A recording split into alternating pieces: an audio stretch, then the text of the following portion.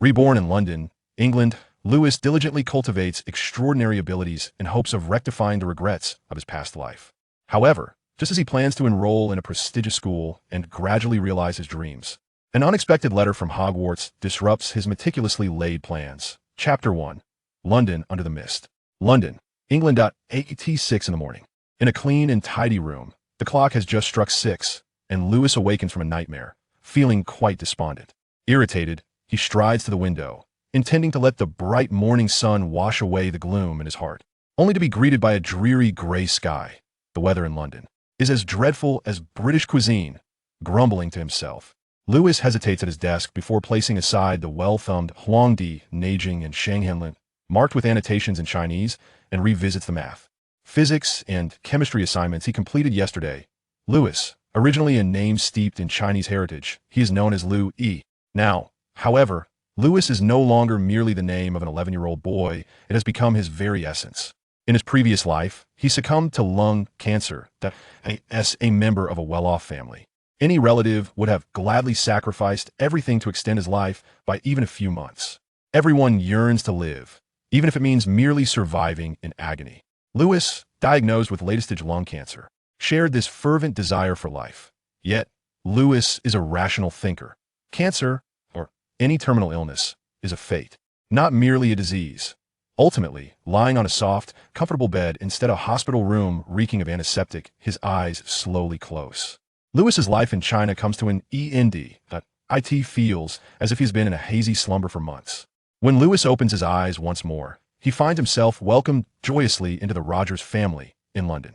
Lewis Rogers. Time on the clock inches towards 8 o'clock. Lewis massages his stiff shoulders from sitting too long and steps out of his room, only to encounter Jason Rogers, who is sipping hot milk while perusing the morning newspaper. "Good morning, Dad." "Ah, good morning, our esteemed student from Eton, Lewis." Rolling the newspaper and tucking it into his oversized robe, Jason approaches with a smile, tousling Lewis's neatly arranged golden hair. "Lewis, are you nervous? Today might be the day you receive your school admission notice." "Not at all, I think." "You might be right."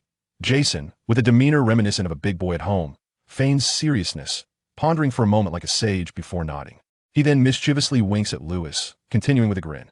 "All right, Lewis, go check on Sophia, who is preparing breakfast for you in the kitchen. She seems far more anxious than you." "Understood, sir." Saluting Jason in a mock military manner, Lewis watches as Jason adopts a serious expression, striding away like a dignified general. Wiping the cold sweat from his forehead, Lewis thinks to himself, "That was close that I almost blurted out, 'Hey, Hitler.'" Shaking off the lingering anxiety as he watches Jason's retreating figure, Lewis descends the stairs and spots the busy figure in the kitchen, his lips curling into a gentle smile. Once more, every time he reflects on the experience of rebirth, Lewis feels fortunate to have been born into a middle-class family in England. It is not that he seeks comfort or shies away from hard work. Rather, the educational system in England, influenced by its various social classes, has gradually become fixed and criticized. Having awakened extraordinary abilities at the age of 3, Lewis, who still grapples with the pain of losing his family in his past life, suddenly feels a renewed desire to survive in this new world. That he aspires to become a doctor with a genuine capability to conquer all terminal diseases. However, aside from the vast knowledge required to tackle cancer and other incurable ailments, the foremost prerequisite to becoming an outstanding doctor is to gain admission to a renowned medical school. Yet just look at the so-called happy education in Europe and America. Lewis considers it utterly nonsensical. Knowledge may not determine one's upper limits, but certainly establishes one's lower boundaries. Before his rebirth, despite his disdain for the examinations that dictated his life, Lewis, after experiencing the so-called happy education in the West, suddenly realized that his intense yearning for knowledge could not be satisfied within the confines of the school system. He ardently wished for the teaching methods from his distant homeland across the ocean to be introduced in England. In most schools in England, teachers do not inquire about which questions you find difficult or what you did not understand in today's lesson, nor do they assign much homework to encourage your growth. Instead, they incessantly ask, "Hey Lewis, did you enjoy your day?" The answer hidden deep within Lewis is, "Enjoyed it. My foot."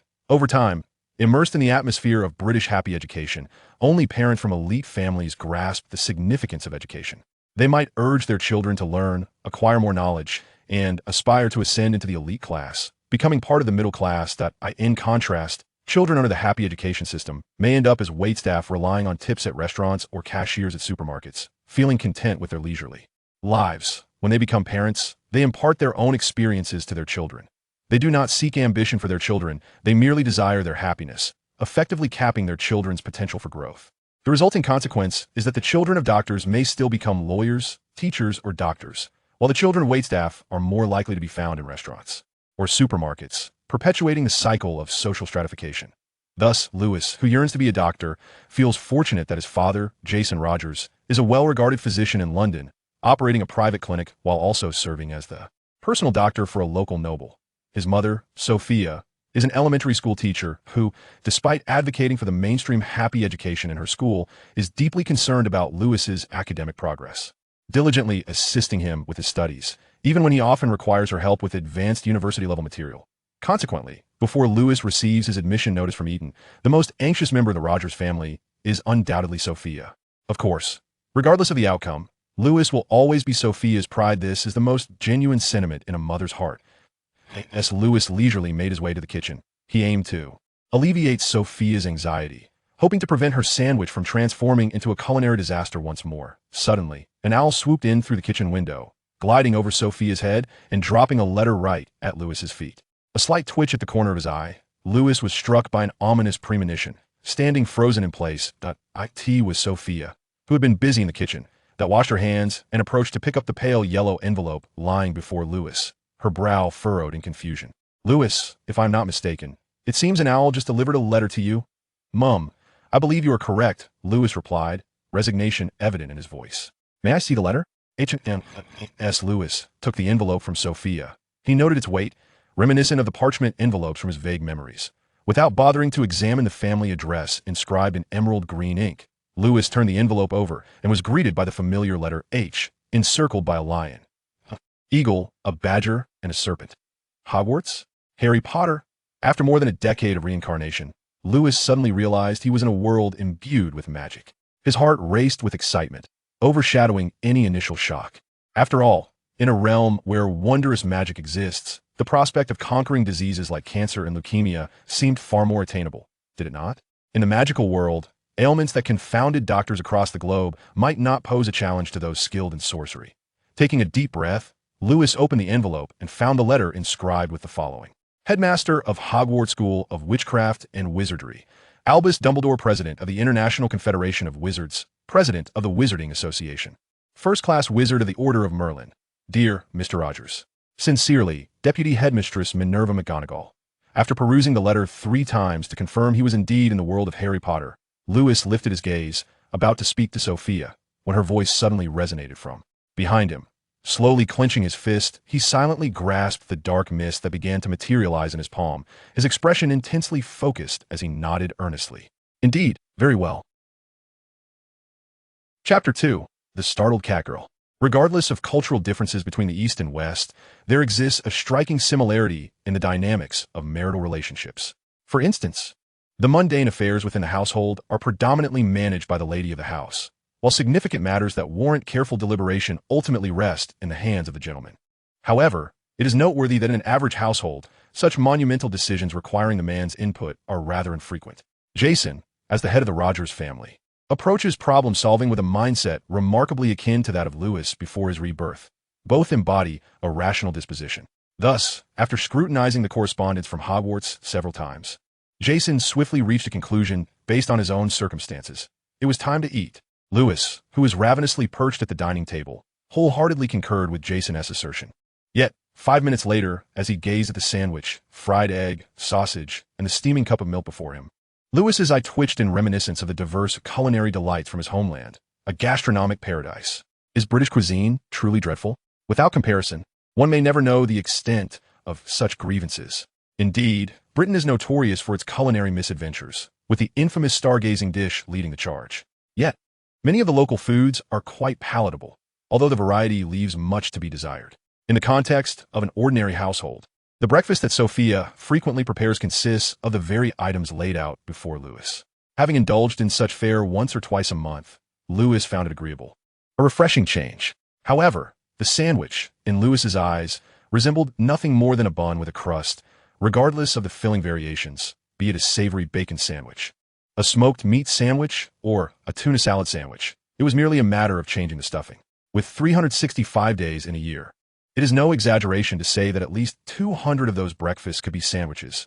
Can one truly endure such monotony? Furthermore, given the vast expanse of China and the culinary discrepancies between the North and South, expecting someone who has resided in the North for 30 years to adapt seamlessly to the Southern palate after relocating for another 30 years is quite ambitious.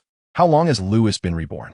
Consequently, at this moment, he could only strive to hypnotize himself, envisioning the fried egg as a silky, delectable custard, the sandwich as a meat-filled bun with succulent pork belly, and the steaming milk as, well, for those who dislike fresh milk, a concoction akin to herbal soup, to be consumed while pinching one's nose. After hastily finishing his breakfast and barely satiating his hunger, Lewis awaited Sophia to clear the table. Once she sat down in silence across from him, he heard Jason gently clear his throat and inquire, "Lewis, is what was stated in that letter true? I mean, is magic genuinely real?" Lewis nodded affirmatively, responding, "I believe so. Is there anyone who can substantiate this?" Sophia asked, furrowing her brow. "How can we ascertain that it is not a prank?" Lewis shook his head in resignation, contemplating that convincing Jason and Sophia of the existence of magic might indeed require an explanation from a professor at Hogwarts. Fortunately, the anticipated visitor from Hogwarts did not keep Lewis and the others at the table waiting for long. Soon, a knock echoed through the air. Lewis was the first to rise and approach the door, followed closely by Jason and Sophia. Upon opening the door, they were greeted by a stern-looking stranger standing outside. She did not wear square glasses as Lewis had imagined. Instead, she draped herself in a verdant cloak, her hair elegantly styled into a simple bun. Upon first seeing Lewis, she greeted him with a gentle expression, inquiring, "May I ask if you are Mr. Lewis Rogers?" "Indeed, I am," he replied. "I presume you have received the letter from Hogwarts. Behind you are your guardians, Mr. and Mrs. Rogers, correct?" "Yes, madam," he affirmed. Sophia eyed her with suspicion and asked, "May I ask who you are?" "My name is Minerva McGonagall, and I am a professor at Hogwarts School of Witchcraft and Wizardry, having undergone this routine countless times." Professor McGonagall adeptly introduced herself. Jason promptly welcomed her with enthusiasm, saying, "Welcome, Professor McGonagall. Please come in." After ushering Professor McGonagall into the living room and exchanging a glance with Jason, Sophia, not long after sitting down, stood up to inquire, "Would you care for something to drink? Tea, coffee, juice, or milk? My almond biscuits should be ready. Would you like some?" "No, thank you," Professor McGonagall replied, shaking her head as she turned her gaze toward Jason, who occupied the main seat in the living room. "I believe you have many questions, and I am here to address them." "Professor McGonagall, is magic truly real?" Jason queried with curiosity. "Yes, Mr. Rogers," Professor McGonagall nodded, adept at handling such inquiries. "In fact, many from Muggle families often pose the same question." "Muggle?" Sophia repeated, struggling with this unfamiliar term, her confusion evident. It is possible that, due to phonetic translation, many mistakenly assume that Muggle carries a derogatory connotation. In truth, it does not. Muggle is merely the wizarding term for ordinary people, akin to how one might refer to foreigners in their own country. Thus, Jason did not take offense at Professor McGonagall's terminology and continued, "Could you perhaps demonstrate for us?" "Of course, observe," she replied. Professor McGonagall produced her wand and gently tapped the teacup on the table. In an instant, the porcelain teacup transformed into a gray mouse, which scurried away to Lewis's feet. Jason and Sophia, witnessing magic for the first time, were taken aback as the teacup morphed into a mouse and darted off, their eyes wide with disbelief. It would be an understatement to say their worldviews had been shattered. The astonishing magic displayed by Professor McGonagall completely overturned their understanding of reality. Lewis appeared notably more composed. Ever since he realized he was in the world of Harry Potter, he felt he could accept any bizarre claim. Even if someone approached him to say that a certain purple-skinned figure wielding an infinite gauntlet could snap their fingers and annihilate half of all life in the universe. Remarkable. After a moment of astonishment, Jason took a deep breath and posed another question. "Professor McGonagall, must all children like Lewis attend the Hogwarts School of Witchcraft and Wizardry?" In truth, Lewis is an exceptionally astute child, possessing a strong sense of self and aspiring to become an exemplary physician, much like myself. "Mr. Rogers, I believe you grasped my meaning correctly. Am I not right?" As Professor McGonagall spoke, Lewis noticed Jason and Sophia gazing at him, seemingly in inquiry. However, to be candid, Lewis did not recognize any potential for his magical abilities to spiral out of control. Although his knowledge of the HP universe prior to his rebirth was limited to the few films of the same name, and he had not delved into the original novels, Unaware even of the ultimate antagonist's Horcruxes, he understood that a young wizard's magic often ran amok when emotions were unchecked. Let us set aside the fact that, upon awakening his extraordinary abilities, Lewis perceived himself as akin to Professor X, a mutant who diligently honed his mental prowess, magic. He managed to masterfully control his mental energy while exploring various applications of it. However, to persuade Jason and Sophia to allow him to study magic at Hogwarts, he needed to make them clearly recognize that an untrained wizard could inherently pose a danger, as Professor McGonagall suggested. Faced with the inquisitive gazes of Jason and Sophia, Lewis drew upon the acting skills he had refined over a decade, nodding in a manner that conveyed feigned despondence, while subtly channeling the extraordinary power hidden within his brow. Suddenly, his hand transformed into a wisp of black mist, shattering the table before them into a cloud of dust. Ah, the performance is complete. But mere seconds later, wait, why is Professor McGonagall so enthusiastic amidst the shock of ordinary mortals, Jason and Sophia? In a state of utter bewilderment, Lewis heard Professor McGonagall, her pupils gradually focusing, exclaim in astonishment, "By Merlin above, this child can control a quietus." The next moment, with a sudden use of apparition, Professor McGonagall's figure vanished before Lewis's eyes. As he observed the direction of her disappearance, Jason and Sophia exchanged glances, uncertain of McGonagall's intentions, and shifted their confused gazes back to Lewis. Why had Professor McGonagall abruptly left their conversation? Confronted with Jason and Sophia's inquiring stares, Lewis felt equally perplexed. He then slowly directed his focus towards the void extending from his brow, fixating on a sphere within that seemed to shimmer like a black pearl. Could it be that the Deathly Hallows I once watched were not the conclusion, and that Warner Brothers has remade HP with black actors portraying Harry, Ron, and Hermione? The quietus, where does this concept originate? Should I not be a prodigious wizard who has reached the Golden Core stage? Chapter 3. The Head of the Magical Academy. Startled, Professor McGonagall utilized her apparition spell, vanishing before the Rogers family, abruptly plunging the living room into a profound silence. Lewis exchanged glances with Jason and Sophia, momentarily at a loss. Fortunately, McGonagall's fright was fleeting, and she swiftly reappeared before them. This brought a quiet sigh of relief from the visibly tense Jason and Sophia. However, McGonagall was not alone. Accompanying her was an elderly gentleman with a long white beard, adorned with half-moon spectacles. Given the somewhat comical nature of his robe, even Lewis, with limited knowledge of the Harry Potter universe, could discern the identity of the old man. Dumbledore? Who else would dare encroach upon Lewis's mental domain? The answer was undoubtedly clear.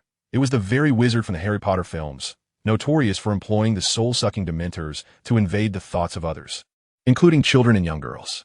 No one relishes the unsolicited invasion of their thoughts and memories, save for those with peculiar inclinations.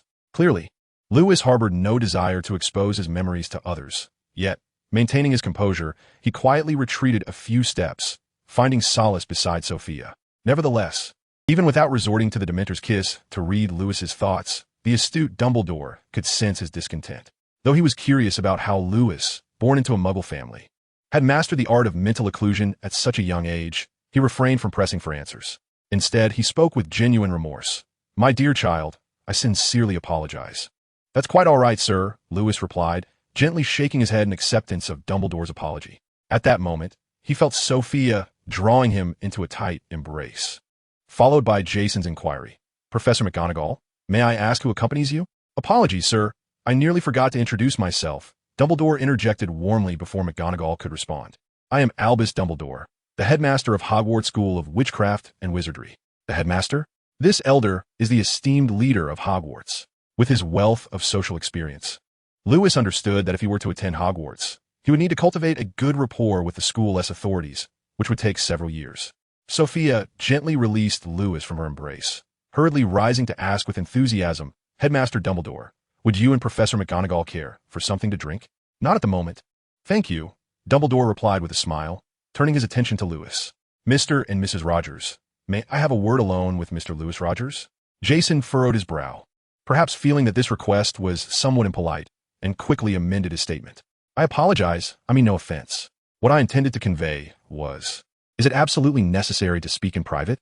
"That, my dear sir, depends on Mr. Lewis Rogers' preference." Dumbledore's gaze remained fixed upon Lewis, and after speaking, he playfully winked, leaving Lewis feeling somewhat nauseated, as if a peculiar bond existed between them. Ultimately, Lewis coldly rejected Dumbledore's goodwill. believing that Jason and Sophia were his parents in this new life, and that they had a right to know certain truths, rendering secrecy unnecessary. After all, it had been proven that navigating the path to mastering extraordinary abilities through self-discovery could be perilous. At that moment, Lewis stood as a prime example of this truth. In the third year following his rebirth, when Lewis fortuitously discovered that he could levitate his pillow merely by concentrating, he became convinced that he had awakened a telekinetic power and began to train himself in this newfound prowess.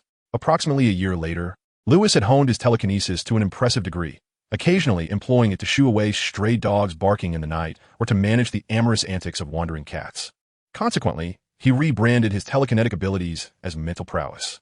Of course, for instance, Lewis could accurately describe the taste of a SHI, and I believe everyone would grasp the profound implications contained within that statement. During the initial years of his training, Lewis felt his extraordinary abilities progressed rapidly, and through years of experimentation, he even devised several skills, such as remote object manipulation, mental reading, a more rudimentary version of soul extraction, mental barriers, a simplified form of cerebral closure, and mental manipulation, a basic version of soul domination, along with mental shields, a modest interpretation of the ironclad spell. However, the reservoir of mental energy was not boundless. If one were to liken a person to a bucket around 5 years prior, Lewis suddenly realized that no matter how diligently he practiced, the capacity of his mental energy could not be further enhanced, akin to a bucket brimming with water. How does one address the issue of a full bucket?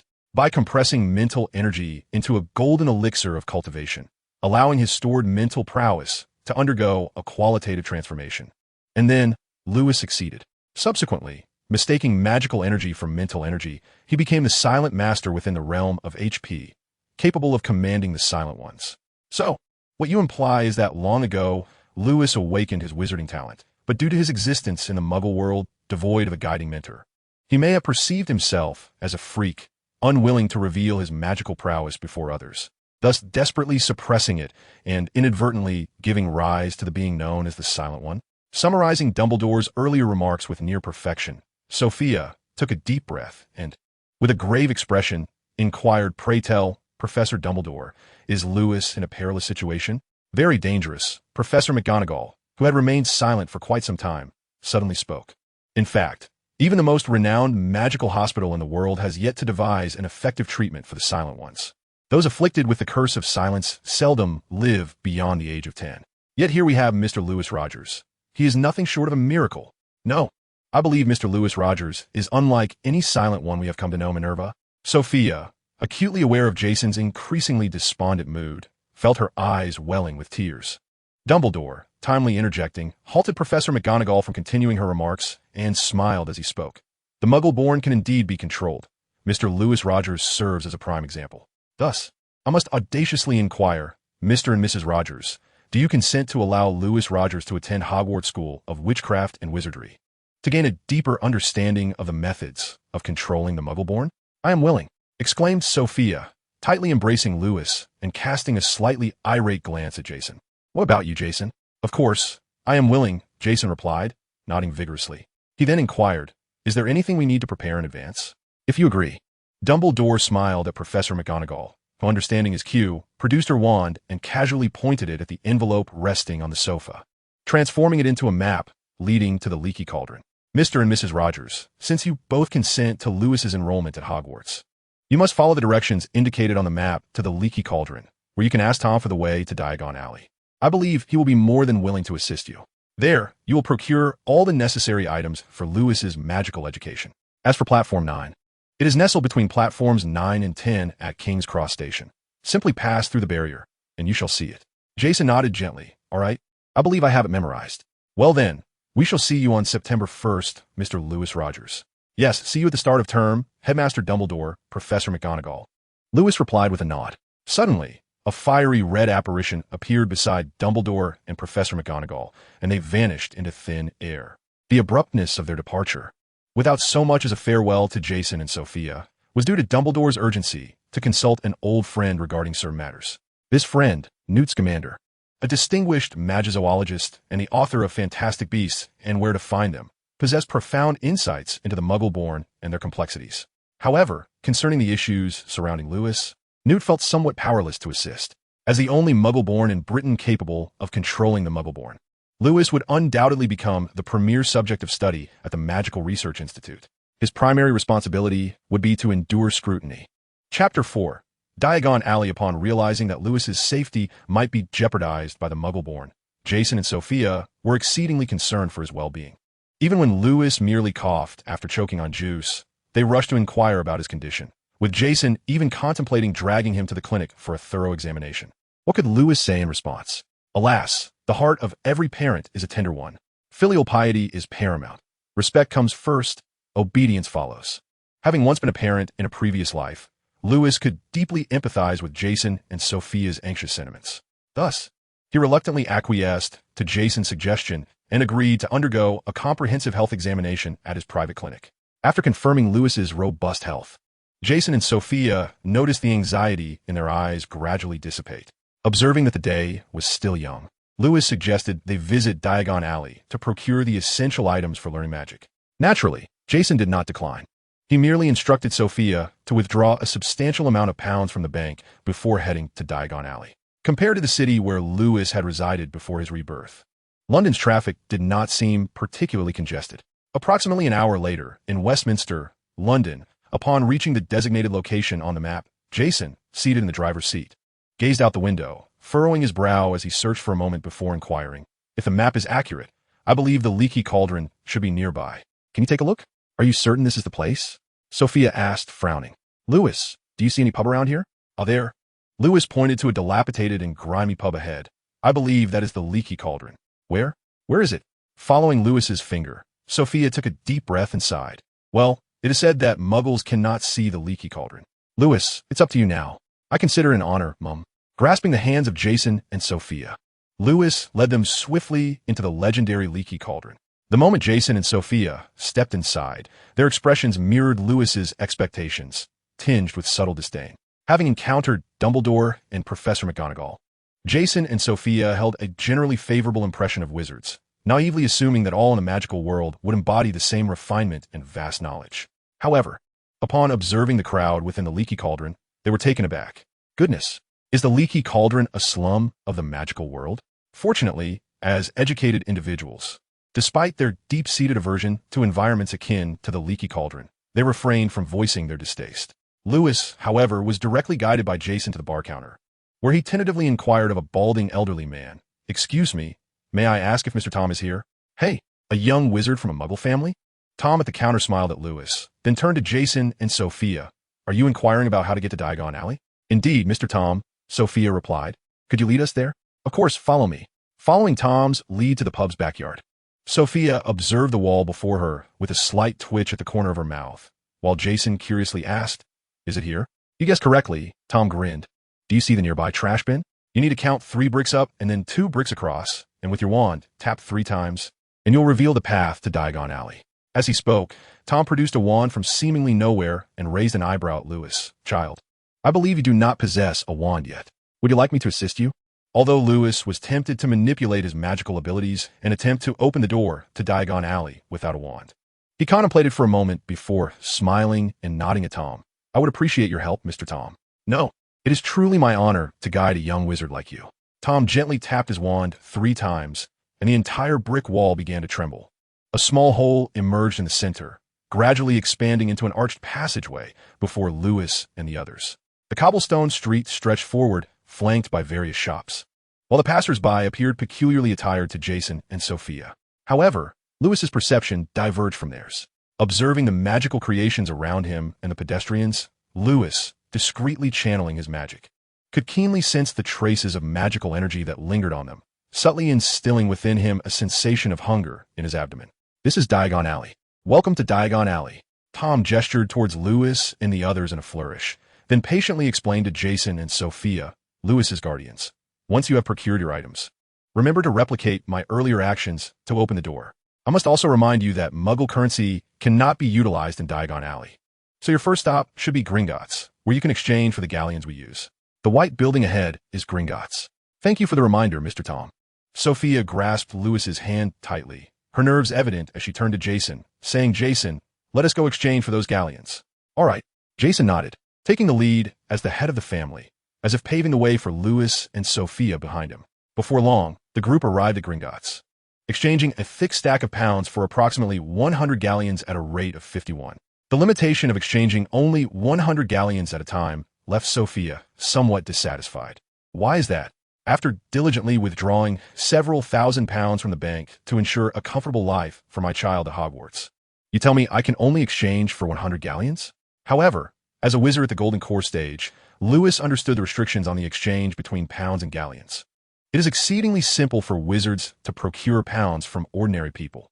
For instance, Lewis could wield his self-created mental manipulation, a poor man's version of the Imperius Curse, to effortlessly control a wealthy individual, compelling them to relinquish their entire fortune at once. Of course, this presupposes that the wealthy individual is devoid of wizarding bodyguards. Since awakening his extraordinary abilities, Lewis has maintained a notably low profile in his dealings. Unless necessitated by his training, he refrains from employing his extraordinary powers to manipulate others or delve into their memories. There are two reasons for this. First, Lewis believes in a rather noble principle. Those who wield immense power must comprehend the essence of restraint. Great power can lead to one's downfall. In Lewis's personal understanding, such power easily gives rise to madness. For instance, in countless films, protagonists who suddenly acquire extraordinary abilities often succumb to arrogance, frequently transgressing the law as they recklessly wield their powers to satiate personal desires, employing various unscrupulous means to amass wealth or pursue romantic conquests. To Lewis, these individuals appear quite pitiable. Once endowed with immense strength, they ultimately find themselves enslaved by their own cravings. When their desires can no longer be fulfilled, their spiritual existence becomes profoundly hollow, akin to a sage in a moment of clarity following a brief spasm. Over time, neglecting the cultivation of the heart while solely honing their powers and practices will inevitably lead them down a path of self-destruction. Much like those who yearn for eternal life, yet eagerly anticipate the arrival of death. Furthermore, Lewis perceives a rather lowly reason behind this, an inherent fear of the unknown. Although the opportunity for rebirth exists, he never considers himself favored by fate, as evidenced by his demise from cancer prior to his revival. Therefore, he does not believe that he is the only one capable of awakening extraordinary abilities. The current circumstances affirm the validity of his trepidation. Had he previously misused his powers to manipulate others, he would not be leisurely strolling through Diagon Alley, but rather apprehended by the Ministry of Magic S. likely facing the Dementors of Azkaban. This realization reinforces Lewis's conviction that his prior restraint was indeed a remarkably wise choice. However, the ire emanating from a woman's heart is a tempestuous force that is challenging to quell. Casting a sidelong glance at Jason, whom Sophia is venting her frustrations upon, Lewis contemplates the prospect of securing a private room in Diagon Alley. For he believes that no issue between a man and a woman is insurmountable if one is willing to engage in intimacy. If intimacy fails to resolve the matter, it merely suggests that she still harbors desires. Hence, might one consider the efficacy of a certain tonic? For both their sakes, the bed beckons. A notion that is almost poetic in its rhyme. Regrettably, Lewis remains unaware of the necessity of an identification card for such an endeavor in Diagon Alley. Just as Jason finds himself questioning his life choices amidst Sophia's incessant tirade, Lewis discreetly glances at her, still fervently expressing her discontent, and softly inquires, "Mum, may I first try out a wand?" In response, Sophia turns back to Jason, fiercely continuing her rant. "What was that impish creature's name again?" "Oh, right. I remember. It was Jessie, wasn't it? It behaves as rudely and barbarically as a child from the Dursley household, akin to a wild boar lacking tusks." Ignoring Sophia's continued diatribe and Jason's utterly despaired expression, Lewis strides toward the quaint little shop before him, whereupon entering, he is greeted by a chorus of chimes. "Is anyone here?" "Good afternoon, sir." A gentle voice emanates as Ollivander emerges from within, assessing Lewis with keen eyes.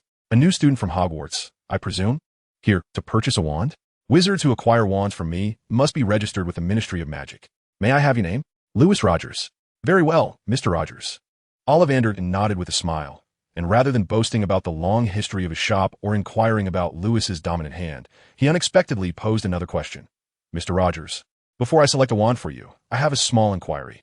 Do you believe it is you who chooses the wand? Does the wand choose you?" Chapter 5. The Wand. Faced with Ollivander's question, Lewis maintained a stoic expression, though internally he felt somewhat perplexed. Why do individuals resembling reclusive sages often ask such enigmatic questions? Could it be that Ollivander, one of the most esteemed wand makers in the HP universe, is genuinely a bit eccentric? Perhaps. In any case, Lewis deemed Ollivander's query to be rather frivolous. If there were no wizards in this world, wands would merely serve as makeshift chopsticks. Thus, the answer he harbored within was clear. It is the wizard who selects the wand. Of course, based on his limited understanding of the HP universe. Lewis recognized that Ollivander's perspective was quite the opposite, advocating for the notion that the wand chooses the wizard. Sir, I prefer the former. The former? Ollivander nodded thoughtfully, a hint of nostalgia appearing in his eyes. After a prolonged silence, he suddenly remarked, Mr. Rogers, sometimes the experience of being beneath can be quite pleasant. Lewis responded, I imagine you have quite the tale to tell. As Lewis remained silent, Ollivander chuckled softly, then asked, Let us discuss the matter of wands, Mr. Rogers. What is your dominant hand, right? One moment, I shall take your measurements. Ollivander used a measuring tape to ascertain Lewis's dimensions, from shoulder to fingertip and from wrist to elbow, which led Lewis to feel, albeit vaguely, as if he were not there to purchase a wand, but rather to have a bespoke garment tailored by Ollivander. A few minutes later, after completing the measurements, Ollivander, with a confident smile, declared, In my shop, every Ollivander wand is imbued with extraordinary magical properties. This is their essence. With that, he casually gestured, and from among the countless boxes in the shop, one floated gracefully into his hand. Opening the square box, Ollivander retrieved a wand, introducing it. Mr. Rogers, 13 inches. Made of rosewood, with a unicorn hair core. Give it a try. Very well. Taking the wand from Ollivander, Lewis gently cradled it in his palm, precisely channeling his magical energy into the wand, then slowly closed his eyes to attentively sense the fluctuations of that magic. On the other hand, noticing that Lewis had been holding the wand for some time, without any reaction, Ollivander furrowed his brow slightly, then summoned another box, retrieving a different wand and instructing Lewis to try it. 12 inches walnut with dragon heartstring. No good, no good. 10 inches ebony with serpent nerve. No good, no good. 13 inches. Crafted from yew wood. And oh, the hair of Mua. An hour later, with a rapid succession of wand changes every 3 seconds, Lewis had tested over 100 wands. Alas, each attempt concluded in failure according to Ollivander's discerning eye, leaving him somewhat despondent. Yet, just as Ollivander hesitated on whether to inform Lewis of the strong possibility that he might be a non-viable wizard, Lewis unexpectedly approached, grasping the earlier wand, 13 inches long, made from holly and imbued with a dragon heartstring. And smile, sir, I believe this wand suits me well. How many galleons will it cost? Mr. Rogers, are you certain? Ollivander inquired, his expression laden with skepticism. He distinctly recalled that Lewis had exhibited no magical effect while wielding this wand. However, as a businessman, he coughed lightly. Well, if it pleases you. Ultimately, Lewis requested 13 golden galleons from Sophia, procured the suitable wand from Ollivander, and was graciously gifted a small leather case for it. Departing the shop under Ollivander's slightly perplexed gaze. Perhaps the young lad aims to prove he is not a non-viable wizard. Ollivander mused with a hint of pity as he watched Lewis's figure fade from view. Naturally, having acquired the wand, Lewis had no inclination to engage further with him. In truth, had time permitted, Lewis would have relished the opportunity to linger longer in Ollivander's shop, to explore whether other wands in stock possessed a greater amplification of magical power. Indeed, magical amplification. This was the conclusion Lewis had drawn after testing countless wands during his previous visit to Ollivander's. Perhaps Ollivander's assertion held merit. In the world of Harry Potter, wizards do not choose their wands, but rather, wands choose their wizards, likely tied to the source of most wizards' magical prowess. From Lewis's perspective, those capable of wielding magic in the Harry Potter realm resembled not so much wizards, but rather bloodline sorcerers, with their inherent magical energy likely deriving from some extraordinary creature.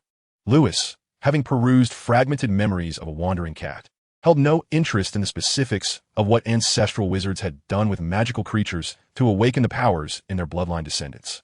At this moment, the sole matter of intrigue for Lewis lay in his ability to wield any wand at will, freely selecting whether this ability correlated with his unique approach to magical cultivation.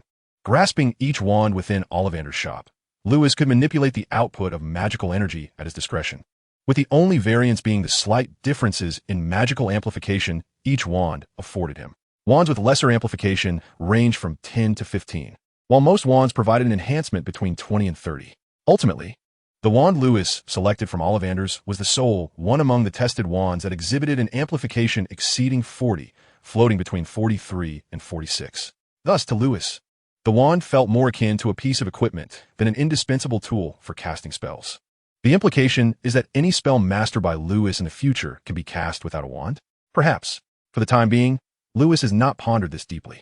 After departing from Ollivander's wand shop, Lewis, accompanied by Jason and Sophia, proceeded to purchase essential items required for his schooling at Hogwarts, including 3 plain black work robes, a plain black pointed hat for daytime wear, protective gloves made of dragon hide or similar material, and crystal vials for potions.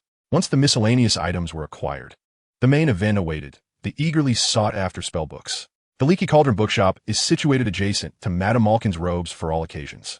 Should Lewis indulge his personal preferences, aside from utterly useless tomes, such as The Magic of Toasting, Enchanting Your Cheese, and The Origins of Quidditch, he would desire every other book available. Particularly, he yearned for the complete set of the Standard Spellbook series by Miranda Goshawk and the Transfiguration Guide series by Adalbert Waffling, longing to possess them all at home to read in one sitting. Regrettably, due to the strong copyright awareness in the magical world, the prices of such books were somewhat steep, and the galleons Jason had exchanged from Gringotts were insufficient, compelling Lewis to leave the Leaky Cauldron with a heavy heart after purchasing only the first-year textbooks for Hogwarts. Not to worry, when I have time to visit Diagon Alley again, I shall immerse myself in the Leaky Cauldron bookshop, memorizing the contents of every book, regardless of my understanding of the knowledge contained within. With this thought, Lewis's frustration over his lack of galleons diminished considerably. Hey, excuse me, please wait. Are you muggles? Chapter 6, The Source of Magic. On that day, it is rare for families to receive a letter from Hogwarts and immediately venture to Diagon Alley for supplies, particularly for wizards from Muggle families, as they generally require at least a day's grace period. Lewis's family, however, was clearly an exception. Thus, when an enthusiastic greeting resonated from behind, the trio turned to see a middle-aged man with a receding hairline and red hair, accompanied by his family. Is this the Weasley family from the HP world? Certain distinctive characteristics allowed Lewis to discern their identity at a glance, yet he remained silent, standing quietly beside Sophia. The head of the Rogers family, undoubtedly, was Jason. Even though he clearly did not recognize this group, Jason smiled politely and inquired, "Sir, were you calling us?" "My apologies for suddenly stopping you. It was quite rude." The middle-aged man stepped forward, first offering an apologetic smile, then introduced himself. "My name is Arthur Weasley, and this is my wife, Molly, along with our children Percy, Fred, George, Ron, and Ginny." "Ah, greeting. I am Jason Rogers, and this is my wife Sophia, and our son Lewis." As Arthur introduced a multitude of individuals in one breath, Jason smiled politely, albeit somewhat awkwardly, and continued to inquire, "Mr. Weasley, may I ask if you summoned us for a particular reason?" My apologies. It's nothing of great significance," Arthur replied, a tinge of crimson gracing his cheeks. "Actually, Mr. Rogers, I harbor a keen interest in the world of Muggles, yet we seldom have the opportunity to engage with them. Therefore, I was wondering if I might extend an invitation for you to join us at the Leaky Cauldron for a drink. It would be delightful to discuss matters pertaining to the Muggle realm." "Well, I suppose that's agreeable."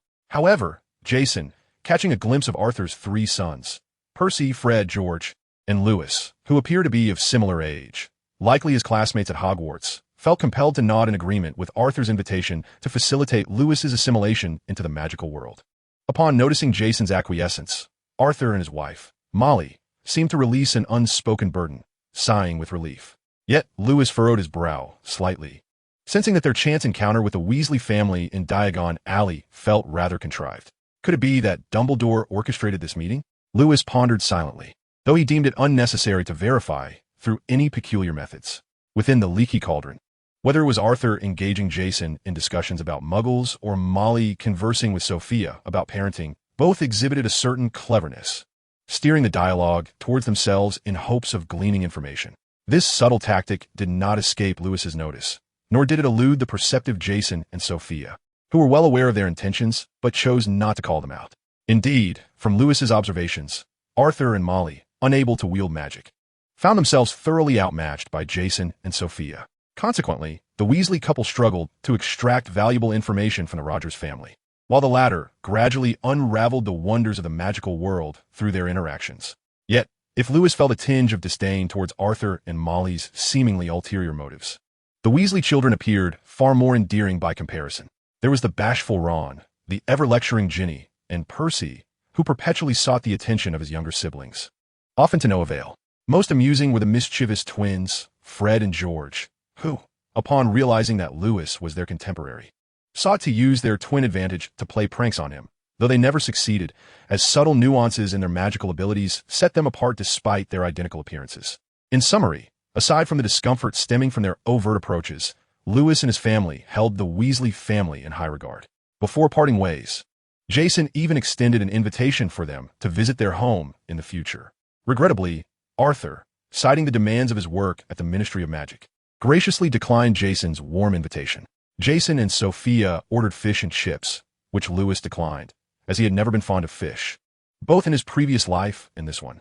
To Lewis, the scent of sea fish was overwhelmingly pungent. He could not tolerate it, and a single bite would induce nausea. River and lake fish had a slightly milder odor, yet he perceived a subtle fishiness laced with a hint of earthiness, leading to the same result of queasiness. Perhaps it was a fish allergy? Possibly. In any case, Lewis thought little of fish allergies. He recalled a friend from his previous life who was allergic to rice, a far more lamentable affliction.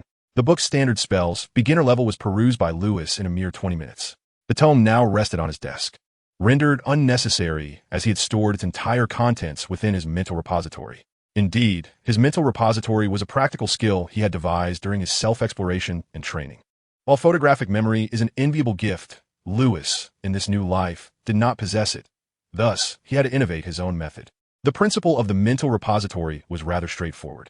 For instance, during his reading of standard spells, beginner level, he utilized his extraordinary ability to transform the act of comprehension into a fragment of memory, storing it in the ethereal space where his magical essence resided, which he referred to as his mental realm. At this moment, within the confines of his mental repository, there were perhaps some rather trivial videos of cats and dogs taking up space. Reflecting on his first experience reading standard spells, beginner level, Lewis deemed it satisfactory. As a first-year textbook at Hogwarts, it contained only a handful of spells, all relatively elementary, such as the Lumos charm. The substantial volume primarily detailed the foundational theories of magic and some related knowledge of spells. The fundamental power of any magic, he mused, emanates from one's spirit. Does this imply that the magic of the Harry Potter universe is rooted in idealism? With a smile, Lewis shook his head and redefined it in his own understanding. No. The power of magic surely does not arise solely from the spirit. Many wizards misunderstand the nature of magic, primarily because they fail to grasp one crucial truth. The so-called magical power is, in essence, a manifestation of mental energy. Chapter 7. The Magical Lantern. Lewis's redefinition of magical power was not a whimsical conclusion, but rather the result of years of exploration and practice, combined with the theoretical knowledge recorded in the book. Prior to receiving a letter from Hogwarts, Lewis had believed that his years of diligent study had borne fruit, allowing him to compress his mental energy to achieve a qualitative transformation, successfully condensing his essence into a golden core within his mental realm, and thereby mastering the elemental ability to transform his body into a shadowy mist. Who could have predicted that the wizards of the Harry Potter world dubbed that phenomenon disillusionment? Upon Lewis's thorough inquiry into the enigmatic phenomenon referred to as the Silent Ones from Dumbledore, the first thought that materialized in his mind was, that is not merely the Silent Ones, but rather my magical essence. In essence, the shadowy form into which he could transform his body was not an elemental manifestation of a natural-type devil fruit user, but rather a manifestation of magical energy. Subsequently, Lewis discreetly compared his magical reserves with those of Dumbledore, concluding with a chuckle. Who would have imagined that one of the 4 emperors of the HP universe, Dumbledore, possesses a mere magical reserve of 5?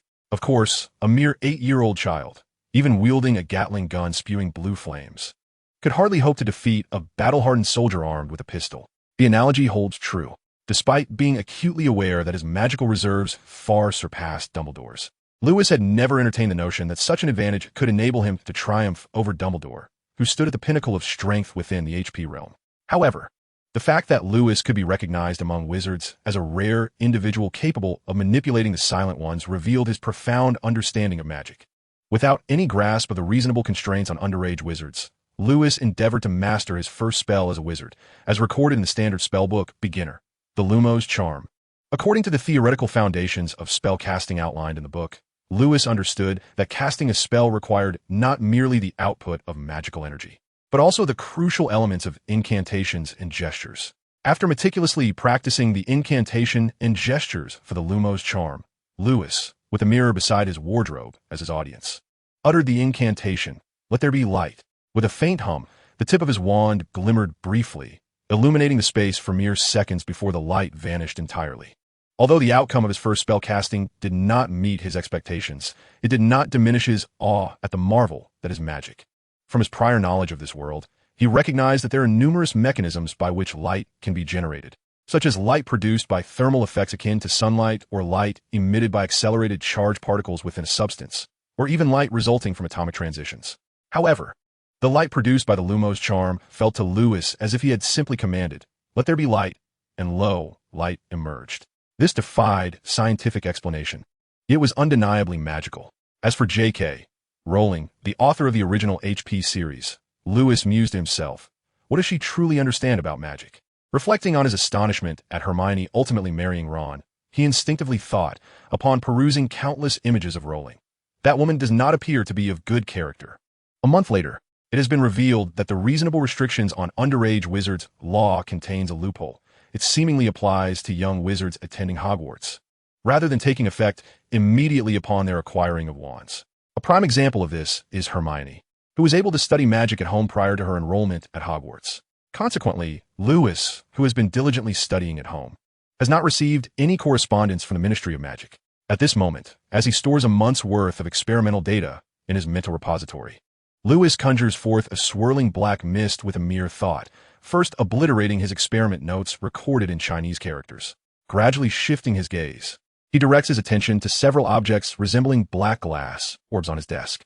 Undoubtedly, as a silent one, Lewis can wield magic without concern for magical energy consumption. Thus, mastering fundamental spells akin to the Lumos charm requires little time for him. However, throughout the entire month, aside from demonstrating his robust health to Jason and Sophia, and excluding time for meals, sleep, and personal necessities, the sole endeavor that occupied Lewis's remaining hours was the intricate study of the Lumos charm. His aim was not simply to master the wandless and silent casting of the spell, but to delve into the underlying principles governing its use. Many might consider Lewis to be squandering his time, pondering the significance of a mere Lumos charm. Yet, he finds it both fascinating and essential. In his perspective, magic is a profound discipline that demands rigor and precision. There is no room for carelessness. However, the Standard Charms beginner book provides limited insight. For instance, while it offers a historical context for the Lumos charm and instructions for its casting, it fails to elucidate the specific principles behind its operation. It does not explain whether the gestures and incantations can indeed alter the magical energy to transform it into light. These are precisely the areas Lewis seeks to analyze deeply. After a month of relentless effort, coupled with a touch of serendipity, Lewis astonishingly completes a comprehensive analysis of the Lumos charm. Now, he can manipulate his magical energy as effortlessly as he does in its silent form, requiring only a thought. The magic he casts can instantaneously transform into a source of light. This prompts Lewis to ponder whether the seemingly casual chef, who can dazzle with a mere dish, might be a wizard as well. Perhaps so, considering the chef's adept use of the Lumos charm. Moreover, during his exhaustive analysis of the Lumos charm, Lewis acquires not only the ability to convert magical energy into light, thereby transforming his silent black mist form into a luminous one, but also several other invaluable insights. For instance, he learns how to cast spells using the silent incantation, employing his fingers in lieu of a wand, and truly mastering wandless and silent magic. Additionally, he discovers a remarkably practical new spell, the Flash Charm. The principle involves enhancing the output of magical energy, transforming it into a source of light that is strikingly bright, akin to the effect of a flashbang. At its mildest, it can momentarily blind an individual, causing discomfort and tears. At its most severe, it can dazzle even the keenest eyes. Theoretically, it seems applicable against the serpentine monsters lurking in confined spaces, though Lewis remains uncertain. Furthermore, throughout the comprehensive analysis of the illumination spell, he has gathered a wealth of practical insights, albeit accompanied by some superfluous items requiring disposal. For instance, the several objects resembling black glass orbs before him are the result of his futile inventions during the analysis of the illumination spell. Initially, Lewis had envisioned creating a magical lamp powered by magical energy. However, to his dismay, the lamp could only emit light by absorbing existing sources around it. What was the outcome? Quite awkwardly, the lamp could only illuminate in the presence of light, utterly failing in darkness. Chapter 8. Before the school year begins. Upon destroying the lamp reminiscent of Da Vinci's inventions, Lewis grasped a fundamental truth. The essence of magic lies in the wizard's ability to reshape magical energy. Thus, it was time to augment his magical reserves. With this thought in mind, Lewis retrieved several books from his desk drawer, storing the first-year Hogwarts curriculum in his mental repository before leaving the room, intending to inquire if Jason could accompany him to Diagon Alley for a stroll. However, Jason was available, but appeared to be in a rather poor mental state. Sensing that Jason might be unwell, Lewis descended the stairs but refrained from directly asking about his availability, instead expressing his concern. "Dad, you seem unwell. Are you sick? Perhaps I could try making you a revitalizing potion." "Sick? No, I'm not," Jason replied, smiling as he shook his head. With a wry smile, he added, "In truth, Lewis, Sophia has always had a fondness for girls, so we have been trying to see if we can give you a little sister." Lewis was taken aback by this revelation. Then, observing Lewis lost in thought, Jason took a deep breath and asked, "Lewis, is there something on your mind?" Yes," Lewis nodded. "If you have time, I would like to visit the Leaky Cauldron's bookshop to browse some books." "Sure, Diagon Alley it is.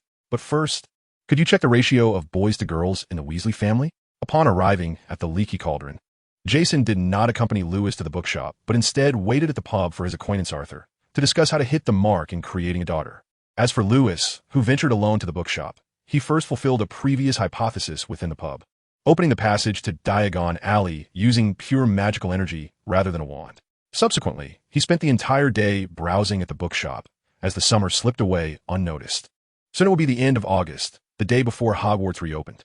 Moreover, aside from the children of the Weasley family, Lewis also made the acquaintance of another character from the Harry Potter universe, Hermione Granger, a young scholar with unruly, voluminous hair and prominent front teeth. In fact, Lewis and Hermione had known each other for quite some time, as their families shared a cordial relationship. Jason was originally a classmate of Hermione's father, Wendell Granger. However, Lewis had previously been unaware that he was in the world of Harry Potter, and thus did not recognize Hermione as the renowned witch from that realm. Otherwise, what would Jason's cousin Steve Rogers, who shares the same name as the captain, say? A Marvel invasion? Unthinkable. After all, since Lewis' rebirth, he had not heard the name of Stark Industries from anyone. Of course, the primary reason for Lewis enriching Holiday did not stem from Hermione, who was still too young to be of any assistance. Rather, it originated from magic itself. The collection at the Leaky Cauldron was vast, and aside from a few rare spells such as the Killing Curse, the Soul-Sucking Curse, and the Brain-Locking Charm, Lewis had mastered the fundamental applications of most other common spells in the Harry Potter universe. Unfortunately, time was not on his side, which meant that he could only comprehensively analyze a handful of spells. Firstly, the Levitation Charm, a spell that nearly all fans of the Harry Potter films could recite, Wingardium Leviosa. The magical principles behind the Levitation Charm are quite extraordinary. It transforms magical energy into a unique force that negates the gravity of an object enveloped in magic, allowing it to float in a state of weightlessness, while the magic also directs the floating object's trajectory. After thoroughly analyzing the Levitation Charm, Lewis found himself effortlessly controlling magic to negate the weight of any object, and consequently, he devised a spell that allowed him to hover in mid-air, which he preferred to call the Dance of Air. Regrettably, the speed attained through the Dance of Air was rather slow, nearly equivalent to the walking pace of an ordinary person, which is an aspect that requires improvement. Additionally, Lewis had not yet discovered a method to increase the gravity of an object using magic, nor could he convert magic into attractive or repulsive forces. Otherwise, during moments of displeasure, he could simply float above Hogwarts, exclaiming dramatically, "Feel the pain. Shinra Tensei." Secondly, the Shield Charm, known by the incantation Protego, upon thorough analysis, could transform magical energy into a solid, invisible shield. It was one of the spells Lewis had studied for a shorter duration. The reason? It likely related directly to a skill he had previously developed, the Mental Shield. Nonetheless, Lewis had to concede that his self-created Mental Shield paled in comparison to the Shield Charm, aside from a significant disparity in the shield's sturdiness. The magical energy consumption was several times greater. However, it would be inaccurate to claim that the Shield Charm was devoid of flaws. The invisible shield it formed lacked the agility of Lewis' own Mental Shield, highlighting a notable limitation of the Shield Charm. Thus, Lewis ultimately combined the advantages of the Iron Armor Charm and the Mental Shield to create a nearly flawless magical barrier. Whether this magical shield can withstand the damage inflicted by the killing curse remains to be seen, requiring Lewis to master the curse before conducting any experiments. At this moment, having quietly departed from the mental realm access through memory videos, Lewis glanced at the clock, which indicated it was 1 o'clock in the morning. He hurriedly adjusted his pillow to a comfortable angle, allowing sleep to envelop him. Tomorrow marks the beginning of the Hogwarts school year. With plans meticulously laid out for his future life, Lewis fell asleep, fervently wishing that his time at Hogwarts would unfold as envisioned. First, acquiring self-defense skills over the next 3 years, and then dedicating the remaining years to the in-depth study of potions, striving to develop remedies to conquer all terminal illnesses. Should anyone dare to disrupt his carefully orchestrated life, Lewis would not hesitate to employ the transfiguration charm, aiming a conjured Gatling gun at them, and nonchalantly stating, "My dear, times have changed." Chapter 9. The Transfiguration Charm on the train, September 1st. Early morning, at precisely 6 o'clock a.m. He still recalled his mother from his previous life, saying that excessive sleep is a waste of life. About 2 hours later, Jason and Sophia awakened in succession from their slumber. After sharing a tender moment in their room, Sophia headed to the kitchen to prepare breakfast. Alas, another disheartening routine. The only distinction lay in Lewis's sandwich, which boasted an exceptionally thick filling, reminiscent of bread stuffed with savory meat. Following breakfast, they waited as Sophia took her time selecting an outfit from the wardrobe and applying her makeup. Finally, the moment to depart arrived. Jason, who had previously lacked the courage to urge Sophia, adjusted the rearview mirror and, turning to face her with a smile, said, "My dear, you look absolutely stunning today." "Indeed, my dear, you are right," Sophia replied. The couple, momentarily lost in their affectionate display, showered each other with romantic sentiments before Sophia slowly turned to Lewis with a wistful gaze, saying, "Lewis, remember to write to us often. All right?" "Of course." Lewis nodded with a smile. "William needs to shed some weight. I'll make sure he runs a few extra laps." As it turned out, due to an inability to procure vermicelli, Lewis's anticipated owl feast did not materialize. Before long, by 10 o'clock a.m., the Rogers family arrived smoothly at King's Cross Station. After disembarking, Lewis placed their suitcase and belongings onto a trolley, discreetly casting a levitation charm to simulate pushing the cart, and followed Jason and Sophia to the center of platforms 9 and 10. Utilizing his unique magical perception, Lewis sought the elusive platform 9 without expending much effort. Meanwhile, Jason, eager to display his masculinity before Sophia, insisted on being the first to dash through the brick wall. The sensation of passing through the wall was exhilarating, as if he had plunged into another world. Beside the platform stood an old steam train, adorned with a sign proclaiming it to be the Hogwarts Express. Due to the Rogers family's habit of allowing ample time for their flights and trains, the platform was devoid of hurried passengers, much to the disappointment of Jason and Sophia, who eagerly anticipated the bustling scenes of the spring festival travel rush. Meanwhile, Lewis, who had already donned his wizarding robe prior to boarding, couldn't help but feel a tinge of admiration for Jason and Sophia's open-mindedness. For them, Lewis could only silently pray for Jason's success. "May you achieve your goals soon." Upon entering the spacious train, Lewis openly employed a levitation spell to maneuver his luggage behind him. He then casually selected an empty compartment where he placed his belongings, appearing to gaze vacantly out the window, while in truth, he had quietly slipped into his mental realm, perusing videos documenting the casting of transformation spells. During the remainder of the summer vacation, Lewis had indeed mastered the transformation spell. At that moment, he could effortlessly transform any object before him into a Gatling gun emitting blue flames, which served as the ultimate testament to his skill. However, during his comprehensive analysis of the transformation spell, he felt that the spell he had grasped was more akin to an intricate illusion rather than true metamorphosis, likely due to the fact that he was working with a basic variant of the spell. What did Lewis perceive the transformation spell to be? It should fundamentally alter the essence of a material rather than require magical energy to sustain its altered form. For instance, Professor McGonagall had effortlessly transformed a teacup into a mouse before Lewis's eyes. Yet, the mouse retained Professor McGonagall's magical energy within its body. Its fundamental material had not changed.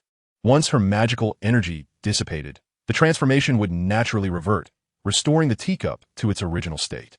Thus, Lewis's assessment of such transformations was, "Indeed, this is marvelous," but lacks true magic. Consequently, Lewis believed that his understanding of the transformation spell likely aligned with a more advanced version, akin to the animagus of the Harry Potter universe, one devoid of fixed limitations, capable of being applied freely to oneself or others. Regrettably, Mastering the animagus through sheer personal endeavor was fraught with difficulty and peril. This realization led Lewis, who was disinclined to take risks and transform into a new magical creature from the Harry Potter realm, to exclaim, "No wonder the novels emphasize the four essential principles of cultivation: method, wealth, place, and partner. The method pertains to mastering a spell, wealth signifies sufficient galleons. Place refers to a secure environment for learning magic, and partner perhaps signifies a companion who allows me to master the animagus without incurring any risks." After this sigh of contemplation, Lewis found himself regretting not purchasing some foundational magical text for Hermione before his departure. As the academically gifted younger sister in the Harry Potter world, Hermione would undoubtedly make an excellent dual practice partner, wouldn't she? Perhaps a complete transformation would make her even more perfect.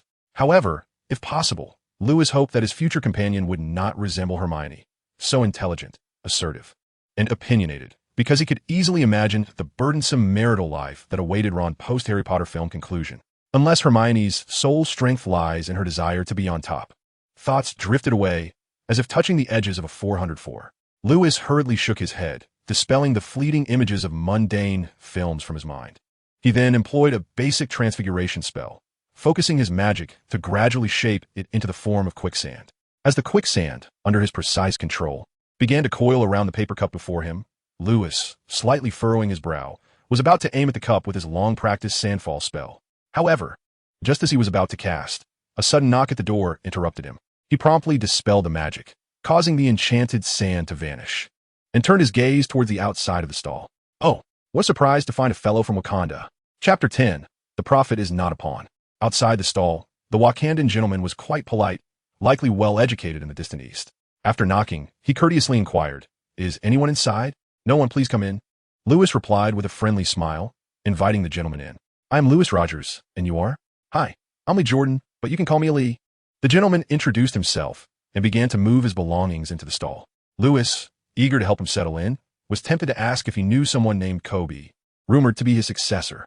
However, Lee Jordan seemed to possess an innate ability to connect, exuding a camaraderie that suggested they had shared many experiences.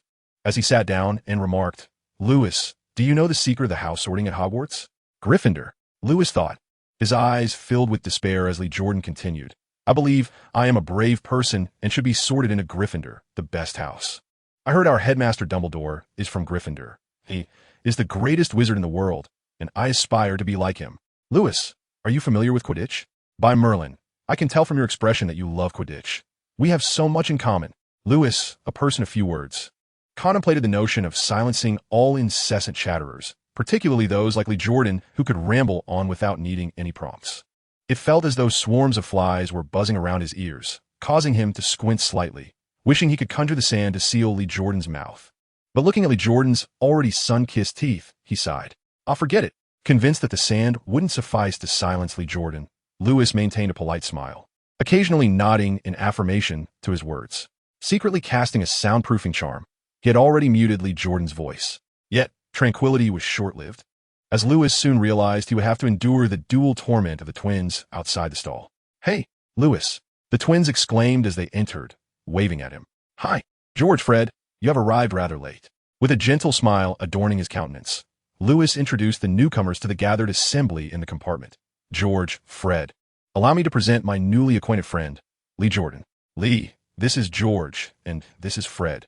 As you can observe, they are identical twin brothers." "Oh, Merlin above," Lee Jordan exclaimed, initially taken aback, then turning to Lewis with a perplexed expression. "Lewis, how on earth can you distinguish between them? They are strikingly alike. I believe I would require a label to tell them apart." "Lewis is different," George chuckled. "He is the sole individual capable of recognizing who is who among us," Fred added, and the brothers, in perfect synchrony, chimed in. "Often, even our mother struggles to differentiate between us. Of course, we wouldn't want anyone to truly discern our identities. That would diminish much of the fun, wouldn't it? Do you know the secret of the Hogwarts sorting hat?" Suddenly shifting the topic, Lee Jordan began to reiterate his earlier conversation with Lewis, inquiring of the twins. "Which house do you hope to be placed in?" "We?" George smiled slightly, turning to Fred. "Which house do you wish to be sorted into?" "Gryffindor. What about you, Fred?" Fred eagerly inquired in return. "Naturally, Gryffindor." Without further attention to the twins' playful identity exchange, Lewis feigned exhaustion, closing his eyes as if in need of rest, quietly shutting out the sparse chatter within the compartment. Soon enough, the train commenced its journey, accelerating towards Hogwarts.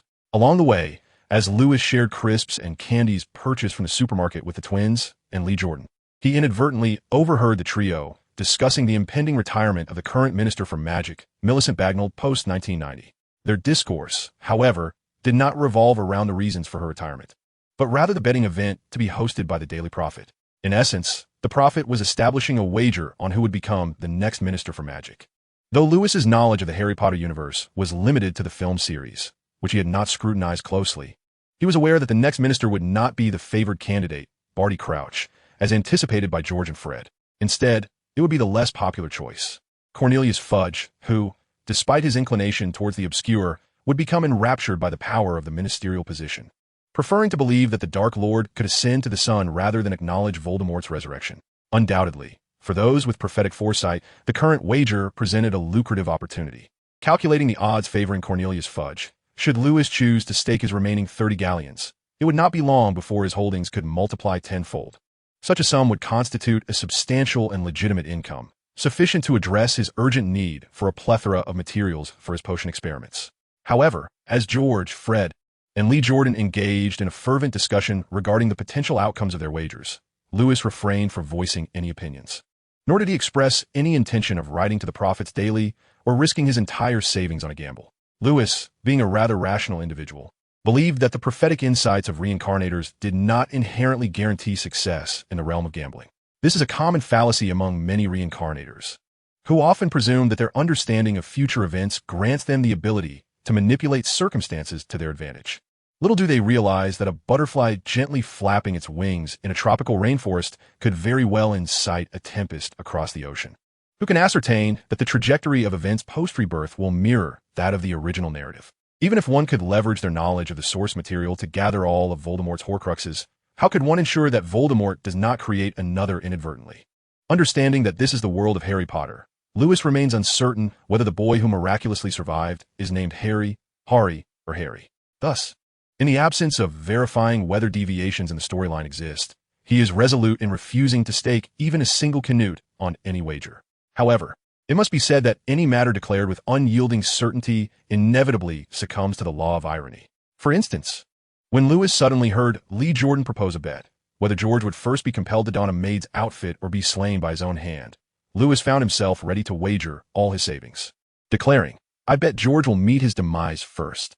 Chapter 11. Inspiration from Snacks. Regarding Lee Jordan's bet, everyone in the compartment dismissed it as a harmless jest. George, really? Why do I sense the presence of death? In truth, Lewis discerned that the primary aim of Lee Jordan's earlier jest was to steer the conversation toward himself. It appeared that his exchanges with George and Fred were not as enjoyable as one might assume. Indeed, as a loquacious individual, Lee Jordan sought not merely a conversational partner, but rather a listener akin to Lewis. Engaging with the perfectly synchronized twins, he found his desire to converse unmet, often left speechless by their rapid-fire banter. It would be peculiar if he actually preferred conversing with them. Of course, the disconnect between Lee Jordan and the twins stemmed from their lack of understanding of the subtlety inherent to Eastern communication. With relatively unfamiliar individuals, Lewis spoke sparingly, believing that the less one says, the fewer mistakes one makes. It is preferable to follow the lead of others in conversation, occasionally affirming their viewpoints to serve as a competent listener, thus ensuring that the exchange remains neither awkward nor unenjoyable. Once familiarity was established, however, at the table after a few rounds of drinks, Lewis could boast so extravagantly that the twins began to question their very existence. Can you believe it? Indeed, this is the drinking culture that has thrived in our gastronomic nation for millennia. As the fervent discussion between Lee Jordan and the twins gradually transitioned into a topic about Quidditch, one that Lewis found utterly devoid of charm, he shifted his gaze back to the window, quietly entering his mental realm. He began to delve into a book on chemistry, contemplating the potential of the transfiguration spell, nuclear explosion. Approaching 1 o'clock in the afternoon, the train departing from London continued to race along the tracks. Within the compartment, Lewis shared an array of Muggle snacks and beverages, while George and Fred, already feeling a sense of fullness, refrained from consuming the sandwiches that Molly had prepared for them. It appeared that the twins were more amenable to Muggle fare than Lee Jordan. Amidst the ongoing discussion about the tedious Quidditch match, Lewis, maintaining his magical perception, suddenly heard a commotion from outside. Almost immediately, A witch pushed open the compartment door and inquired with a smile, "Would you care for some snacks?" "I would like a box of Birdie Bots, every flavor beans." With a galleon extracted from her pocket, Lee Jordan, aware that Lewis hailed from a Muggle family, accepted the small box from the witch and cheerfully introduced, "I absolutely adore Birdie Bots. It encompasses a myriad of flavors, including chocolate, orange, and mint. Of course, there are also some peculiar ones, such as pepper, spinach, and tripe. A friend of mine once tried a bean that tasted like snot. Would you care to give it a try? Are you certain you are not conjuring tales from thin air?" Lewis mused inwardly, disliking uncertainties in daily life. He politely declined Lee Jordan's kind offer and turned to the witch selling snacks on the train, saying, "I would like 4 pumpkin pasties, a cauldron cake, and an extra helping of animal voice candies, please." Producing several silver sickles for payment, Lewis distributed the pumpkin pasties and cauldron cakes among the occupants of the compartment, thus sparing George and Fred from the embarrassment of lacking spare change for snacks. Though Lewis had been a northerner in his previous life, he was a northerner with a penchant for sweets. His pockets were often stocked with lollipops and chocolates, perhaps due to the joy that sugar brings. And he certainly did not carry peculiar items like scallions, mung bean juice, or steamed buns. However, a commonality among men often lies in their preference for edible delights over those that are merely for amusement.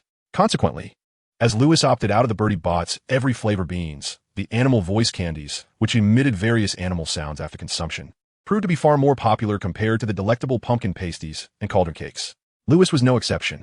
Watching George consume a candy that elicited a sound akin to a cat's meow, and Fred produce a lion-like roar after his turn, Lewis chuckled as Lee Jordan tossed a candy into his mouth, only for his face to suddenly flush red and steam to erupt from his ears, producing a sound reminiscent of an elephant. Lewis laughed heartily, much like the twins, and casually selected a candy to toss into his mouth. Immediately, he let out a howl that resembled that of a husky, inadvertently striking Lee Jordan's funny bone, causing him to nearly collapse beneath his seat in laughter. However, at this moment, Lewis's focus diverged from that of the jubilantly Xiaodan and the twins. He was far more intrigued by the principle behind the animal voice-changing candy that allowed humans to alter their vocalizations.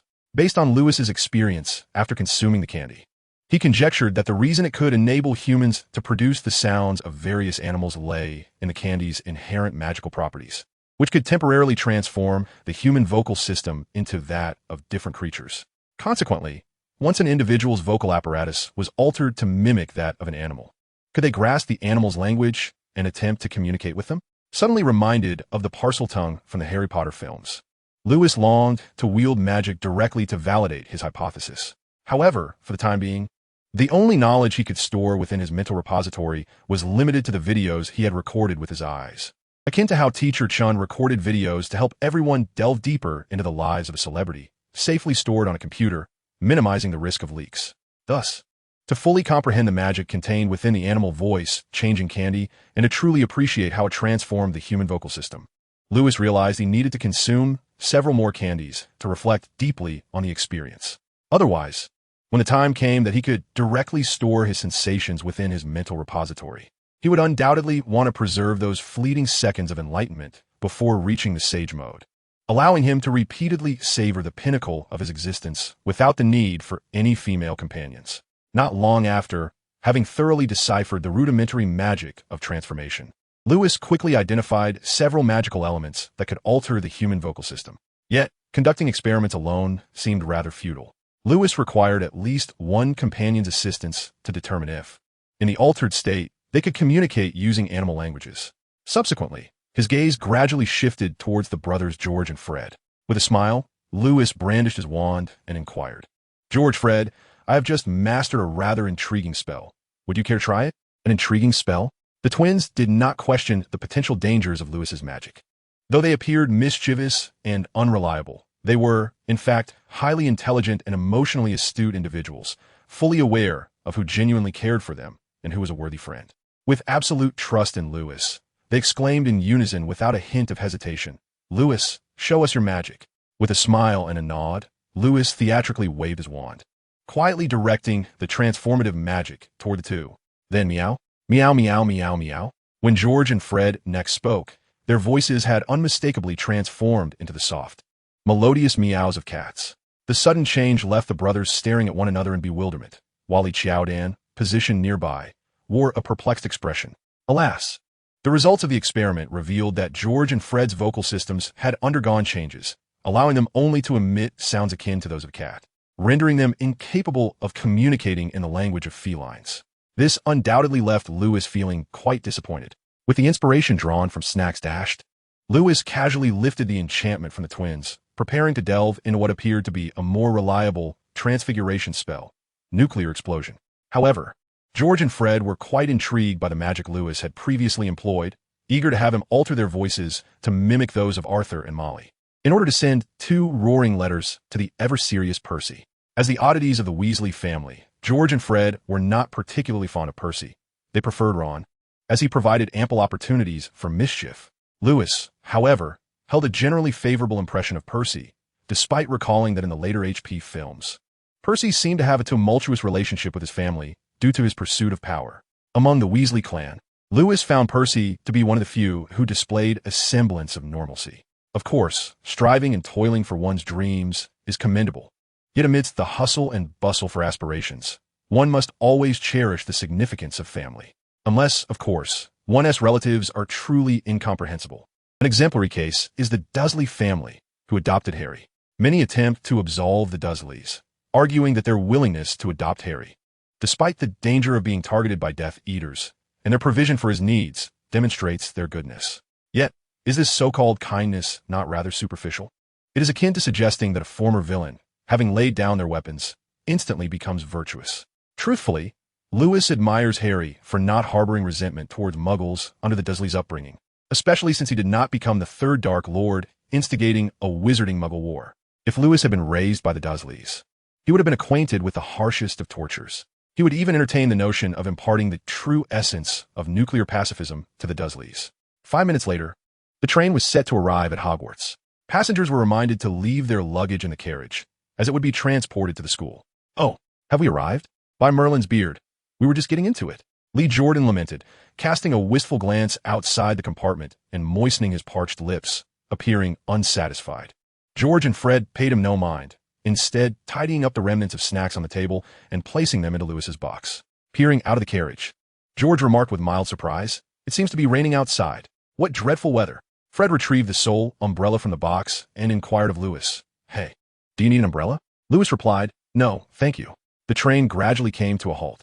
Li Qiaodan called out a greeting before departing, while Lewis and the twins cleverly remained in their compartment, waiting for the crowd outside to thin before leisurely disembarking. The weather outside was indeed as dreadful as Fred had described. The rain fell heavily, rendering their small umbrella utterly ineffective. To shield the twins from the rain and prevent them from catching a cold, Lewis conjured a magical shield, enveloping the 3 of them and keeping the raindrops at bay. This spectacle left the twins gazing at Lewis with astonishment, their sparkling eyes betraying a hint of admiration. The other passengers disembarking from the train evidently did not share George and Fred's fortune. It wasn't long before they felt the chill of the rain seeping through, leaving them utterly drenched. Fortunately, a resounding voice soon echoed through the crowd, calling out to all first-year students, "First-year students, come to me." Following the direction of the voice, Lewis beheld a towering figure.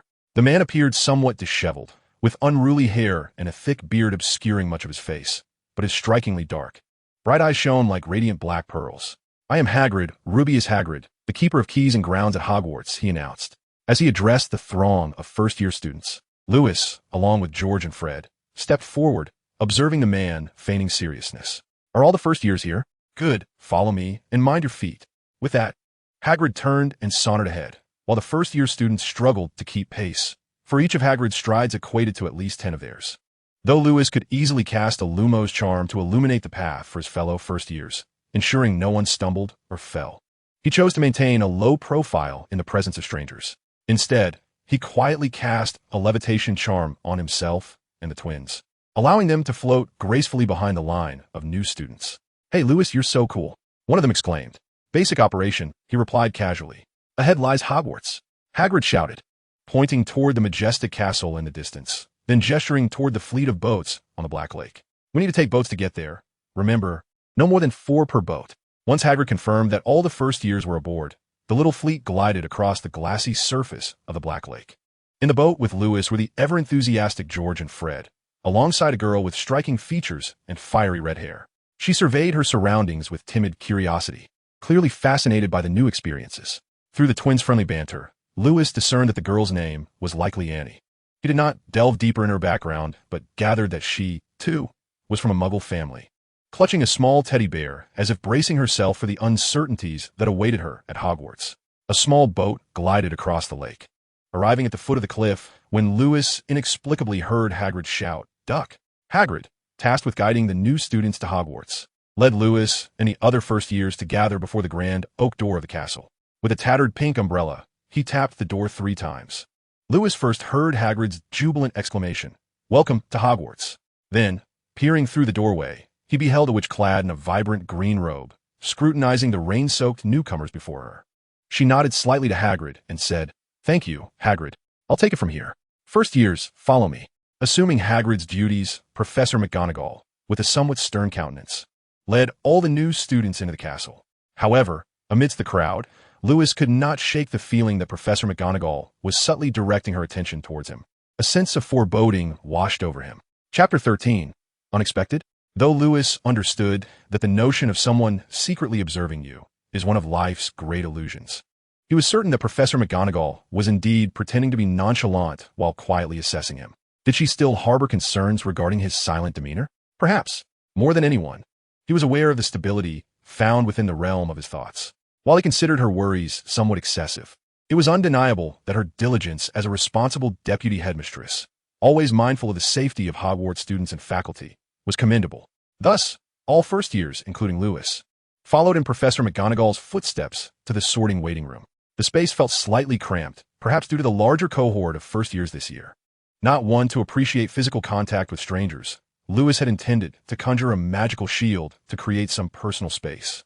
But the ever-loyal twins had already positioned themselves in front of him, securing a considerable area in the corner. "Thank you, George and Fred." Lewis smiled at the twins before him. "Hush," George whispered, placing a finger to his lips, while Fred quietly advised, "Percy often says Professor McGonagall is quite strict. We should let her finish before we chat." "All right." Lewis nodded gently.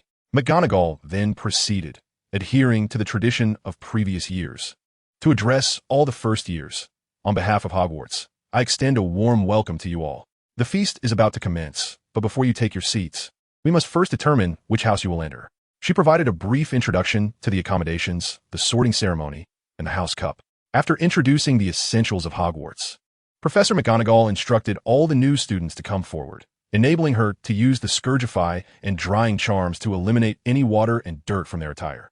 As Lewis and the twins approached the front of the line, they observed that the 3 of them bore no traces of moisture or grime. Professor McGonagall merely smiled and nodded at Lewis before asking all the new students to wait momentarily as she exited the room. Watching her retreating figure, George and Fred exhaled a silent sigh of relief, then turned to Lewis and in unison inquired, "Lewis, do you know how the sorting works?" "I'm not sure," Lewis replied, shaking his head with a smile. "Perhaps it requires some form of test." "Didn't you ask Percy before coming?" "We did, but Percy didn't say a word," George replied somewhat helplessly. Moreover, his expression was rather mysterious, reminiscent of our pre-prank demeanor. Fred observed calmly. After this exchange, the twins again turned to Lewis and asked, "Lewis, we all hope to be sorted into Gryffindor. What about you?" "Me? Em indifferent," Lewis responded casually. "Do you not wish to join us in Gryffindor?" "Of course I do," Lewis affirmed, "but I suspect my chances of being sorted in a Ravenclaw are higher." That makes sense."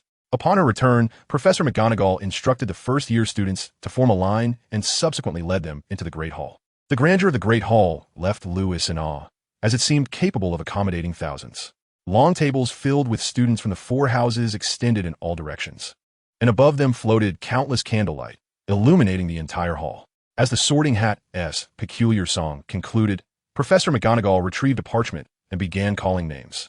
Each summoned student would step forward, under the gaze of the assembled crowd, to receive their house assignment from the Sorting Hat.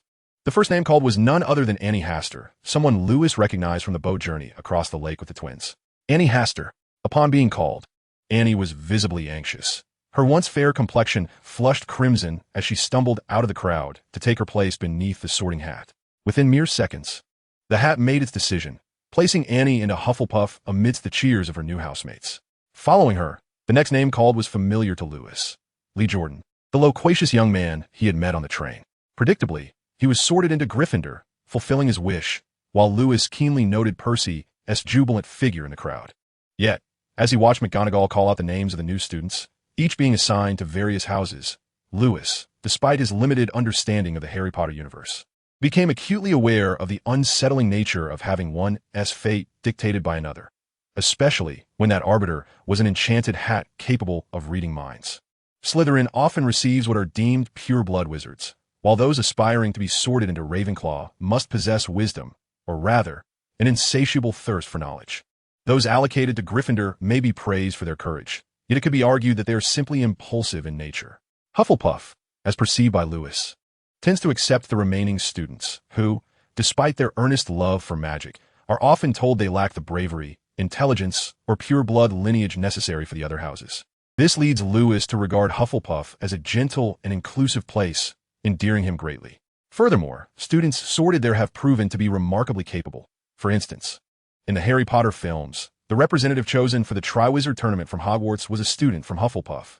Thus, if the power of sorting were in his hands, Lewis, hailing from a Muggle family, would first bypass Slytherin, followed by the House of Gryffindor, which does not align with his character, and finally choose between Ravenclaw and Hufflepuff.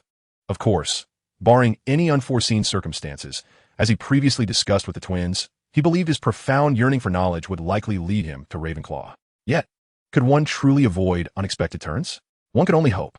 As George and Fred were sorted into Gryffindor, Lewis suddenly heard Professor McGonagall call his name. He slowly walked toward the sorting hat, quietly employing his self-invented skill, a mental barrier, to shield his thoughts from its probing. However, almost immediately upon donning the hat, it unequivocally proclaimed Gryffindor. Bewildered, Lewis removed the hat and beheld the jubilant cheers from the Gryffindor table, where George and Fred celebrated exuberantly. And even Percy wore an expression of excitement, eager to pull him into their midst. Then, Lewis shifted his gaze to the staff table, where he caught sight of a satisfied Dumbledore, who playfully winked at him, as if to say, surprised? Happy? Chapter 14, The Scent of the Prairie. Indeed, one must seize their own destiny. Otherwise, the feeling of being a mere pawn is utterly disheartening. The mental barrier safeguarding his inner world did not yield any peculiar sensations, which was primarily why Lewis dared to meet Dumbledore's gaze. As for the secondary reason, well, in the annals of Hogwarts history, no first-year student has ever dared to question the Sorting Hat's decisions. Thus, regardless of Lewis's desire to unleash the silent power within him and reject the Sorting Hat or Dumbledore's decision, he could only suppress the swirling darkness in his palm and approach the direction of the cheers with a smile. Many greeted Lewis as he joined Gryffindor. Welcome to Gryffindor, Lewis. Thank you, Percy. You were right, Lewis. George cheerfully chimed in. Now that you have joined Gryffindor, we could be together again. Moreover, Fred, with a suggestive wink towards Lewis, lowered his voice and remarked, perhaps we can indulge in some delightful escapades every evening. With that, George and Fred parted to either side, gesturing for Lewis to sit between them. However, Lewis glanced around, noticing the peculiar looks cast his way by those nearby, and he suddenly felt an overwhelming urge to strangle the twins.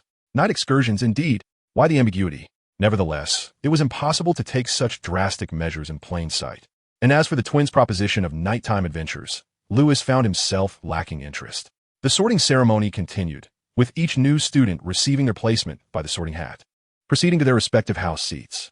Lewis paid little attention to which house the inconsequential newcomers were assigned to. He completely disregarded George and Fred's discussions of their adventurous plans. The only thought occupying his mind was the looming possibility of being sorted by Dumbledore himself. After sensing Professor McGonagall's discreet gaze upon him, an ominous premonition arose within Lewis, leading him to suspect that Dumbledore might intend to exploit his status as a Muggle to orchestrate something, perhaps leveraging the power of a Muggle to confront Voldemort. Yet, would it not seem beneath Dumbledore to resort to such coercive measures for sorting? Just look at the characters in the Harry Potter films, from the protagonists Harry, Ron, and Hermione to the traitorous Snape and the Weasley family, all manipulated by Dumbledore, willingly serving his agenda. Dumbledore had previously suggested a ruse to Harry, coaxing him into a precarious position, determined to confront Voldemort head-on. Now, observing Dumbledore's current maneuvering, it appeared that he simply wished for Lewis to join Gryffindor, becoming a senior to the savior Harry. Once they established a rapport, Harry would gain an additional ally in Lewis, a Muggle, to aid in the fight for the wizarding community, perhaps through the use of a love potion. If Dumbledore were to employ Hermione's love potion, it would be acceptable. But what if it were Harry or Ron's? At this thought, An unsettling chill ran down Lewis's spine. He resolved to visit the library the following day to investigate whether there existed an antidote for the love potion. As Lewis pondered the potential machinations of Dumbledore, the sorting concluded, and upon the completion of Dumbledore's address as the headmaster of Hogwarts, everyone could partake in a sumptuous feast within the Great Hall. Dumbledore's speech was remarkably brief. His warm smile radiated as he opened his arms to all the students, proclaiming, "Though you may have heard this countless times, I must still extend a heartfelt welcome to you all at Hogwarts. As a new term commences, before the feast begins, I would like to share a few words. Fool, crybaby, useless, twist." With these few words, Dumbledore lifted a spoon and lightly tapped it against the goblet before him. In an instant, the tables before everyone were laden with an abundance of food. In an instant, the newcomers were captivated by the enchanting magic displayed by Dumbledore, their eyes fixed in awe upon the delectable feast laid out upon the dining table. Meanwhile, the upperclassmen paid little heed to Dumbledore's sorcery, wholly engrossed in the culinary delights before them. Observing George beside him, Wesley grasped a chicken leg and began to gnaw at it, while Lewis slowly picked up his knife and fork to slice a piece of steak. Like many of the first years, he was curious about the magic Dumbledore had employed to conjure such an abundance of food. Was it a transfiguration charm? No, that would contradict the 5 principal exceptions to Gamp's law of elemental transfiguration. It seemed more akin to some form of summoning spell. Surely, all this food had been prepared by Hogwarts house elves, wasn't it? Before long, the banquet concluded. The plates on the table were instantaneously cleared, and Dumbledore rose once more to announce to the gathering, "I am pleased to welcome a new professor to our school, Professor Reese Jackson, who will serve as the new defense against the dark arts instructor." A sparse applause erupted in the hall, for it was customary for Hogwarts to appoint a new professor for this subject each year. No one could safely teach the defense against the dark arts for an entire year, allegedly due to a curse involving a nosy nose. This year's professor, Reese Jackson, struck Lewis as somewhat comical, reminiscent of a certain comedic troupe's performer. After introducing the defense against the dark arts professor, Lewis listened as Dumbledore continued. Additionally, there are a few matters to inform you of. First-year students must take heed. The forested area on school grounds is strictly off-limits to all students, including upperclassmen. Mr. Filch, the caretaker, has also requested I remind everyone not to use magic carelessly in the corridors during breaks. The Quidditch trials will be held in the second week of this term. Students interested in joining the house team should contact Madam Hooch. Now, before we retire for the night, let's sing the school song together. Notably, as Lewis sang Hogwarts school song, he employed Professor Tangle's unique, flamboyant singing style, set to the melody of Iron Wings, which allowed the wizards to fully embrace the essence of the vast grasslands. Hogwarts, oh Hogwarts, teach us what we need to know. Chapter 15, The Roommates. Although Lewis suspected he had been forcibly assigned to Gryffindor by Dumbledore's design, he felt somewhat subdued, as though under Dumbledore's firm hand. Alas, the weight of authority was greater than his own. Thus, with no means to resist for the time being, Lewis resolved to embrace life in Gryffindor wholeheartedly. After all, the Gryffindor house, where the likes of Harry and his companions resided, was the only one among the 4 houses that could claim the House Cup due to the dark arts, was it not? Reflecting on the fact that Voldemort had twice failed to dominate Hogwarts, falling short of the prowess of the spirited Takatani Genji, while he himself could boast of exceptional grades and the future support of Harry's grandfather, it seemed that a position of dominance at Hogwarts was within his grasp. It felt rather promising, did it not? As the lively school song concluded, the brothers George and Fred, imbued with the spirit of the prairie, lavished high praise on Lewis's rendition of the adapted song. George, with a playful twinkle in his eye, remarked, "Lewis, your adaptation of the school song surpasses the original. Both the melody and the delivery are delightful." Fred, draping an arm around Lewis's shoulder, added, "Lewis, would you be willing to teach us sometime?" Or, the twins chimed in unison, "Perhaps we could rearrange the school song today, and next year we can attempt something more intriguing. What do you think?" In response to the brothers' proposal, Lewis smiled and nodded in agreement. "There's no piece that I, Yansixio Lu, cannot play. Music possesses an enchanting quality. It can elevate the spirits of anyone, even more wondrous than the magic we wield." As soon as Dumbledore finished speaking, the head of Gryffindor promptly stood up and called, "First-year students, follow me." Hearing the head summons, Lewis and the twins fell into their usual rhythm, trailing behind the first-year students of Gryffindor as they exited the hall where the feast had been held, guided in an orderly fashion. Once they stepped away from the lively hall and onto the marble steps, Lewis observed how the Gryffindor first-year cohort gradually separated from the newcomers of the other 3 houses. What intrigued Lewis were the portraits lining the corridors, As new students passed, the portraits either whispered among themselves or enthusiastically greeted the newcomers. A few bold first years even engaged in cheerful conversations with them. However, Lewis found one aspect slightly disconcerting. The overall layout of Hogwarts seemed rather chaotic, with numerous intersections.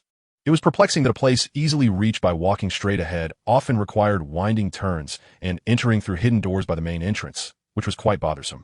In an effort to familiarize himself with every path within the castle, Lewis contemplated creating a map, but soon dismissed the idea, realizing that mapping was far more complex than it appeared. Even a meticulously detailed map might not be decipherable later on.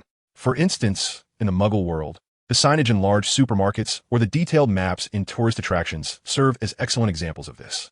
Following the signs and maps, Lewis had rarely succeeded in locating a restroom when urgency struck. Thus, in order to pinpoint the exact location of the Gryffindor common room within the castle, Lewis adopted a rather simplistic method. He decided to leave traces of magical energy along the way for future reference. When those traces fade away, well, the not-so-directionally challenged Lewis believed he would certainly be able to remember most of the castle's pathways, unlike those who were directionally impaired, who risk losing their way even at their own doorstep. A certain Muggle author, who frequently loses their way at their own front door, feels an immense sense of grievance. Having lingered behind the new students for quite some time, George and Fred exchanged amused glances as they observed the weary first years upon their arrival on the 8th floor. With a gentle nudge of his shoulder, George discreetly pointed at the group, sharing a silent chuckle while giving Lewis a thumbs up.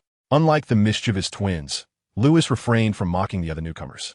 Instead, his gaze was drawn to a painting at the end of the corridor featuring a plump woman, undoubtedly the legendary Fat Lady, the guardian of Gryffindor Tower from the Harry Potter films. As anticipated, upon seeing the Gryffindor prefect leading the first years, the Fat Lady slowly inquired, "Password?" With the correct password confirmed, she nodded with a smile, and her portrait swung open like a door, revealing a circular passageway. The prefect, however, did not rush inside but turned to face the first-year students, advising, "You must remember the Fat Lady's password, for only those who speak it can enter the common room. The current password is butterbeer, do not forget." With that, the prefect stepped through the circular passage, followed closely by the eager first years, who were soon welcomed into the Gryffindor common room. Yet, just as many of the newcomers naively believed they could finally rest within the common room, the Gryffindor prefects promptly instructed the students to separate by gender into two lines, heading toward the respective boys' and girls' dormitories. Throughout the journey, Lewis diligently memorized the precise locations of the washrooms and baths, maintaining the good habits he had cultivated before his rebirth. Eventually, accompanied by George and Fred, he located the dormitory door marked with his name. "I believe we are quite fortunate," George remarked, pointing at the label on the door with a grin. "Lewis, it seems we are all destined to be dorm mates." "Who is the other person?" Fred inquired, furrowing his brow. "It can't possibly be Lee Jordan, whom we encountered on the train, can it?" "Seems unlikely," Lewis responded, recalling that Lee had disembarked the train alone, an act perceived as somewhat disloyal by George and Fred. They considered him a superficial brother, thus harboring a slight aversion to sharing a dormitory with him.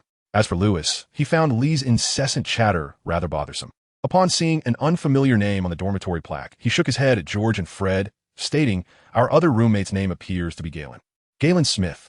The dormitory itself was not particularly spacious, featuring 4 beds draped with curtains, each accompanied by the respective belongings of the occupants. As Lewis approached his bed and prepared to arrange his linens, a plump owl suddenly swooped in through the window, landing affectionately on his shoulder. This was William, the splendid messenger owl meticulously chosen by Sophia for him. George and Fred clearly envied Lewis for 2 reasons. First, the adorably round and somewhat silly William was undeniably charming. Second, they lacked their own owl, which led Lewis to ponder that gifting the twins an owl might be a delightful idea. Immediately, as Lewis retrieved the prepared nuts from the suitcase and handed them to the brothers George and Fred, who were poised to feed William, a loud bang echoed through the air. The front door was forcefully pushed open, causing George and Fred to rise in discontent and cast their disapproving gazes toward the entrance. Upon observing the imposing silhouette outside, which resembled a robust iron tower, Lewis witnessed the brothers inhaling deeply, their demeanor shifting as they boldly approached the figure. They greeted him warmly. "Hey, are you Galen? Galen Smith? Please come in." Lewis, taken aback, thought to himself, "I had my wand drawn, and you two chose to say that?" Chapter 16. The Outlier of the Lionhouse. Despite the abrupt change in demeanor from George and Fred, which left Lewis somewhat exasperated, he found their actions to be quite astute. After all, the individual outside did not appear to be of the benevolent sort, although they were all first-year students at Hogwarts. Just having turned 11, Lewis estimated that the man outside stood at least 6 feet tall and possessed an incredibly muscular build, to the extent that his flowing wizarding robes gave the illusion of him wearing a snug tank top. However, in the enchanting world of wizards, stature and physique do not necessarily dictate one's nature, do they? Otherwise, the true antagonist of the Harry Potter universe would not be Voldemort, but rather Hagrid, who possessed the bloodline of giants. Naturally, Lewis was fiercely protective. Should the individual outside exhibit any inappropriate behavior, he would not hesitate to discreetly transform his magic in a magical sand, ready to educate the newcomer on the rules that govern their dormitory. Yet, the unfolding events diverged from Lewis's expectations. Despite the man's formidable stature, bald head, and thick beard that painted him in a rather menacing light, he appeared somewhat bashful in response to the brothers' unexpected warmth. In an instant, as he listened to their enthusiastic greetings, the man's face flushed crimson, and after a prolonged pause, he stammered, "Hello, I am Galen Smith, your roommate. I sincerely apologize for my earlier entrance. I have always been quite strong and often find myself in awkward situations. I hope you can forgive me." As he spoke, Galen scratched the back of his head, his demeanor oozing remorse. After his heartfelt apology, perhaps feeling that his sincerity fell short, he attempted to bow to Lewis and the others in the room. However, he miscalculated the force of his bow, and, in an unexpected turn of events, he stumbled, crashing to the ground with a resounding thud. Seeing this, George and Fred hurried to assist Galen back to his feet, while Lewis could not help but twitch his lips in amusement, remarking, with a face that seems destined to topple over at any moment, "How is it that you frequently find yourself falling flat on your face?" After expressing his astonishment, Lewis noticed that George and Fred were struggling to assist Galen. He shook his head with a sigh and used a levitation charm to help Galen to his feet. Then, he approached him with a smile and said, "Greetings, Mr. Smith. I am Lewis Rogers. You may simply call me Lewis." "Hello, Lewis. Please refrain from calling me Mr. Smith. Just refer to me as Galen," he replied warmly. It is now our turn for introductions. Knowing that Galen was an easygoing individual, George smiled slightly and said, "I am George Weasley. You may call me George." "I am Fred Weasley. Just call me Fred," added Fred. After introducing themselves, the twins leaned in closer and exclaimed in unison, "Galen, we are twins. Can you tell us apart?" "Oh, no." Galen shook his head vigorously. "Hey, mate, you might want to pay a bit more attention." The twins turned to Lewis and jested, "We've only just met him, yet he can already distinguish between us." "Lewis, is that true?" Galen inquired curiously. "I understand." Galen nodded thoughtfully and said, "I will observe George and Fred closely. I'm sure I will be able to tell you apart, just like he can. Well then, good luck." Given that the four of them would likely share a roommate relationship for many years to come, Lewis was not in a hurry to delve deeper into the mysteries of magic. Instead, he spent a long time conversing with George, Fred, and his newly acquainted friend Galen. In truth, aside from his imposing appearance, Galen was a shy and affable young man. Unlike Lewis, who hailed from a Muggle family, Galen's mother was a Muggle. But his father was an accomplished wizard who had chosen to live a secluded life in the Muggle world for the sake of love. However, according to Galen's account, despite his ancestry containing giant blood, his father and siblings resembled ordinary humans, leaving him as the sole exception. As a result, he often felt somewhat inferior. This did not concern George and Fred in the slightest, while Lewis was more intrigued by the extent of Galen's strength. Later, after conducting some informal tests, Lewis concluded that Galen resembled a natural-born warrior. While he possessed somewhat less magical power than George and Fred, his physical strength was astonishing. He could effortlessly lift weights of around 300 pounds, and his body exhibited a degree of magical resistance. For instance, if Lewis needed to expend a maximum of 10 points of magic to levitate George or Fred, he would require at least 20 points of magic to successfully levitate Galen. His magical resistance was indeed double that of an ordinary wizard. Furthermore, Lewis speculated that as Galen entered puberty, his strength and magical resistance would significantly increase, hoping that his unique physicality would not impede his magical talents. The timing of their school enrollment was impeccable, as tomorrow happened to be Saturday, allowing all new students ample time to rest. In the entire dormitory, Lewis was the last to succumb to slumber, while the whimsical George and Fred were the first to drift off. Garen, having ventured away from home for the first time, found himself teetering between nervousness and excitement, resulting in a mild bout of insomnia that kept him awake until around 1 in the morning. After enduring a long wait for Garen to finally fall asleep, Lewis contemplated stealthily approaching his bedside to utilize his magical abilities to perceive the internal structure of Garen's body. However, he could only gaze helplessly at Garen's pink bedspread and pillowcase. Despite Garen's tendency to snore, pass gas, grind his teeth, and smack his lips while eating, Lewis couldn't help but recognize the tender heart of a young girl within him. Not wanting any of George, Fred, or Garen to awaken and find him vigilantly stationed by Garen's bedside, leading them to suspect he harbored peculiar inclinations, Lewis suppressed his curiosity, casually cast a soundproofing charm, and soon fell into a deep slumber. The following day, around 6 in the morning, Lewis awoke early. To avoid disturbing his roommates, he quietly donned his wizarding robes and, after freshening up, made his way to the Gryffindor common room.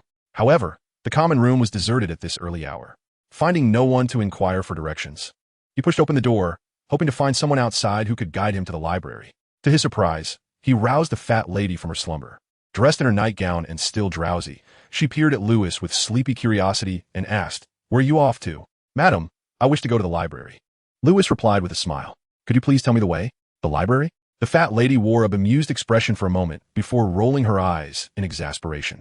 "You truly are a unique new student. I seriously suspect the Sorting Hat misassigned you to your house. Child, you ought to have been placed in Ravenclaw." Chapter 17.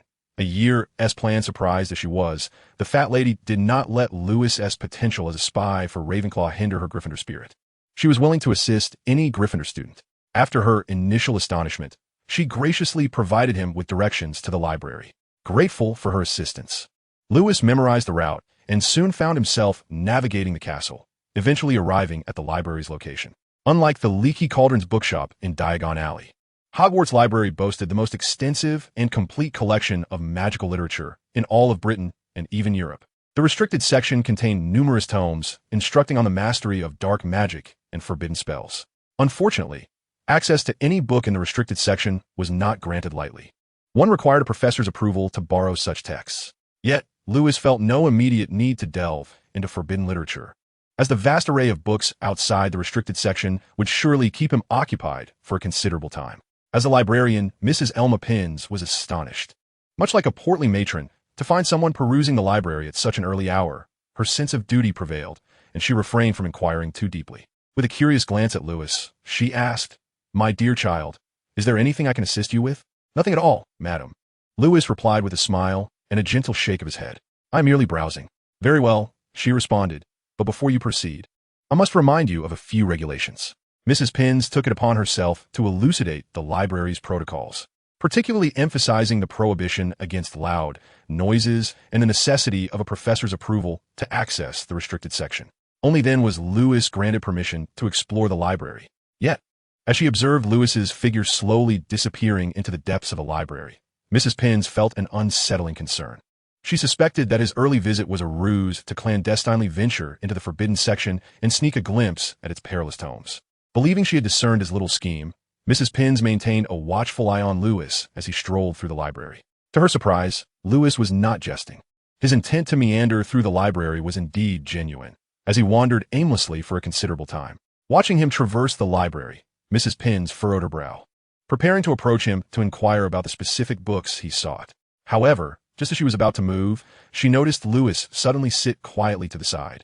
Lost in thought, such a peculiar freshman, she muttered under her breath, sighing deeply while occasionally glancing in his direction. To her astonishment, Lewis remained in that state of contemplation for over 2 hours. Was he truly dawdling? Not at all. In fact, beneath the guise of aimless wandering, Lewis was meticulously cataloging every book available for borrowing, storing the information in his mental repository for future reference. The task of categorizing the library's vast collection was no small feat thus. Mrs. Pins observed Lewis, seemingly idle for over 2 hours, while in reality, he had only managed to classify the volumes concerning Transfiguration. For Lewis, the goal he had set for his first year prominently focused on further unraveling the mysteries of the Transfiguration spell. He had only 2 objectives to complete during this academic year. Apart from delving deeper into the intricacies of Transfiguration, his remaining aim was to enhance and refine his self-created skills, much like mastering the Iron Shield spell to perfect the mental barrier into a magical shield. Lewis intended to gradually improve his other self-created spells, such as a rudimentary mental barrier akin to a poor man's version of a mind-closing technique.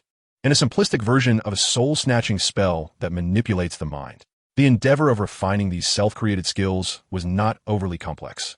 Lewis merely needed to grasp the underlying principles of spells like the mind-closing technique and the soul-snatching spell to effectuate certain improvements based on his existing knowledge. Perhaps the efficacy of these self-created skills, after their refinement, may not rival that of the original magical effects. However, to acquire the methods for casting spells, such as the brain closure technique or the soul-snatching curse, Lewis must first obtain the professor's approval to access the restricted section for borrowing books, which indeed poses a considerable inconvenience, does it not? Furthermore, regarding the transfiguration spell, Lewis finds it to be an endlessly intricate form of magic. At this moment, he perceives his grasp of the transfiguration spell as merely the rudimentary level, without having delved into the so-called advanced techniques. What follows? Through the use of the basic transfiguration spell, Lewis can effortlessly alter the form of his wand, transforming it into various implements, such as the Gatling transformation, AK-47 transformation, armor, and various shield forms. Even more astonishing is the elemental transformation of magical energy. This may very well touch upon the realm of intermediate transfiguration spells. It is precisely due to his identity as a silent one that Lewis need not concern himself with the consumption of magical energy. Therefore, when he is capable of converting magical energy into the form of magical sand, he becomes akin to a guardian of the Phoenix world, wielding the powers of the Sand fruit, embodying both offense and defense. When facing a relatively ordinary Auror, it is likely that his only shortcoming lies in practical combat experience.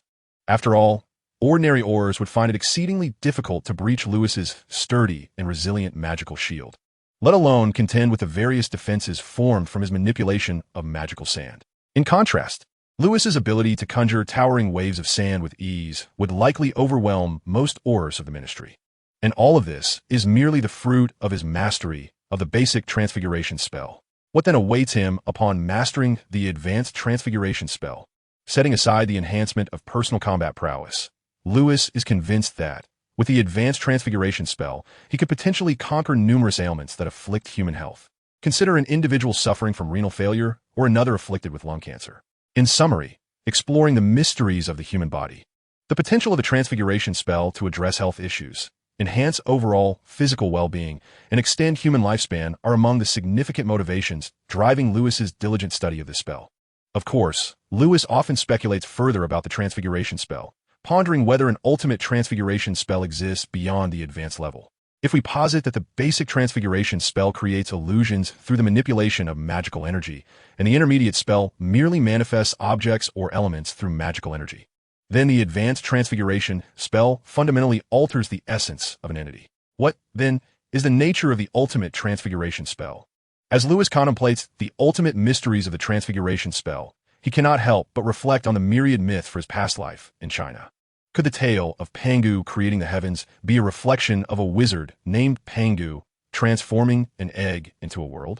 Might Nuwa as creation of humanity be a manifestation of a sorceress named Nuwa shaping clay into the humans we know today?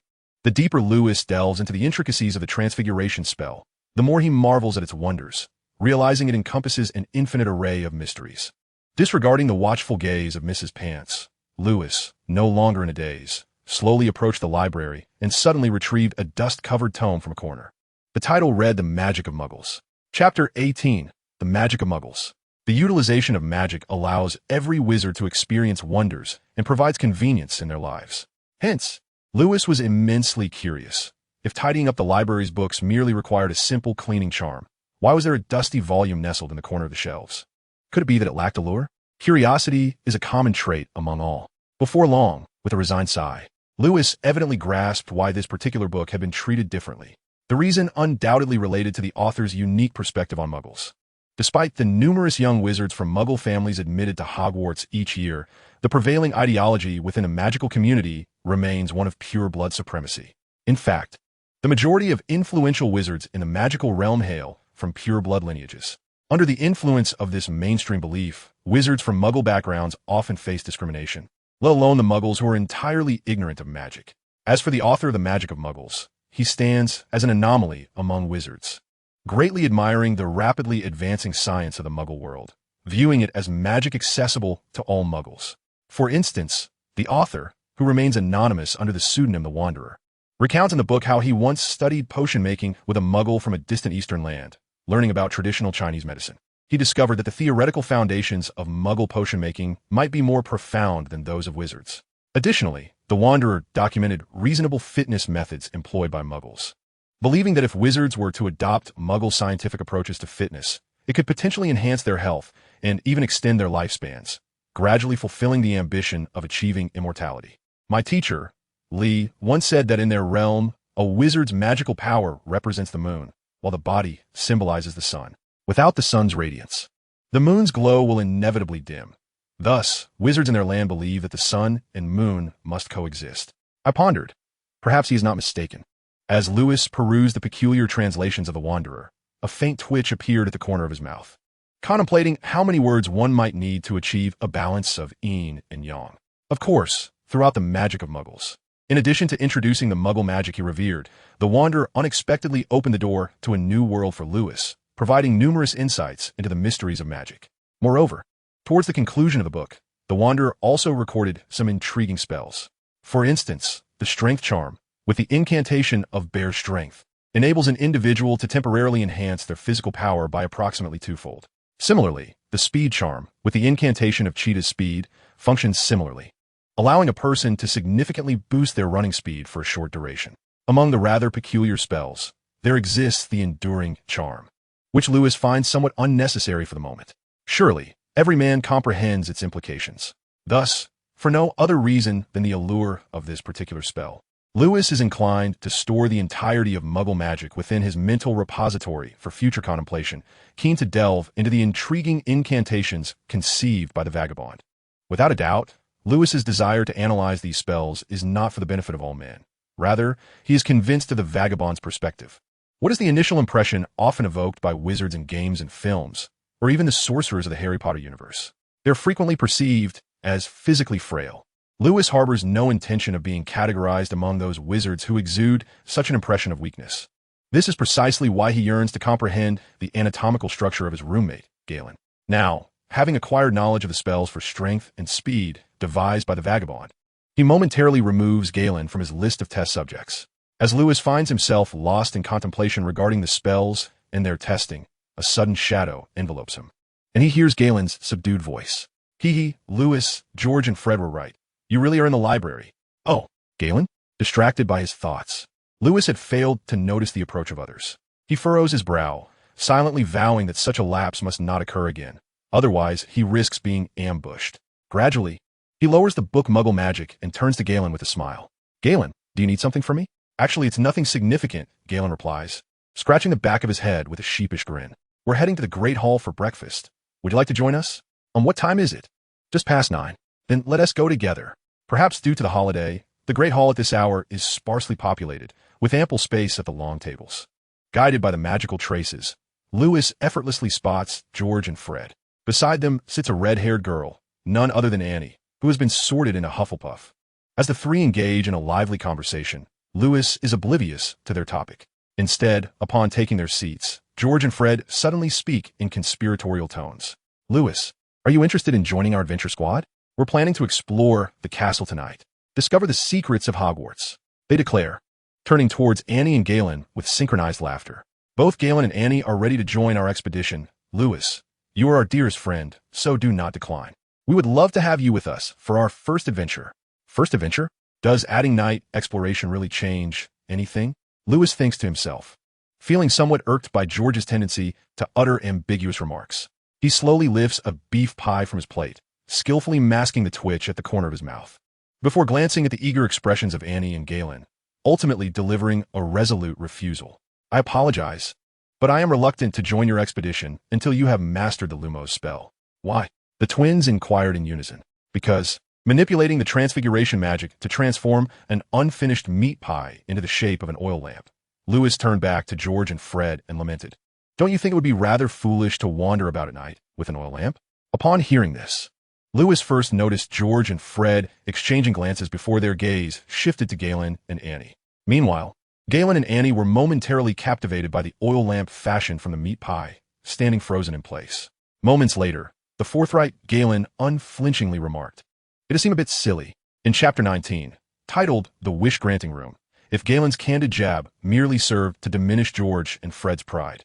Annie's awkward smile delivered a critical blow to the twins, rendering them nearly lifeless. All male creatures, including George and Fred, are inclined to boast in the presence of the opposite sex, and the twins were no exception. However, the notion of abandoning their nocturnal adventure was out of the question. Not even Voldemort could achieve that. Thus, despite recognizing the validity of Lewis's point, that carrying an oil lamp for a night outing was far from an ingenious idea, George suddenly recalled something and turned to Lewis, asking, "Lewis, I recall you are quite proficient with the Lumos spell, aren't you?" "Indeed," Fred chimed in with a grin. "Lewis, why don't you teach us how to use the Lumos spell? Once we have all mastered it, we can arrange a night expedition in the castle. What do you think?" Without waiting for Lewis's approval, the twins glanced at Galen and Annie, eager for their response. Naturally, Galen and Annie had no objections and smiled as they nodded in agreement. As for Lewis, he was undoubtedly willing to impart magic to them. For how could he refuse the invitation from George and Fred, whom he regarded as friends, to join them on a night adventure in the castle? Lewis was never one to adhere strictly to convention. In his view, those constrained by rules were merely the weak. Such limitations were utterly ineffective against true strength.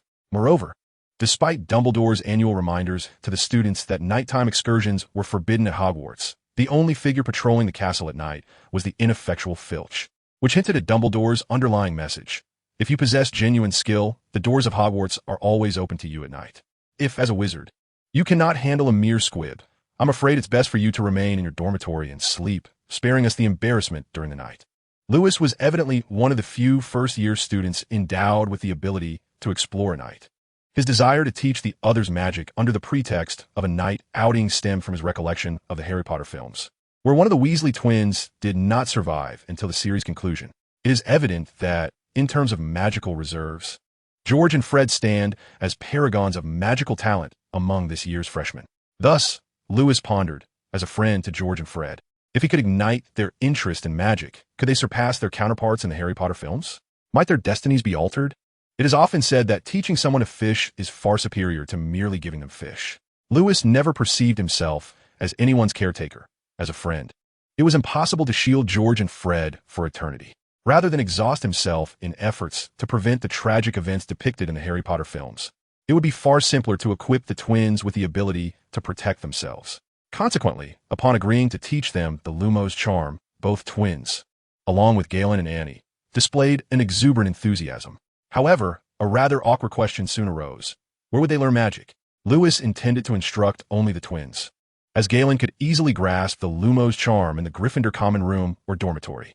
Yet, Annie was a Hufflepuff student, and, as they were all newcomers, bringing a Hufflepuff student to the Gryffindor common room for lessons might render Annie exceedingly uncomfortable. Should word of this venture spread, it could lead to her ostracization by her peers in Hufflepuff. Ultimately, Lewis proposed, are we not an adventurous crew?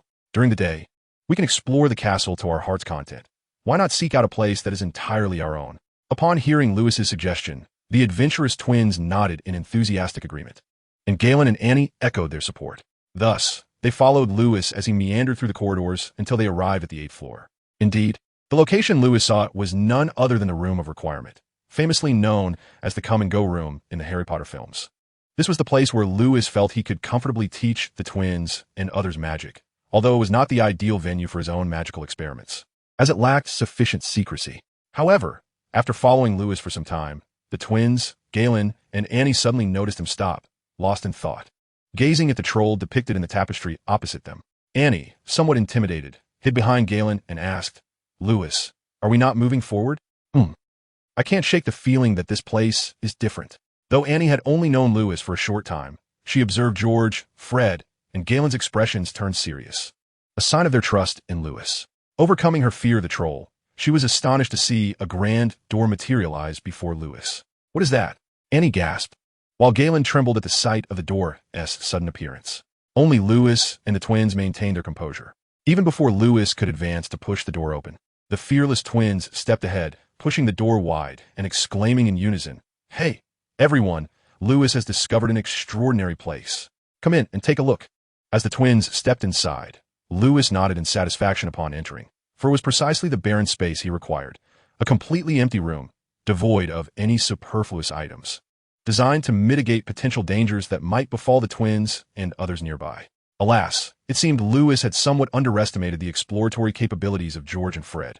After he unreservedly imparted the method to access the wish room to the twins, it wasn't long before they discerned its remarkable utility, requesting snacks, beverages, and mischievous prank props. Once the wish room, akin to a celestial dragon, fulfilled a portion of George and Fred's desires, the ever-curious Galen and Annie eagerly began to make their own wishes, conjuring an array of items such as armor, long swords, teddy bears, and hair ties, each request causing a subtle twitch at the corners of Lewis's eyes. In contrast, Lewis yearned for nuclear and hydrogen bombs to experiment with his transformation spell, a nuclear explosion incantation. However, recognizing that the wish room was not an actual celestial dragon, he refrained from inquiring about such armaments in front of the twins.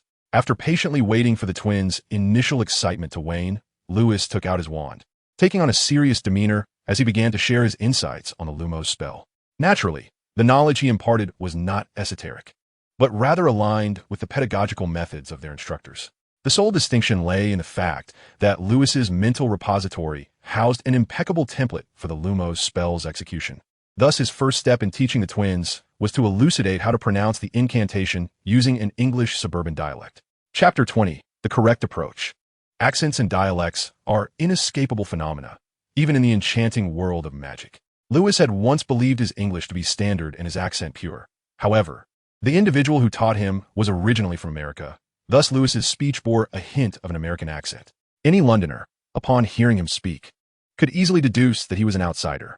Similarly, George, Fred, and their companions exhibited pronunciation that, at first glance, appeared identical. Yet, upon closer inspection, subtle differences in their incantations could be discerned. The wizard who originally conceived the Lumos spell also grappled with accentual nuances. Consequently, Lewis had invested considerable effort into deciphering the correct pronunciations of various spells, amassing a vast collection of videos in his mental repository, ultimately mastering a significant number of incantations. As for the remaining pronunciations, yet to be unraveled, Lewis could only lament and relinquish the endeavor of decoding those spell accents, resorting instead to the ingenious application of the silencing charm. After all, must one ascertain the birthplace of each spell's originator? When both elements conformed to Lewis's standards, the room shimmered with luminescence. The twins, endowed with considerable aptitude, nearly perfected the execution of the Lumos spell on their inaugural attempt.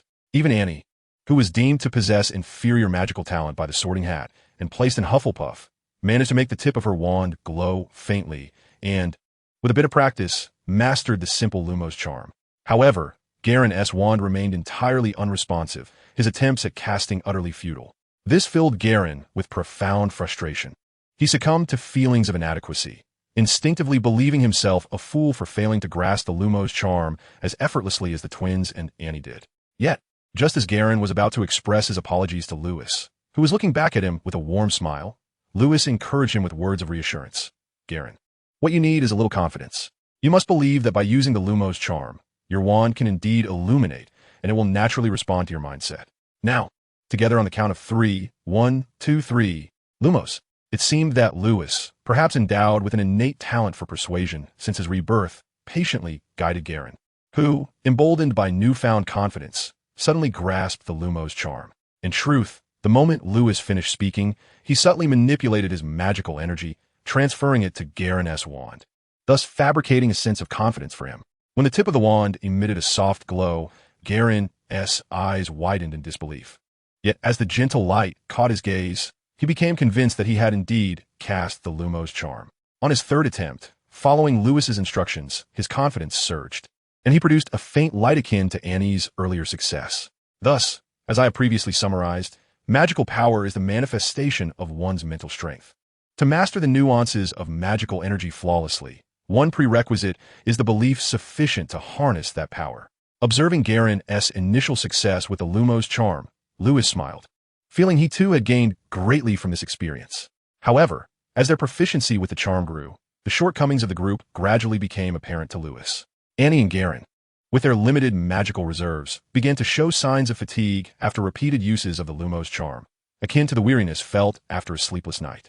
As for George and Fred, their patience waned quickly. Believing they excelled at the charm, far surpassing Annie and Garen, they lost interest in further practice and beseeched Lewis. Lewis, since we all have mastered the Lumos charm, May we venture out for a night stroll? Under the eager gazes of George and Fred, Lewis merely smiled and shook his head. Suddenly, with a flourish, a brilliant moon rose behind Lewis, casting a dazzling light that left George and Fred in astonishment as Lewis calmly stated, "What you see now is what truly constitutes the Lumos charm." The pleasant weekend quietly drew to a close. In the blink of an eye, September 4th arrived, the day when the first-year students at Hogwarts officially commenced their classes. Since Lewis demonstrated the correct method for casting the Lumos spell to encourage George and Fred in developing commendable study habits, not only has George's attitude towards learning improved significantly, but Fred's has as well. Even Galen and Annie seem to be somewhat captivated by magic, unable to extricate themselves. This precisely underscores the significance of having a good mentor and friend. If Harry's companions in the HP films were all academically proficient like Hermione, Harry would undoubtedly strive to excel in order to fit into their circle, achieving remarkable feats within a few short years. However, Harry's closest friend is Ron, and his dorm mates, well, you understand. Consequently, Lewis feels that Harry in the HP films relies on external aids to prevail, rendering the climactic battle with Voldemort rather tedious, lacking the stunning moment that Neville's arrival with the sword brought. Through relentless effort, George, Fred, and their peers have naturally mastered the Lumos spell quite well, and surprisingly, their magical reserves seem to have grown slightly.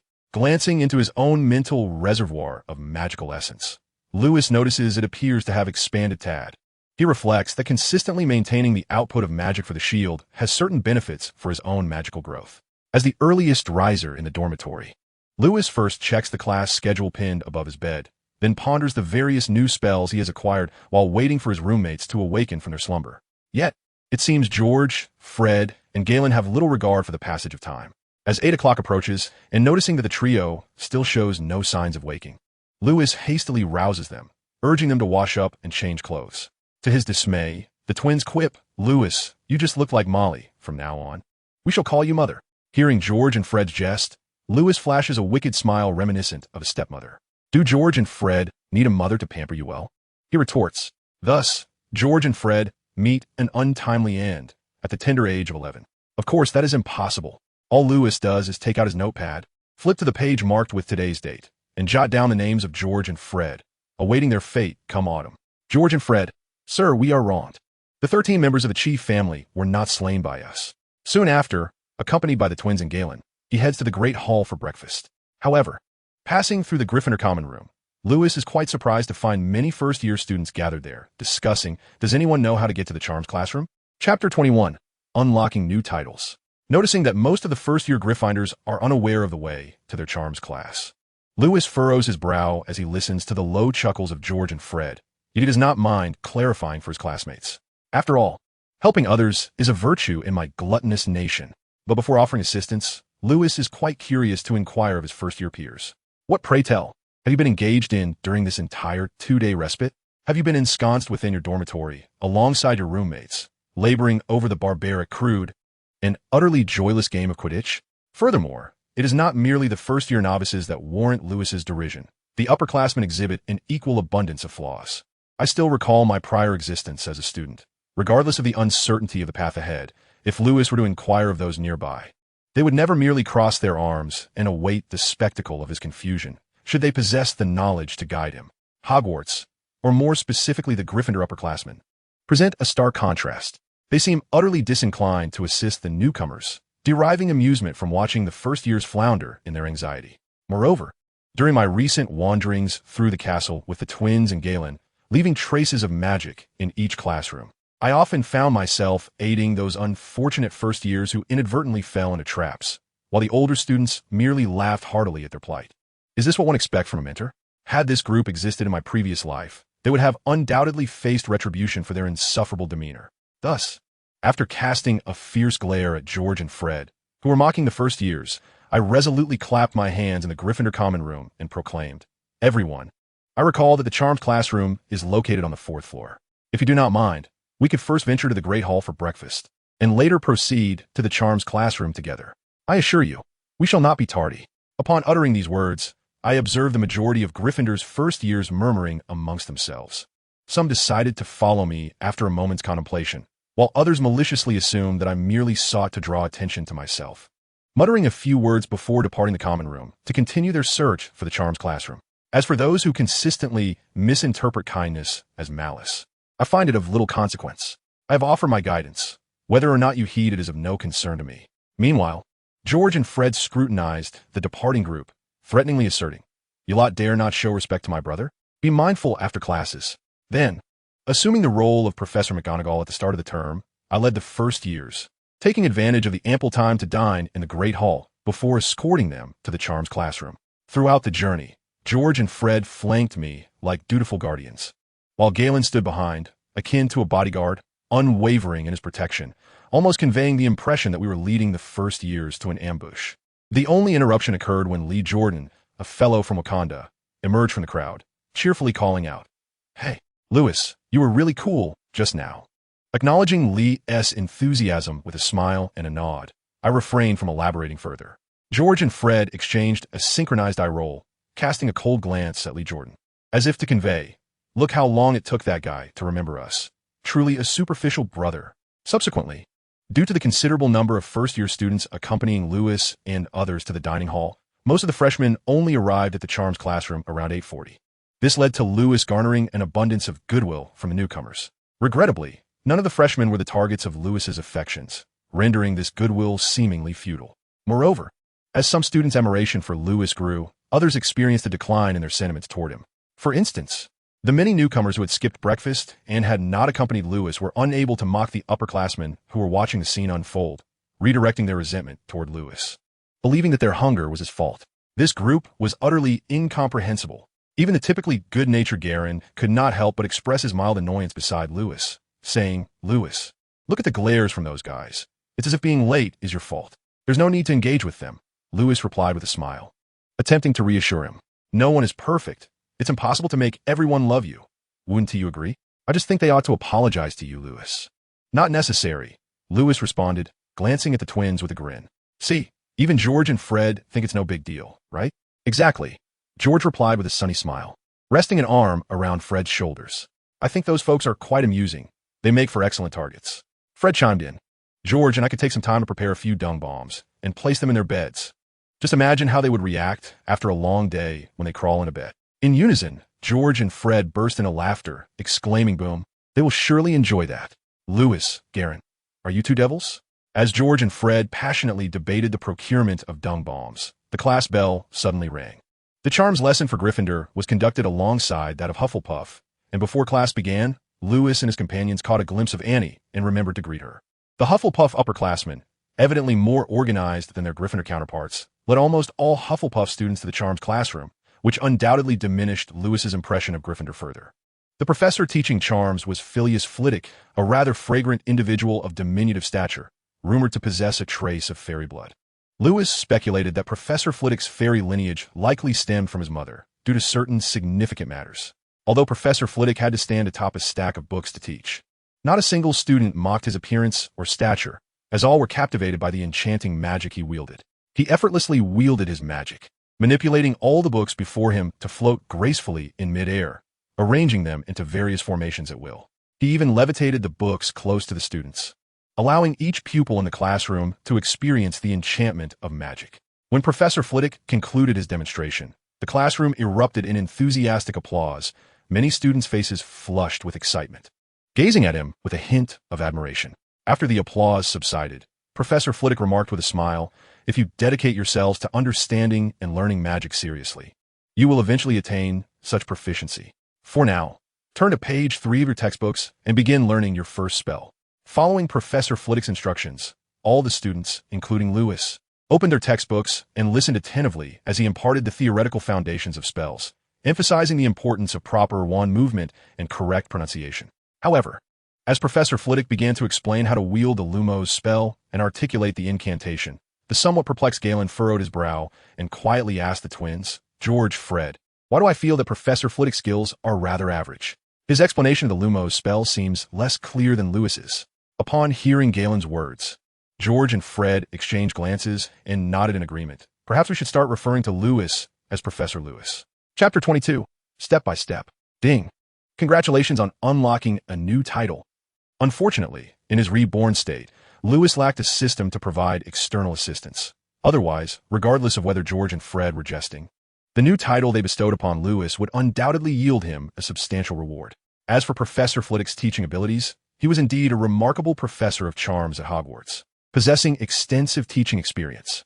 Even though Lewis had already mastered the Lumos spell, he still found Professor Flitwick's lecture to be engaging and enriching. In summary, the twins and Galen perceived Professor Flitwick's teaching to be mediocre not because Lewis was a superior instructor or had a deeper understanding of spells than Professor Flitwick, but rather due to the fact that Lewis had only taught a handful of students, namely the twins, Galen, and Annie, making it akin to a one-on-one tutoring session during the students' break. In contrast, Professor Flitwick had to instruct all the first-year students from Gryffindor and Hufflepuff, making it challenging to cater to each novice comprehensively. This naturally led the twins and others who received Lewis's private instruction to develop the illusion of Professor Flitwick's teaching being average. After demonstrating the incantation and wand movement for the Lumos spell to the first-year students, he smiled at the Gryffindor and Hufflepuff newcomers and said, as the esteemed Professor Flitwick concluded his instructions on the use of the Lumos spell, a chorus of incantations echoed throughout the Charms classroom. Observing their mentor, Professor Lewis, who had been discreetly guiding them in the art of the Lumos spell, the twins Garen and his companions eagerly drew forth their wands, ready to demonstrate their newfound proficiency in the enchantment.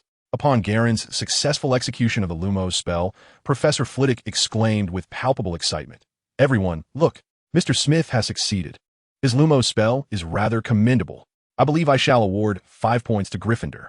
Instantly, the gaze of the first-year students shifted towards Garen, causing his bashful demeanor to flush with embarrassment, which in turn made the light he conjured flicker and dim. Meanwhile, George and Fred, finding amusement in Garen's moment of uncertainty, jested, "Had we known that points could be awarded to Gryffindor, I, for one, would have cast the Lumos spell before you, Garen."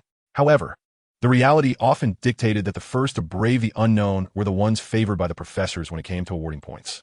Although George, Fred, and Annie later executed the Lumos spell nearly flawlessly, Professor Flitwick offered only a few words of praise, showing no inclination to bestow additional points upon Gryffindor or Hufflepuff. After casting the Lumos spell, Lewis found his concern not in the accolades of Professor Flitwick, but rather in the performance of the other first-year students in mastering the incantation. Observing the classroom, he noted that aside from George and Fred, the majority of the newcomers could barely manage to produce a flicker of light at the tip of their wands, with none able to sustain the glow. More amusingly, one Hufflepuff student inadvertently conjured a blinding flash instead, causing discomfort to the eyes of his peers, leaving Professor Flitwick wearing a resigned expression, perhaps contemplating, "This cohort of first-years may well be the most inept I have ever taught."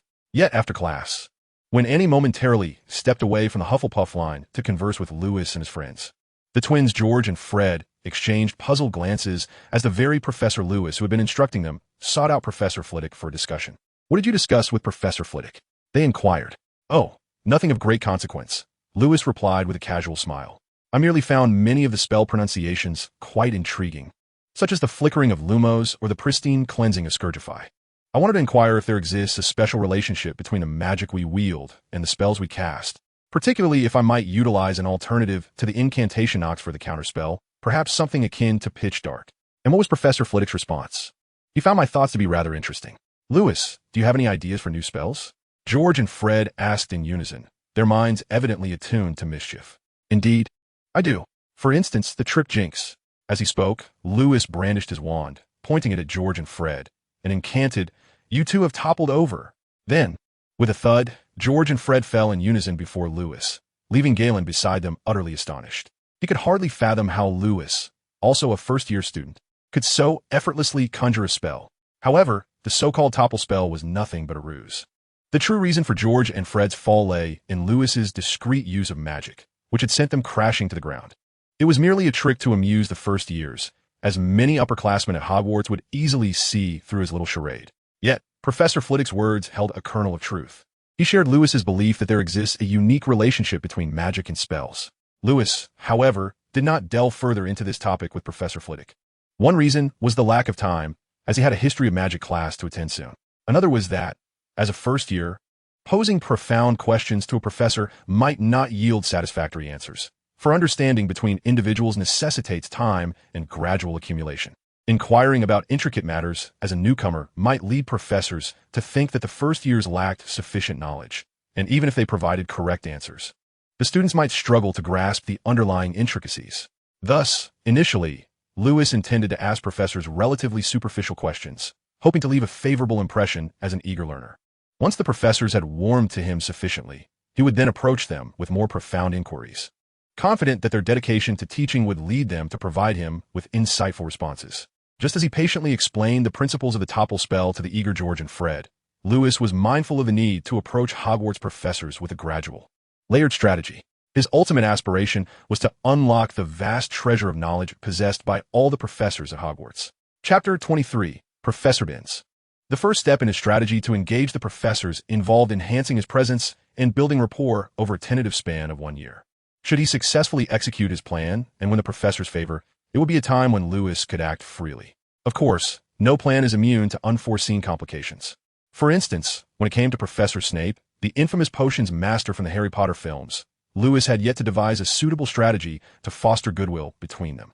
Thus, many of his plans regarding Snape could only be approached with earnest effort. After the conclusion of the first charms class for the Gryffindor freshmen, Lewis found himself delayed. Keen to enhance his rapport with Professor Flitwick, he hurriedly explained the trip jinx to George, Fred, and Garen while making his way to the History of Magic classroom on the second floor. Fortunately, the intermission lasted a full 20 minutes. Otherwise, many Gryffindor newcomers, without Lewis to lead the way, might have arrived late. Clearly, those unaware of the charms classroom's location were equally oblivious to that of the History of Magic.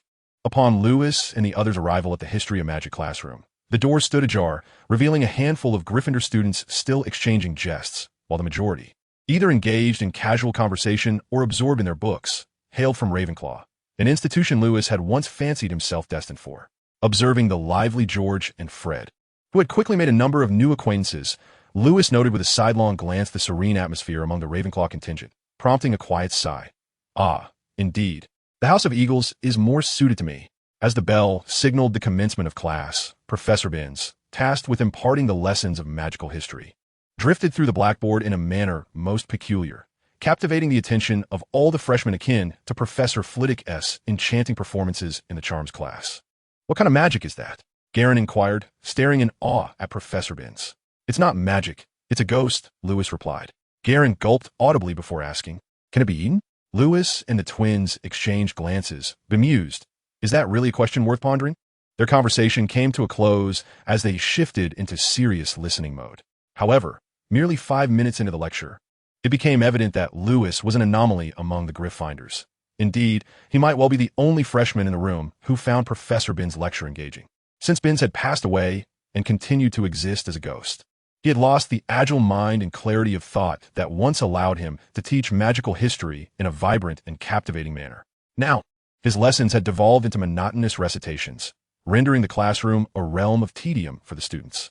Moreover, Binns' ghostly form held considerable research value. Was it not intriguing to contemplate that the ghosts within Hogwarts Castle could very well be Dumbledore's eyes and ears? Yet, while Lewis was eager to delve into the mysteries of ghosts, he preferred not to engage too closely with them. Instead, he deemed Professor Binns a most suitable subject for study. Thus, he resolved to proceed with his original plan.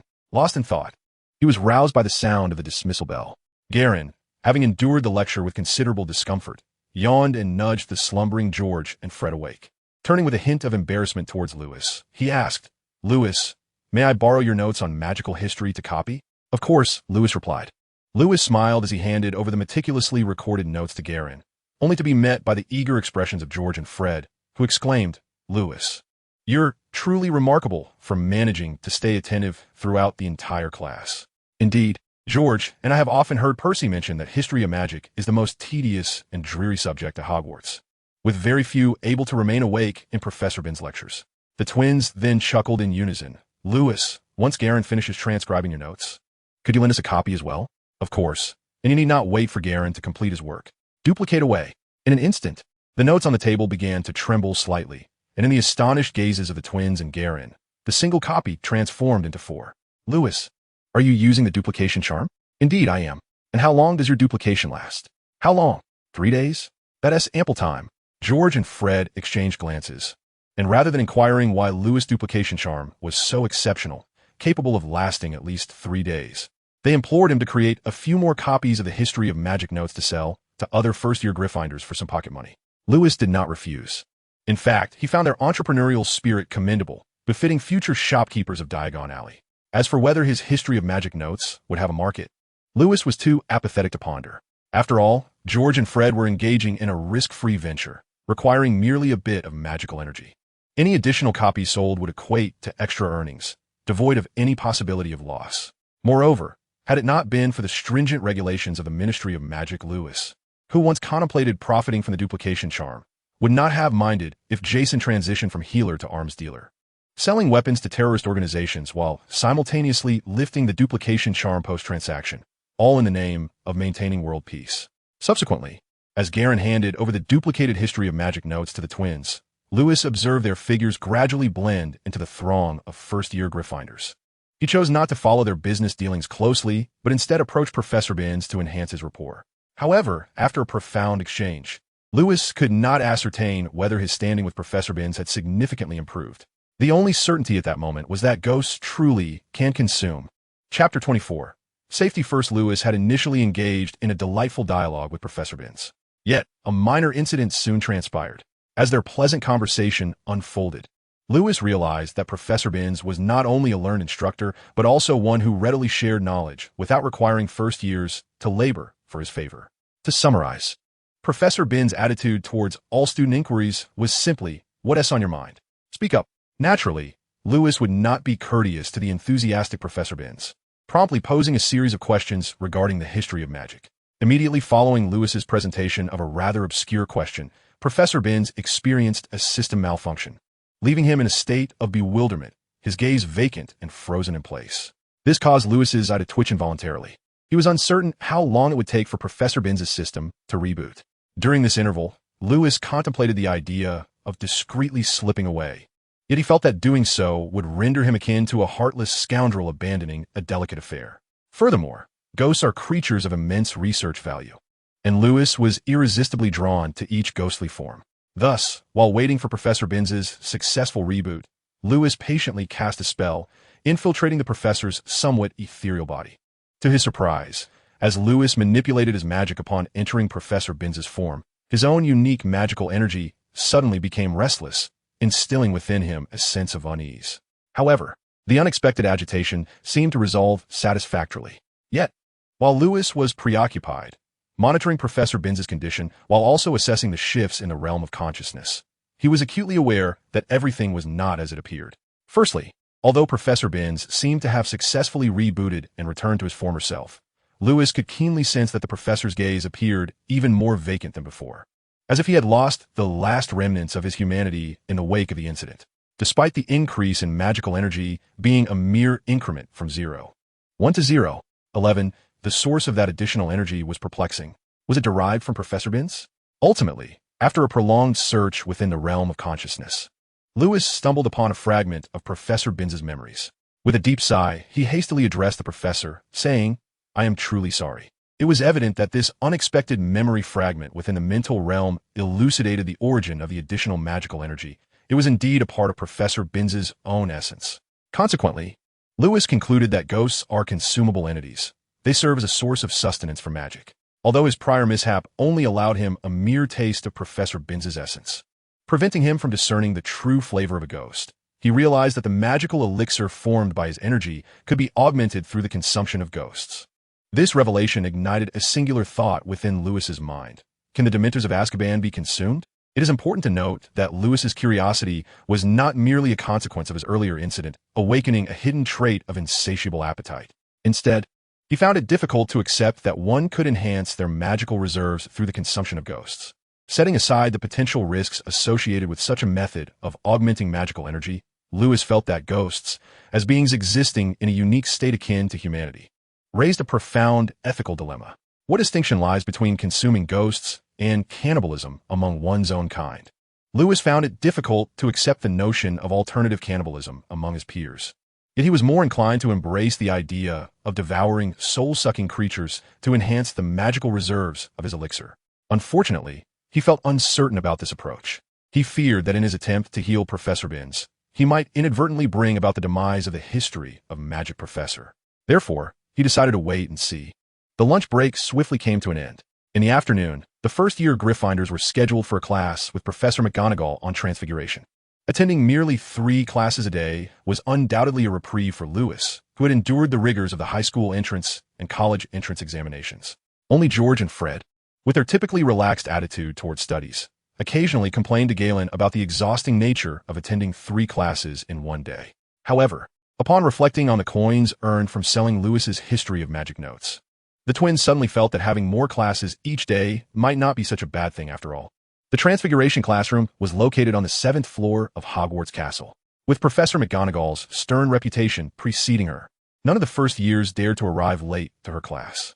The Gryffindor first years shared their Transfiguration lesson with the first years from Ravenclaw, just as they did in Professor Binns's History of Magic class. Upon entering the classroom, the twins habitually secured seats for Lewis and Galen. To their relief, Professor McGonagall had not yet appeared, allowing them to secretly produce a few silver sickles to share with Lewis. However, Lewis's attention was evidently not on the coins, but rather on the feline figure at the front of the room. After observing for a while, just as Lewis was about to leverage his status as a first year to approach the cat and use catnip to alleviate its wariness, hoping to explore the mysteries of animagi with a hint of magical prowess, he hesitated. Perhaps to avoid startling Professor McGonagall a second time, he thought it prudent to prepare some safety measures. After all, safety must come first. Chapter 25. The Flower Show. Reflecting on the past, Lewis recalled the incident where his casual display of latent magical power had startled Professor McGonagall. Uncertain whether animagi possessed a unique nature akin to ghosts, which might lead his subtle magic to be perceived as food, he felt it unwise to proceed without proper precautions. What if he inadvertently placed himself in jeopardy? That was a responsibility he did not wish to bear. After much contemplation, Lewis abandoned his intention to explore the mysteries of animagi through magic, instead opting to observe the cat that was Professor McGonagall in her transformed state from the corner of his eye. Ultimately, he concluded that animagi truly embodied a sophisticated transfiguration spell capable of altering the very essence of matter. It stood to reason that the catnip he conjured using a basic transfiguration spell would be effective on Professor McGonagall, considering that she had seemingly adopted the instincts of a feline after her transformation. With this thought in mind, Lewis channeled his magic into a spell of illumination, suddenly projecting a beam of light towards the podium. He watched with satisfaction as Professor McGonagall instinctively pounced towards the light, nodding approvingly. As Professor McGonagall lunged toward the beam of light, her expression turned grave. To prevent any further awkwardness, the first-year students were astonished to witness the cat that had been on the podium gradually contorting, suddenly transforming into the serious visage of Professor McGonagall. Good afternoon, everyone. I am Minerva McGonagall, your Transfiguration professor. Upon concluding her brief introduction, the previously noisy classroom fell into an abrupt silence, which slightly eased the tension in Professor McGonagall's demeanor. However, she then spoke with an even sterner tone. Firstly, I must remind you that Transfiguration is an exceedingly perilous form of magic. There have been numerous instances throughout Hogwarts history where individuals have been transformed into a mouse or a pig. If fortunate, these transformations may not be permanent, but should they be, it could spell disaster. Currently, there are 16 known magical creatures in the world, all birthed from wizards' failed transfiguration spells. Indeed, many wizards have met their demise due to their own unsuccessful attempts at transfiguration, resulting in lifelong disabilities. I hope none of you will become part of that statistic. With a meaningful glance at the first years, Professor McGonagall discerned their genuine fears reflected in their startled expressions. Then, with a smile, she drew her wand and pointed it at the podium. Roar! In an instant, feeling the surge of magic emanating from Professor McGonagall, Lewis raised an eyebrow, noticing that she had merely performed an illusion, transforming the podium into a lion's likeness. He frowned slightly in dissatisfaction, as clearly, such a rudimentary transfiguration spell was not what he had hoped to witness in class. However, the first-year students, including George, Fred, and Galen, were utterly captivated by Professor McGonagall's illusion. Understanding the students' gaze, Professor McGonagall gestured for silence and smiled as she continued. Transforming an object into an animal is a lesson for you to learn in the future, but today we will focus on how to turn a matchstick into a needle. For Lewis, mastering the basics of transfiguration posed no challenge. Thus, he resolved to first instruct Galen on how to wield the spell, hoping to glean some inspiration during the teaching process. Galen, you must be more decisive with your wand movements, and your incantation lacks clarity. More importantly, before casting the transfiguration spell, you must envision the matchstick as a silver needle. Do you see how straightforward that is? Galen replied, how is that simple? After patiently explaining for quite some time, Lewis sighed in exasperation upon seeing Galen still appear utterly bewildered. He turned to George and Fred, who were nearby. In quick succession, George and Fred exclaimed, "B." The twins had become the second and third individuals to exhibit confusion after Galen, which led Lewis, feeling a sense of failure in his teaching, to delve deep into self-doubt. Was my explanation insufficiently clear, or was transfiguration genuinely proving to be a challenge for them? With a hint of annoyance, Lewis gazed at the twins as Garen repeatedly failed at the transfiguration spell. Lewis had no choice but to revisit his own rudimentary theories on transfiguration, attempting to articulate a version comprehensible to the trio. Just as Professor McGonagall was preparing to assign homework before the class concluded, a sudden realization struck her. She noticed an overwhelming surge of magical energy emanating from Lewis, who was seated calmly among the Gryffindors. Concern gripped her heart, fearing that the very incident she had dreaded was about to unfold. However, the actual turn of events diverged significantly from McGonagall's apprehensions. As Lewis endeavored to teach the twins and Garen the fundamental transfiguration spell to transform a matchstick into a needle, his mind was consumed with visions of manipulating the magical energy required for this transformation. The magic radiating from him was entirely unconscious, instinctive. Then, a resonating hum echoed through the room. Under McGonagall's astonished gaze, the immense magical energy that surged from Lewis first manifested as a multitude of matchsticks, levitating beside him. In the next moment, another resonating hum reverberated. The matchsticks suspended in the air morphed into slender, sharp silver needles, the entire process executed with remarkable delicacy and fluidity. Afterward, as Lewis immersed himself in analyzing the structure of the matchsticks and needles, he abruptly sensed that something was amiss and hastily dissipated his magic, causing the extraordinary phenomenon to vanish. Regrettably, by the time Lewis recognized the gravity of the situation, it was too late. At that moment, not only were the new students in the classroom staring at him in stunned silence, but even Professor McGonagall wore a look of sheer astonishment, as if to say, "Why, among all the newcomers, are you so exceptionally gifted?" Chapter 26, That Man. The most dreaded silence in the air, suddenly becoming the focal point of the classroom. Lewis sighed inwardly and cast a sidelong glance at Professor McGonagall, observing her as though she were startled anew, which left him feeling somewhat disheartened. Had he forgotten to consult the almanac before venturing out today? By nature, Lewis abhorred surprises in life. Yet on the very first day of formal classes at Hogwarts, two unexpected incidents had occurred, both instigated by him. Anyone in his position would certainly feel uneasy. However, to say he regretted it would be inaccurate. In Lewis's worldview, regret is a manifestation of weakness and irresponsibility.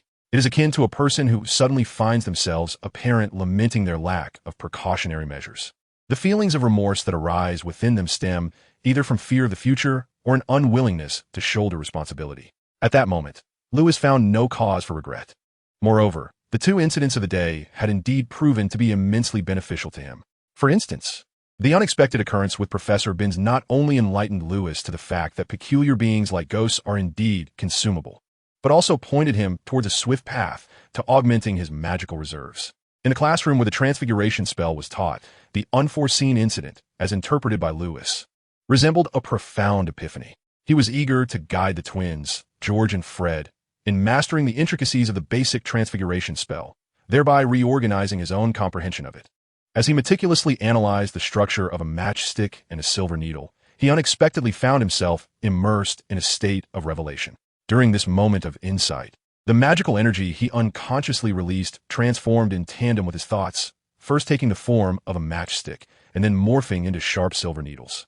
Such transformations undoubtedly fell within the realm of what Lewis designated as intermediate transfiguration spells. In other words, having already learned to convert his magical energy into the form of magical sand, he astonishingly grasped the methods of utilizing two types of intermediate transfiguration spells through his previous epiphany. The simple conversion of magical energy into the shapes of a matchstick and a silver needle. This advancement signified a progress in his understanding of intermediate transfiguration spells, elevating his proficiency from 01 to 03. Thus, regret was an impossibility, and the notion of lamenting over past mistakes was futile. If given the chance, Lewis would have welcomed more such unexpected troubles. Do not be shy. Confront me head on. However, while the optimistic Lewis found solace in his progress with intermediate transfiguration, alleviating some of the frustration stemming from the incident, not everyone shared his ability to overlook the earlier mishap. Professor McGonagall, who had been startled a second time, served as a prime example. Just as Lewis, accompanied by George, Fred, and Galen, seemed ready to depart without a care, he suddenly heard Professor McGonagall calling out from the podium, "Mr. Rogers, could you please wait a moment? I wish to speak with you privately." "Certainly, Professor McGonagall," he replied with a smile, nodding in acknowledgement. Turning to the twins beside him, he cheerfully remarked, "Apologies. I'll be momentarily occupied. Or shall I find you later?" Poor Lewis had caught the attention of Professor McGonagall. George sighed deeply, and Fred wore a similarly dejected expression, lamenting, "Lewis, in truth, George and I wanted to surprise you. Do you remember Charlie? He mentioned that there would be Quidditch practice this afternoon and invited us to watch." "Who would have known?" As they spoke, George and Fred exchanged glances toward Professor McGonagall, conveying the sentiment, "Mate, you're done for." Nevertheless, Lewis remained unfazed, for he held no particular interest in Quidditch within the wizarding world. He chuckled and patted the twins on the shoulder, saying, "Professor McGonagall merely wishes to have a chat with me. It's not as if I'm being grounded. There is no need for you to worry. How about this?" he suggested, pausing slightly before continuing with a smile. "George, Fred, why don't you take Galen to find Charlie? Once I finish my conversation with Professor McGonagall, we can meet at the Quidditch pitch. What do you say?" "Absolutely, no problem at all," the twins chimed in unison, their faces lighting up with radiant smiles. "Just don't keep us waiting too long.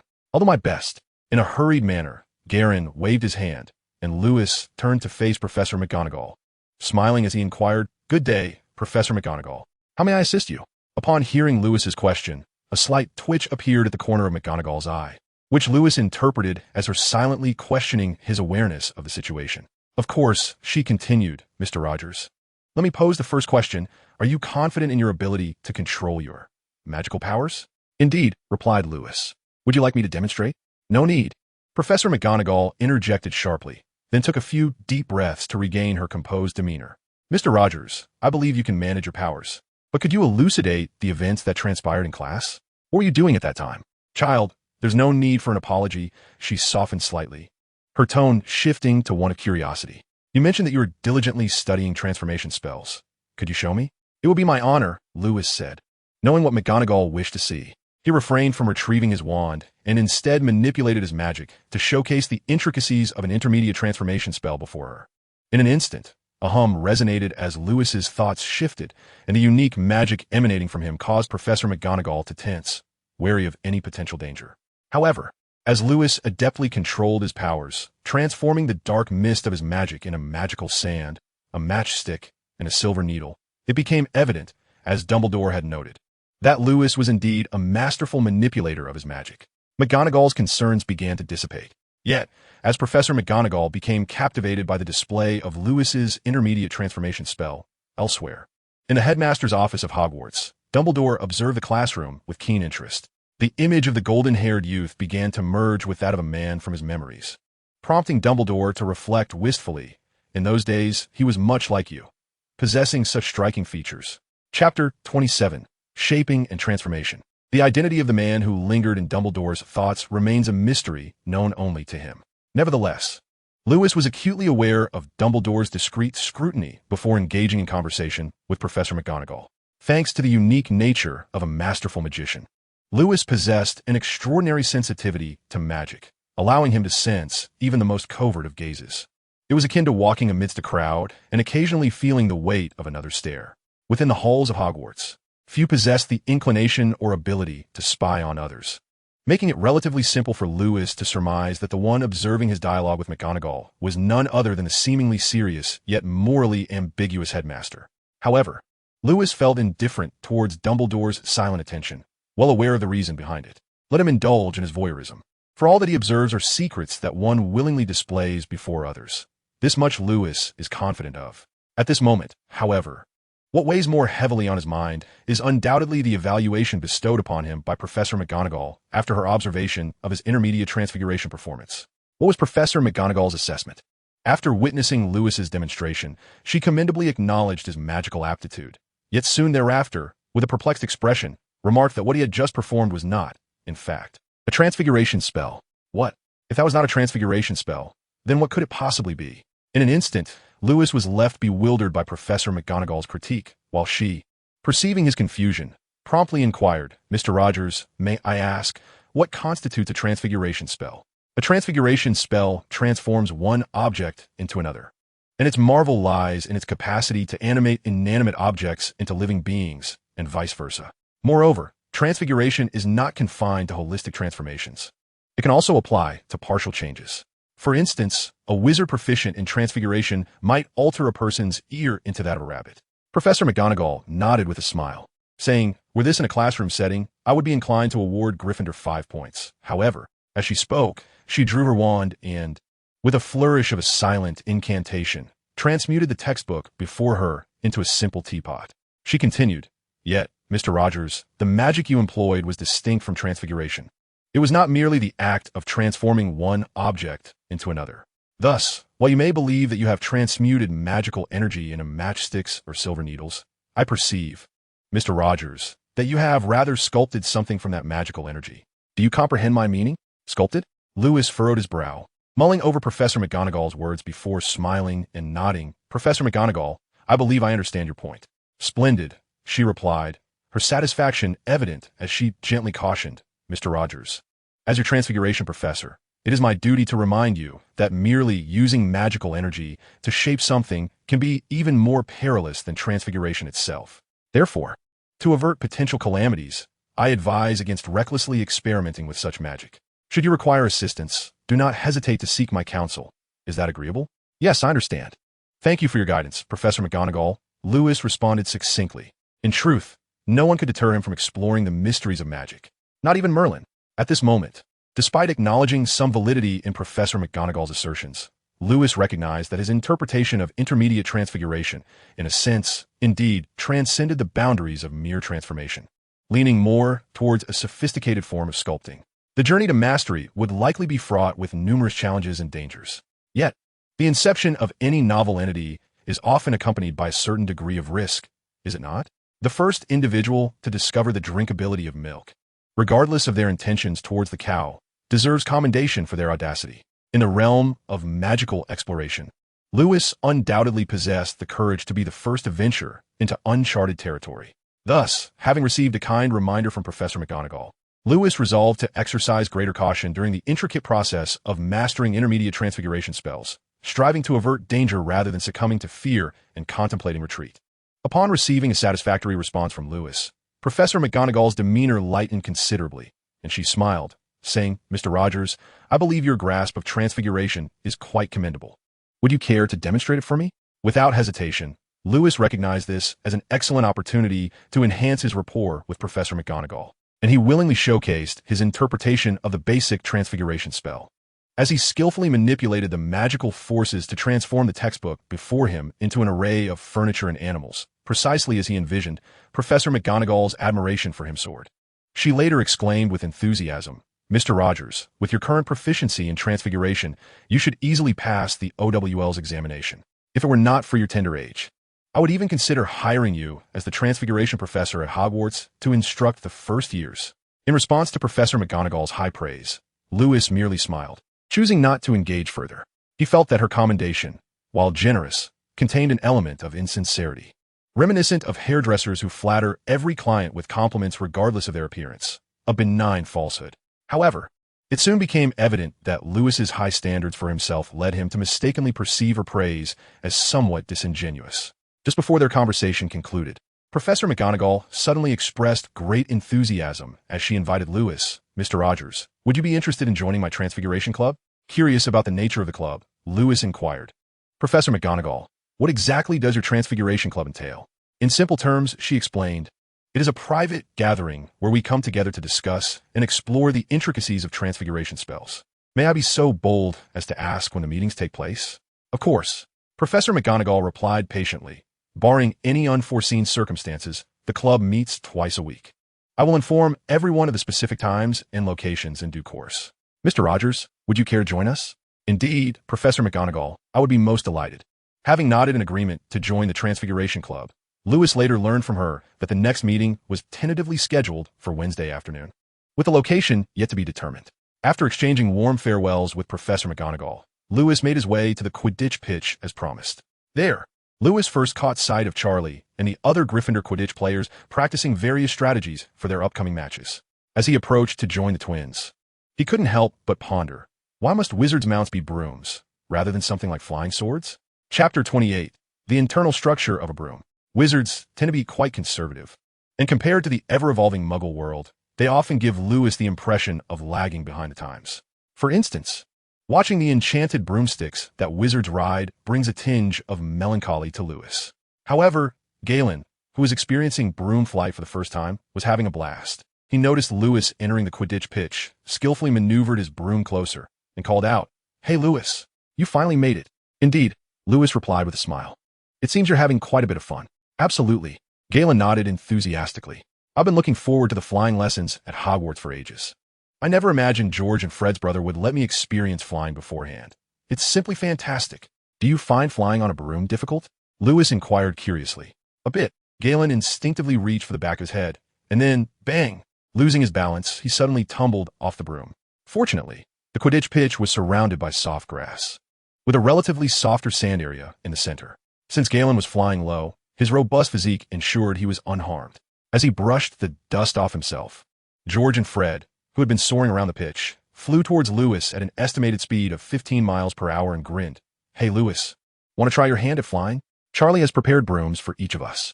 George and I will fetch him to teach you how to ride."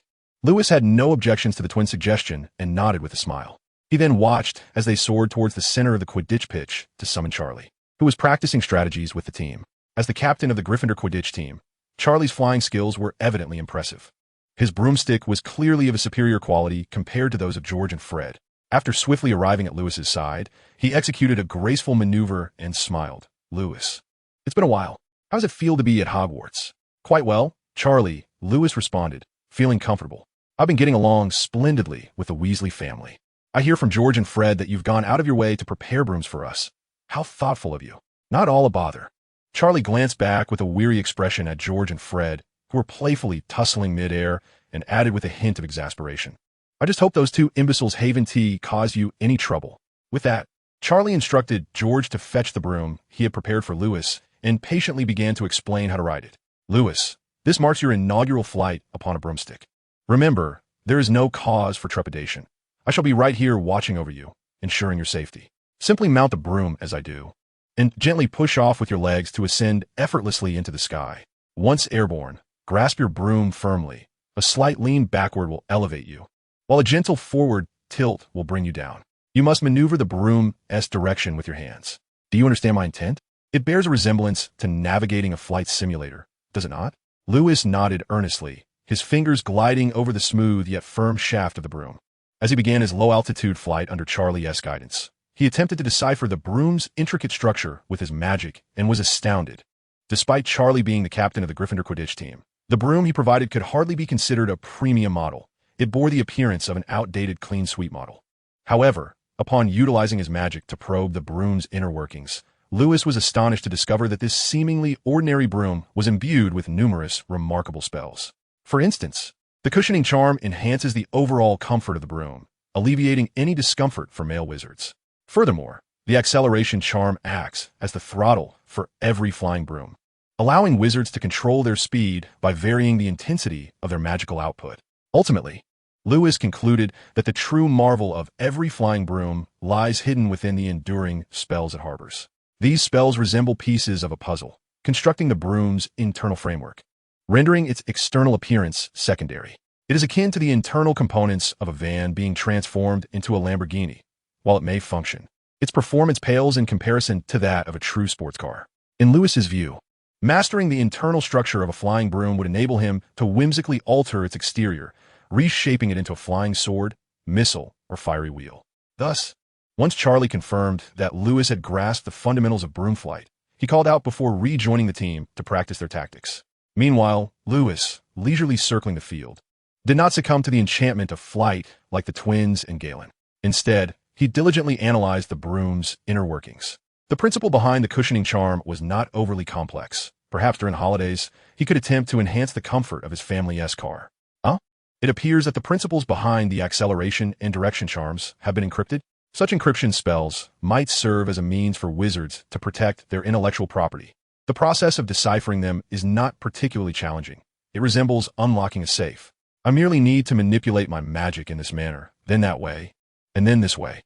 Okay, decryption successful. The acceleration charm proves to be quite practical, allowing for a deeper exploration of its intricacies.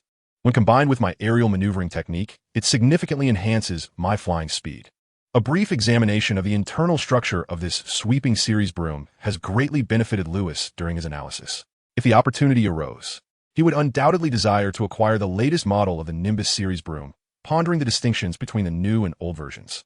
Alas, financial constraints render this aspiration unattainable. Presently, a Nimbus series broom costs no less than 50 galleons, and unlike the characters in the HP films, Lewis does not hail from a wealthy pureblood family. The notion of purchasing and studying a Nimbus broom remains a distant dream.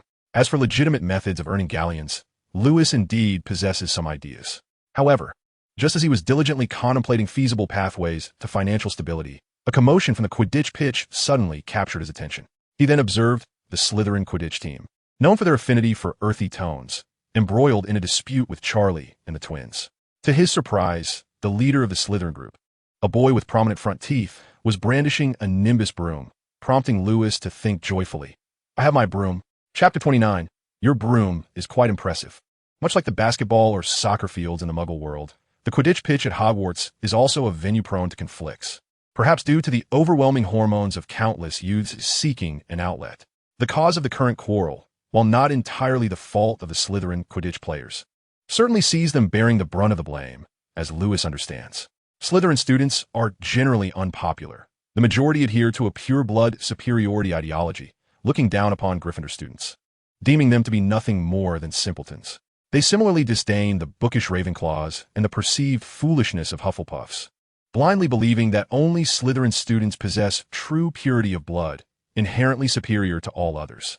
Today, the Gryffindor Quidditch team had reserved the pitch for practice, a fact Charlie had communicated well in advance. Nevertheless, the Slytherin players still showed up, perhaps believing that Gryffindor's training on the pitch was a waste of resources, far less efficient than their own use of the field. Charlie, possessing a steady temperament, attempted to reason with the Slytherins about their intent to monopolize the pitch, suggesting they consult Madame Hooch for clarification. In response, the Slytherin players mocked him, ridiculing him as a coward who would run to Madame Hooch at the slightest provocation. While Charlie might endure such jibes, could his brothers George and Fred tolerate them? Could the Gryffindor Quidditch players standing behind him remain silent? Certainly not. Yet, well, engaging in physical confrontation was out of the question. As Lewis quietly stepped into the Gryffindor ranks, the escalating arguments merely reflected an increase in the number of participants. The distance between the two factions had dwindled from 10 meters to a mere 5. Observing the heated exchange, where each participant appeared flushed and fervent, yet refrained from physical confrontation, Lewis let out a deep sigh. He then strode forth from the Gryffindor team to confront a buck-toothed boy at the forefront of the Slytherin group, his expression devoid of emotion as he inquired, "What is your name?" The buck-toothed boy furrowed his brow slightly before sneering and directing his query towards Charlie. "Hey, Charlie, who is this child? Is he a new recruit for your Gryffindor team?" As soon as his words fell, the Slytherin Quidditch team members erupted into mockery. Gryffindor is truly lacking. Just look at that little one. His thighs seem no thicker than Marcus's arms. Charlie, are you even allowing infants to play on your team? Stop wasting the resources of the pitch. You are destined to lose the Quidditch match. The Slytherin derision ignited a flush of anger on Charlie's face. Yet he was more concerned about the potential actions of the Slytherins towards Lewis. After holding back for a considerable time, he finally shouted, but at that moment, Lewis appeared to disregard Charlie's call, once again addressing the buck-toothed boy with an indifferent tone. "What is your name?" "Why, are you eager to know my name?" "Oh, Marcus. The most distinguished chaser, I presume?" "Certainly," Marcus replied, casting a confident glance towards Charlie and the others. "I am far superior to the rubbish in Gryffindor." "Then you must fly exceptionally fast, yes?" Lewis inquired, a hint of challenge in his voice. Marcus raised an eyebrow, glancing at the broomstick in Lewis's hand. "What? Do you wish to challenge me?" "I believe you have deduced correctly," Lewis replied, a slight smile gracing his lips. "I just learned to fly on a broomstick today, with Charlie, yet I find his broom rather unsatisfactory. Yours, however, appears quite impressive. Are you bold enough to compete with me?" "Interesting," Marcus exclaimed, raising his hand and calling out loudly, "Hey mates, this little fellow wants to race me to see who flies faster. Do you think I should accept his challenge?" "Haha, Marcus, are you really going to bully an infant? Who does that little brat think he is? Does he believe he can represent Gryffindor? Why not let that coward Charlie compete with Marcus instead? The loser should leave the pitch. What do you say?" Hearing the Slytherin taunts, Charlie approached Marcus with his broom, seemingly ready to accept Marcus's challenge on behalf of Lewis. However, Marcus was far too astute. Having faced Charlie countless times in Quidditch matches, he knew that their skills were closely matched and victory was not guaranteed. Then he glanced at Lewis, merely a freshman wielding a Nimbus Series broomstick. Thus, Marcus swiftly halted the mocking from his side and, with a contemptuous smile, declared, "Little one, I accept your challenge, but should you lose, you must kneel and beg your seniors to spare you. How's that sound? And if you lose?" Lewis calmly inquired. "Me?" As if having heard something amusing, Marcus let out a hearty laugh, clutching his stomach as he exclaimed, "If I lose, my Nimbus 1500 will be yours. But alas, unless your prank manages to frighten Professor McGonagall into retreat, you stand no chance of defeating me." Scaring the cat girl? Is it so difficult? Lewis raised an eyebrow, choosing silence, while Charlie rushed forward, angrily shouting, "Marcus, you are truly despicable. Bullying a freshman is hardly a feat of skill. Come at me if you dare." "Apologies, Charlie." With that, Marcus glanced at Lewis, who had mounted his broom and soared into the sky, pointing towards the entrance of the pitch. "Hey, little one, let us race to see who reaches the gate first." "Not a problem," Lewis replied as he mounted his broom, but before he could take off, Charlie forcefully held him down. "Lewis, you cannot possibly win against Marcus. Come down. We should leave the pitch to these Slytherin fools." "Thank you, Charlie." Lewis smiled confidently and declared, "While I may not surpass that fellow Marcus in speed, I am certain I can reach the entrance of the pitch first." "What do you mean?" Confused by Lewis's words, Charlie momentarily paused, only to suddenly feel his grip loosen, and in an instant, he saw Lewis soaring into the air on his broom. At that point, any attempt to stop the contest between Lewis and Marcus seemed futile. Thus, he could only watch in despair as a Slytherin Quidditch player ascended into the sky, beginning the countdown before Lewis and Marcus, silently praying for a miracle. No one believed Lewis could outpace Marcus in flight, not even the twins, including Galen. They were convinced that if Lewis and Marcus were to compete in spells, transfiguration, or even questions of magical history, Lewis might stand a chance. But in terms of flying, with a deep sigh, George and Fred tightly closed their eyes, as if unable to bear witnessing Lewis being bested by the Slytherins. Yet, just as the twins, like Charlie, were silently praying for a miracle, the countdown concluded. As the contest of flight commenced, the prayerful Charlie and the twins suddenly heard Galen exclaim beside them, "Look, Marcus is flying so slowly." Was there something wrong with Marcus's broom? Watching Marcus in the air, gripping his broom tightly and muttering curses as he struggled to accelerate, only managing to move at a snail's pace, Charlie's lips twitched with confusion as he turned to Lewis. He suspected that Marcus's sluggish flight was somehow connected to Lewis's steady ascent towards the entrance. In truth, Charlie's intuition was correct. Lewis's confidence in surpassing Marcus in flight stemmed from a profound understanding of the inner workings of the broomstick, greater than that of anyone else present. Do not be deceived by the Gryffindor and Slytherin Quidditch players, who appear to be soaring gracefully on their broomsticks. In reality, they may not even comprehend the fundamental principles of broomstick flight. To Lewis, this was utterly pathetic. It resembled the scenario in the Muggle world where the most skilled race car drivers possess no understanding of their vehicle's mechanics, let alone how to address minor issues that may arise. While the Nimbus and Clean Sweep Broom series may exhibit some internal structural differences, they share numerous commonalities. Thus, Lewis need not dissect the inner workings of the broom ridden by Marcus. With a discreet infusion of magic into his broom, he could effortlessly conjure a handbrake. It would be a marvel if Marcus, with his handbrake still engaged, could achieve such speed. This was indeed a testament to Marcus's commendable flying skills. Were it the twins, Galen would struggle to maneuver a broom with an engaged handbrake. Subsequently, Lewis soared toward the goalposts at nearly 20 miles per hour, triumphantly winning the contest. Amidst the jubilant cheers of the Gryffindor Quidditch team, he gratefully accepted the Nimbus 1500 from Marcus. As the Slytherin Quidditch players departed in defeat, Marcus cast a lingering glance at the Nimbus 1500 Lewis had just claimed, then shot a fierce glare at Charlie, as if blaming him for his loss, leaving Charlie bewildered by the accusation.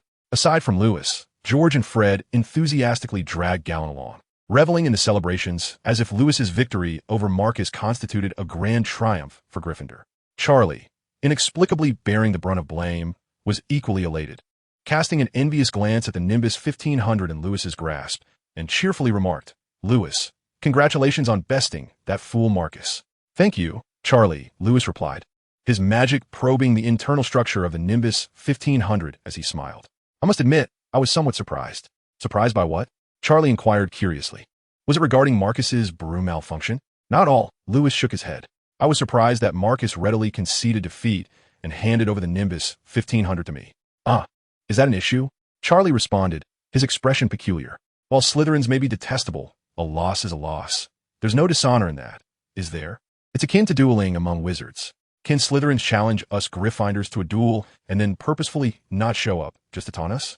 Such individuals would likely be scorned even within Slytherin.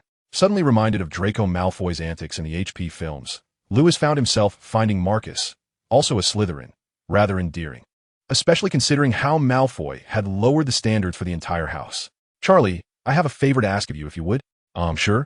Charlie paused for a moment and inquired, Lewis, what is it? Perhaps I can assist you. It concerns the broom. Lewis feigned a look of distress and replied, Charlie, you know that first-year students are not permitted to bring brooms to school. I wanted Marcus's Firebolt 1500 solely to examine its internal structure. Once I complete my research, would you be able to keep it for me? What? Charlie gulped, stammering that doesn't seem right. Please, Charlie, Lewis earnestly pleaded. You want Gryffindor to win more Quidditch matches, don't you? Since I have no use for the Firebolt 1500, why not let me give it to you? But, at that moment, Charlie yearned to emphasize that a Firebolt 1500 is worth a considerable sum of galleons, even a second-hand one. Yet, the words of discouragement lingered on his lips. You understand, to someone who adores Quidditch, a high-quality broom is equivalent to a perfectly crafted tank. Ultimately, Charlie did not refuse Lewis's request and agreed to temporarily safeguard the Firebolt 1500. Of course, no problem at all. George and Fred, with their arms around each other's shoulders, approached Lewis, marching in unison. Lewis, you are quite generous. Indeed, look at Charlie. He has perched on a Firebolt 1500, grinning foolishly, nearly getting hit by the quaffle multiple times. And then, Lewis asked, amused, I've gifted Charlie a Firebolt 1500. What do you wish for? Dumbombs. George and Fred chorused. Lewis, your transfiguration skills are impressive. You can surely conjure some Dumbombs for us, right? We promised to inform you beforehand about their intended use. Dumbombs. Listening to the twins' request, Lewis did not mind using the transfiguration spell to conjure some Dumbombs for them. The catch, however, was that he needed a prototype to transform into Dumbombs. Otherwise, he could only produce dung at best. Creating Dumbombs was simply impossible. The twins, aware that Lewis required a prototype to transform anything, felt a twinge of disappointment. Nevertheless, they quickly regained their spirits and proposed another idea. Lewis, since producing Dumbombs requires a prototype, let us set that aside for now. How about, tonight you take us on a night tour of the castle? Chapter 31, likewise. Is a night tour truly enjoyable? Perhaps due to differing perspectives, what seemed filled with fun and adventure to George, Fred, and others appeared utterly mundane to Lewis. Why choose to explore the enchanting secret passages of Hogwarts Castle at night, when one could do so during the daylight hours amidst classes? In the stillness of the night, Lewis believed that one ought to be nestled in bed, either exploring the mysteries of life with a beloved or engaging with a mobile device to play games and peruse novels, thus easing into a state of relaxation and nurturing the drowsiness necessary for the toil of the morrow. However, just as he instinctively considered declining the twins' invitation for a nocturnal escapade, he suddenly realized that it was not only George and Fred who wore expressions brimming with anticipation. Even the earnest and straightforward Galen's eyes sparkled with excitement. Sighing inwardly, Lewis mused that perhaps it was the rebellious spirit of youth at play. The more adults impeded their pursuits, the more curious the young were to explore and experience the thrill of forbidden adventures. With a resigned sigh, Lewis turned to the twins and inquired, should we include Annie in our night excursion? Absolutely. Upon sensing Lewis's acquiescence, George and Fred joyfully exclaimed, Annie is forever a part of our adventure team. After dinner, Fred and I will inform Annie about our plans for the night. With their excitement palpable, George and Fred each draped an arm around Lewis's shoulders and chorused, Lewis, is there anything we need to prepare before our nighttime adventure? Preparation? Taken aback by the twins' inquiry, Lewis, slightly puzzled, responded, what do we need to prepare? Why? Strategies for dealing with Filch. The twins chimed in unison to elucidate. Charlie has warned us that the caretaker, Filch, is notorious for finding ways to trouble students, always longing to reinstate past punishments, such as hanging them up and administering lashes. Moreover, Percy constantly cautions us against nighttime escapades, as Filch is well acquainted with the castle's numerous secret passages and tends to emerge silently during students' nocturnal wanderings, resulting in severe point deductions and confinement. Everyone harbored disdain for him. Listening to George and Fred's assessments of Filch, Galen couldn't help but subconsciously envision him as a figure as terrifying as the Dark Lord. Feeling a twinge of trepidation even before the adventure began, retreating behind Lewis and beginning to shiver, completely disregarding his own imposing stature that could effortlessly uproot willows. As if Filch's formidable presence could render him powerless. As for Lewis's impression of Filch, it could not be characterized as entirely positive or negative. His assessment was rather objective. A detestable individual, yet one must recognize the pitiable aspects of his existence. Much like Severus Snape in the Harry Potter films. Lewis initially found him unlikable during the earlier installments, only to feel sympathy for him after watching Half-Blood Prince and discovering Snape's backstory, leading him to develop a negative view of those who bullied Harry and his father. Filch's situation parallels that of Snape to some extent. In the eyes of most Hogwarts students, Filch was a cantankerous and exceedingly loathsome character. Yet many of his actions deemed despicable fell squarely within the realm of his professional duties, did they not? The most disheartening predicament in life is the yearning for that which remains unattainable. Filch harbored a profound love for magic and an unwavering affection for Hogwarts, yet tragically found himself rendered powerless. One thing, however, remains indisputable. A wizard sought to deal with a mute cannon without any prior preparation. After calming Garen's emotions slightly, Lewis, with a carefree demeanor, addressed George and Fred, saying, "You need not worry about the matter of Filch. I merely hope you do not find tonight's nocturnal adventure dull." After midnight, in the stillness of the dormitory, Lewis lounged on his bed with a Lumos 1500 borrowed from Charlie, diligently documenting notes on its internal structure. Suddenly, a faint sound from within the dormitory piqued his attention. Glancing sideways, he observed George stealthily descending from his bed to awaken Fred, signaling him with a hush gesture. However, as George and Fred prepared to rouse the thunderous sleeper Garen in a similar manner, Lewis, whose lips twitched slightly, could not help but interject. "Gentlemen, there is no one else in our dormitory. Is it truly necessary to tread so cautiously as if we were thieves?" Lewis's voice startled George and Fred, nearly causing them to lose their composure. Yet, upon reflection, they realized, indeed, our dormitory is filled with companions for the night. What were we just engaged in? An awkward glance exchanged between the two revealed a shared realization, prompting them to hastily awaken the slumbering Garen. They then turned in unison toward Lewis and stated, "Lewis, we must first rendezvous with Annie. You are aware of the location of the Hufflepuff common room, correct?" Of course, Lewis nodded affirmatively, before inquiring, "What time did you arrange to meet Annie? Are we ready to depart? It's nearly time. Shall we set off now? Let's leave at once." "Potions class? Excited?" Despite George and Fred's desire to remind Lewis that the professor teaching the first-year potions class, Severus Snape, was the head of Slytherin and had a penchant for troubling Gryffindor, they proceeded to prepare for their nocturnal escapade. As they quietly exited the dormitory, under George and Fred's guidance, Garen mimicked their demeanor, transforming into an espionage figure intent on infiltrating enemy headquarters to steal classified documents.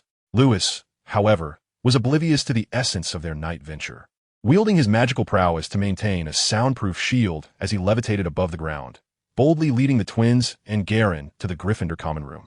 Noticing it was empty, they ventured further into the portrait passageway.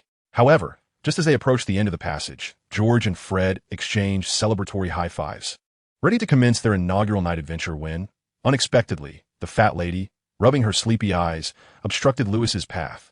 The smiles poised to grace George and Fred's faces abruptly froze in place. They exchanged glances, silently inquiring, "What now?" Before they could devise a strategy to address the fat lady, she directed her query at Lewis. "It is quite late. What are you all intending to do?" Upon hearing her inquiry, despair etched on George and Fred's faces as they thought, "This is it. Our night adventure is doomed." Then, under the astonished gazes of George and Fred, Lewis confidently walked to the end of the portrait corridor, opened the door, and stepped outside. I followed suit. Subsequently, I departed from the portrait corridor. Chapter 32, The Nighttime Excursion.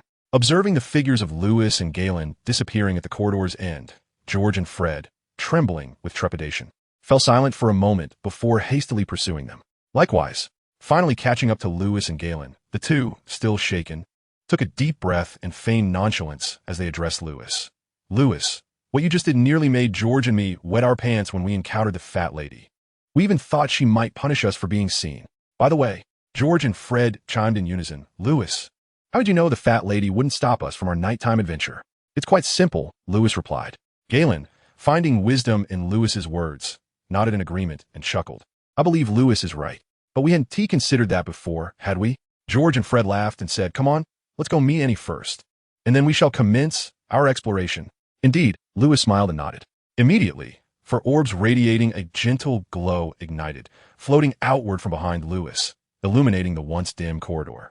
Having learned the illuminating charm from Lewis previously, the twins and Galen were already aware of Lewis's proficiency with it.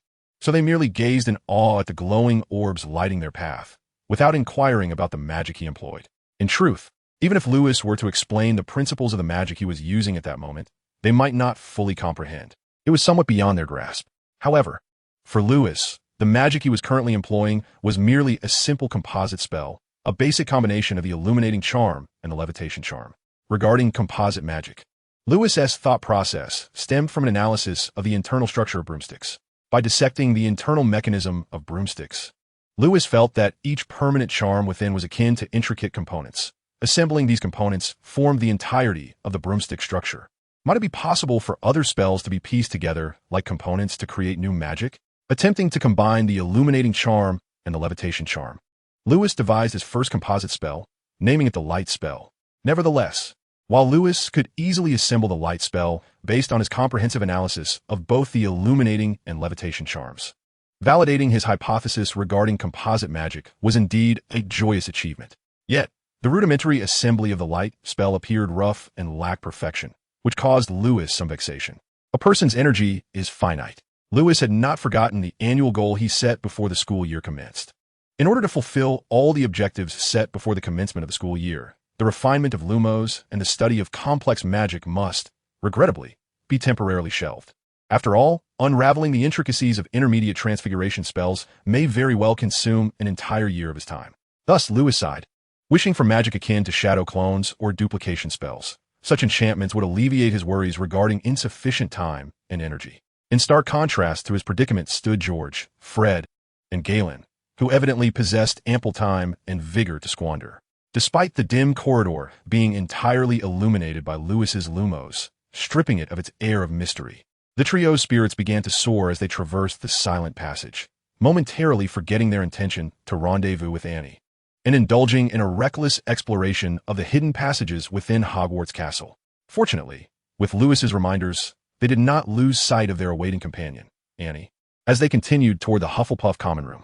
Otherwise, their nocturnal escapade would have inevitably transformed into a morning exercise session upon meeting her. Following a recently discovered passage by the twins, they descended from the 8th floor to the 5th, and based on the residual magical traces left behind, Lewis was about to guide the twins and Galen towards the correct direction of the Hufflepuff common room when, unexpectedly, a soft, plaintive meow pierced the stillness of the corridor. In an instant, the bodies of the twins and Galen froze in place, until Lewis, utilizing his magical perception, pinpointed the exact location of the cat. It was then that George and Fred, their eyes wide with alarm, simultaneously cautioned, "Beware, Lewis. That is merely Mrs. Norris, Filch's cat. She must be going to inform Filch. We must leave this place at once." Sighing deeply, George and Fred exchanged glances, each reflecting the other's sense of helplessness. However, when they finally succeeded in extricating Galen from the passageway, they turned to see a figure and a cat approaching from the end of the corridor. And instead of blaming Galen, they cast apologetic looks toward Lewis, saying, "Apologies, Lewis, we have dragged you into this predicament as well." "Punished?" Lewis inquired with amusement. "Why should I be punished?" Upon catching sight of Filch's gaunt silhouette bearing a lantern, George and Fred exchanged grimaces, bracing themselves for a severe reprimand.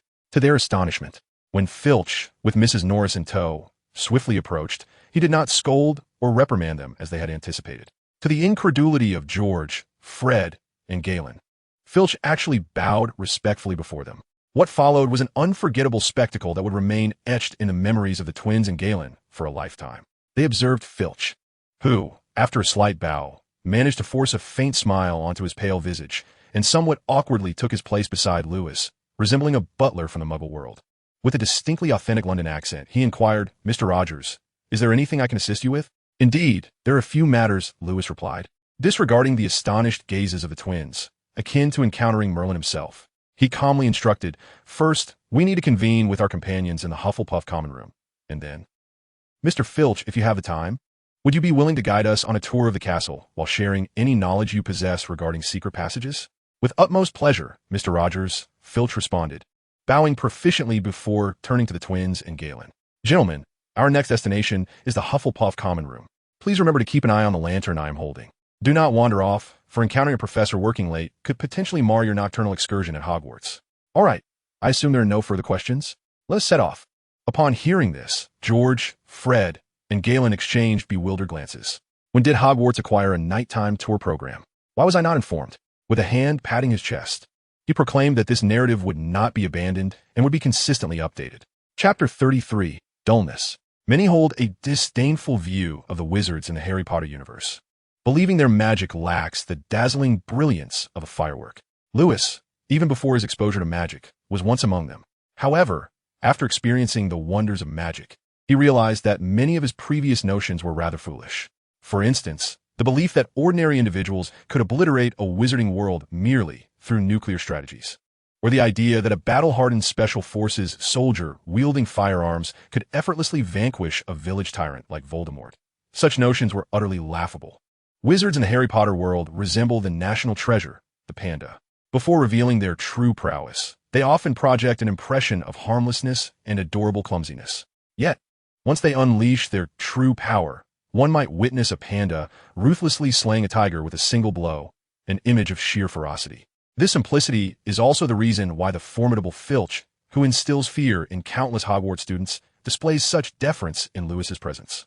Indeed, upon detecting the presence of Madame Loris, Lewis discreetly harnessed his magical energy to sense her.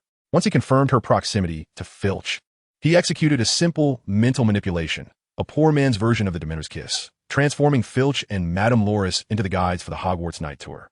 Of course, the only conceivable mishap would be encountering a professor during the tour. Lewis held confidence in his ability to evade the professor's scrutiny, yet he was uncertain about manipulating them or altering their memories.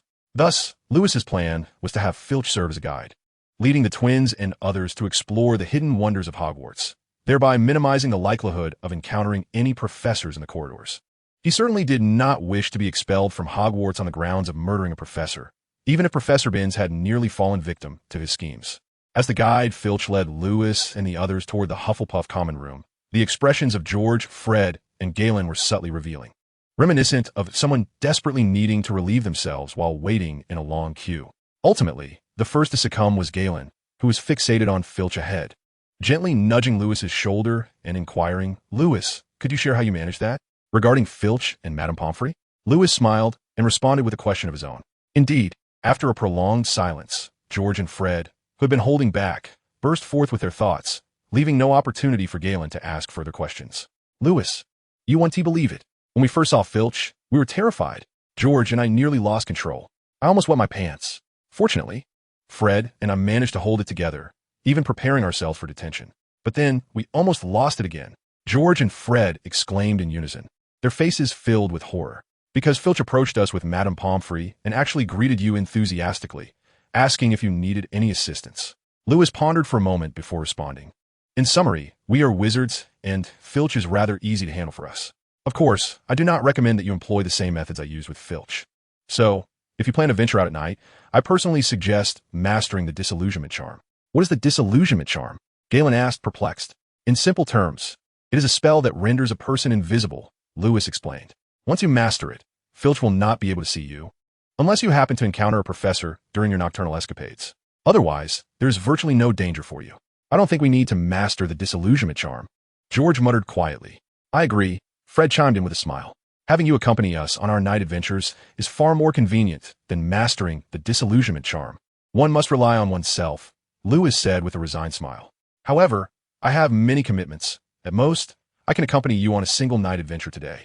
In the future, I may not be available, so, my friends, do make an effort to master the disillusionment charm." As they conversed, they soon arrived at the Hufflepuff common room under Filch's guidance, where they met the final member of their nocturnal exploration team, Annie. Upon spotting Filch standing before Lewis and the others, she nearly burst into tears, clutching her teddy bear, fully prepared for the possibility of detention. Just like George and Fred before her, as George, now more familiar with the situation, approached Fred to explain matters, and began to understand that Filch was a guide employed by Lewis. Several times she mustered the courage to speak to Lewis, yet ultimately, the words remained unspoken.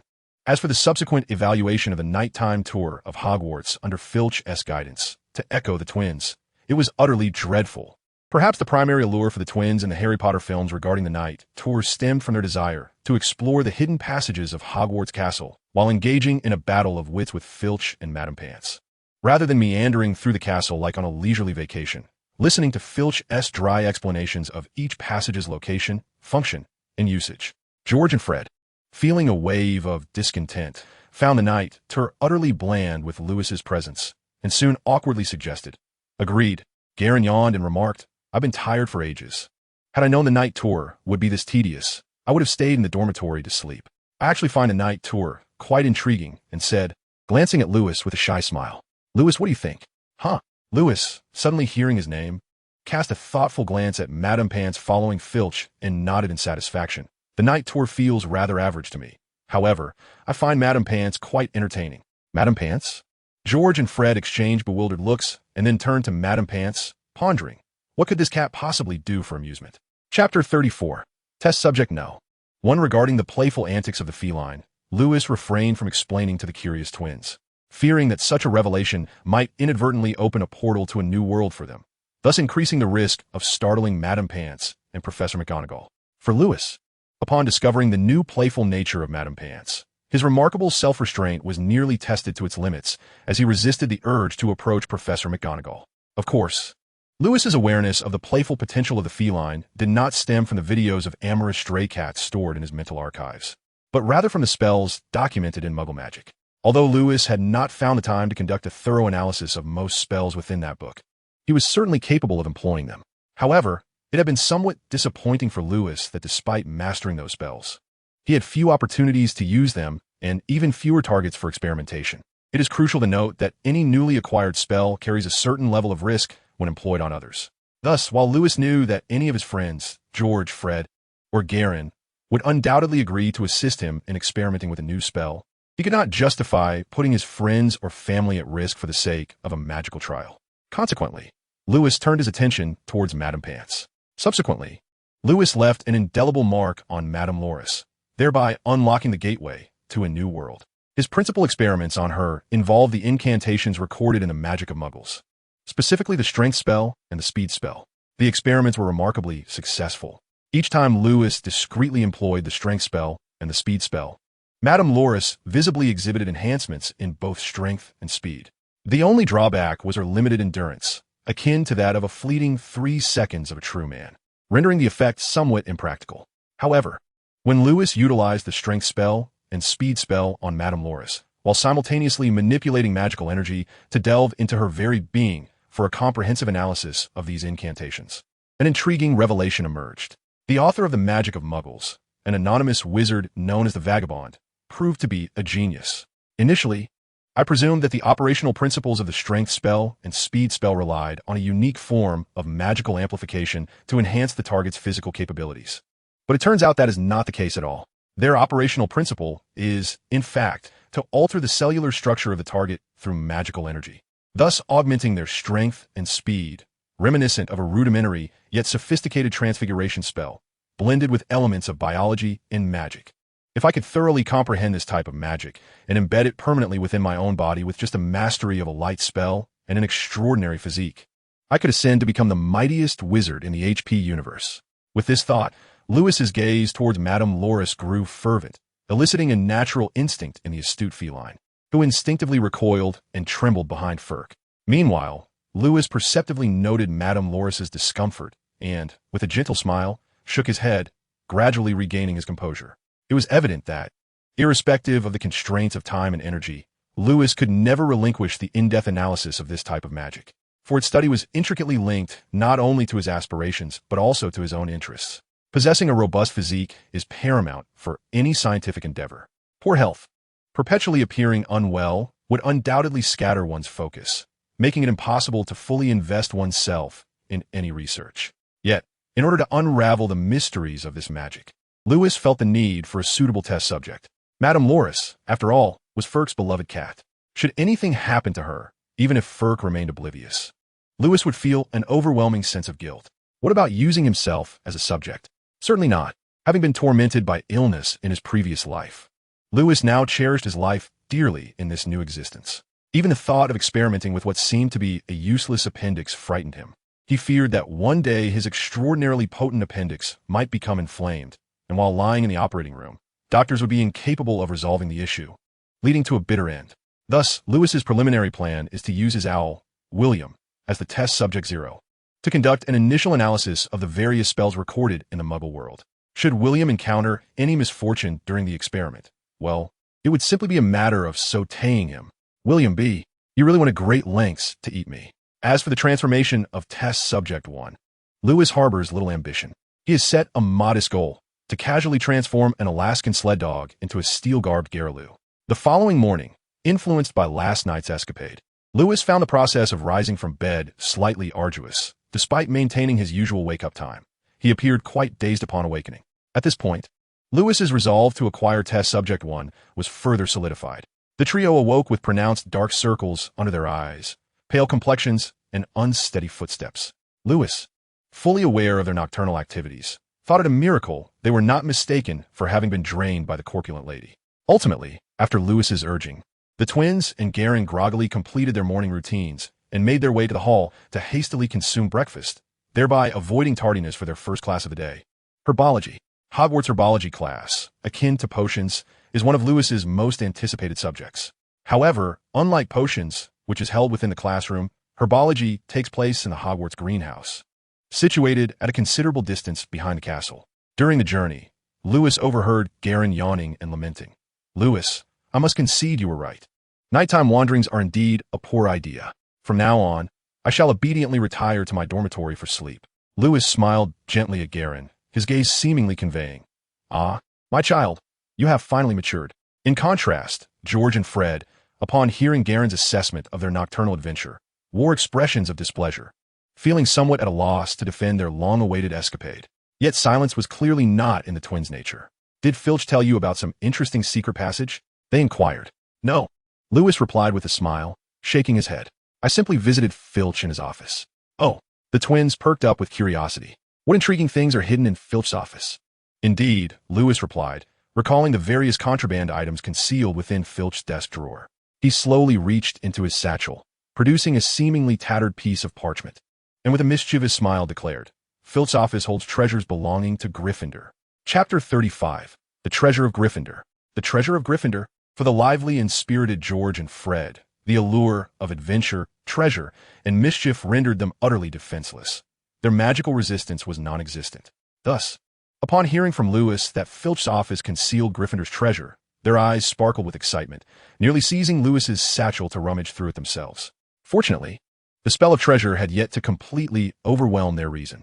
The intense desire for survival incessantly reminded them that stealing Lewis's messenger bag would lead to inevitable doom, prompting both individuals to suppress their greed. They fixated on the bag and inquired, Lewis, we are friends, aren't we? Could you perhaps share a bit of the treasure you obtained from Filch? Lewis smiled and nodded, replying, Of course, we are friends, are we not? As he spoke, he removed his hand from a tattered piece of parchment within the bag, and under the eager gazes of George and Fred, he produced a magical shielded dung bomb. He addressed the twins, saying, First of all, George, Fred, this is a special dung bomb I brought for you. I examined its internal structure last night. Transforming them using a transfiguration spell is quite easy. Should you ever need more, simply let me know. There will be plenty. But do exercise caution. The dung bomb I hold is magically shielded. Direct contact will soil your hands. Taking the dung bomb from Lewis, George and Fred nodded with delight, completely disregarding Lewis's earlier caution, and began to handle the bomb with a certain fondness. It was evident that the twins had quite a taste for the unusual. As long as you enjoy it, Lewis remarked, then, ignoring the twins' hushed discussions about their plans for the dung bomb. He turned to Galen and retrieved a quill from a bag, introducing it. Galen, this is an automatic answering quill designed to tackle those tedious subjects. It will automatically answer questions for you. However, I believe this item is not quite suited for us. For now, you may try it out, and when I have the time, I will see if I can modify it into a quill that writes whatever you say, thus simplifying our homework process. Galen, feeling slightly bashful, scratched the back of his head and smiled as he accepted the automatic answering quill from Lewis, saying, Thank you, Lewis. No need for thanks, Lewis replied, continuing to rummage through the bag. Moments later, under the astonished gazes of the twins and Galen, Lewis produced a variety of bizarre items. Among them was frog spawn soap, which appeared to be an ordinary soap, but would only make one dirtier with use, utterly failing to cleanse. Then there was a nose-biting teacup, which looked innocuous but would unexpectedly bite the drinker's nose while simultaneously splashing hot tea all over them. In summary, the items Lewis retrieved from his bag were all mischievous props that Filch had confiscated from students. To the twins and Galen, they were akin to treasures from Gryffindor. But to Lewis, they were merely amusing toys. So why did Lewis tell the twins and Galen that treasures of Gryffindor were hidden in Filch's office? Undoubtedly, the answer lay in the tattered parchment contained within Lewis's bag. Indeed, at this moment, the tattered parchment nestled within Lewis's satchel was none other than the Marauder's map, ingeniously crafted by Harry Potter's father, James Potter, and his companions. Upon invoking the spell to unveil the map, the entire layout of Hogwarts manifested, detailing not only the locations and methods for accessing every hidden passage within the castle, but also the names and precise locations of every individual present. It served as a veritable Hogwarts GPS within the Harry Potter universe, a treasured legacy left by James Potter and his friends for Gryffindor. Lewis's acquisition of the Marauder's map from Filch was entirely serendipitous. Initially, Lewis sought to visit Filch's office to procure some intriguing prank items, intending to alleviate the ennui experienced by George and Fred after a lackluster nocturnal escapade. To his great fortune, the Marauder's map happened to be tucked away in a drawer in Filch's office, and Lewis naturally seized the opportunity. After all, Filch was rather ineffectual. Keeping the map in his possession was a waste of its potential, wouldn't you agree? However, Lewis had no intention of claiming the map for himself. Once he comprehended the principles behind its creation, he was more than willing to pass it along to George and Fred, allowing them to utilize it as they wished. With an influx of prank items, the previously listless twins were instantly invigorated, filling their journey to the greenhouse with merriment. Contrasting with the twins, who were absorbed in their assortment of prank gadgets, Galen often glanced at Lewis's satchel, his curiosity piqued by the sounds of George and Fred's laughter. As they approached the greenhouse outside the castle, unable to contain his thoughts any longer, he finally inquired, "What about the satchel?" Startled by Galen's sudden question, Lewis paused momentarily before breaking into an understanding smile. "Ah, I see, Galen. You're asking how my satchel can hold so many items, aren't you?" "Indeed," Galen nodded earnestly. "It is quite astonishing. It appears to be an ordinary bag, yet can contain so much. Did you employ a particular spell on it?" With a playful jest, Lewis proceeded to explain, "This is the undetectable extension charm. It enlarges the capacity of a container while leaving its external appearance unchanged, a truly marvelous and practical enchantment." Upon finishing his explanation, Lewis noticed Galen's hesitant demeanor and instantly grasped his unspoken desire. With a grin, he offered, "Galen, would you like to learn it? I can teach you." "Can you really teach me?" Galen exclaimed, suddenly animated, nearly colliding with George and Fred in his excitement. After apologizing to the twins for his earlier exuberance, he turned back to Lewis, sincerely expressing his gratitude. "Lewis, I truly appreciate your kindness, as well as that of George and Fred. You see, my physique differs slightly from others, often causing inconvenience. In the past, no one wished to befriend me, yet you all have accepted me without hesitation. I genuinely don't know how to express my gratitude." Garen, still echoing those very words, remarked with a subtle smile, "As friends, we should assist one another, should we not?" "Indeed, you are correct. We are friends," Garen asserted, thumping his chest with a resounding thud as he strode forth with an air of determination. "Lewis, has anyone been troubling you lately? If anyone is causing you distress, do inform me, and I shall ensure they receive a fitting reprimand." Observing Garen's noble demeanor, Lewis contemplated saying, "In truth, I would welcome a few adversaries. That way, I could conduct my experiments on them without guilt. By the way, Lewis, who taught you the silent extension spell? Was it Professor Flivvy?" Chapter 36, Spell Experience Package. Unrevealed Adversary. Do you truly know how to spell cruel in English? As for Garen's second inquiry, Lewis found it rather difficult to respond truthfully. However, he could not allow Professor Flivvy to be unjustly blamed, so to prevent any unnecessary misunderstandings in the future, Lewis kindly fabricated a lie. The silent extension spell is part of the upperclassmen's curriculum. Professor Flivvy would never teach such a spell to freshmen. I happened upon a book about it in the library and managed to grasp this remarkable incantation after a brief attempt. Is it truly so simple to master an advanced spell from merely reading a book? Is this the realm of the academic elite? I stand corrected. Satisfied with Lewis' response, Garen nodded vigorously and attentively listened as Lewis elucidated the intricacies of the silent extension spell. As Lewis meticulously detailed the various techniques pertaining to the spell, Garen, who realized his understanding of academic achievers was rather limited, harbored no doubts. He promptly produced parchment and a quill, dedicating himself to taking notes. In contrast, Lewis, who was imparting knowledge, appeared outwardly composed, but felt a twinge of awkwardness within. For the silent extension spell he wielded, he felt undeserving. In truth, the silent extension spell was indeed acquired from a certain professor. Yet it was not Professor Flivy who taught them spellcasting, but rather Professor Binns, the instructor of their History of Magic class. During a pleasant exchange with Professor Binns, an unexpected incident had occurred, and, after bidding farewell, Lewis felt a profound sense of remorse, vowing to remedy Professor Binns' plight in the future. The fragments of memory obtained from Professor Binns weighed heavily on his conscience, leading Lewis to avoid examining them, lest they contained some private matter. For instance, the possibility that Professor Binns once secretly dated Professor McGonagall, who, in her youthful beauty, transformed into a cat-eared maiden, engaging in rather whimsical antics. How utterly mortifying! Should such details exist within Professor Binns' memories, Lewis could never again look upon Professor McGonagall in her attire without a sense of embarrassment. Yet, every individual possesses a kind heart. Ultimately, it was out of curiosity that Lewis, with pure intentions, perused Professor Binns' fragmented memories. Then he was astonished to avoid crossing the threshold of inappropriateness. Professor Binns' memories contained no indecent scenes. Instead, they revealed merely advanced spellcasting techniques. For instance, Lewis was currently instructing Galen on the use of the silent extension charm. Additionally, he sought to refine his own skills through spells such as the soul extraction charm, mind closure spell, and the soul snatching curse. Without the need for the professor's approval, he effortlessly acquired the desired spells from Professor Binns' memories rather than searching for their usage in the restricted section of a library. While Lewis felt elated, his sense of guilt toward Professor Binns deepened. Indeed, within those memories, Lewis discovered insights into the spells that, upon completion of his reading, felt akin to receiving a transmission of knowledge from Professor Binns himself. By merely mastering his own magical energy with precision, he could effortlessly wield these spells. His bag, enchanted with the silent extension charm, served as the first subject for his experiments. After the successful trial, and due to the late hour from the previous night, along with a lack of suitable experimental targets, he refrained from further experimentation with the remaining spells. Nevertheless, he recognized that the fragments of memory he obtained from Professor Binns were essentially akin to a treasure trove of spellcasting experience.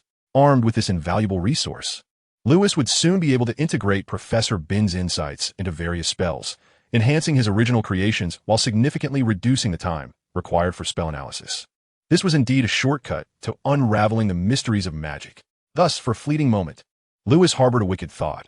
If the unique ability of the Silent One was to devour a wizard's magical energy to augment its own reserves, thereby appropriating any wizard's understanding of magic, could he not directly pilfer the vast knowledge amassed over the years by Dumbledore, Snape, and Professor McGonagall to hasten his own comprehension of magical intricacies?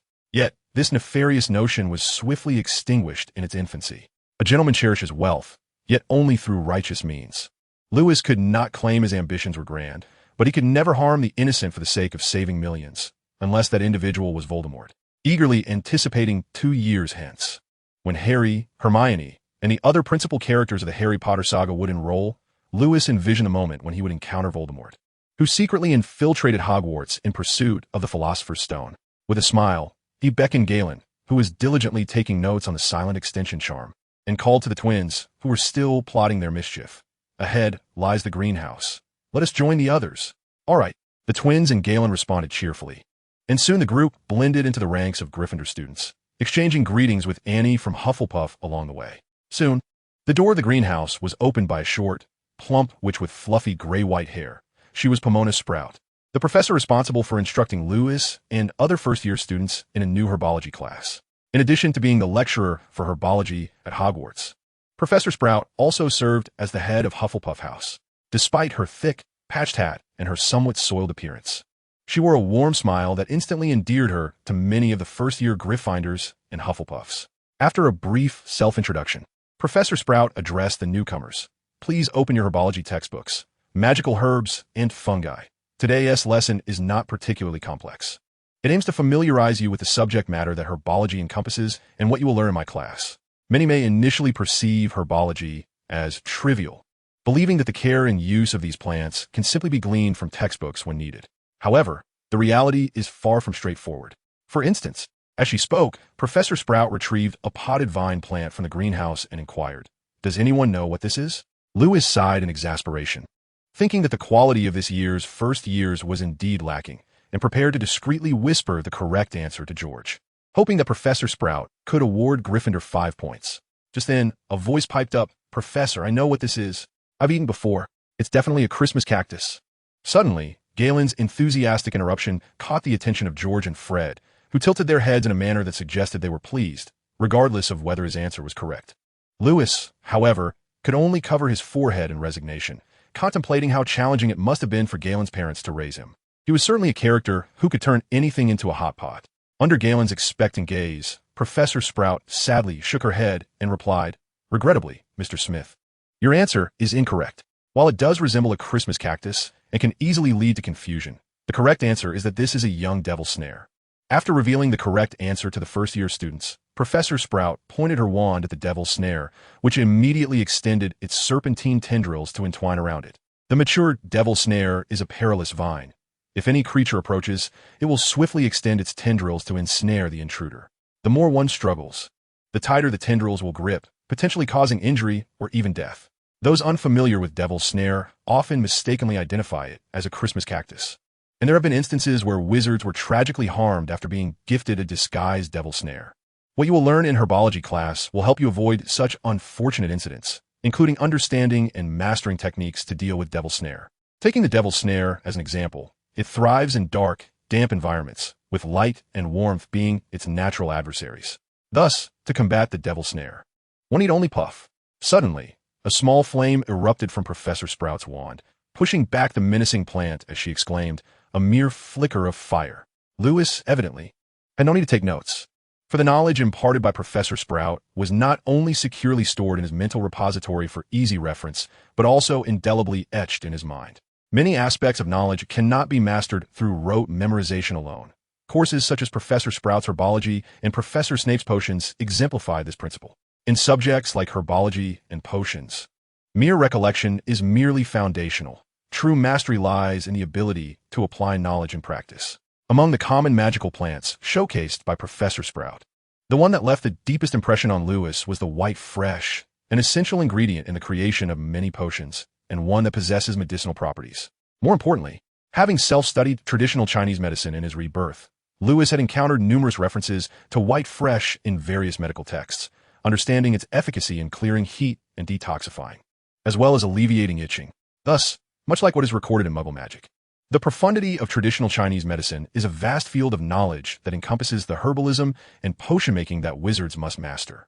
Lewis nodded in agreement, secretly resolving that once he made strides in the fields of herbalism and potion-making, he would delve deeper into the complexities of traditional Chinese medicine. Professor Sprout's herbology class continued, with all present, including Lewis, diligently recording her teachings. The only vexation was that, in order to avoid drawing Professor Sprout's attention, Lewis refrained from using the levitation charm to cut corners, instead standing attentively throughout the class like all the other first years. Notably, the Weasley twins, George and Fred, made the acquaintance of two new friends during herbology class, Angelina Johnson and Elia Spinett, two delightful young ladies. Due to his limited knowledge of the Harry Potter films, Lewis had little recollection of the girl named Elia, but faintly remembered that Angelina was seemingly destined to be a future partner of one of the Weasley twins. As for whether the twins engaged in their usual antics with Angelina during their harmonious exchanges, Lewis was unclear. What was evident to him, however, was that if the twins had not endured the tragic events depicted in the films, Angelina's married life would undoubtedly be filled with happiness.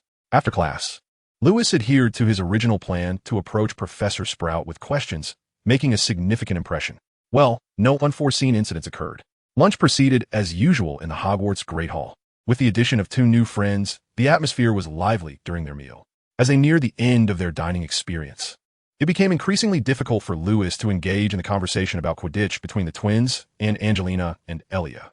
Galen, having hastily devoured 3 slices of pumpkin pie, turned to Lewis, who had been daydreaming for quite some time, and asked with a mouthful, "What do you think about?" "Lewis, we only have one class this afternoon, right?" Angelina asked, unable to contain her excitement while conversing with the twins about Quidditch.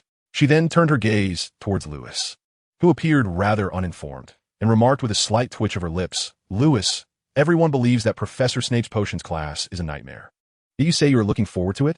Indeed, Lewis was quite eager. George chuckled and explained, "He is unlike us. He does not find Snape intimidating, but rather perceives him as an exceptional wizard. Exactly. Fred nodded in agreement, continuing George's thought. In fact, I believe Lewis will get along splendidly with Snape. After all, being a freshman like us, he maintains good relations with every professor, even with Filch, doesn't he? What a miracle, remarked Alia, who was not very familiar with Lewis. I've heard that Professor Snape is the head of Slytherin House, and everyone says he favors Slytherin students, never awarding points to anyone from other houses while mercilessly deducting them. Do you genuinely believe Lewis can foster a good relationship with Professor Snape? Of course. George and Fred declared confidently. We believe he is someone capable of creating miracles. Am I right, brother? Feeling the intense confidence radiating from George and Fred, Lewis maintained a facade of polite embarrassment while inwardly he was roaring. Where does your inexplicable confidence come from? Thinking I can persuade Snape to award points to Gryffindor? Do you wish for me to resemble a cross-dressing Harry? Not a chance. Chapter 38. A Confirmed Gaze. In truth, although Lewis had prepared thoroughly to charm every professor, he held little confidence regarding his ability to win over Snape. Unless he were to directly employ an improved version of the Cruciatus Curse on Snape, Lewis felt that his prospects of fostering a good relationship with the professor would be left to fate. The potions classroom was located in the basement of Hogwarts Castle, and new students who had not done their homework prior found it difficult to locate.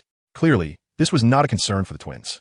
After dining in the Great Hall, the twins invited Angelina and Alia to accompany them to the potions classroom, following Lewis as he led them through another door of the entrance hall, descending the staircase towards the lower levels of Hogwarts, arriving well in advance at the open doors of the potions classroom.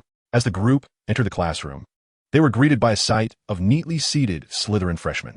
Noticing that even in the absence of Snape, the Slytherin students were on high alert, Angelina and Alia, linked arm in arm, drew closer in tension. Angelina then whispered to the twins, "Are you going to sit in the front with Lewis?" "I think Alia and I will choose to sit a bit further back." Listening to Angelina's soft inquiry, it was evident that George, who would never prioritize romance over friendship, and Fred turned to Lewis and asked, "Lewis, where do you intend to sit?" "Me?" Lewis chuckled and replied, "Anywhere you decide." "Then let us sit towards the back with Angelina and Elia." George and Fred proposed. "All right," Lewis nodded, subtly supporting his friends. "Moreover, I believe we could completely shift our approach. For instance, I could partner with Galen for potion making, while George teams up with Angelina and Fred pairs with Elia. What do you think?" "I have no objections," Galen said with a goofy smile of agreement. Subsequently, Angelina discreetly glanced at George, her cheeks slightly flushed, and remarked, "I also think Lewis's suggestion is quite good." "Then it's settled," George and Fred joyfully exclaimed, secretly giving Lewis a thumbs up, which made him chuckle. Ah, the essence of youth. Once the group had arranged their seats, they observed the first-year students from Gryffindor arriving in the classroom, each displaying a look of apprehension. Suddenly, a loud bang echoed through the previously silent classroom as the door slammed shut. Instantly, every new student's gaze was drawn towards the sound emanating from the potions classroom door. Then, under the watchful eyes of all the newcomers, a slender, waxen-skinned man clad in black robes strode briskly to the podium. As he approached, each student instinctively lowered their gaze to evade his cold, hollow stare, save for Lewis. Observing Snape's commanding stride towards the podium, arms slightly outstretched and his robe billowing behind him, Lewis found his demeanor striking and somewhat regal. As the class bell rang, Snape retrieved the attendance sheet and, following tradition, called the roll to ensure no student was absent. With a grim expression, he tightened his robes and coldly stated, "I am Severus Snape, your potions professor. In my class, you will learn the rigorous art of potion brewing. However, since you won't be foolishly waving your wands here, many of you may find it hard to believe in the magic present." Nevertheless, Snape smirked disdainfully, then drifted into his own contemplative realm. His expression slightly entranced as he continued, "I do not expect all of you to truly grasp the beauty of a cauldron simmering gently, emitting fragrant vapors. You will not comprehend the mystical allure of liquids coursing through veins, igniting passion and inducing reverie. Yet, I can teach you how to elevate your reputation, brew honor, and even stave off death, provided that you are not the foolish imbeciles I frequently encounter." Although Snape's voice was softly spoken, merely a shade above a whisper, every student in the classroom could hear him clearly, and from his words, they began to perceive the allure of potions class. Lewis's assessment was that Snape might be quite suited for a career in multi-level marketing. However, before he could fully contemplate the feasibility of such a notion, he suddenly felt a chilling gaze directed towards him from the podium. Moments later, Snape's voice pierced the air as he called out, "Mr. Rogers, Lewis jolted upright and replied, "Good day, Professor. Tell me, what is the name of the potion made from the roots of daisies, the wrinkled fruit of figs, the essence of caterpillars? A touch of leech juice and a drop of mouse bile?" Snape fixed his intense stare on Lewis, demanding an answer. "The shrinking solution, Professor." For a first-year student, this was undoubtedly a commendable response. Had it been any other professor in the classroom, they would likely have awarded Gryffindor 5 points for Lewis's impressive performance. But Snape was different. He continued to glare at Lewis with his signature grim expression, pressing on with another question. "Now tell me, what is the potion created from bat spleens, dried nettles, and pufferfish eyes called?" "The swelling solution." "Is that an answer transcribed verbatim from a book?" Snape chuckled sarcastically, his gaze sharpening as he inquired again. "Very well, Mr. Rogers, for the last question, enlighten me on the effects and ingredients of the polyjuice potion." Faced with Snape's ultimate inquiry, Lewis furrowed his brow, momentarily rendered speechless.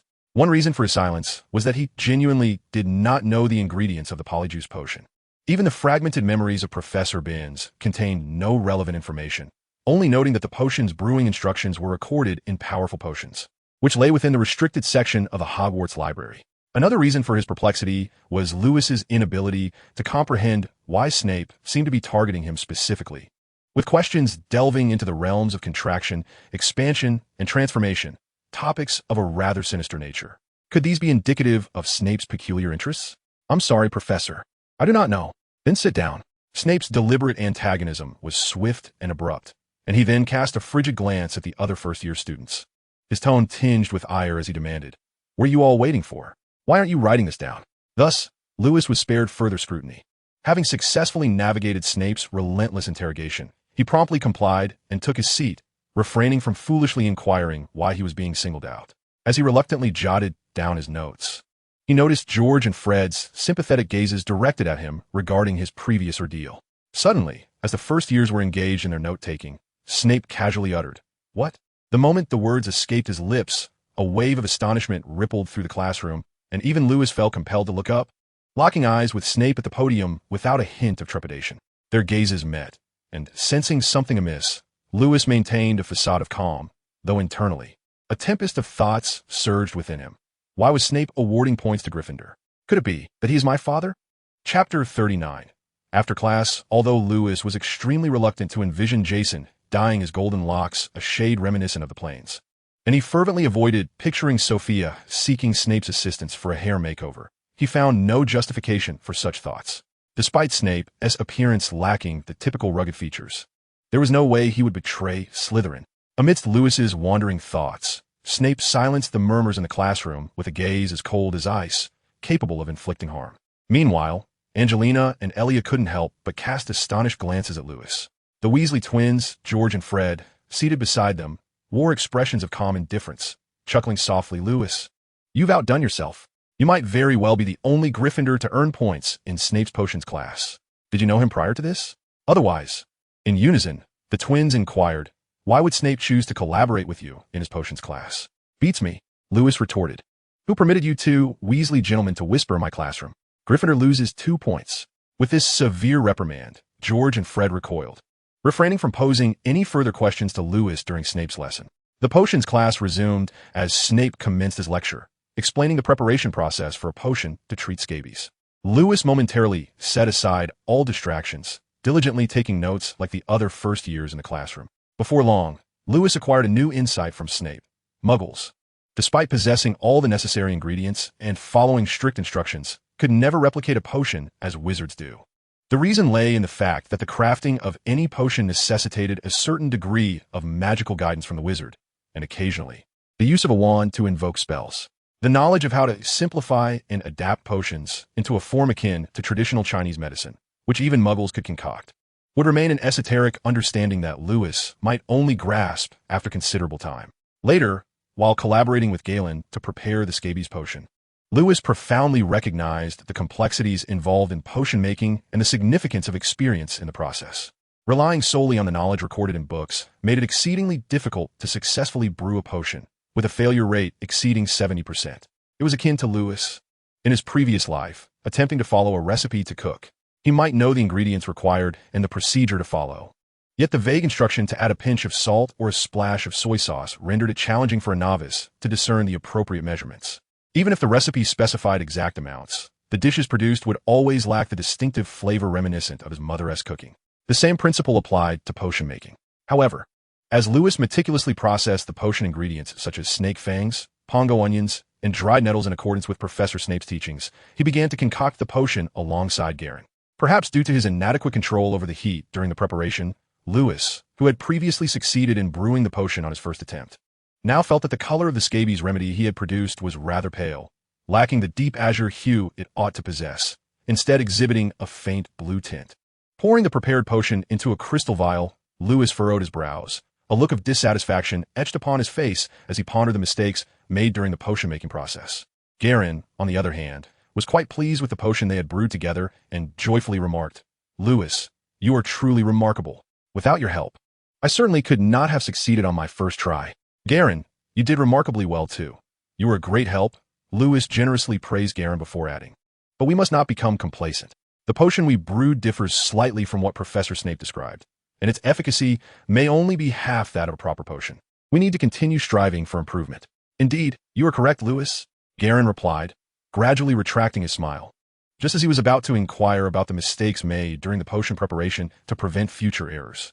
Unexpectedly, Professor Snape, patrolling the classroom, happened to pass by, causing Garin to immediately silence himself, cold sweat beading on his forehead, his hand trembling so much that he nearly dropped their carefully concocted potion. Fortunately, Lewis reacted swiftly, casting a levitation charm that saved their potion from certain disaster. Observing this, Snape shot Lewis a knowing glance, sneering coldly, "Mr. Rogers, this is potions class, not charms. There is no need for you to showcase your clumsy silence spell." With a slight turn of his head, Snape noticed that Lewis's wand was not in his grasp, but rather resting on the nearby table. And suddenly, with an odd expression, he remarked, "The potion you brewed can only be deemed barely adequate. Regrettably, I cannot award additional points to Gryffindor, Mr. Rogers." Paying little mind to the matter of Gryffindor's potential points, Lewis calmly asked Snape, "Professor Snape, can you identify the issue?" "It's the onions. You added too many onions," Snape replied, jotting down Snape's words on parchment. Lewis smiled and said, "Thank you, Professor Snape." "Humph," Snape scoffed with a slight curl of his lips, then suddenly drew his wand, clearing the unknown liquid from George and Angelina's cauldron, barking, "Mr. Weasley, I distinctly stated that you were to add the porcupine quills only after the cauldron had been opened. You are as foolish as a curly-haired baboon." 2 points deducted from Gryffindor. After firmly reprimanding George, noticing that Angelina beside him was nearly brought to tears, Snape gradually put away his wand, but before leaving, cast a glance at Lewis, saying, "Mr. Rogers, stay behind after this class." Having spoken, Snape hurriedly departed and approached the Slytherin table, where he sternly reprimanded a few students whose cauldrons were emitting green smoke. After his departure, Angelina, with red-rimmed eyes, turned to Lewis and said apologetically, "Lewis, I'm sorry. It's all my and George's fault that you have to stay behind with Professor Snape." "Ah, it's not your fault," Lewis replied, not wanting Angelina to feel any guilt. He shook his head, imagining the melodramatic scene that might unfold when he faced Snape alone after class, and sighed. "He deliberately kept me back because there are things he might find difficult to articulate in front of others." Chapter 40, The Eyes That Speak. What is destined to happen must inevitably come to pass. As the bell rang to signal the end of potions class, Snape succinctly assigned homework to the first years. Observing the throng of students gradually leaving the classroom, Lewis rose slowly, feigning ease as he greeted the twins. However, under the sympathetic gazes of the twins, he approached Snape with heavy steps, akin to a condemned prisoner heading to the gallows. "Professor Snape, did you call for me?" he inquired. Yet, despite hearing Lewis's question, Snape remained silent, standing in place with a cold, hollow gaze fixed upon him, creating a rather oppressive atmosphere for their conversation. Undoubtedly, Lewis despised this air of pretentiousness. He felt that regardless of the topic they were to discuss, a straightforward answer would suffice. Be it life or death, it mattered not. However, it was absolutely inconceivable for him to address the man as father. As Lewis struggled internally to lower his threshold to simply calling him uncle, Snape's gaze suddenly shifted, revealing a hint of complex emotion as he spoke. "Mr. Rogers, yes? I've heard from Professor McGonagall that you possess quite a talent for transfiguration. She even invited you to join her transfiguration club, did she not?" "Indeed, Professor." "Excellent." Seemingly satisfied with Lewis's response, Snape nodded slightly and produced several crystal vials filled with potions, placing them on the lectern. With his deep, resonant voice, he continued, "Mr. Rogers, Do you recall the third question I posed to you in class? I do. Very well, then I shall enlighten you. Snape gestured towards the vials on the lectern, saying, the primary ingredients for the polyjuice potion consist of 12 leeches boiled for 21 days, 1 ounce of coarse antimony, for leeches with their mouths removed, 2/3 of an ounce of fluxweed harvested during the full moon, 3 drachmas, approximately half an ounce, of powdered ammonium chloride, 2 ears of powdered grass leaves, a pinch of powdered bicorn horn, and a suitable quantity of niter, mercury, iron filings, and dried African snake skin. If you wish to transform into someone, you must add something from that person to the potion after it has been brewed, and upon consuming it, you will take on their appearance for 1 hour. A larger dose of the polyjuice potion can prolong your transformation. Is that clear? As he spoke, Snape paused momentarily, his voice tinged with dissatisfaction as he questioned, Mr. Rogers, why have you not recorded my words? E apologis, Professor, reluctant to reveal the secrets of his mental storage before Snape. Lewis had no choice but to produce some parchment and diligently document what had been said. During the process of noting down the ingredients for the polyjuice potion, he was relieved not to encounter the melodramatic scenarios he had imagined. Yet, what was the purpose of Snape revealing the potion's ingredients? What intentions lay behind the vials of potion he had produced? Indeed, from the moment Snape had unveiled those vials of potion, Lewis had recognized them as containing the polyjuice potion. He now found himself perplexed by Snape's seemingly amiable approach. After completing the documentation of the potion's ingredients, Lewis listened as Snape elaborated on the intricate brewing process, quietly continuing to take notes while discreetly observing Snape's expressions. Clearly, if circumstances allowed, Lewis would have preferred the simplicity of employing an enhanced form of mental reading to discern the intentions concealed within Snape's mind. However, considering Snape's dual identity as a spy for Dumbledore within the Death Eaters, well-versed in mental occlusion, he thought better of it. Ah well, let the chips fall where they may. With this resolve, Lewis felt a sense of ease during Snape's lesson.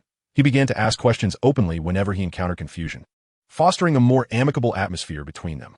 Just as Lewis was grasping the method for brewing the polyjuice potion and casting a grateful glance towards Snape, he suddenly felt a buzz. Locking eyes with Snape's emotionless gaze, Lewis realized that this traitor had employed mental reading against him, attempting to invade his mental realm. You initiated this, so do not blame me. With a silent smirk, a veil of darkness shrouded his light blue eyes. He effortlessly countered Snape's mental intrusion with his enhanced mental shield, and then decided to conduct a small experiment on the very Snape before him. In Lewis's view, regardless of how reprehensible Snape's attempt to invade his mental space was, Snape remained the potions master at Hogwarts. Thus, his retaliation could not be excessive. It would be unthinkable to turn the tables and invade Snape's mind with mental reading. Moreover, the knowledge of potion-making that resided in Snape's mind was something Lewis greatly coveted, so he devised a unique form of retaliation. He intended to let Snape experience the taste of suffering in a subtle manner, ensuring he left no trace of vulnerability. This was to be accomplished through the technique of mental obliteration. Upon receiving Professor Bean's experience package for spells, Lewis, having mastered the techniques of mind reading and mental shielding, discovered during the refinement of his self-created skills that the usage of these two magics diverges significantly from the majority of spells wielded by wizards. Unlike the spells that are cast through magical power, these are invoked through mental energy. Magical power is merely the manifestation of mental energy, while mental energy constitutes the essence of magic itself. However, most wizards' understanding of magic is limited solely to the application of magical power, overlooking its inherent nature. This oversight may well be the primary reason why many wizards aspire to master mind reading and mental shielding, yet find themselves perpetually unable to grasp these arts. The skill Lewis devised, mental obliteration, similarly relies on mental energy for its execution, akin to mind reading and mental shielding. Subsequently, with a deft utilization of the advantages afforded by his state of quietude, Lewis exerted an overwhelming mental pressure on Snape, vividly presenting a tapestry of fabricated memories before him. At the age of 3, he awakened his magical power, effortlessly levitating an empty bottle in midair. At 6, he envisioned compressing the magical energy within him, a sight that caused Snape's lips to twitch involuntarily. By the age of 8, the extreme compression of his magical power underwent a qualitative transformation, morphing into a state of silence. Witnessing Lewis transition into a shadowy form, he cautiously ascended toward the rooftop of his home. Snape, with a slight furrow of his brow, managed to extract a satisfying image from Lewis' memories through mind reading. Yet, just as Snape prepared to cease his mental probing, the scene abruptly shifted. The perspective transformed to Lewis' point of view, revealing through the car window a chubby middle-aged man wielding a whip, violently striking a boy clad in an oversized plaid shirt. Snape's previously vacant, cold eyes involuntarily contracted, his hands clenched tightly beneath his robe. For the boy writhing on the ground in agony possessed a pair of expressive eyes, bright and emerald green. Chapter 41. A Friend from Nothing.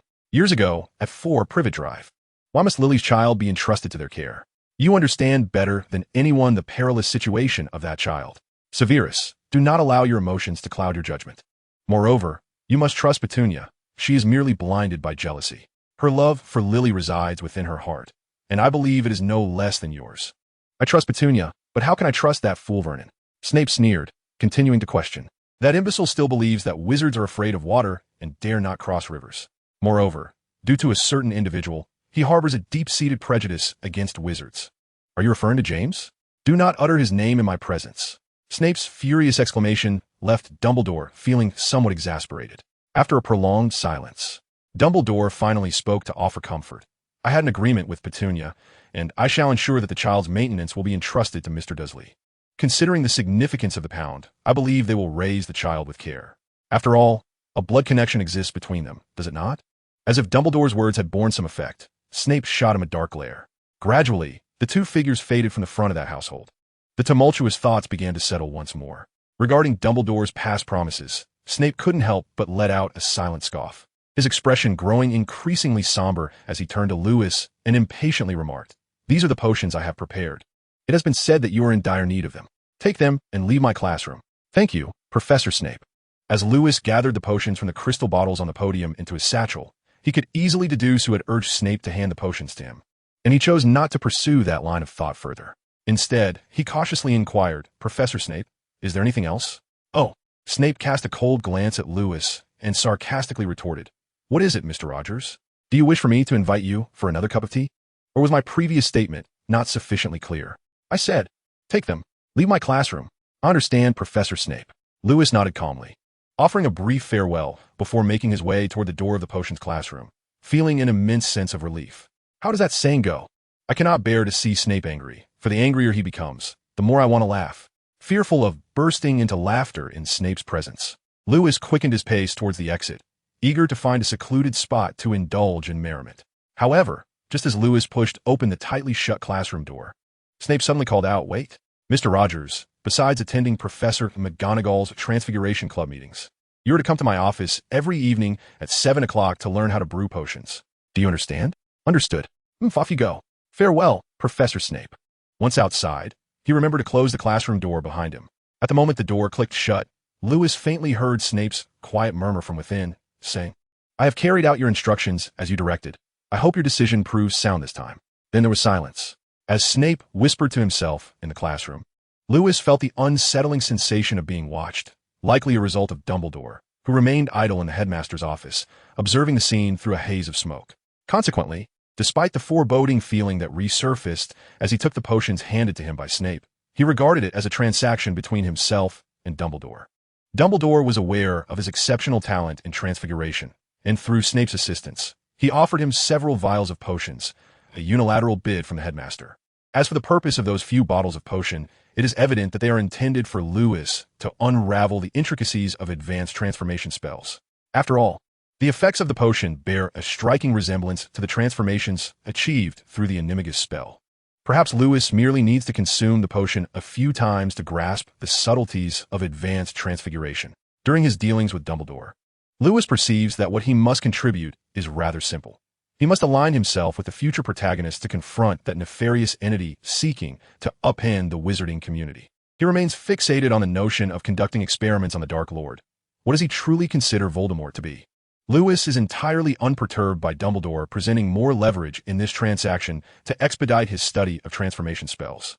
As he proceeds toward the Great Hall to meet with the twins, Galen, and others, Lewis sets aside thoughts of his dealings with Dumbledore and redirects his focus to refining his self-created skills. Upon reuniting with the twins and Galen and finishing their dinner, Lewis suddenly realizes that his 3 self-developed skills, mental barrier, mind reading, and mental vanishing, could be further enhanced through the brain-closing techniques, thought capture, and forgetfulness charm he learned from Professor Binns. He discreetly jots down several ideas for improvements in his notes. Alas, There is no means of communication via mobile devices at Hogwarts. In each correspondence, Lewis shares amusing anecdotes from Hogwarts with Jason and Sophia, striving to illuminate the wonders of the magical realm for them. Lewis, my child, all is well at home. You need not worry. Enjoy your academic life at Hogwarts. However, this time, the letter from William to Jason and Sophia bears a slightly different tone compared to previous ones. Sophia's letter is much the same, merely elaborating on the daily squabbles with Jason. In contrast, Jason's letter is notably lengthy. Lewis, I have a friend who has been quite fatigued recently. There seems to be some discord in their amicable exchanges. May I inquire if there exists any magic that could assist him? Disregarding the trivialities of the letter, Lewis gains insight into Jason's recorded frustrations through his first-person narrative, and, coupled with Sophia's mild complaints, he swiftly arrives at a conclusion. Our old workhorse is nearing exhaustion. Furthermore, Jason's friend's troubles are, in essence, merely Jason's own concerns. Through personal analysis, Lewis deduces that this predicament is not a reflection of Jason's inadequacy, but rather a manifestation of Sophia's fervent desire to establish a side account for leveling up. According to Jason's lamentation, which he expressed under the guise of a friend's name in his correspondence, he must engage in amicable exchanges with Sophia at least 5 times daily to appease her, lest trivial matters ignite discord between them. Who could endure such a predicament? Even a seasoned warrior would falter. Initially, he contemplated utilizing the enlargement properties of a swelling potion to form a head. Subsequently, he considered employing the enduring potion's characteristics to constitute a body. However, wait, the enduring potion and the enduring spell I have mastered bear almost identical effects. Thus, when I decipher the magical essence of the enduring spell, could I devise a method to store its magical potency, employing it as a substitute for the enduring potion? Suddenly, a remarkable idea sparked within Lewis. To preserve magical energy for use as a potion, he momentarily set aside the notion of forming kidneys, pausing to reflect on the feasibility of this concept. Ultimately, Lewis concluded that this idea might indeed hold merit. "Hey, Lewis, we certainly knew you would be near the hall," exclaimed the twins. "Indeed, Galen refuses to believe us and insists you are in the library. We search high and low for you there, only to discover you were indeed near the hall." The twins' remarks interrupted Lewis's earlier train of thought, yet he felt no ire. Instinctively, he glanced at George and Fred below their waists, smiling as he inquired, "Do you need me for something?" "Well," Galen began, scratching the back of his head as was his habit before speaking. "George and Fred mentioned it was still early, and since we have nothing to do in the dormitory, we thought to find you and take a stroll outside the castle. Lewis, would you care to join us? Let us go for a walk."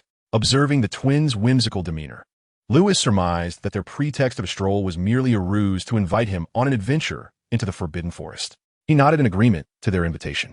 Indeed, the Forbidden Forest of Hogwarts is a veritable treasure trove of resources. For instance, the hair of a unicorn fetches approximately 7 galleons on the market, while the venom of an acromantula is priceless, with an ounce selling for hundreds of galleons. However, procuring such items within the Forbidden Forest is fraught with peril, as it is inhabited by numerous magical creatures. Lewis felt compelled to familiarize himself with the distribution of these creatures before he ventured into the forest in search of galleons. And who knows the Forbidden Forest best at Hogwarts? Hagrid. Hence, in pursuit of acquiring more galleons to concoct various potions, ensuring domestic harmony for Jason, Lewis deemed it essential to cultivate a good rapport with Hagrid. This conviction led him to accept the twins' and Galen's invitation, solidifying his decision to explore the Forbidden Forest beyond the castle. As anticipated, shortly after stepping outside the castle, the seemingly aimless wandering of George and Fred was, in fact, a calculated endeavor to lead Lewis towards the Forbidden Forest. As Lewis discreetly followed George and Fred to the outskirts of the Forbidden Forest, he caught sight from afar of the wooden cabin resting at the forest's edge and the imposing figure outside, busily attending to some task. It seemed that Hagrid, sensing their gaze upon the cabin, was accompanied by a large black hound that lowered its head slightly, baring its teeth with a fierce expression and emitting low growls. This prompted Hagrid to raise his head and call out loudly, "Hey, which house are you new students from? Don't loiter around here. Don't think I'm oblivious to your intentions." Feeling exposed by Hagrid's insightful observation, George and Fred masked their embarrassment with smiles, while Garen, as usual, was straightforward, timidly whispering from behind Lewis, "Lewis, that person is quite frightening." "Fear not, Garen," Lewis replied with a smile. "Hagrid is genuinely a good person. His words are merely kind reminders. If we're to recklessly venture into the Forbidden Forest, we could indeed end up, as he said, cold, lifeless corpses." "Lewis, that sounds a bit exaggerated, doesn't it?" George remarked nonchalantly, while Fred added, "With you here, what do we have to fear? I am not omnipotent. You cannot rely solely on me for everything," Lewis said with a resigned shake of his head. He then turned towards Hagrid and suggested, with Hagrid around, "It seems your plans for an adventure in the Forbidden Forest are foiled. Why not go greet Hagrid? Let us go."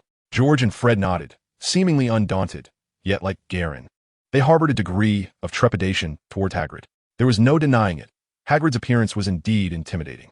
Standing at least a story high, with a rugged visage and a scruffy beard, clad in a beastly coat smeared with pudding and adorned with a necklace of animal teeth. He bore a striking resemblance to the legendary cannibals of Wakanda, enough to instill fear in anyone who encountered him, despite his seemingly rugged demeanor. Could it be that the common thread between such half-giant men was the hidden possession of a delicate, pink-hued heart? Chapter 43. The Polyjuice Potion, Part 1. It was evident to the discerning eye that both Garen and Hagrid shared an affinity for the color pink, though the distinction lay in the fact that Garen's giant lineage derived from a male ancestor, resulting in a diluted giant bloodline in his generation, whereas Hagrid's giant lineage was more pronounced, owing to his mother being a giantess. Moreover, Hagrid's father was a wizard. Otherwise, Lewis could hardly fathom how harmonious daily communication was maintained between Hagrid's parents. Yet, despite Hagrid's father being a wizard, within the bloodline-obsessed wizarding world, Hagrid, possessing giant blood, remained an anomaly. During his time at Hogwarts, he often endured disdainful glances and frequently felt inferior due to his giant heritage. Lewis understood that those who feel inferior usually harbor an instinctive aversion to interacting with strangers, their hearts brimming with wariness. To successfully cultivate a favorable impression before Hagrid, the most crucial step is to gently unlock the guarded heart of his inner child. Indeed, as Lewis had envisioned, he and his companions approached Hagrid fearlessly, setting him somewhat off balance as he took a couple of steps back. His imposing black hound, sensing its master's unease, instinctively lunged forward, barking ferociously at Lewis and his friends. The twins and Garen, facing the hound's aggressive barking, felt a twinge of fear and halted their advance, wishing to caution Lewis about the unpleasantness of being bitten by such a beast. However, Lewis did not afford them the opportunity to voice their concerns. Undeterred, he boldly approached the black hound and delivered a gentle pat to its head. To the astonishment of the twins and Garen, the previously fearsome creature transformed into a cheerful-looking Shiba Inu under Lewis's affectionate touch. Hagrid, witnessing this, could not suppress his surprise and inquired, "Hey, are you not afraid of Fong?" "Not at all," Lewis replied with a smile, "for I am always prepared with tofu and chili." Hagrid, perplexed, wondered what purpose such commonplace ingredients served. Could they perhaps be magical tools for taming dogs? His confusion deepened as Lewis casually asked, "Mr. Hagrid, did I hear you correctly? Is the hound's name Fong?" "Indeed," Hagrid confirmed, nodding instinctively. "His name is Fong. A fine name, but do not feed him milk. It may cause diarrhea in young dogs. It will be better to prepare some goat's milk for him." After addressing Lewis's inquiry, Hagrid suddenly grew wary and scrutinized Lewis and his companions, frowning as he asked, "Which house are you freshmen from? Gryffindor?" Hagrid's lips twitched slightly as he earnestly warned, "Do not think that by trying to befriend me, I will allow you to venture into the Forbidden Forest. Not a chance." Noticing the slightly awkward expressions of George and Fred, Hagrid turned his gaze to Garen, who was shrinking behind the two, and curiously whispered to Lewis, "Is he your friend?" "Indeed," Lewis affirmed, nodding. "As you suspected, Garen possesses a measure of giant blood. Thank you for being willing to befriend him." Hagrid smiled warmly at Garen, seemingly recalling some unpleasant experiences of his own. "Hi, I heard your friend say your name is Garen, correct? Do not mind the prejudices of others. As a half-giant myself, I can assure you that you are no different from anyone else, and can indeed make wonderful friends. Can't you?" "Yes, sir," Garen replied, scratching his head sheepishly. "Lewis, George, and Fred have all been very kind to me. I love Hogwarts, and even Annie, Angelina, and Elia do not fear me like other girls do." Who would have thought that lad would be quite popular with the girls? Hagrid murmured to himself before turning back to Lewis and asking, "Child, what is your name?" "Mr. Hagrid, my name is Lewis Rogers, but you may call me Lewis." Lewis introduced, "This is Galen Smith, and the two beside him are the Weasley twins. That one is George, and the other is Fred." Once Lewis finished the introductions, George and Fred warmly greeted, "Hello, Mr. Hagrid." "Ah, greetings to you," Hagrid remarked, seemingly casting a casual glance towards the more reserved Galen. Gradually, he lowered his defenses and smiled, saying, "Although I cannot permit you to venture into the Forbidden Forest, I would be delighted to invite you to my humble abode. Would you care to join me?" "We would be more than happy to, Mr. Hagrid. Just call me Hagrid." The title Mr. feels rather peculiar to me. Certainly, Mr. Hagrid. Lewis, I mean it. Simply call me Hagrid. Understood, Mr. Hagrid. Hagrid chose not to further press Lewis on the matter of titles, and soon, he led Lewis and the others to a quaint wooden cabin at the edge of the Forbidden Forest. As Hagrid stepped aside at the door, inviting Lewis and the others inside, the twins and Galen were instantly captivated by the array of peculiar decorations adorning the walls. While Lewis's attention was immediately drawn to a bundle of silvery unicorn tail hair hanging from the wall, it was evident that Hagrid was a warm and hospitable individual. And while Lewis and the others admired the decor, Hagrid prepared steaming cups of tea for everyone, along with treats that would challenge even the most determined of appetites. Once everyone gathered around the table and sipped their tea, Hagrid casually inquired, "What brings you new students near the Forbidden Forest?" At Hagrid's question, George and Fred exchanged somewhat awkward glances, while Lewis, understanding that honesty was the best approach with someone like Hagrid, candidly replied, "Mr. Hagrid, we actually wish to explore the Forbidden Forest. We've heard there are unicorns within. Is that true? Call me Hagrid." Hagrid reminded with a hint of exasperation, then chuckled, "Indeed, unicorns do inhabit the forest, but even if you were to enter, you might not catch sight of them. They tend to prefer lovely girls over boys." "That's all right," George and Fred chimed in unison. "Before we enter the Forbidden Forest, we can simply disguise ourselves as charming young ladies." Hagrid erupted in laughter, spraying his hot tea, shaking his head. "Even if you were dressed as girls, your scent would betray you to the unicorns. Unless you possess Polyjuice Potion. That might just do the trick with unicorns." Polyjuice Potion. Lewis mused, particularly fascinated by Hagrid's hair, which he had collected quite a bit of. Clearly, his primary interest lay in unraveling the secrets of the half-giants' immense strength and their inherent magical resistance. However, due to the peculiarities of the Silent Ones that led to an unfortunate incident involving Professor Binns, Lewis no longer dared to recklessly manipulate magical powers to delve into the mysteries of a wizardess anatomy, fearing that a mere misstep might render him a suspect in a murder case. Consequently, regarding the analysis of the secrets of the half-blood giant's body, Lewis resolved to take an alternative approach, intending to utilize the wondrous effects of the Polyjuice Potion to achieve his goal. Subsequently, the amiable exchanges among the group and Hagrid continued. Throughout these friendly conversations, Lewis found himself unable to discern Hagrid's precise level of wizardry. Instead, he confirmed another significant fact. Aside from Newt Scamander, the esteemed magizoologist and author of Fantastic Beasts and Where to Find Them, he had also come to recognize Hagrid as another remarkable half-blood giant. Without Lewis needing to voice his inquiries, George, Fred, and Galen, unafraid of Hagrid's imposing stature, eagerly bombarded him with a barrage of questions regarding magical creatures, to which Hagrid responded with the delight of a connoisseur recounting his treasures. As their discussion meandered from the habits of unicorns and bowtruckles to centaurs, werewolves, thestrals, and even Hagrid's most favored magical creatures, dragons, Lewis remained uncertain about the extent of knowledge the trio gleaned from Hagrid. However, he gleaned a vague understanding of the distribution of various magical creatures within the Forbidden Forest, as well as insights into the dietary habits, and vulnerabilities of many magical beings. Before parting ways, Lewis glanced at the bundle of unicorn hairs, noting that there were at least a dozen. He hesitated momentarily and asked, "Mr. Hagrid, is this truly acceptable? What is it you wish to inquire about, Lewis?" Hagrid asked, puzzled. "Mr. Hagrid, your gift to us is quite precious." Lewis pointed to the bundle of unicorn tail hairs before him. "I inquired in Diagon Alley, and each unicorn tail hair fetches a market price of 7 galleons, while these you've gifted us are preserved in excellent condition. I believe each one is worth at least 10 galleons. Am I correct?" Upon hearing Lewis articulate the value of each bundle of unicorn hairs, George and Fred, who had been holding a bundle, exchanged glances and hurriedly placed it on the table. Hagrid, however, merely chuckled nonchalantly and replied, "Lewis, the worth of gifts among friends lies not in their value, but in the sentiment behind them. In fact, Dumbledore advised me long ago to use such items to improve my life, but I feel no need. I truly cherish my current existence. As for these unicorn tail hairs," Hagrid gestured towards the bundles on the table, tilting his head with a smile, "I typically use them as bandages."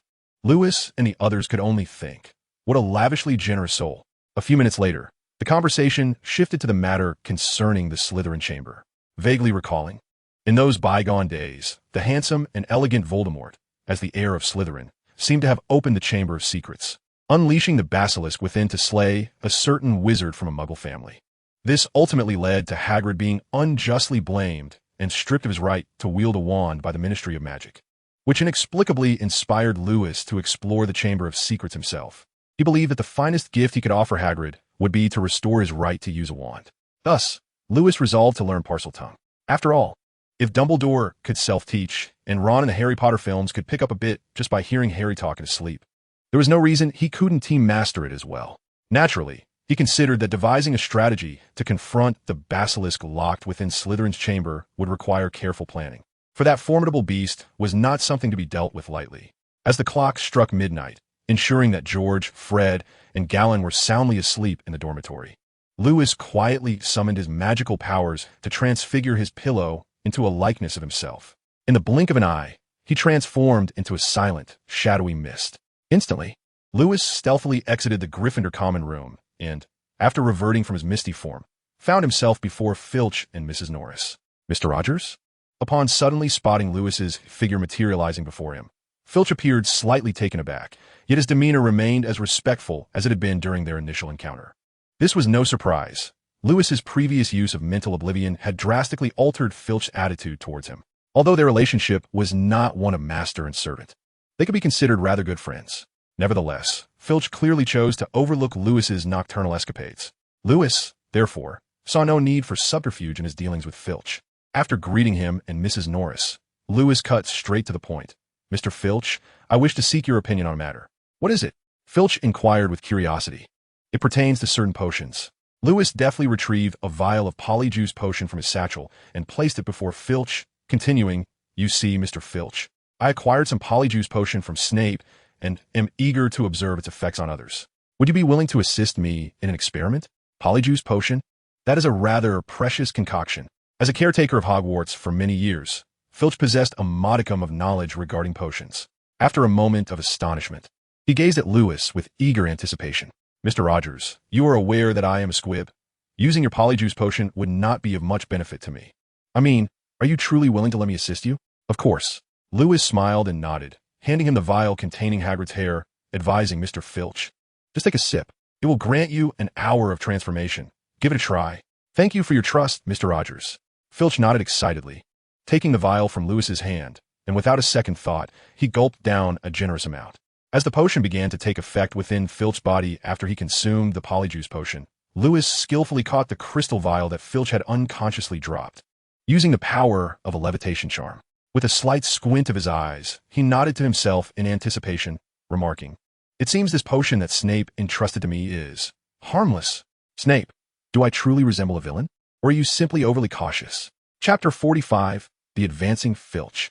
Although Lewis was willing to place his trust in Dumbledore, believing he would not conspire against him without reason, and was also inclined to trust Snape, convinced he would not adulterate the potion with unnecessary ingredients, he nonetheless cherished the precious opportunity of his rebirth. Thus, he could not gamble his life and fortune on trust alone, akin to the Potters in the HP films. Knowing a person's face does not equate to knowing their heart. When the Potters decided to entrust the secret keeper role to Peter Pettigrew, they could hardly have imagined he would betray them, revealing their hiding place to Voldemort.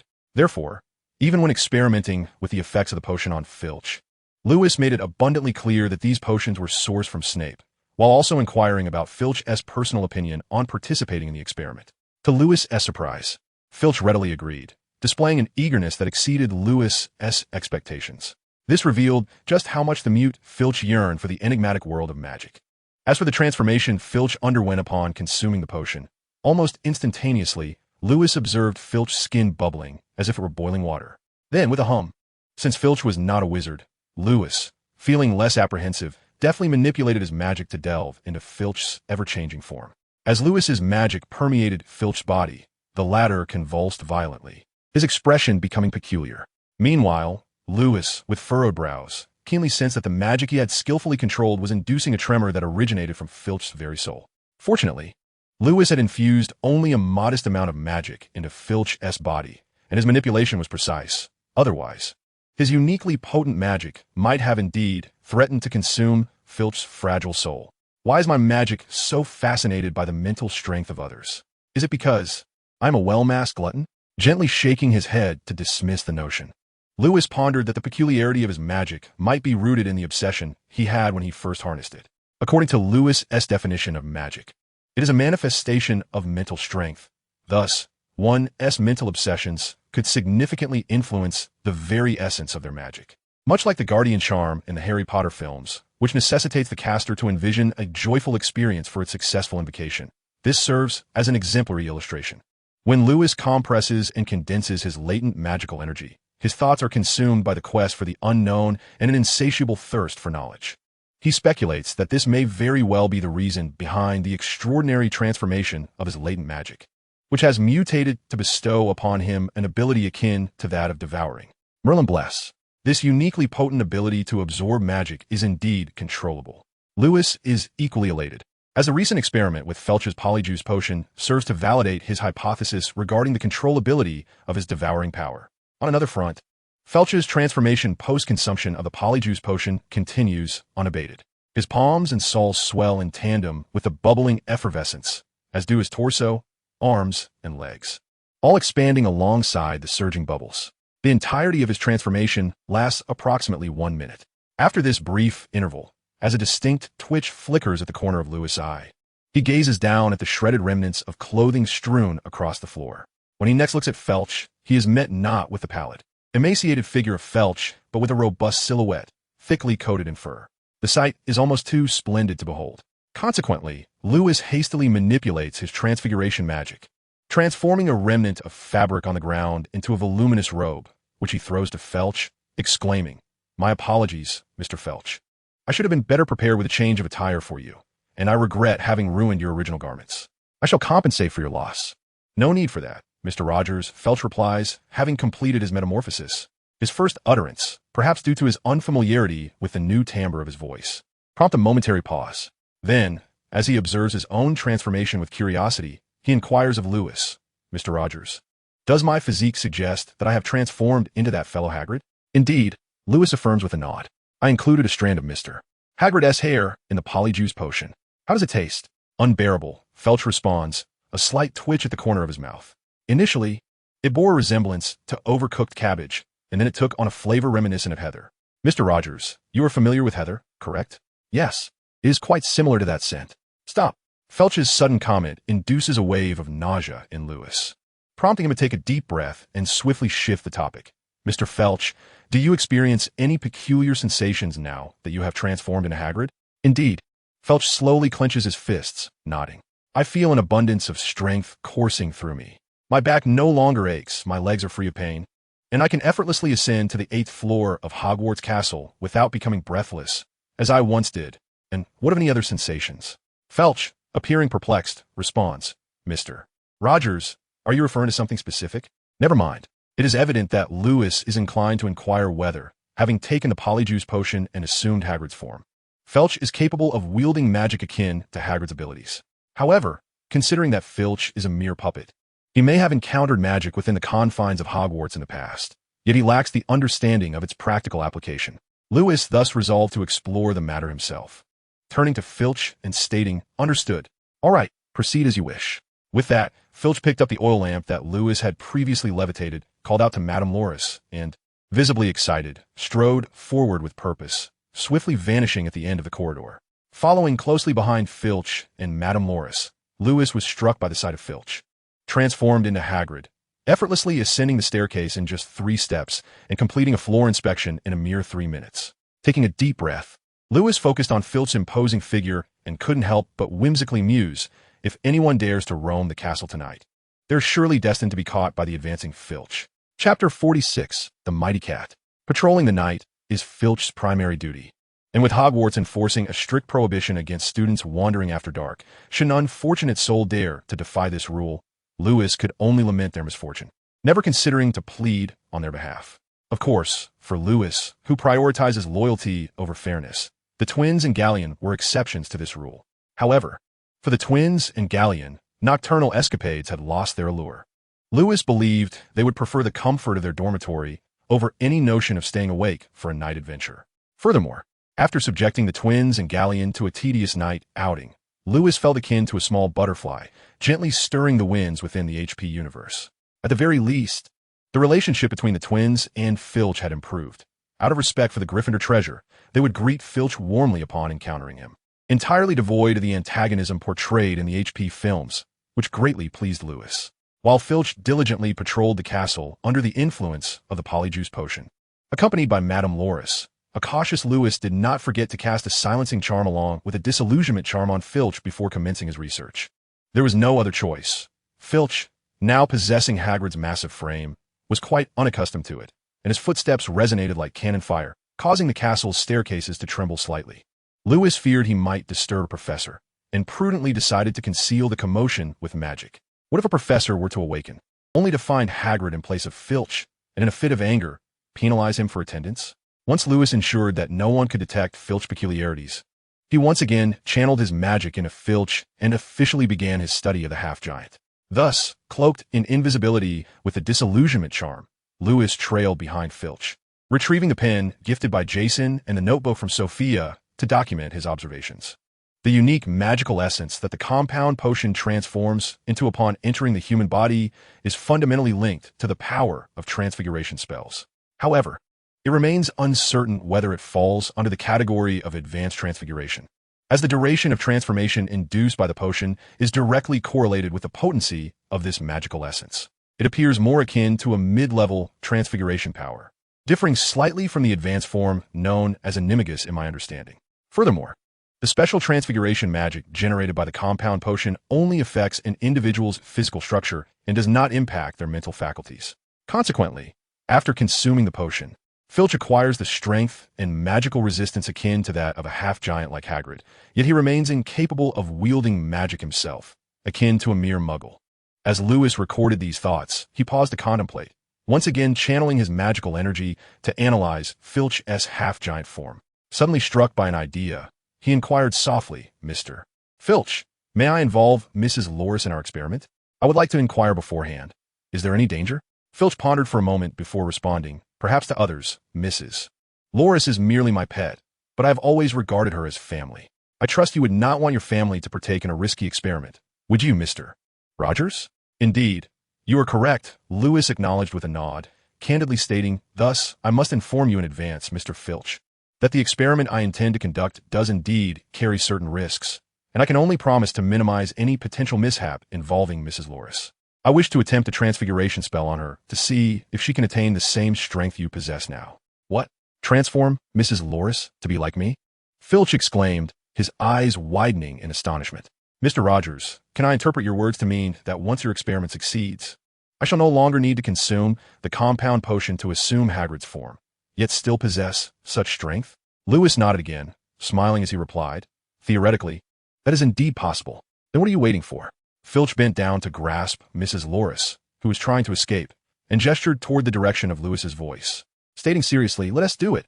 Lewis jested, "You just sold out your family." However, upon reflection, Lewis found himself understanding Filch's willingness to sacrifice Mrs. Loris for the sake of power. As a squib caretaker, Filch endured scorn in his pursuit of magic at Hogwarts, becoming a target of disdain not only from the students but also from fellow professors who regarded him with contempt. Yet, Filch perceived the situation clearly. He recognized that the disdain from the professors and the disdainful looks from the students were fundamentally rooted in his own perceived weakness. He believed that if he were to acquire strength comparable to that of a half-giant, he would no longer face such derision from both professors and students. For this reason, what was the cost of sacrificing Mrs. Loris's life? Yet, understanding does not equate to acceptance. Let us discuss the experiment Lewis conducted on Lady Loris. The principle behind it was rather simple, yet executing it posed certain challenges for Lewis. While manipulating the magical force to analyze the hybrid giant Filch's physique, Lewis audaciously endeavored to wield another strand of elementary transfiguration magic, delving into Lady Loris's very being to alter her bodily structure. According to Lewis's analytical findings, the immense strength and inherent magical resistance of the hybrid giant were fundamentally rooted in their subtly distinct physiological composition, which, while resembling that of humans, bore minute differences in aspects such as muscle tissue and cellular structure. However, Lewis's magical analytical abilities, at present, could not rival the precision of a muggle microscope. His insights remained rather macroscopic and lacking in granularity. Thus, he deemed that conducting the experiment on Lady Loris would be a more prudent choice. After all, Lady Loris was a willingly sacrificed feline from Filch, and Lewis felt no moral qualms about using her for his experiment. Embracing the notion that a potential failure could lead to her demise, he activated the elementary transfiguration magic within Lady Loris. In the very next moment, a 10-centimeter-long claw suddenly erupted from her paw, turning his magical analysis upon this newfound appendage. Lewis could not help but furrow his brow and let out a regretful sigh. Transfiguration entails risks. Experiments must be approached with caution. How did I inadvertently transform a delightful feline into a wolverine? Chapter 47. The Unfortunate Soul of Hell. Regarding the inaugural experiment of bodily modification, Lewis was acutely aware of the slim chance of success, yet he harbored a flicker of hope prior to the trial. However, upon witnessing the claw protruding from Lady Loris's paw, reminiscent of the claws that emerged from Wolverine's knuckles, he could only shake his head in disappointment. He promptly dispelled the elementary transfiguration magic from Lady Loris, causing the claw to vanish, and then, with his wand aimed at her injured paw, uttered, "Heal," as before. With a hum, he observed the neat wound on Lady Loris's paw swiftly mend itself. Subsequently, he directed his wand at the ground, which bore the marks of the claw, and pronounced, "Restore to new." He then diligently erased any lingering traces. Yet, despite seemingly restoring everything to normalcy through the use of 2 spells, Lewis inadvertently left a significant psychological scar on the innocent feline. Lady Loris yearned to escape, but alas, she could not flee from Filch's insatiable thirst for power. Filch had not grasped the essence of Lewis's earlier experiment, yet this did not deter him from cautiously inquiring, "Mr. Rogers, was your recent experiment successful?" "No," Louis replied, shaking his head and furrowing his brow. "The magic I just employed on Lady Loris was intended to fortify her claws to be as resilient as those of a hybrid giant. However, this seemingly simple transformation proved to be quite challenging in practice. After my magical attempt faltered, Mrs. Loris, as you have just witnessed, was left in quite a peculiar state." "Mr. Filch." "It's quite all right, Mr. Filch. Many things do not require your understanding," Lewis chuckled. "Continue your nocturnal patrol while I persist with my magical experiments." "Very well, Mr. Rogers," Mr. Filch replied, dutifully carrying the oil lamp in one hand while ensuring Mrs. Loris was positioned conveniently for Lewis's magical endeavors, thus continuing his watch with diligence. As for Lewis's subsequent experiments on Mrs. Loris, Filch paid little attention.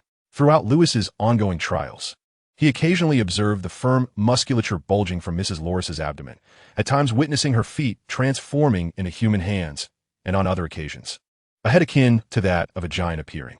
Gradually, he became desensitized to these transformations.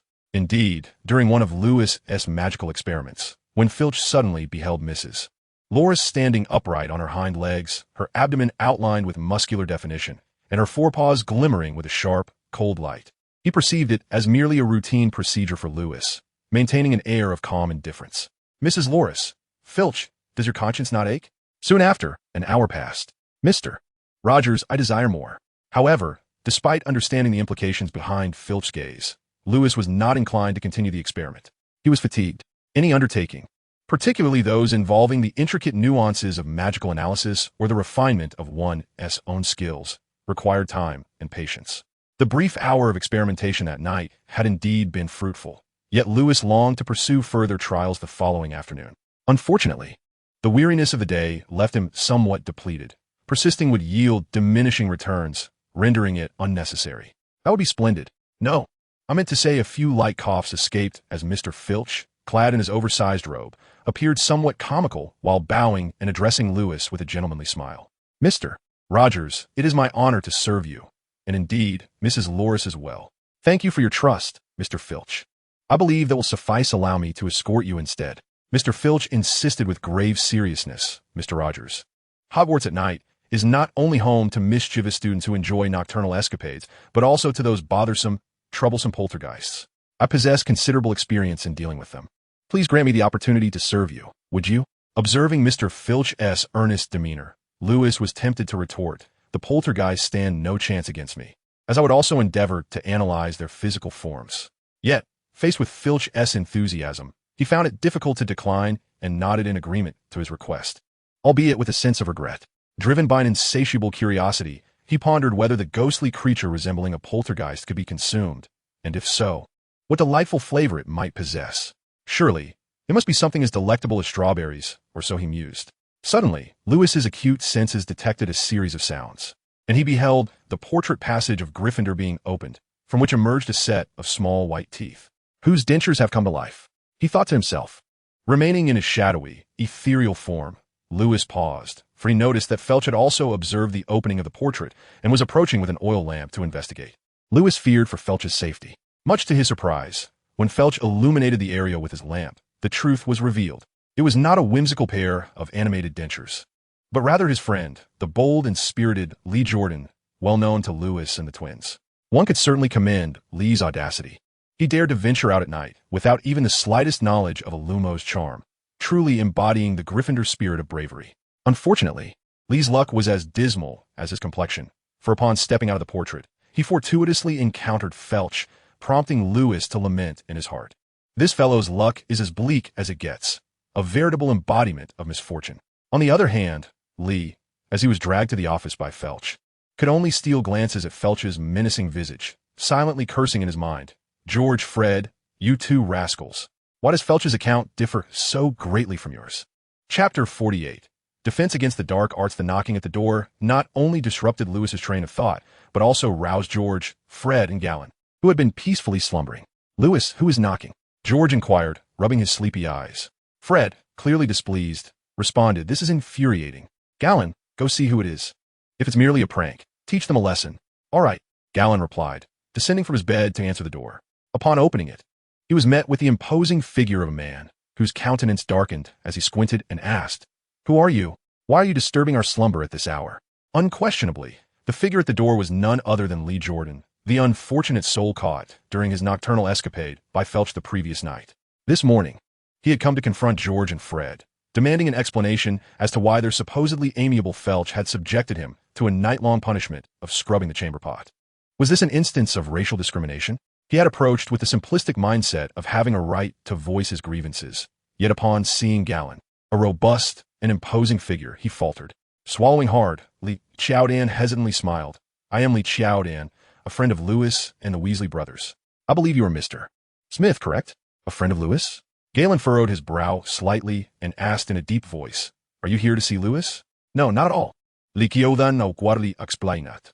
I merely wanted to inquire if they would like to join me for breakfast in the hall. Oh, shall I ask them for you? No, no need. As soon as the words left his mouth, Lee Chowdan hurriedly fled. Once he finally escaped the oppressive shadow of Galen, he let out a deep sigh and left the Gryffindor common room with a dejected expression. Galen remained outside the dormitory, puzzled by Lee Chowdan's abrupt departure. What was that fellow truly after? After pondering for quite some time, Galen could not decipher an answer. Meanwhile, George and Fred, who had been eavesdropping inside the dormitory, chuckled mischievously upon realizing that the person outside was Lee Chowdan. They had previously encouraged him to wander about at night, and were now reveling in their amusement. Proudly, they relayed their prank on Lee Chowdan to Lewis and Galen, leading Lewis to perceive Lee Chowdan as somewhat dim-witted and indeed rather stubborn. Subsequently, without giving much thought to Lee Chowdan, Lewis adhered to his usual routine, tidied himself up, and accompanied the twins and Galen to the hall for a casual breakfast. They soon found themselves engrossed in the twins' enthusiastic discussion about this year's new defense against the dark arts professor, making their way to the classroom. Every first-year student in the classroom was eagerly anticipating this year's defense against the dark arts lesson, much like Galen looked forward to Madame Hooch's flying class. Lewis felt no different, as the course primarily focused on teaching students how to defend against dark magic and dangerous creatures, evoking a sense of exploration into the mysterious. This reminded Lewis of his own anticipation during his limited introductory classes before his rebirth. Both experiences shared a common thread of delving into the unknown. Was that not accurate? Since a certain individual had been ruthlessly rejected by Dumbledore, Hogwarts had adopted a tradition of changing the defense against the dark arts professor each year, with few able to teach for a full term. This year, Hogwarts had appointed a professor named Reese Jackson, who bore a striking resemblance to a prominent figure from comedy troupe. He was a humorous and engaging instructor.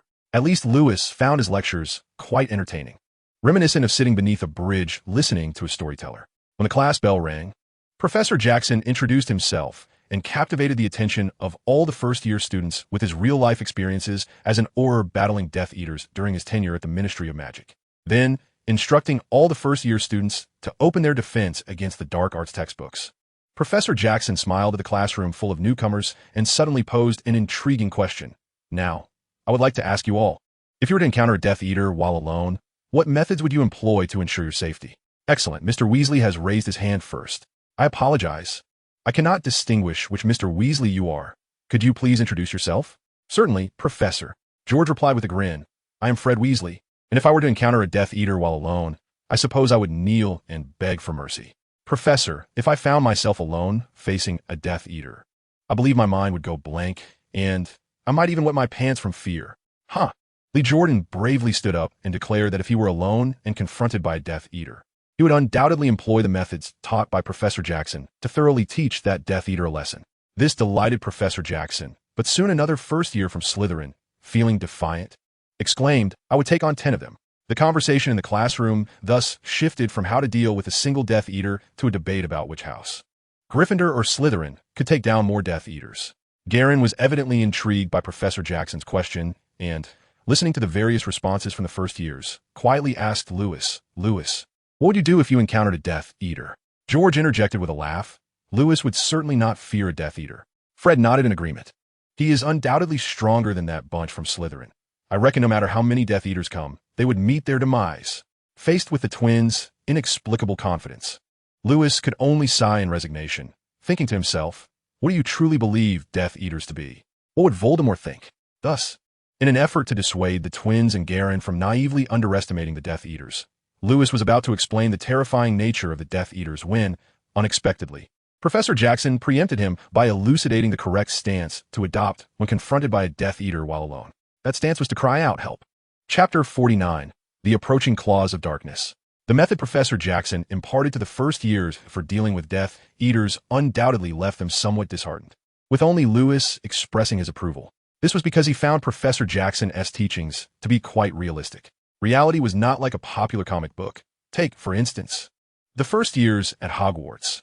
If any one of them were to face a Death Eater while alone, it was highly improbable that they would suddenly unleash a powerful attack, sending the Death Eater flying with a spectacular move, followed by an aerial assault that even Newton's coffin could not contain, and ultimately finishing with an energy blast that would knock the Death Eater out cold. Death Eater. Are you certain these are students from Hogwarts? They are not some apprentice of a certain red-hatted martial artist, are they? Thus, if the first-year students were indeed to encounter Death Eaters while isolated or face other perilous situations, the most prudent course of action, as Professor Jackson advised, would be to cry out for help rather than attempt to injure the adversaries with their rudimentary magic. The method by which wizards seek assistance is somewhat more sophisticated than the mere shouting employed by muggles. They utilize magic to launch signal sparks. For instance, a red spark shot into the sky by a wizard signifies that they are in danger and urgently require aid. Conversely, a green spark indicates the locking of a target or assembly. Subsequently, Professor Jackson elaborated on the meanings behind various colors of sparks shot consecutively, enlightening Lewis to the fact that these magical signals are akin to the semaphore used in the Muggle world, both serving as a form of communication based on signaling. However, it was evident that Professor Jackson did not impart the entirety of the meanings of these signals in one session. This left George and Fred, who had grasped two methods of signaling during the lesson, somewhat dissatisfied. After class, they approached Lewis with a sense of resignation. George remarked, "He is not wrong." Fred sighed deeply. Upon hearing Professor Jackson's introduction and learning that he was an injured Auror, I expected him to teach us spells to combat Death Eaters. Yet he only taught us how to call for help. I actually think Professor Jackson taught quite well, Garen interjected, disagreeing with the twins. Didn't T. Lewis mention that every Death Eater is a formidable wizard? Perhaps we want T be capable of confronting them until our 4th or 5th year. If we were to encounter a Death Eater now, the best choice would be to seek assistance rather than face demise. Wouldn't it? Garen, you make a valid point. But the twins turned to Lewis and suddenly grinned. But we believe Lewis must know many fascinating spells. Why don't we have him teach us? Teach you how to deal with Death Eaters? Lewis asked, amusement evident on his face. Absolutely. The twins flanked him, playfully nudging Garen's shoulder. Both Garen and we wish to learn magic from you, Professor Lewis. Grant us this opportunity. Of course. That is no problem, Lewis replied casually. I will first teach you the basics of spellcasting, after which you will have nearly a year to practice. All right, I'll give it a try. Garen was indeed a rather naive individual, yet he possessed his own life philosophy. He recognized that he could not compare himself to someone of Lewis's academic caliber, nor could he rival the intelligence of George and Fred. Therefore, he was always willing to heed Lewis's advice, if Lewis deemed it right. Garen was willing to attempt it. This made Lewis feel that Garen was far superior to those who merely fancied themselves clever.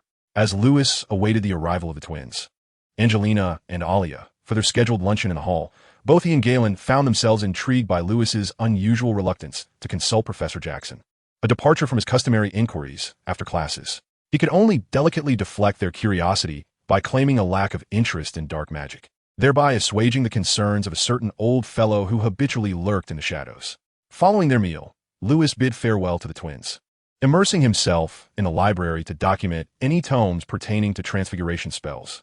If circumstances permitted, he contemplated skipping the afternoon astronomy class, as he found the notion of studying astronomy at a school of magic rather peculiar. Nevertheless, he was eager to experience how wizards perceive the cosmos. To his surprise, Professor Sinistra, in charge of instructing the first-year students in astronomy, employed her wand to indicate a model of the solar system, elucidating the 9 planets within it. Observing Pluto's orbit within the model, Lewis questioned whether the wizard's understanding of astronomy was aligned with that of Muggles, pondering whether the curriculum would eventually evolve to exclude Pluto from the ranks of the 9 planets. Lewis eagerly anticipated Professor McGonagall's gathering for the Transfiguration Club. Consequently, after the conclusion of astronomy class, he declined the twins' invitation to the Quidditch pitch, making his way to her office located at the edge of the second-floor corridor. As directed by Professor McGonagall, upon entering, he was greeted by the sight of a roaring fireplace. Glancing out the window, he caught a glimpse of the twins soaring through the air on their broomsticks. In the midst of grading assignments from upperclassmen, Professor McGonagall paused upon noticing Lewis's arrival and inquired, "Ah, Mr. Rogers, how was your astronomy class?" "Indeed, Professor McGonagall," Lewis replied with a nod. Professor Sinistra merely shared some astronomical knowledge with us before dismissing the class early. We were not retained for evening stargazing. "Then it seems our gathering times may need to be adjusted," Professor McGonagall remarked with a smile. "You see, Mr. Rogers, it is quite unprecedented for a first-year student to join my Transfiguration Club. You are the first." "It is my honor, Professor McGonagall," Lewis responded. Noticing the absence of others in her office, he suddenly conceived a bold idea. He reached into his satchel and retrieved a plant that Sophia had thoughtfully sent him, placing it on Professor McGonagall's desk. "Professor McGonagall, as a token for my inaugural participation in your Transfiguration Club, I have prepared a gift for you." "Oh," Professor McGonagall inquired, her expression tinged with curiosity as she observed the plant. "Mr. Rogers, this appears to be a pot of catnip?" "Indeed," Lewis affirmed. "I consulted my mother, who mentioned that many cats adore catnip. Given your animagus form is that of a cat, I had her prepare this pot of catnip for you, hoping you would enjoy it." "Thank you for your thoughtful gift, Mr. Rogers. I truly appreciate it." Professor McGonagall smiled and nodded in acknowledgement, then turned her gaze towards the pot of camphor grass on the table, momentarily appearing entranced. In her dazed state, she remained oblivious to the stealthy approach of Lewis's magical grasp. Chapter 50, Animagus. Camphor grass, an alternative name for catnip. According to Lewis's understanding, the vast majority of felines cannot resist the allure of catnip, and from McGonagall's gradually mesmerized eyes, he discerned that the animagus form she assumed, a feline, evidently belonged to the category of cats intrigued by catnip, suggesting prior experiences with its consumption. This undoubtedly presented Lewis with an opportunity to extend his magical grasp towards Professor McGonagall. However, this opportunity pertains not to the present, but to the future, through the magical experiment conducted on Lady Loris the previous night. Lewis had confirmed that the transformative spell he deciphered using the polyjuice potion still fell within the realm of intermediate transfiguration spells, rather than being classified among the advanced transfiguration spells like animagus transformations. What distinguishes the two? For instance, consider the transformative magic that alters bodily structure. If Lewis employs intermediate transfiguration magic to modify his own body, acquiring a physique akin to a half-blood giant, it necessitates a continuous expenditure of magical energy for maintenance. Although, on the surface, Lewis, as a silent one, may seem unconcerned about the minor depletion of magical energy, an unexpected incident could occur. Conversely, a body structure altered by advanced transfiguration does not require magical energy for maintenance. Once transformed, it remains permanent. Thus, utilizing the power of advanced transfiguration to alter one's bodily structure aligns more closely with Lewis's earnest pursuit of bodily reconstruction. This path certainly requires gradual progression, first attempting to complete experiments with intermediate transfiguration magic, and when more confident, proceeding to experiments with advanced transfiguration magic. Yet, this does not preclude Lewis from laying the groundwork for deciphering advanced transfiguration magic in advance. Is it not so? At this moment, the pot of catnip before Professor McGonagall represents the initial step of Lewis's endeavor to extend his magical grasp. To this end, Lewis felt compelled to leverage Sophia's contribution to further diminish Professor McGonagall's vigilance. The outcome, rather commendably, was quite favorable. A student deliberately inquired about the gift prepared by his mother, a sentiment that greatly pleased Professor McGonagall, in stark contrast to a certain elderly gentleman who, while appearing jovial, was internally rife with suspicion. As the senior members of the Transfiguration Club began to arrive in succession, Professor McGonagall paused her grading duties. Once everyone was seated, she smiled and introduced, "Before we commence the gathering, I would like to introduce a new member of our club, an exceptional first-year student, Mr. Lewis Rogers." A round of applause erupted, and as the applause subsided, Lewis gradually rose, smiling at the assembly. "Hello, everyone. I am Lewis Rogers. I am grateful to Professor McGonagall for inviting me to this gathering, and I am delighted to meet all of you esteemed seniors." "Thank you." The number of members in Professor McGonagall's Transfiguration Club is quite modest, totaling merely a handful, including Lewis, amounting to just over 10 individuals. Yet, every person present is a master of the Transfiguration spell. For instance, the senior from Hufflepuff sitting beside Lewis has penned a paper that is highly likely to receive accolades this year in today's Transfiguration. The topic of discussion at today's gathering revolves around this very paper.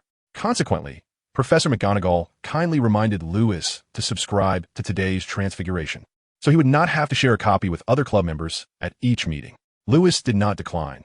Rather, he agreed with enthusiasm, oblivious to the possibility that Professor McGonagall might be aiming to boost the magazine's sales. He quickly became engrossed in the discussions at the gathering, particularly because the Hufflepuff senior's paper pertains to animagi, which greatly aids Lewis in his endeavor to unravel the magical essence of advanced transfiguration spells. Thanks to Lewis's diligent preparations, including extensive reading on transfiguration in the library, he found himself able to comprehend much of what was being discussed, which he might not have understood otherwise. However, even if he had struggled to grasp the content, it would not have mattered much. Regrettably, Lewis felt a tinge of disappointment with the senior members, including the Hufflepuff who authored the promising paper. The bulk of their discourse consisted of summarizing and compiling the manuscripts left by their predecessors regarding animagi, devoid of any innovative ideas, and not a single one among them ventured to attempt becoming an animagus. Perhaps this reluctance is partly due to Professor McGonagall's continuous warnings to the attendees. Becoming an animagus is far more challenging than they might anticipate. She cautioned against recklessly attempting to become one, particularly in isolation, for many before them who sought to become animagi met with failure, often transforming into grotesque half-beast forms and ultimately ending their lives in despair. As a result, no one dared to pursue the path of becoming an animagus, even when they could seek assistance from Professor McGonagall, likely avoiding such dreadful outcomes. Nevertheless, while this meeting left Lewis with some disappointments, it also offered him gratifying moments. For instance, he felt he had greatly benefited from Professor McGonagall's personal insights shared during the gathering, which deepened his understanding of the magical essence of basic transfiguration spells. He was eager to learn how Professor McGonagall would assess his performance. Thus, after a prolonged wait, when the moment finally arrived for him to demonstrate a transfiguration spell before the assembly, he held nothing back. With a sudden burst, he exclaimed, "Boom!" Tendrils of black mist floated behind Lewis, startling a group of upperclassmen who hastily huddled behind the twitching figure of Professor McGonagall. Clearly, no one anticipated that Lewis would create such a commotion while demonstrating his proficiency with the transfiguration spell. Even Professor McGonagall was taken aback. However, Lewis, eager to showcase his abilities before everyone, was wholly absorbed in his understanding of the transfiguration spell, instinctively channeling his latent magical energy into what he perceived as transfiguration magic, subsequently directing it into the teacup beside him. As the transfiguration magic flowed into the teacup, Lewis experienced a curious sensation. In an instant, he perceived the teacup before him as though it were the Play-Doh of his childhood, pliable and malleable, allowing him to shape it into any form he desired. Yet in that wondrous state, he did not rush to alter the superficial appearance of the Play-Doh. Instead, he began sculpting from the intricate internal structures. Countless minuscule particles began to swirl under the influence of his magic, vibrant colors unfurling, reorganizing, and repeating in a continuous cycle. Unbeknownst to others, what appeared to be mere seconds of transformation had already consumed half of the magical energy contained within his magical core. Sensing this, Lewis furrowed his brow slightly, abruptly interrupting his creative flow. With the surge of inspiration suddenly dissipated, he ceased the output of his magic, gazing at the teacup, now adorned with two cat-like paws due to the failed transfiguration, and sighed in exasperation. Initially, Professor McGonagall's focus was entirely on Lewis, anxious that his burgeoning magical energy might spiral out of control, endangering everyone in the office. However, as Lewis skillfully manipulated his magic, transforming it into transfiguration energy and causing the utterly ordinary teacup to sprout 2 feline paws, her expression shifted from concern to astonishment.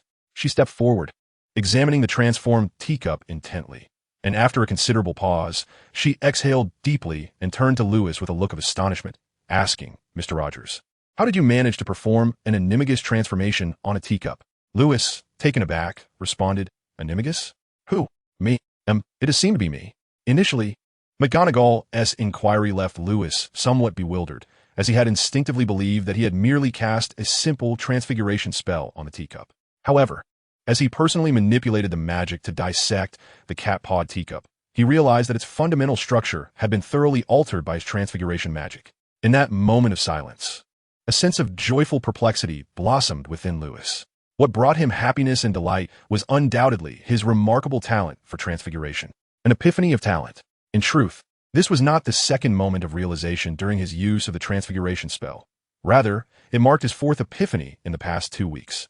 The distinction lies in the fact that the preceding 2 moments of enlightenment enabled Lewis to master the transformation spell and unravel the intricacies of the elementary transfiguration incantation. In contrast, the latter 2 moments of insight aided him in deciphering the complexities of intermediate and advanced transformation spells. What vexed Lewis, however, was quite apparent. The timing of these latter revelations was somewhat inappropriate, as they invariably startled Professor McGonagall, leading to rather awkward situations. Fortunately, Professor McGonagall seemed accustomed to being startled. Upon witnessing Lewis's initial bewilderment followed by silence, she merely cast a stern glare without pursuing his transgressions. Shortly thereafter, she utilized his display of transfiguration as a cautionary example, sternly warning all club members against recklessly attempting to use animagus transformations like Lewis did. Regarding her sentiments towards Lewis at that moment, they were undoubtedly tinged with a blend of affection and frustration. She cherished his innate talent for transfiguration, believing that his future accomplishments in this discipline would surpass her own, yet she felt exasperated by his penchant for chaos.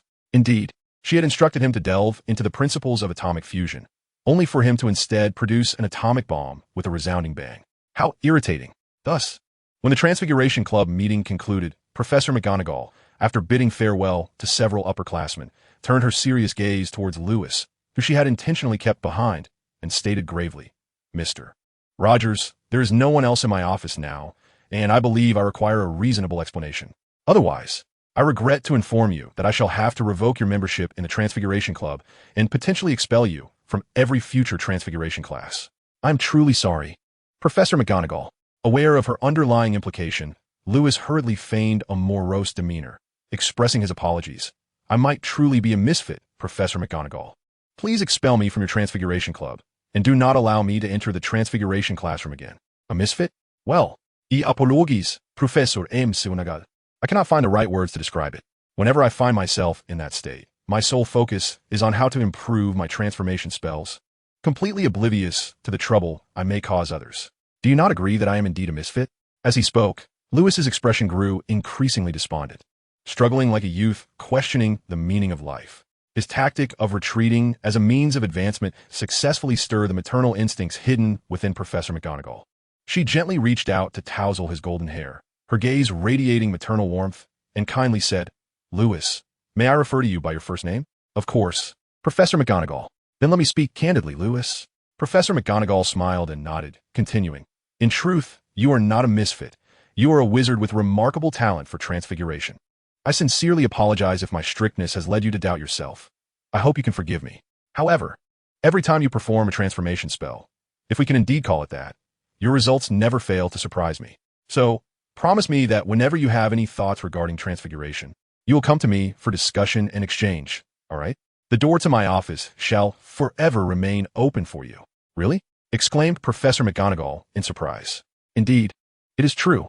Furthermore, as she spoke, Professor McGonagall drew her wand and smiled while pointing at the cat paw teacup, saying, "Before attempting any spell, one must first learn its countercurse. For instance, the countercurse for the transfiguration spell you just employed is untransfiguration."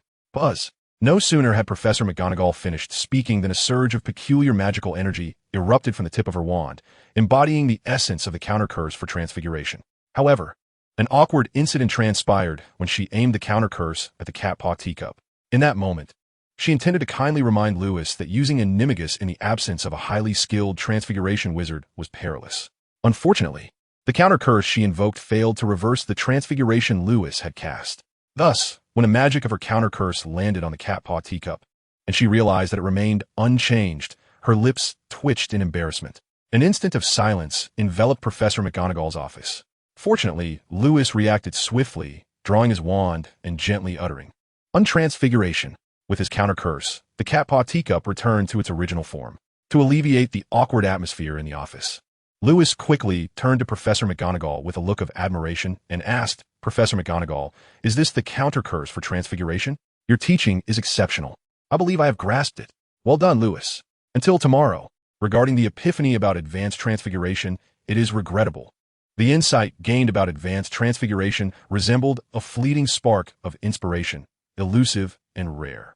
Consequently, despite Lewis's earnest contemplation, he found himself unable to decipher the intricacies of advanced transfiguration.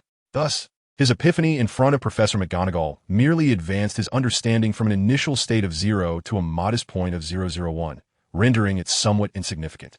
Secondly, concerning the quality of magical power, Lewis formulated a bold hypothesis. Why was Professor McGonagall's counter-curse incapable of dispelling the transfiguration I enacted? Could it be that her counter-curse skills were lacking? Unlikely. Therefore, it is far more plausible that the latent quality I possessed as a mute was superior to that of Professor McGonagall, rendering her counter-curse ineffective against my transfiguration. If my hypothesis holds true then, upon this thought, building upon the original hypothesis, Lewis suddenly conceived a brilliant idea. Could the reasonable manipulation of latent magical energy allow him to designate a specific area around him into a zone where other wizards could not wield magic? Lewis personally felt that this notion seemed quite promising. Chapter 52. Snape's private tutoring. The realm of magic nullification, an exalted skill of one's own invention, sounds immensely grandiose. U1S1. Lewis yearned to concoct such a spell. Yet, upon reflecting on the time and energy required to develop the magic nullification domain, he could not help but shake his head and sigh. He retrieved a pen and notebook from his satchel, and having meticulously planned his year of study, he could only regretfully inscribe his thoughts on the magic nullification in his notebook, hoping to explore and research it when he had more free time in the future. Alas, the old adage rings true. Everyone's energy is ultimately finite. Lewis understood clearly that if he were to dabble haphazardly in various magical studies that piqued his interest, he would face the dismal fate of mastering none, akin to a vessel half-filled and sloshing about. It would be far wiser to adhere to his preterm plan of dedicating a year to perfecting an array of self-created skills, delving into the intricacies of transfiguration spells instead. Before long, the results were indeed disheartening. It was Lewis's prior development of the Spirit Shield, a self-created skill, that allowed him to effortlessly unravel the mysteries of the Iron Shield charm, as its underlying principles bore striking similarities. Furthermore, having previously succeeded in deciphering the Lumos charm had clarified Lewis's thought process significantly, enabling him to grasp the nuances of the levitation charm, the Iron Shield charm, and, through 2 moments of epiphany, the essence of the basic transfiguration charm in just a month. However, for George, Fred, and Galen, the Iron Shield charm remained an esoteric magic. They struggled to master it, let alone practice it multiple times without exhausting their magical reserves. Thus, as they prepared for slumber, Lewis was uncertain about their progress with the Iron Shield charm. Nevertheless, he was confident that the trio would enjoy a restful night. The following day, Thursday morning, Lewis and his companions had 2 classes to attend. According to George and Fred, these classes were Transfiguration with Professor McGonagall, Lewis's mother, and Potions with Professor Snape, his father. Consequently, Lewis took great pleasure in reprimanding George and Fred, transforming them into girls using a basic transfiguration spell, which earned Gryffindor a 5-point bonus under Professor McGonagall's admiring gaze. As for Snape's Potions class, the lesson content bore no distinction from the previous session, still focusing on instructing the first years on how to concoct a proper Scabbers potion. This time, with Snape's guidance, Lewis executed the task impeccably, utilizing his magical analytical abilities in lieu of mere observation. Collaborating with Galen, they produced an exquisitely crafted Scabbers potion.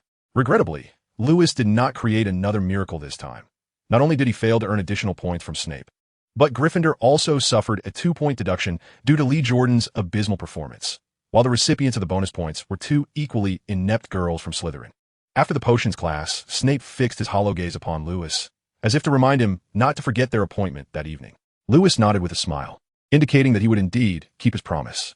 Following lunch, Lewis and his companions attended their afternoon classes alongside the Slytherin students, participating in Madame Hooch's flying lesson. This class was eagerly anticipated by all the newcomers, despite Madame Hooch's rather antiquated brooms.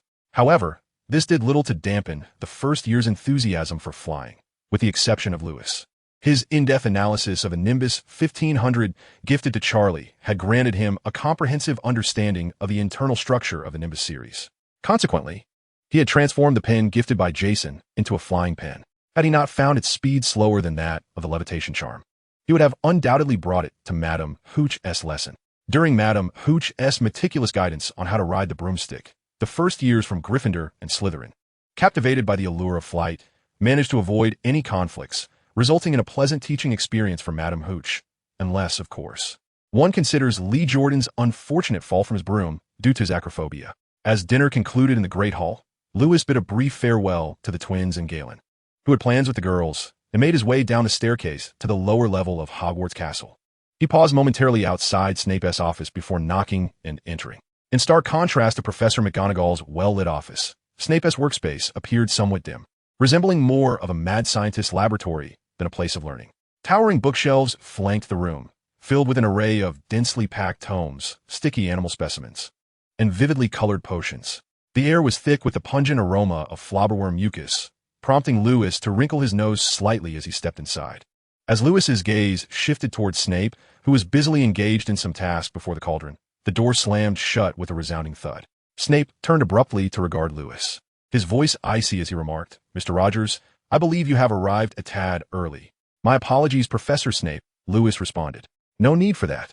Snape's pale lips thinned momentarily before he posed another question. "Do you recall the ingredients for the polyjuice potion?" "Yes, Professor." "Repeat them." Boiled for 21 days following Snape's directive, Lewis recited the ingredients and the brewing process of the polyjuice potion, just as he naively assumed that Snape would present the materials he had prepared to instruct him on the potion's preparation. He was taken aback by Snape's impassive expression. To Lewis's astonishment, Snape pointed to a peculiar creature in the water tank that bore a striking resemblance to an eel, instructing him to don dragonhide gloves and take a knife to dissect it. What on earth? What a bewildering turn of events. Despite Lewis's awareness that the eel-like creature known as the Siberian eel snake possesses organs such as liver, gallbladder, blood, and venomous fangs, which are utilized as potion ingredients, he pondered the promised compound tincture. Could it be that Snape's primary intention in having him dissect these Siberian eel snakes was to deepen his understanding of their anatomical structure, thereby aiding his advanced animagus transformation studies? Upon this realization, Lewis felt as though he had grasped Snape's underlying intent, and his countenance darkened slightly. Although it is often said that men are akin to eels, and the Siberian eel snake is a species of serpent rather than a type of eel, Lewis had never contemplated transforming into a Siberian eel snake through animagus. Nevertheless, in an effort to enhance his rapport with Snape, Lewis, despite his internal reluctance, found his body dutifully complying with Snape's commands. However, as he methodically dissected one Siberian eel snake after another, Snape showed no inclination to allow Lewis any respite, continuously instructing him to perform increasingly perplexing tasks. For instance, he was commanded to chop the liver of the Siberian eel snake into small pieces, to shave the flesh from the snake and dice it, and to strip the skin and cut it into strips. After 3 arduous hours of meticulously fulfilling every task assigned by Snape, Lewis, now grimy and disheveled, began to suspect that Snape's directives were merely a test, leading him to believe that the man was intentionally trying to vex him. As for whether Snape was indeed trying to make things difficult for him, Lewis felt little inclination to dwell on such trivialities. He reasoned that rather than squandering time on these mundane calculations, it would be far more productive to devote his energies to the study of magic. Moreover, serving as a free laborer under Snape was not without its rewards. In Snape's private lessons, Lewis dutifully dissected one Siberian eel snake after another, appearing to engage in arduous and filthy labor. However, in truth, he took advantage of each dissection to quietly analyze their anatomical structures, seeking to unravel the intricacies of intermediate and advanced transformation spells. During this process, he experienced moments of profound insight. Thanks to these 2 epiphanies, Lewis felt an unshakable confidence in his ability to utilize intermediate transformation spells to replace the internal organs of William and Madame Loris with those of the Siberian eel snake. Therefore, regardless of whether Snape's actions were intended to harass him or were merely a prelude to formal instruction, Lewis deemed it inconsequential, as long as he could derive some benefit from the experience. "My three little ones have finally come to understand." He then patiently corrected the erroneous gestures of the twins. Galen, while casting spells, as the three individuals approached their limits through relentless practice and eventually succumbed to slumber on the ground, Lewis employed the levitation charm to gently transport them to their respective beds. He then remained in the dormitory, refining his self-created skills, and only departed quietly when the time was right, arriving as promised before Lady Loris at Felch. Shortly thereafter, Felch found his desires fulfilled, transforming once more into the hybrid giant Hagrid after consuming the restorative potion. Following this, Lady Loris underwent a profound transformation under Lewis's continued experimentation with transfiguration, successfully altering her fluffy tail into the upper body of a Siberian eel. For this, Lewis incurred a price, tending to Lady Loris's bite wound on her back and administering an antidote. On Friday morning, the sun shone brightly. After awakening, he opened the curtains to bask in the warm sunlight streaming through the window.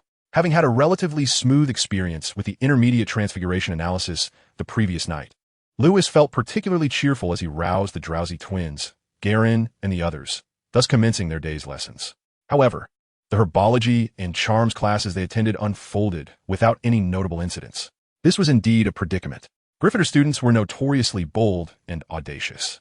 From the upperclassmen to the newly enrolled freshmen, few were ever compliant, and the rate at which points were deducted far surpassed that at which Lewis could accumulate them.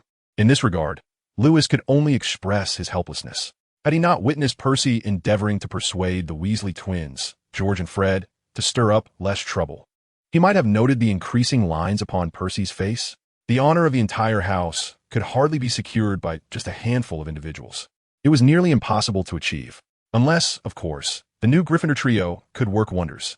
Thus, Lewis gradually relinquished his naive aspiration of single-handedly ushering Gryffindor to dominate Hogwarts for years to come.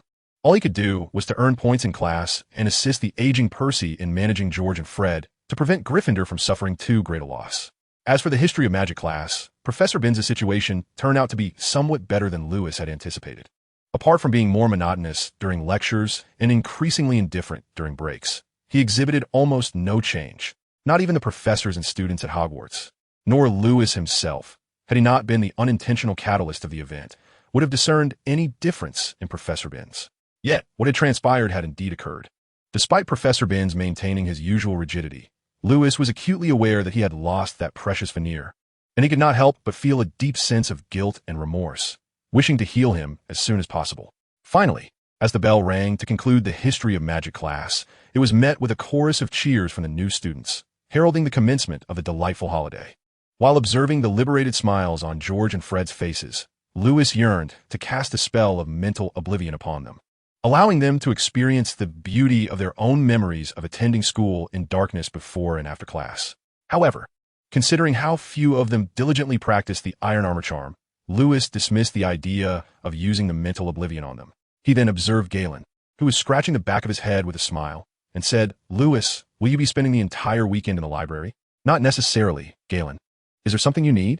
Galen, somewhat bashful, inquired Lewis, "Could I perhaps borrow a bit of your time?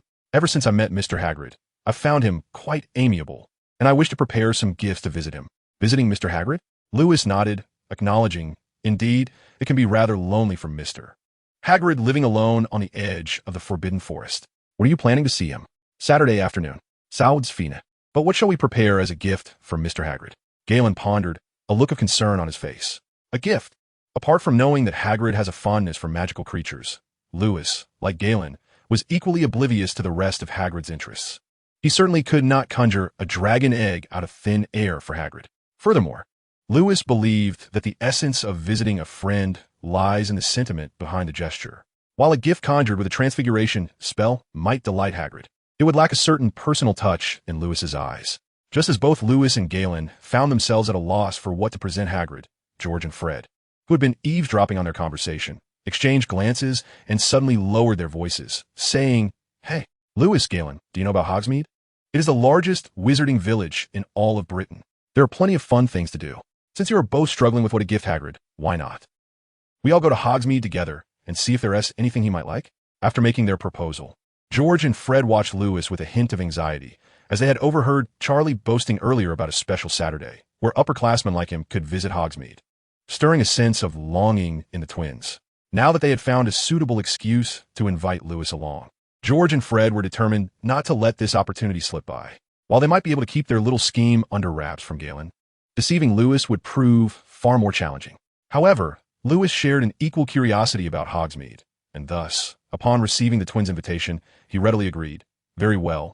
Let us plan to meet tomorrow at 10 o'clock and venture to Hogsmeade together. Chapter 54. The New Invention of Shoes. During idle moments in the dormitory, Lewis found it impossible to engage in discussions solely about magic with the twins and Galen. They occasionally veered into other topics.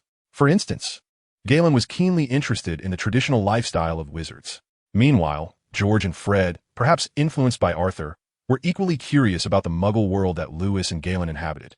Through George and Fred's vivid descriptions of the daily life of a traditional wizard, more specifically their portrayal of the Weasley family's routines, Lewis could easily grasp why the twins were so intrigued by Hogsmeade. In the realm of wizards, there exists a multitude of amicable interactions among pure-blood wizarding families, often hosting gatherings to invite familiar faces, thereby fostering the bonds of friendship akin to socializing in the Muggle world. However, due to the disdain most pure-blood families harbor for the impoverished and downfallen Weasley clan, the chances of George and Fred receiving invitations to such events are nearly non-existent. Consequently, the traditional wizarding lifestyle appears exceedingly dull in the eyes of George and Fred, reminiscent of their own Weasley family, who reside in a remote hillside, with the nearest wizarding household several miles away, resulting in scant communication. This isolation transforms their sole amusement into the tormenting of their youngest brother, Ron. Poor Ron. Lewis harbors grave doubts about Ron's potential marriage to Hermione in the Harry Potter films, suspecting it to be a compensatory gesture from J.K. Rowling for the childhood mischief inflicted upon him by the twins. Should Ron lead a blissful married life, Lewis might entertain such a notion. Upon finalizing their itinerary for the following morning, which entails a trip to Hogsmeade to select a gift for Hagrid, George and Fred are brimming with excitement, eagerly recounting tales of the delights that Hogsmeade purportedly holds for Lewis and Galen. Had it not been for the knowledge that George and Fred had never set foot in Hogsmeade, Lewis might have been swayed. Galen, however, listened with eyes alight with yearning after hearing the twins' vivid descriptions of Hogsmeade, leaving Lewis to ponder whether Galen, having experienced the bustling grandeur of London, might find himself disenchanted with the village, which, despite the twins' exuberant embellishments, remains merely a village. As dinner concluded, Lewis bid temporary farewell to the twins and Galen, arriving early at Snape's office as per usual. Upon entering, he found Snape busily preparing at the cauldron, gesturing towards the sink containing Siberian eels, indicating it was time for work. Thus began another day of Snape's private tutoring. Lewis cruelly dissected numerous Siberian eels, meticulously separating their livers, flesh, and skins as per Snape's instructions. However, amidst the methodical dissection, Lewis keenly sensed several instances where Snape cast seemingly casual glances his way. Thus, he concluded that this seemingly tedious and laborious task was indeed a form of assessment from Snape. As for the duration of Snape's evaluation, only the late Lily could possibly know. The following day, Saturday, marked the first weekend for the freshmen after their hectic academic endeavors. While most of the newcomers opted to indulge in a leisurely slumber within their dormitories, Lewis and his companions were evidently an exception. For the first time, Lewis was not the earliest riser in the dormitory. That honor belonged to the ever-eager George and Fred, who had spent a sleepless night in anticipation of Hogsmeade. Next to awaken was Galen, roused by their animated conversation. Fortunately, due to Lewis's habit of maintaining a magical shield while sleeping, and having cast a silencing charm within its confines, he was spared the fate of being awakened at 5 in the morning by the twins' chatter, thus avoiding the necessity of embarking on their Hogsmeade adventure with dark circles under his eyes. Despite the twins and Garen having endured a restless night, their spirits were surprisingly high, despite the pronounced dark circles under their eyes. After everyone had completed their morning routines, they gathered around 7 o'clock to enjoy breakfast in the auditorium. The twins eagerly suggested an early excursion to Hogsmeade, but Lewis swiftly extinguished their enthusiasm with a single question. Do you know how to get to Hogsmeade? The twins replied in unison. How would we know? Don't you know? Observing the twins' comical exchange of wide-eyed glances, Garen couldn't help but chuckle and quickly reassured them. George, Fred, rest assured. Lewis definitely knows the way to Hogsmeade. Right, Lewis? Indeed, Lewis replied with a smile, but I believe I mentioned that you shouldn't rely on me for everything.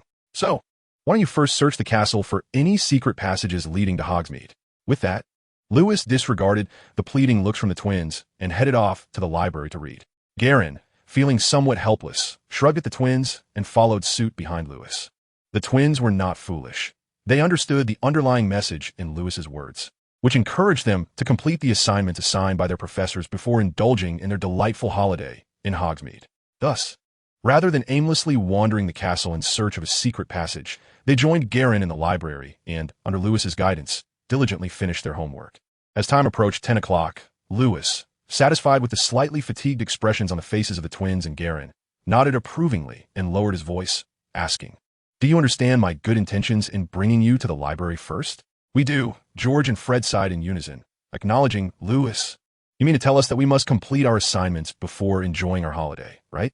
Listening to their response, Lewis smiled in silence and turned his gaze toward Garin, signaling with his eyes, and then, seeing the enigmatic smile on Lewis's face, George and Fred furrowed their brows, pondering if Lewis had further intentions. After a moment of serious contemplation, Garin suddenly realized, "I understand. Lewis, your message can be distilled into 3 points. First, you want to convey that we must rely on our own efforts in whatever we do and not always depend on others, as that can lead to unhealthy reliance. Second, as George and Fred pointed out, we must complete our assignments before enjoying our holiday, lest we become too absorbed in play and neglect our responsibilities. Third, Lewis, you mentioned that we agreed to meet at 10 to go to Hogsmeade, and, as the time approaches, you wish to emphasize the importance of honoring commitments made among friends, correct?" After Garin finished speaking, George and Fred displayed an expression of sudden enlightenment, and upon glancing at Lewis, who wore a silent smile, they felt an unexpected sense of being taught. Lewis, evidently pleased with Garin's comprehension, reflected that without Garin's imaginative insights, he might have succumbed to nodding in agreement with the twins' earlier interpretations while merely intending to read in the library. Fortunately, Garin was an astute child. Otherwise, Lewis would have had to expend countless brain cells concocting profound theories. Following Garin's explanation, George and Fred, realizing Lewis's genuine intentions, experienced a moment of spiritual elevation, suddenly finding the prospect of visiting Hogsmeade rather lackluster. However, their enthusiasm for the trip remained undiminished. Having lingered in the library for an extended period, Lewis ceased to be indirect and led them, along with Garin, to the entrance of the mirror passage located on the 5th floor of Hogwarts. Undoubtedly, this was the hidden passage Lewis had discovered on the Marauder's map, connecting Hogwarts to Hogsmeade. Upon casting the spell indicated on the map to unlock the passage, George and Fred noticed Lewis rummaging through his bag, and, fearing Garin might awkwardly obstruct the entrance, they hurriedly entered the passage ahead of him. At that moment, Garin observed Lewis, who had been searching for a while, suddenly produce several pairs of Muggle travel shoes from his bag. Curiously, he inquired, "Lewis, what are these shoes for?" "These?" Lewis replied, gesturing to the shoes he placed on the ground, a subtle smile curling at the corners of his mouth, as if laden with deeper meaning. "They're not just ordinary shoes." "Not ordinary shoes?" To someone like Garin, whose understanding was somewhat simplistic, every word from Lewis was taken as truth. Thus, intrigued by Lewis's assertion, Garin picked up a pair of shoes to examine them, eager to discover their extraordinary qualities. However, Garin discerned nothing remarkable, as these travel shoes remained ordinary until Lewis cast a spell upon them. Observing Garin inspecting the shoes, occasionally bringing them to his face to sniff, Lewis couldn't help but chuckle. After applying magic to his own travel shoes, he explained to Garin, "Look." Slowly, he infused the shoes with magic, and before Garin's astonished gaze, Lewis, now wearing a pair of travel shoes, began to levitate as if under the influence of a levitation charm, floating effortlessly before him. Meanwhile, George and Fred, who had already entered the mirror passage, grew impatient waiting for Lewis and Garin to join them. As they emerged from the passage, they were greeted by the sight of Lewis suspended in midair, prompting them to ask, "Lewis, Garin, what are you doing?" "Lewis, are you demonstrating your levitation charm?" to Garin. "Not quite," Lewis replied. Garin shook his head and chuckled. "Lewis is showcasing his new invention to me, a pair of extraordinary travel shoes that can propel us into the sky, much like riding a flying broom." "Into the sky?" George glanced at Lewis with mild astonishment, while Fred promptly inquired, "Lewis, is what Garin said true?" "I believe he is not mistaken." Ceasing the magical energy output, Lewis descended gracefully to the ground and smiled at the twins and Garen. Do you remember the Nimbus 1500 I gifted to Charlie? I was not lying when I expressed my desire to acquire it. I aimed to delve into its internal structure. Now, experiments have confirmed that my research direction was indeed correct. Drawing inspiration from the internal composition of the flying broom, I have invented numerous fascinating items, such as the flying travel shoes you see before you. Flying travel shoes? George and Fred's lips twitched slightly, and in unison they retorted, Lewis, that name is truly dreadful. What suggestions do you have? Lewis asked with curiosity. It is my invention, and the naming rights belong to me. Share your ideas, and I shall consider them. How about calling them quirky shoes? George and Fred spoke simultaneously, feeling an unspoken connection. We believe this name suits them perfectly. Lewis responded, what does it even suit? This name entirely encapsulates your personalities. It was clearly a name you two devised for your own children. It was evident that the twins were not particularly adept at naming, and Lewis had no intention of adopting their proposal. However, Garen, after pondering seriously, asked Lewis, what was your original intention in researching such magical shoes? Original intention? The twins were rather moved as they inquired, Lewis, did you invent these shoes especially for us? What else could it be? Lewis replied with a smile. And then Garen scratched the back of his head and grinned. Lewis, since your aim in creating them was to facilitate travel, what do you think of the name Boots of Swiftness? Boots of Swiftness? Excellent. In this magical realm, there was no need to worry about copyright issues from his previous life. Lewis gladly adopted Garen's suggestion, officially renaming the flying travel shoes to Boots of Swiftness, affectionately known as Speed Shoes. Imagining Garen donning the Speed Shoes, clad in the armor of a berserker and wielding Gryffindor's great sword in a battle against Nagini, Lewis nodded in satisfaction. He then awaited the twins and Garen to don the Speed Shoes before instructing them on how to utilize the flying method. For the trio, this posed no challenge whatsoever.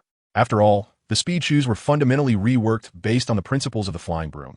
The only change was in appearance, and the operational mechanics were remarkably similar.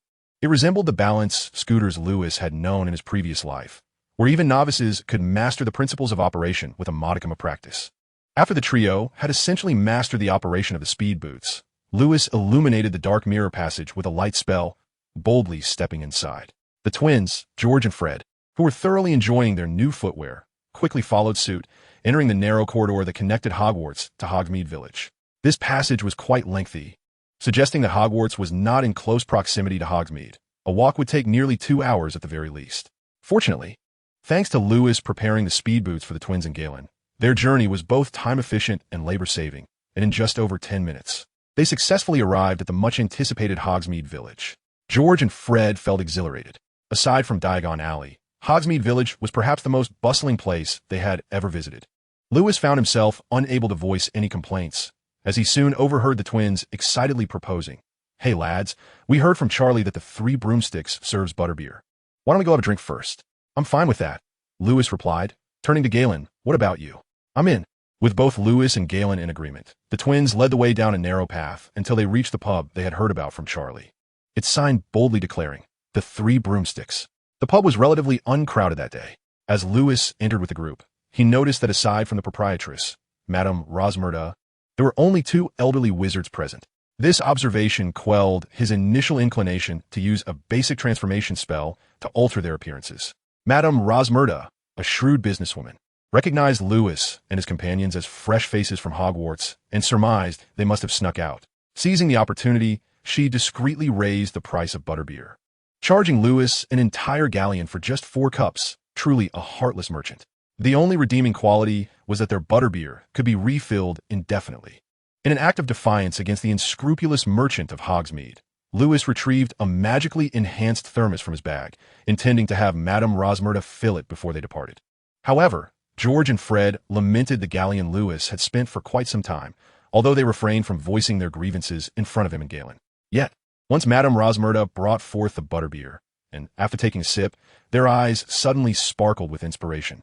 They turned to Lewis and exclaimed, "Lewis, Fred and I have come up with a brilliant idea that will surely earn you a fortune in galleons. Just like when George and I sold your class notes. We believe that your invention of the speed boots will have great demand at Hogwarts. Why don't we write to Arthur and ask him to apply for a patent for us at the Ministry of Magic? What do you think?"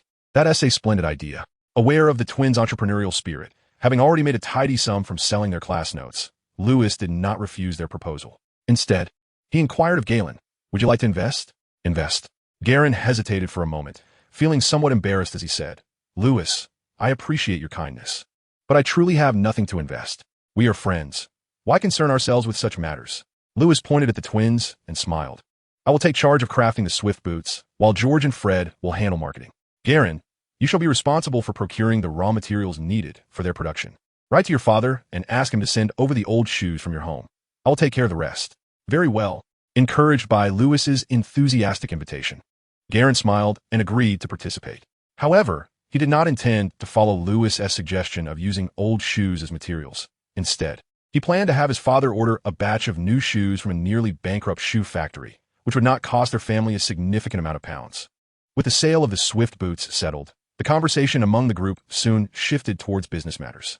The twins felt that they should formalize their efforts. After all, they could establish an organization to facilitate the marketing of the Swift boots. Inspired by the butterbeer that sat before them, Lewis suggested the name the brewery, with each member adopting a code name based on a type of alcohol. For instance, Lewis would be known as Butterbeer, Garen as Vodka, while the twins' code names would be respectively Scotch whiskey and Irish whiskey. Although Lewis personally felt that the name the brewery carried an ominous connotation, potentially leading to an embarrassing scenario where only Jin contributed while the others acted as undercover spies.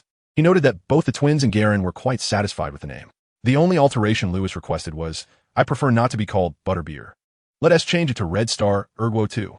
Thus, the enigmatic organization that would profoundly influence the magical world, known as the brewery, was born.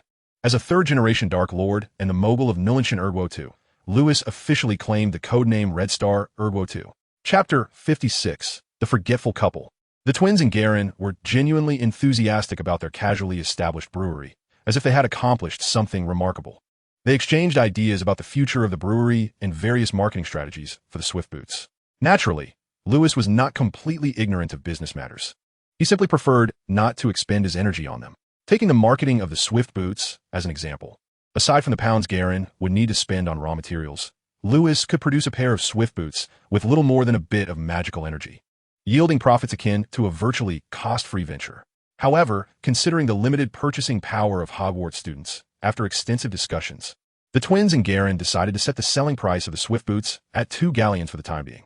Even if every student in the school purchased a pair, how much galleon would each of them receive? Even a few thousand would be excessive, as it would amount to at most a few hundred galleons. While a few hundred galleons may seem like a substantial sum to the twins and Garen, Lewis personally feels that rather than squandering time and energy to earn that modest amount, it would be far more beneficial to diligently practice magic, perhaps even wandering through the Forbidden Forest like Hagrid to earn more.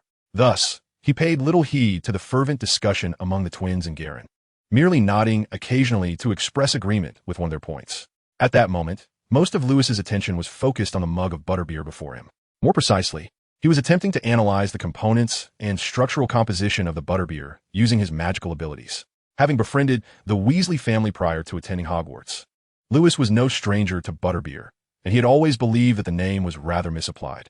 His endeavor to dissect the ingredients and intricate structure of butterbeer was aimed at honing his control over intermediate transfiguration spells.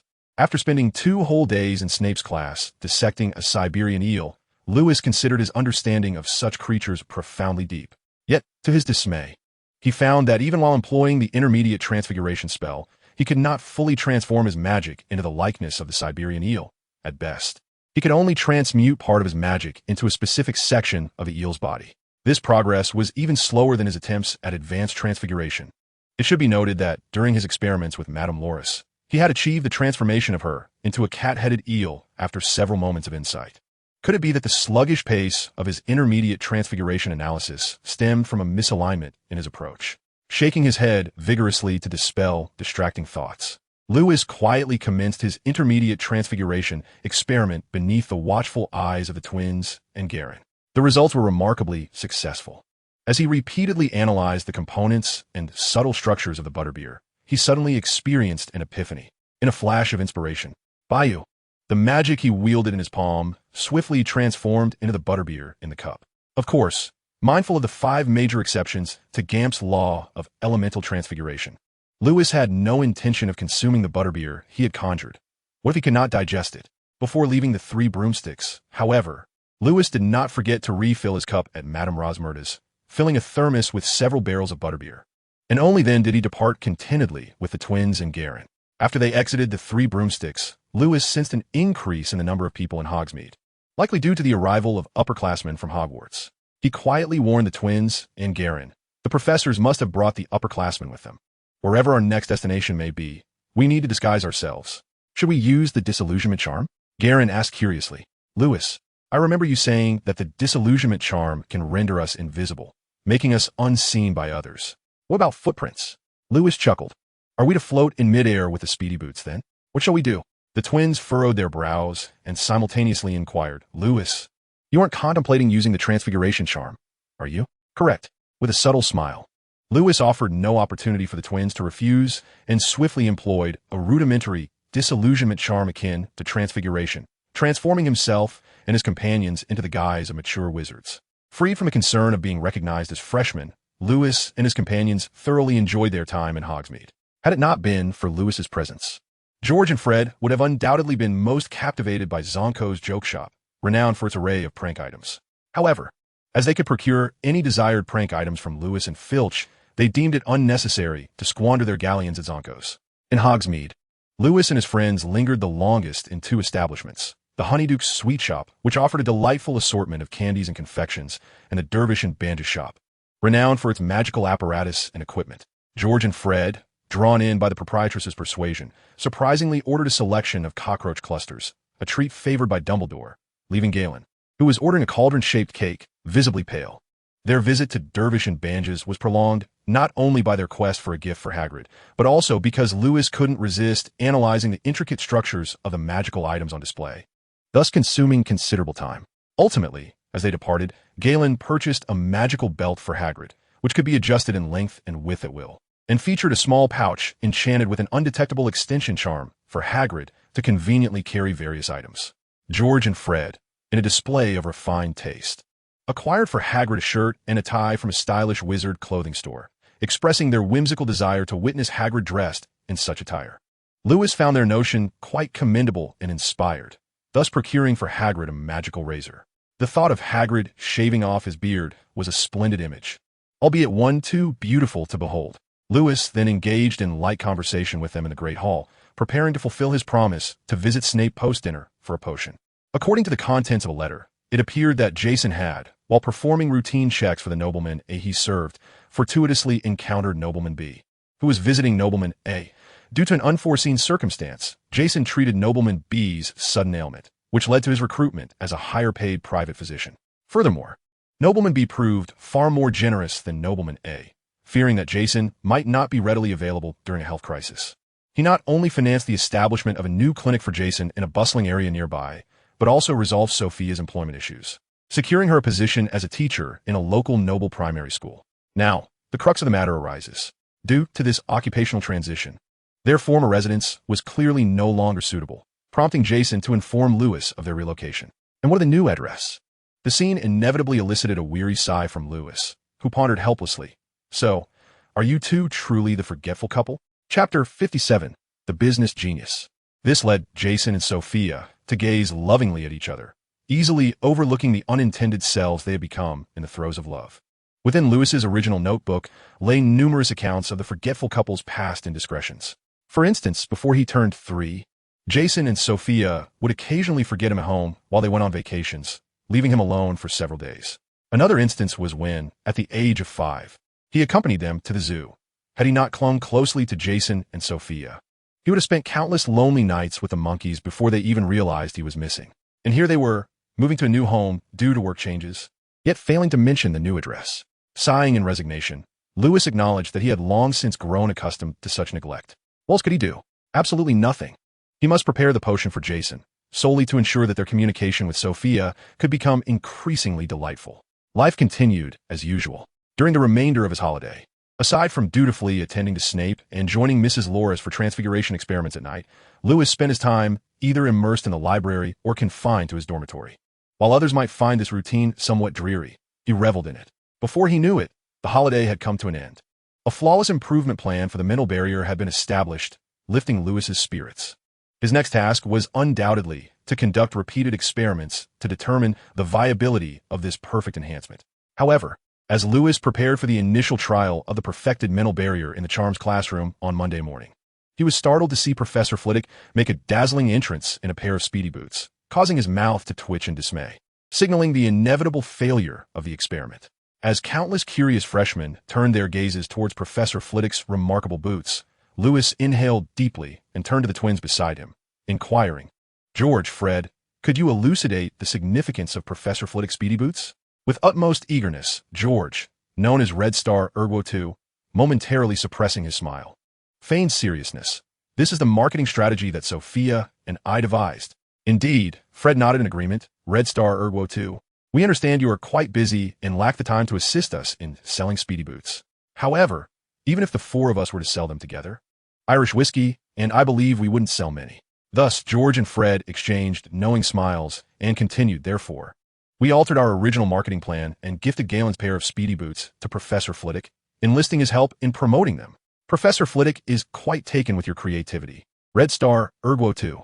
He believes that donning the swift boots during charms class renders it unnecessary to tread upon textbooks to capture the student's attention.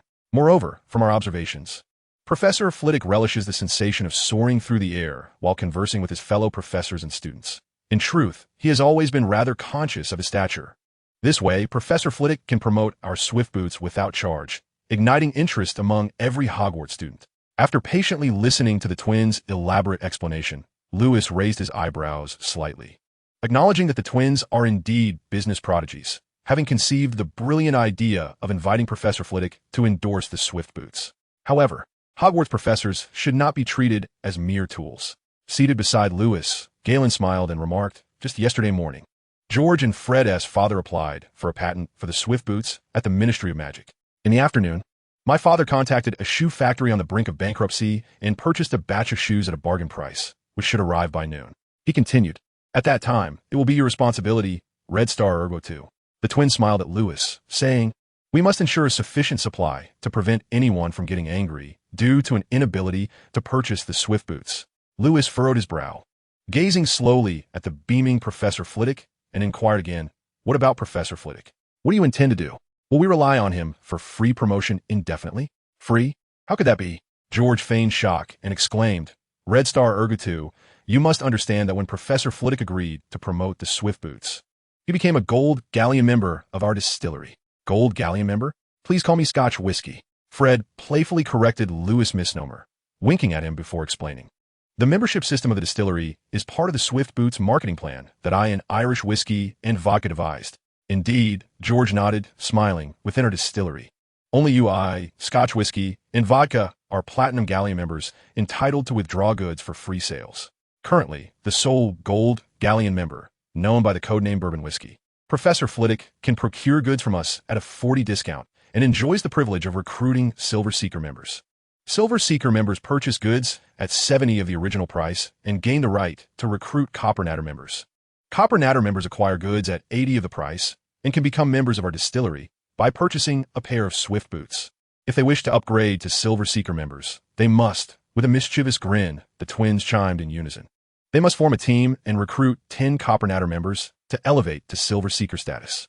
Likewise, Silver Seeker members aspiring to become Gold Galleon members must also assemble a team to recruit 10 Silver Seeker members. As our distillery's membership program continues to flourish, we find ourselves able to earn profits simply by resting at home, thanks to our dedicated patrons. The marketing strategy for Red Star Ergo II is indeed remarkable, don't you think?" Faced with the twins' triumphant inquiries, Lewis was momentarily taken aback. Initially, he merely felt that the marketing plan devised by George, Fred, and Galen seemed somewhat familiar. The so-called membership and upgrade system bore a striking resemblance to a pyramid scheme he had encountered in his previous life. However, after careful contemplation, Lewis was certain this was indeed a pyramid scheme. Chapter 58, Booming Sales. Whether the marketing approach resembling a pyramid scheme is effective or not, Lewis refrains from passing immediate judgment. First, let us acknowledge the business acumen of George and Fred. Even Lewis could not help but admire them, recognizing them as true prodigies in commerce. As for Galen, well, everyone had their own understanding of his character. Thus, Lewis was certain that while devising the marketing strategy, Galen was akin to the supportive figure lurking in the shadows, avoiding any direct confrontation, while George and Fred were the primary sources of output in their endeavors. at merely 12 years of age, hailing from the pure-blooded Weasley family of wizards. Their ability to conceive the idea of enlisting Professor Flitwick as a spokesperson and crafting a marketing strategy reminiscent of modern pyramid schemes is a testament to their exceptional intellect. Lewis couldn't help but reflect. If these two were not engaged in the study of magic with him, it would be a tremendous waste of their potential. Nevertheless, whether the twins would be willing to accompany him in exploring the intricacies of magic would be a matter for future discussion.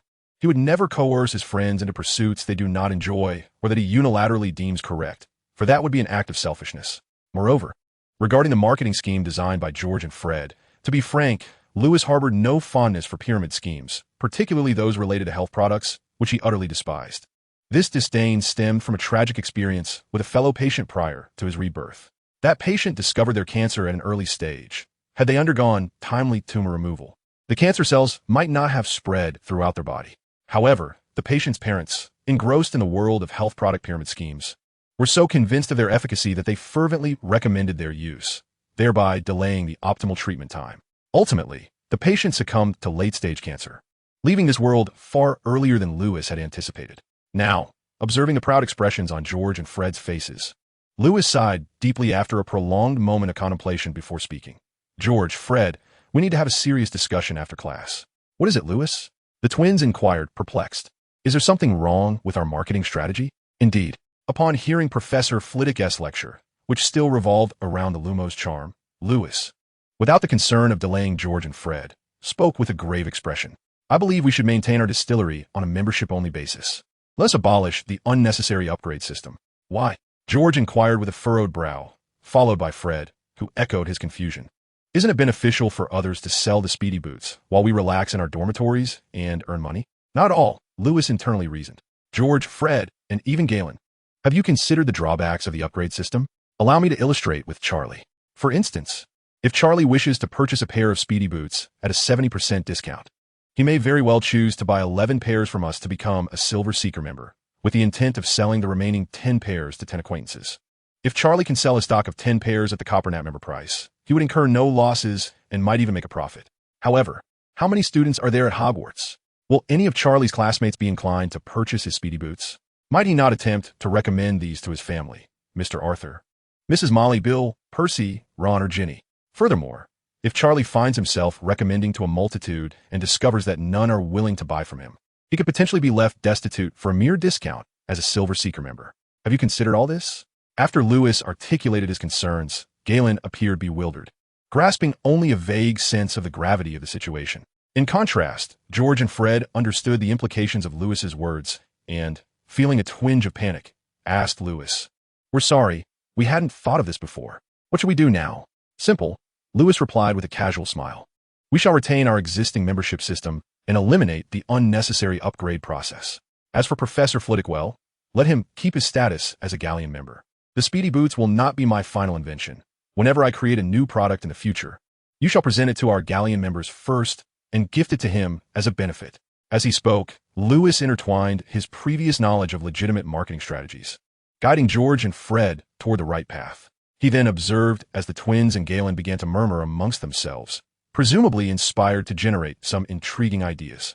Remembering his earlier lesson, Lewis attentively noted their discussions during class, ensuring they would not repeat past mistakes.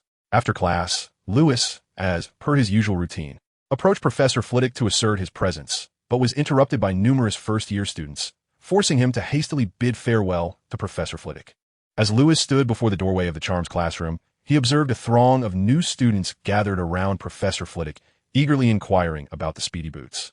While listening to the twins and Garen extol the future success of the boots, he found himself pondering, could the 5-speed shoes I casually invented truly possess the potential for such explosive popularity? This thought struck him with a bemused smile and a shake of his head, acknowledging that he, much like the twins and Garen, might have been overthinking the situation.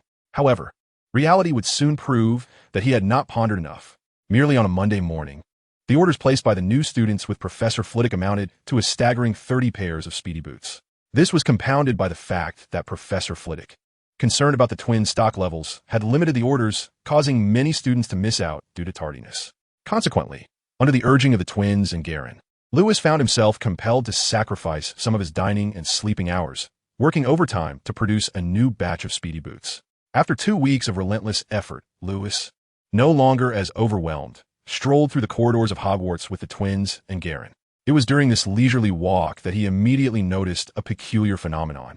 Initially, Lewis continued to convince himself that the popularity of his speedy boots among students was merely a reflection of their lack of exposure, not necessarily indicative of the brilliance of his invention. However, during a visit to Severus Snape's potions class, he was astonished to see Snape busily engaged in his work, wearing a pair of speedy boots to retrieve potion ingredients from atop a shelf. At that moment, he realized that the twins and Garen had been correct. His speedy boots had indeed captivated the entirety of the British wizarding world. Chapter 59, Revolutionaries. While Snape may not epitomize the prevailing trends of the entire British magical community, Lewis surmised that if someone of Snape's ilk could embrace such a novel creation, surely no wizard in Britain would refuse it. Snape, clarify what sort of person I am.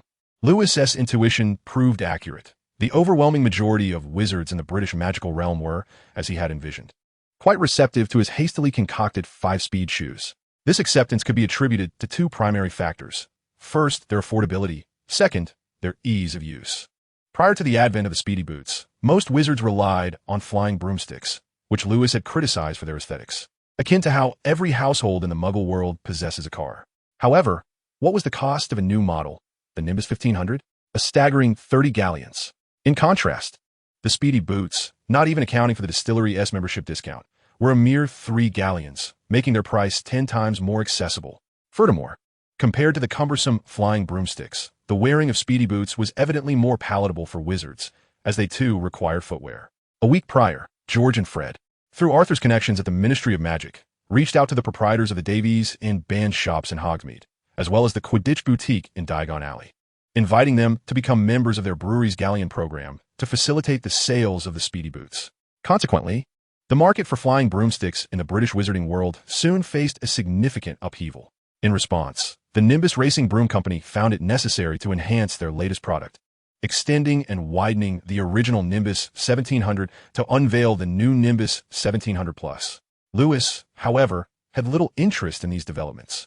Meanwhile, the trio of George, Fred, and Galen, buoyed by the explosive sales of the speedy boots, had quickly amassed several hundred galleons alongside Lewis within a mere fortnight, relishing their newfound success.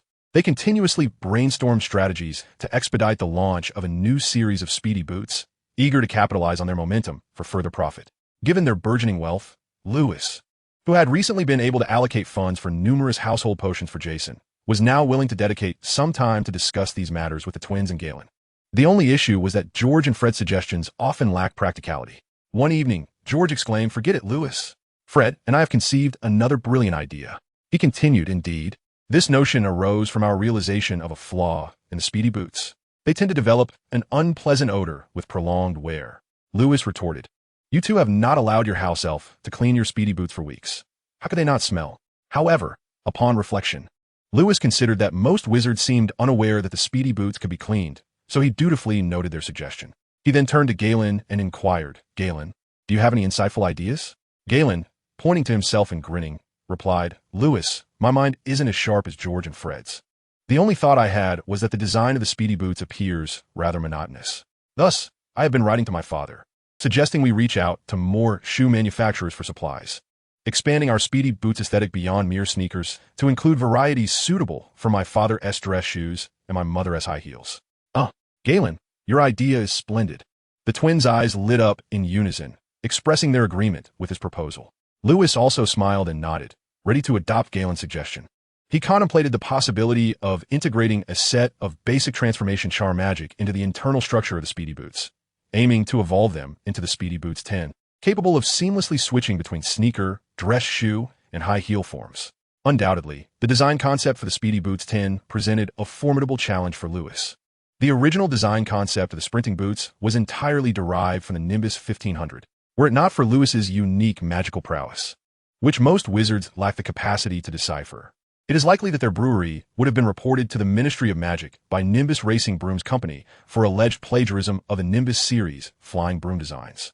As for Lewis's initial design thoughts for the 10th version of the sprinting boots, they were quite simple and rather blunt, to copy extensively, leveraging the internal composition of the Nimbus 1700 series to enhance the performance of the sprinting boots.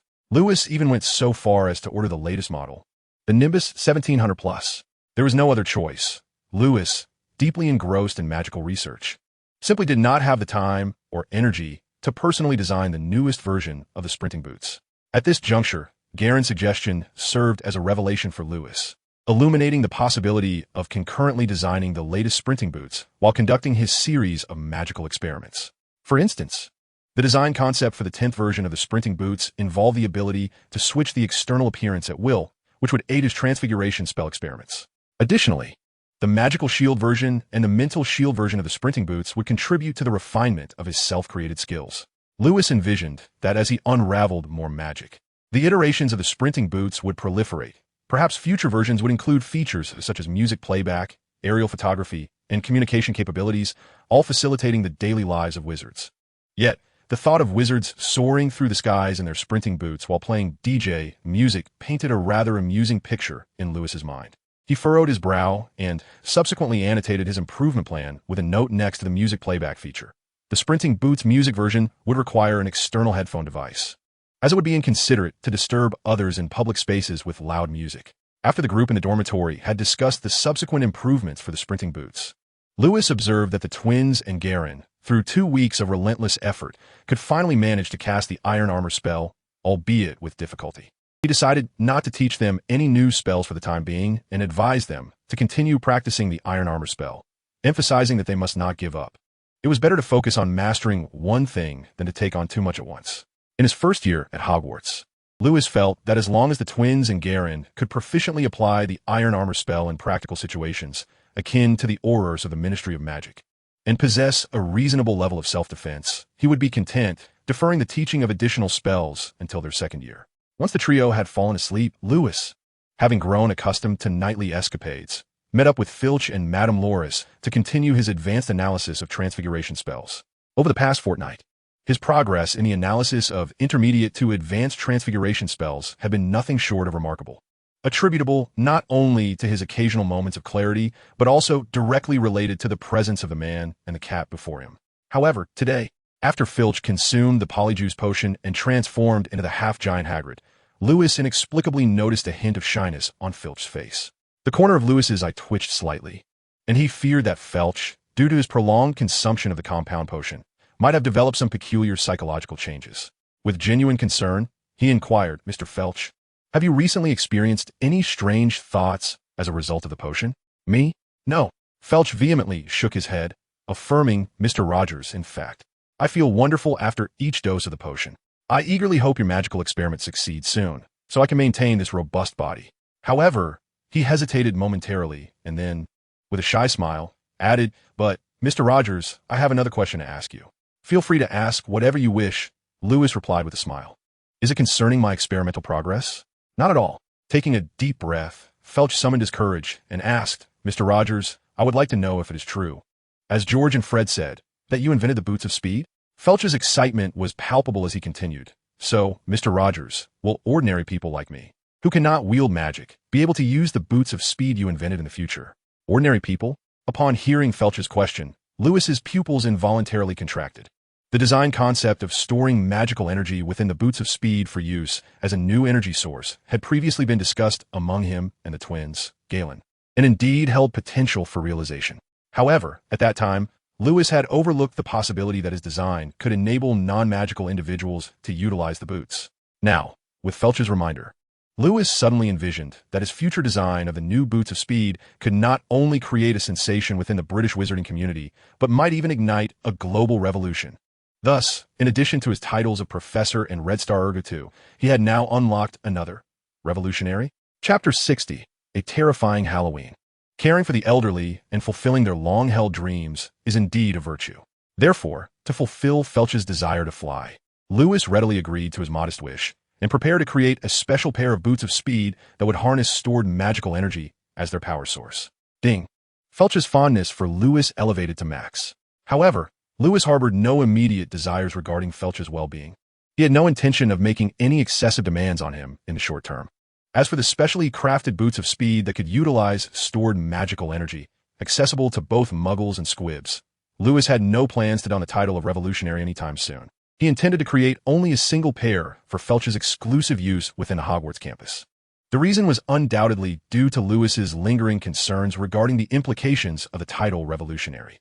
Utilizing the magical energy possessed by wizards as a new energy source had long been included in his future plans. Yet the emergence of such a resource on a global scale would inevitably disrupt the interests of countless capitalists. If such a transformation were to successfully break through numerous obstacles, then it could be said that Lewis would undoubtedly secure his place as a historical figure of great renown. But what if he were to fail? At that point, the self-proclaimed revolutionary Lewis might find himself branded by the sorcerers with the title of the Third Dark Lord. This is not mere jest. It has indeed transpired in the past. According to Lewis' analysis derived from literature, the wizarding wars instigated by the first two Dark Lords were fundamentally driven by self-interest. The distinction lies in the fact that Voldemort, the second Dark Lord, possessed a rather lowly origin. He was a product of both pureblood wizards and muggles, and in his quest for the support of purebloods, he championed their interest to realize his dream of dominion over the wizarding community. What was the outcome? In his desperation, he lost his hair, ultimately becoming the primary target of the crackdown led by Dumbledore and his allies in their campaign against dark forces, a truly tragic saga. In stark contrast, the first Dark Lord, Gellert Grindelwald, exhibited a far superior charisma. Had he achieved his aspirations, he would likely have ascended to high office. During an era when wizards faced discrimination and persecution by muggles, Grindelwald's ideology of elevating wizards above muggles resonated with Magneto's vision of mutants rising to supremacy in the Marvel Universe. His proclaimed greater good stemmed from the collective interests of wizards, inciting a comprehensive war between wizards and muggles. Had Grindelwald succeeded, he would no longer be regarded as a Dark Lord, but rather as a transformative figure who secured status, power, and wealth for wizards. Alas, his dear friend and beloved Dumbledore thwarted him. Otherwise, the world into which Lewis was reborn would not be the Harry Potter universe, but rather a fantastical realm where magic reigned supreme. With the painful lessons learned from the failures of his two Dark Lord predecessors, Lewis, now endowed with wisdom, resolved to act only when he possessed the capability and opportunity. Aspiring to reveal his revolutionary identity, when he could harness magic for the benefit of all humanity and lead a wave of transformation across the globe. As it stands, he is merely a child with a psychological age of only a few decades. Even with the myriad advantages of the Silent One, he is not yet prepared to shoulder the weight of such monumental change. Thus, he has reaffirmed his commitment to diligent study and self-improvement until the day he is capable of subduing the entire world, a time when he may don the mantle of revolutionary and inherit the legacy of the Dark Lord. Time flows swiftly. In what seems like the mere blink of an eye, October has quietly reached its conclusion, following the market introduction of the improved version of the Swift Boots, which became wildly popular. Professor McGonagall, in a timely manner, convened a collective staff meeting with Dumbledore to establish a series of regulations for the new phenomena arising within the Hogwarts campus. For instance, a group of professors led by Dumbledore, with Professors Flitwick and Sprout as his aides, consented to allow students to don the speedy shoes within the classroom to maintain a low altitude during flight. Conversely, a faction led by Snape, Professor McGonagall, and Madame Hooch staunchly opposed the wearing of such footwear in their lessons. Madame Hooch, who taught the first-year flying class, held rather traditional views. She deemed those who experienced the thrill of flying using speedy shoes as heretics, asserting that only riding broomsticks represented the true essence of flight. She resolutely forbade any student from entering the Quidditch pitch clad in speedy shoes. Initially, Madame Hooch's stance was unwavering, proclaiming, "I, Rolanda Hooch, would rather fall to my demise from a broomstick than ascend into the skies in such disheveled shoes." However, this changed when Charlie later gifted her a pair of speedy shoes. Madame Hooch exclaimed, "How delightful!"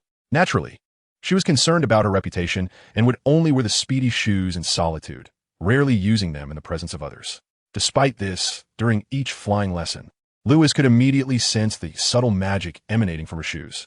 Lewis was aware of Sophia's affection for girls, yet he firmly believed that dressing as a girl was an absolute impossibility. There were only 0 instances, or countless ones. He rejected the notion entirely, convinced that the so-called delightful revelation could never occur. As he sat in the magically adorned hall, observing the carved pumpkin lanterns with grotesque faces, the floating clouds, and bat ornaments, Lewis savored the delectable pumpkin pie while listening to the twins and Galen discuss business affairs. His mood remained relatively pleasant. However, his heart inexplicably sank when he suddenly spotted William's robust figure, transformed after modifications. Sensing his shift in emotion, George and Fred instantly stowed their smiles and inquired with concern. "Lewis, is William delivering a message from Mr. and Mrs. Rogers? You appear rather pale. Is everything all right at home?" Taking the letter from William, Lewis hastily smiled and reassured the twins and Galen. "There's nothing amiss at home. I may have indulged in too many sweets and am experiencing a bit of a toothache. Lewis, you must be cautious. Merlin's beard. That truly is a dreadful experience. How many pounds?" As the conversation shifted to the terrifying ordeal of visiting the dentist, Lewis couldn't help but marvel at how the Smiths managed to raise Galen. Later, Lewis opened Sophia's letter and discovered that she hadn't mentioned anything concerning that warranted his anxiety, alleviating some of the earlier tension within him. To his astonishment, Jason wrote in the letter that, unable to establish a small account with Sophia, he had instead adopted a young boy. Moreover, this brother he had never met was named Harry Potter. After his rebirth, Lewis was indeed steadfast in pursuing his dreams. Yet he recognized that there were far more significant aspects in this world and aspirations, such as familial bonds and friendships. Hence, the importance of Jason and Sophia to Lewis needed no elaboration. He would not permit anyone to pose a threat to his parents, for they were his vulnerable spot. Nowadays, if the Harry adopted by Jason and Sophia were indeed the illustrious Harry Potter, Lewis would suspect that the couple was likely being manipulated by Dumbledore. The venerable headmaster of Hogwarts might believe that merely recruiting silent enforcers for the Savior was insufficient. Instead, he sought to establish a familial connection to solidify their allegiance. This compelled Lewis to acknowledge Dumbledore's astuteness in discerning human nature. He had perceived Lewis's sense of responsibility towards his kin and, with the adoption of Harry as a catalyst, irrevocably altered Lewis's perception of Voldemort, transforming him from a mere experimental subject into a rural terrorist posing a substantial threat to his family. Thus, confronted with Dumbledore's overt machinations, a frustrated Lewis could only exclaim, "Your efforts are truly commendable." Once the entire situation was unraveled, Lewis, unwilling to be outmaneuvered, would inevitably retaliate against Dumbledore's schemes. As for the method of his counteraction, Lewis would not foolishly confront Dumbledore in his office, nor would he impulsively unleash his latent magical powers. Risking the destruction of Hogwarts and becoming the pariah of the magical realm, he resolved to grant himself 3 years to prepare thoroughly. After this period, he would confront Dumbledore in a distinctive manner, making it clear that his time at Hogwarts was not spent idly, but rather in meticulously honing his abilities. Lewis's unexpected calmness would undoubtedly perplex Dumbledore, who had been discreetly observing him but had refrained from any direct interaction. The circumstances surrounding Jason and Sophia's adoption of Harry were somewhat theatrical, clearly orchestrated by Dumbledore himself. The entire affair stemmed from a bullying incident at school. The Dursleys, who adopted Harry, lacked the understanding to properly educate their only son. Their indulgence had transformed Harry's cousin Dudley into an unruly bully, who not only tormented Harry at home and school, but also took pleasure in using the newly acquired boxing gloves from the Dursleys to assert his dominance over those he deemed weaker. Lewis vividly recalled an earnest conversation with his father during his rebellious phase, where he was reminded, "Remember, our family is ordinary. Avoid causing trouble outside, for you never know the background of those you bully." Clearly, the Dursleys had failed to impart such wisdom to Dudley. Consequently, Dudley found himself in trouble. Bullying Harry and targeting those he believed were easy prey, knowing that most timid children would endure the torment without reporting it to teachers or parents. However, this time Dudley chose a rather different target for his bullying, a child born into a family of lawyers. Under the influence of his parents, he possessed a modicum of legal knowledge. The following day, the boy, bearing clear bruises, arrived at school accompanied by his lawyer parents, not only to accuse Dudley of bullying, but also to escalate the matter, launching a lawsuit against the Dursleys for child abuse. The Dursleys were, in truth, an ordinary family. The patriarch, Vernon, appeared to wield considerable authority at home, yet outside, he was merely a common employee at a drill company. Furthermore, Vernon, who seemed rather dim-witted, was evidently unaware of the law.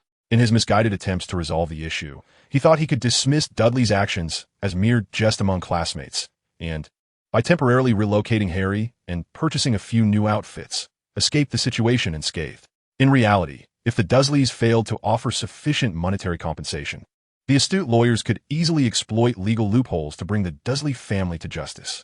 Under Vernon's series of foolish maneuvers, the couple representing the plaintiffs soon exhausted their patience, opting to declare, "Prepare to face the consequences of the law." At that moment, Vernon grasped the gravity of the situation and fell into a state of panic. He nearly pleaded with all his relatives, friends, and colleagues, even offering to pay for legal representation, only to find the opposing party armed with irrefutable evidence, leaving the Dursleys with little room for argument. Ultimately, in a state of desperation, Vernon sought assistance from Sophia. It was then that Lewis learned that Sophia's often complained about distant cousin fortuitously happened to be the brother of his grandmother's sister's daughter, an intricate family connection indeed. Initially, when Sophia discovered the Dursleys' suspected abuse of Harry, her anger led her to dismiss them entirely. However, Jason later noted that the compensation demanded by the lawyers was indeed excessive. By engaging a prestigious firm, he effortlessly helped the Dursleys navigate this calamity. With the matter resolved satisfactorily, the Dursleys repeatedly visited with gifts to express their gratitude. Yet, Sophia remained dissatisfied with the Dursleys' dismissive attitude toward the origins of the incident and laid down two conditions. First, that Dudley and Harry must transfer to the prestigious primary school where she currently taught. And second, due to the Dursleys' evident suspicion of child abuse, she insisted on personally raising Harry to adulthood. Sigh. In her letters, Sophia often referred to Harry as a pitiable child, and each time she purchased him new clothes or small gifts, he would display a look of anxiety. Lewis could not help but sigh, acknowledging that Sophia's desire to adopt Harry was entirely reasonable, given her nurturing nature as a mother. As for how the Dursleys, as his blood relatives, treated Harry, he chose to withhold further judgment. Indeed, the law often intertwines with human sentiment. Many could empathize with the Dursleys' poor treatment of Harry. Yet, certain actions that transgress the law cannot simply be excused or deemed acceptable due to understanding. Such behavior is beneath humanity. At present, Lewis is merely filled with curiosity. According to the HP films, Harry is protected by his mother's spell, allowing him to grow safely into adulthood as long as he remains near his blood relatives. However, it is unclear whether this definition of blood relatives includes someone like Sophia, who resides in the distant suburbs. If it does not include her, what was Dumbledore contemplating during his scheming? Dispatching members of the Order of the Phoenix to safeguard Harry, or employing a spell of unwavering loyalty? Lewis admits he is utterly perplexed. Yet soon, as Dumbledore plots against Jason for Sophia's benefit, Lewis receives information from his assigned father, Snape. On that Friday evening, during Snape's private tutoring session, Lewis finally passes the test with the cauldron and, upon entering Snape's office, finds the latter regarding him with a disdainful expression, inquiring, "Mr. Rogers, where's your wand?" Chapter 62. A new measure, the wand. To most wizards, the wand is their most steadfast companion. It is only with their wand in hand that they feel emboldened to step beyond the threshold of their homes. However, Lewis, under interrogation by Snape, is evidently an exception. His satchel is subtly encrypted with a silencing magic. Anyone attempting to open it must possess a magical power greater than that of the silencing spell. Otherwise, they stand no chance of accessing its contents. Moreover, thanks to his remarkable magical perception, Lewis can ascertain from afar, even while at Hogwarts, whether anyone is casting spells on Jason or Sophia in London. Should anyone disturb the satchel he left in his dormitory, he would certainly sense it immediately. Then Snape, with a glum expression, sneers, "Mr. Rogers, your foolishness disappoints me. If I were a Death Eater intent on attacking you, what could you do with your wand forgotten in your dormitory? Beg for mercy? Or do you intend to teach me a lesson with your fists, in a manner akin to a muggle? Ridiculous." Snape's gaze sharpens, piercing through Lewis as he continues. "Mr. Rogers, I acknowledge that you possess considerable magical talent. As someone has remarked, I'm also aware that you can perform certain simple spells without a wand, like the levitation charm you once demonstrated before me. But that means nothing in my presence. Put away your laughable pride. Now, you, Mr. Rogers, either you can attempt to snatch the wand from my hand." Following a series of reprimands, Snape draws his wand and gestures dismissively before Lewis, his contemptuous and slightly mocking gaze seemingly challenging him. "Come closer." Faced with Snape's provocation, Lewis understands that the wisest choice would be to leave the office and retrieve his satchel using his magical prowess. Yet, in that moment of provocation, an inexplicable excitement stirs within Lewis. He is a person who values his life and is generally averse to taking risks. However, he does not retreat. He remains steadfast. Nevertheless, the provocative nature of Snape's words illuminates a glimmer of opportunity for Lewis. Long ago, Lewis harbored a desire to assess his prowess within the realm of practical combat, particularly to ascertain his standing in the British wizarding community, and Severus Snape undoubtedly presented an excellent opportunity for such an evaluation. Initially devoid of any hands-on experience, Lewis measured his combat capabilities against that of an Auror. If Snape's prowess equated to that of 5 Aurors, then how might Albus Dumbledore and Voldemort be quantified in relation to Snape? This piqued Lewis's curiosity immensely. Driven by an insatiable thirst for knowledge, he resolved to embrace the noble traditions of his Gryffindor forebears and engage in a bold confrontation with Snape. As tendrils of dark energy swirled within his azure gaze, an ominous mist swiftly enveloped Lewis, coalescing behind him. Before initiating combat with Snape, Lewis endeavored to showcase the impeccable upbringing instilled in him by Jason and Sophia. Nodding subtly to Snape, he stated, "Professor Snape, I am eager to test whether I can wrest your wand from your grasp. So henceforth, however." Before he could complete his sentence, Lewis's focus sharpened, and he sought to direct his latent magical energy towards Snape. At that moment, Snape, caught off guard, momentarily hesitated, only to be confronted by the oppressive dark mist surging towards him. His face reddened as he exclaimed, "Stop!" Upon hearing Snape's sudden command, Lewis furrowed his brow slightly, dispersing the magical energy that had just breached Snape's protective enchantment, and inquired, "Professor Snape, what is the matter?" After a brief moment of contemplation, Lewis, perceiving Snape's increasingly somber expression, worried that the professor might revoke his daily tutoring sessions in a fit of anger, displayed a look of regret and exited the office, choosing to wait just outside for his wand to fly back to him from his satchel. After an indeterminate amount of time had passed, he found himself soaked. Calling out to Snape to wait a moment, the professor hurriedly donned a clean pair of trousers, waved his wand to open the office door, and was met with the sight of Lewis standing outside, wand in hand, as if nothing had transpired. With a calm demeanor, Snape remarked, "Mr. Rogers, I do not wish to see you display your peculiar talents within the grounds of Hogwarts again. Do you understand?" Puzzled, Lewis furrowed his brow and queried, "Professor Snape, may I inquire as to the reason?" "The reason?" Snape retorted. "Must I explain my desire to change trousers less frequently?" Having grasped the implication, Lewis, who had not previously sensed Snape's privacy with his magic, assumed Snape, akin to Professor McGonagall, who had been startled in the past, instinctively believed that he could not precisely control his latent magical energy, hence forbidding its use within Hogwarts's precincts to avert potential mishaps. However, just as Lewis nodded in a disingenuous manner, assuring Snape that he would refrain from using his latent magical energy, Snape suddenly appeared to be deep in thought. After a brief silence, he abruptly drew his wand and pointed it at Lewis, declaring, "Disarm." In the next instant, a brilliant orb of light burst forth from the tip of Snape's wand, gracefully tracing an elegant arc through the air before colliding impeccably with the magical shield maintained by Lewis. The impact resonated with a resounding bang, and the orb unleashed by Snape's disarming spell swiftly dissipated into nothingness.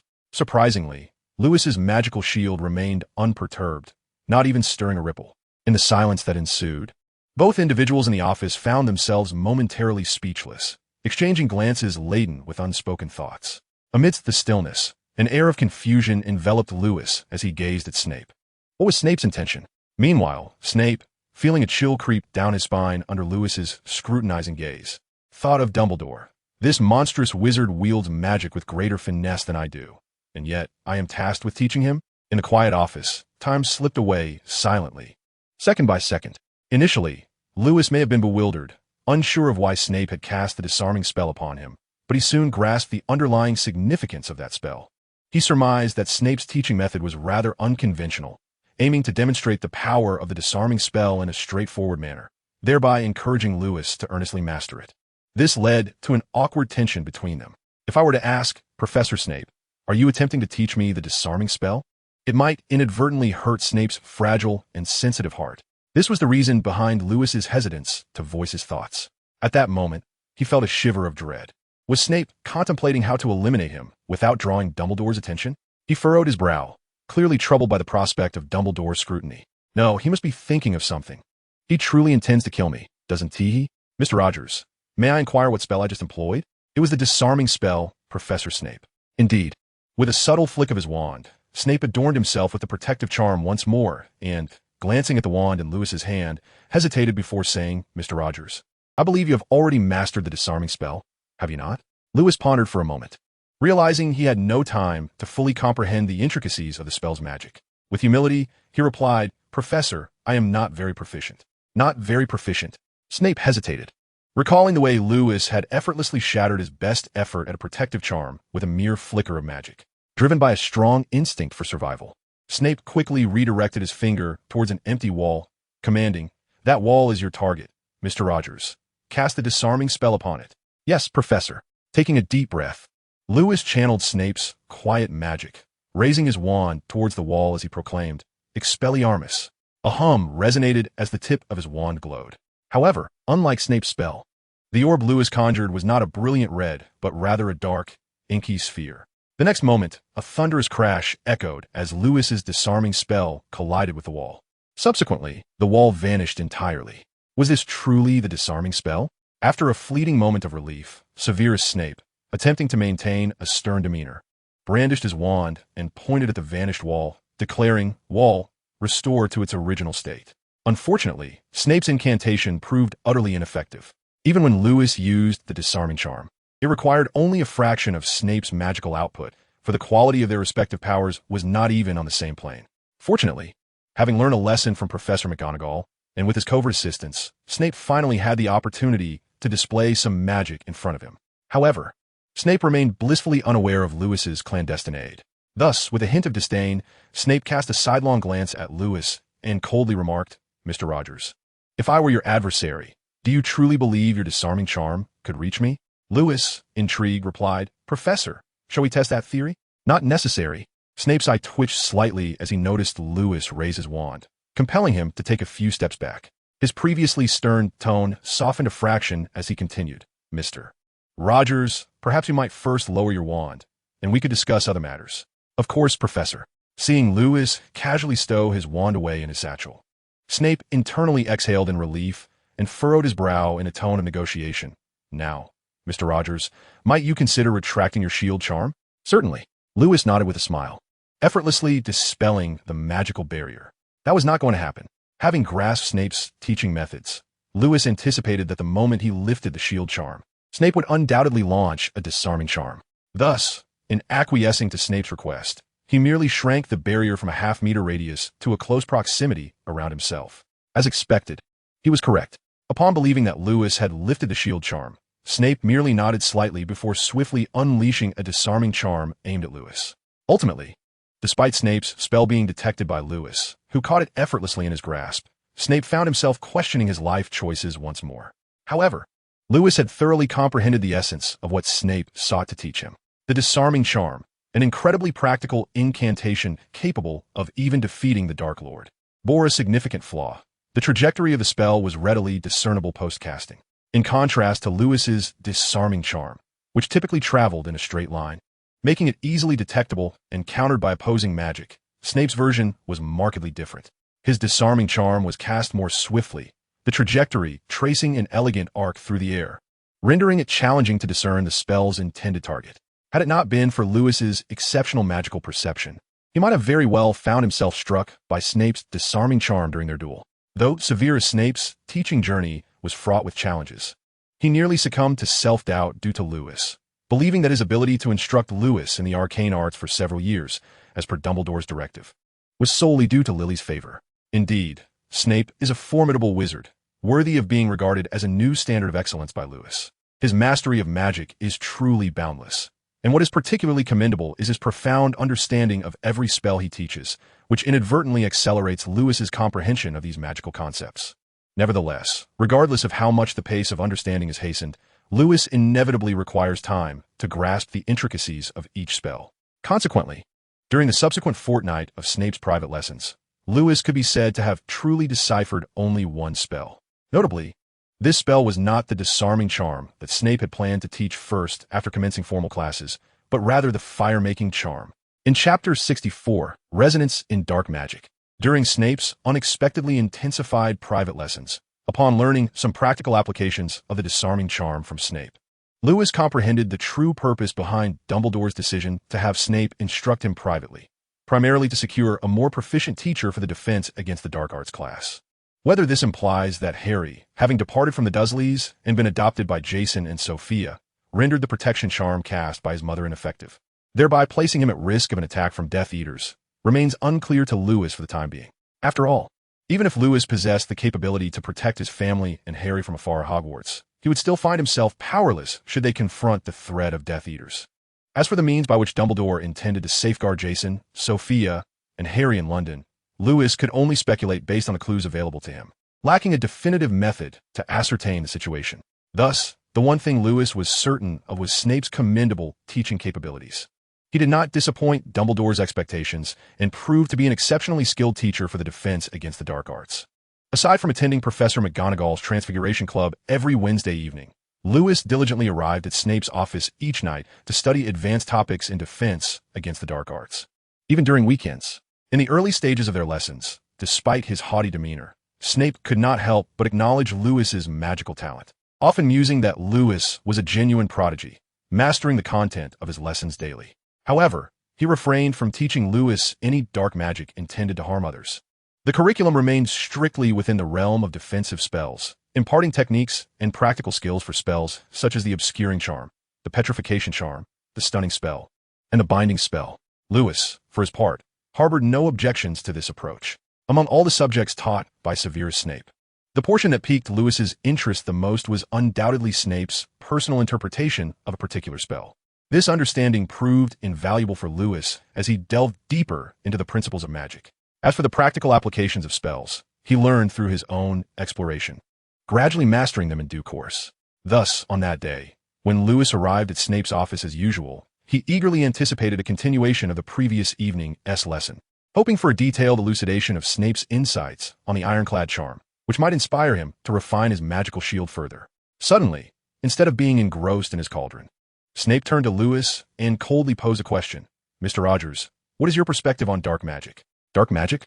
Lewis furrowed his brow in contemplation before shaking his head and replying. "Many books assert that dark magic is inherently evil, wielded solely to harm others. I personally do not subscribe to that notion." "Oh." Snape raised an eyebrow, intrigued. "Please elaborate on your personal understanding, Mr. Rogers." "Certainly, Professor." Lewis nodded, smiling as he continued. "I believe magic itself is devoid of notions of justice or malevolence. It is the wizard wielding it who determines its moral standing. Dark magic, when held by those with malevolent intent, is indeed used to inflict harm. However, in the hands of those with benevolent hearts, its purpose could transform into protection. In the name of dark magic, we can safeguard those we cherish." Upon finishing, Lewis noticed Snape momentarily taken aback, a glimmer of nostalgia in his eyes. As Lewis quietly attuned to Snape's aura, he keenly observed the tightly clenched hands hidden beneath the dark robes, prompting him to inwardly lament. What I just said seems to have struck a chord. Indeed, Lewis's interpretation resonated deeply with Snape. In his youth, Snape had harbored profound feelings for a girl, willing to sacrifice everything for her, even delving into the shadows to unravel the mysteries of dark magic solely to protect her, who resided in the light. Regrettably, no one, not even the girl he adored, could comprehend his motives, leading to a gradual estrangement between them. In his desperate attempt to shield her with dark magic, Snape could only watch helplessly as she fell into another's embrace. His hatred for that man twisted the love he concealed deep within into a complex web of emotions, tinged with bitterness. Ultimately, the girl perished in his arms due to his missed opportunities, leaving Snape uncertain whether his feelings were predominantly love or regret. Undoubtedly, it was regret that loomed larger. "Mr. Rogers, it appears we shall need to relocate our classroom today. Follow me." With that, Snape gradually channeled his magic to his feet, levitating into the air, and swiftly departed from the office. Lewis gazed at Snape's departing figure, letting out a deep sigh as he mused to himself. The limited edition Speed Shoes 10+, retailing for 30 galleons, had apparently sold only 10 pairs, as George and Fred had mentioned. To his surprise, one of those pairs had been purchased by Snape. Could it be that he harbored a collecting obsession? With this thought, Lewis cast his gaze toward the neatly arranged potions in the office. Realizing that Snape was likely a collector, he pondered whether to launch a limited series of the Swift Boots figurines while simultaneously using the levitation charm to keep pace with Snape's retreating footsteps. A few minutes later, the two arrived by the Black Lake outside Hogwarts Castle. The lake at night was a sight to behold, with countless stars reflecting upon its icy surface, enveloping it in a delicate veil of mystery. However, at that moment, neither Lewis nor Snape had the inclination to appreciate the lake's beauty. As Lewis soared towards the lake like Snape, the latter was not surprised by Lewis's improved levitation charm, instinctively believing that Lewis was wearing the Swift Boots as well. Upon landing gracefully, Snape coldly remarked, "Mr. Rogers, before today's formal lesson begins, I require you to master another spell.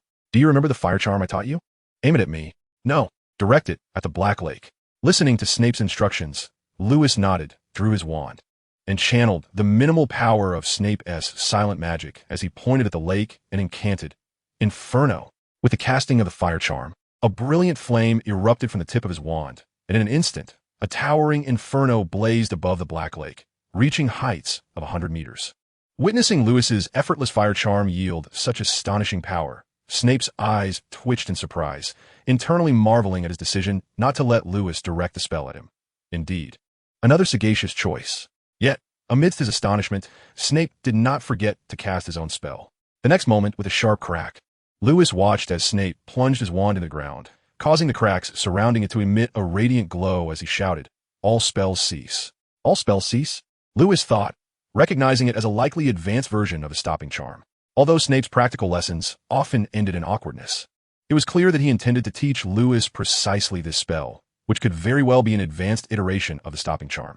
To prevent Snape from facing further embarrassment during his teaching, Lewis had only unleashed a fraction of Snape's silent magic when casting the fire charm.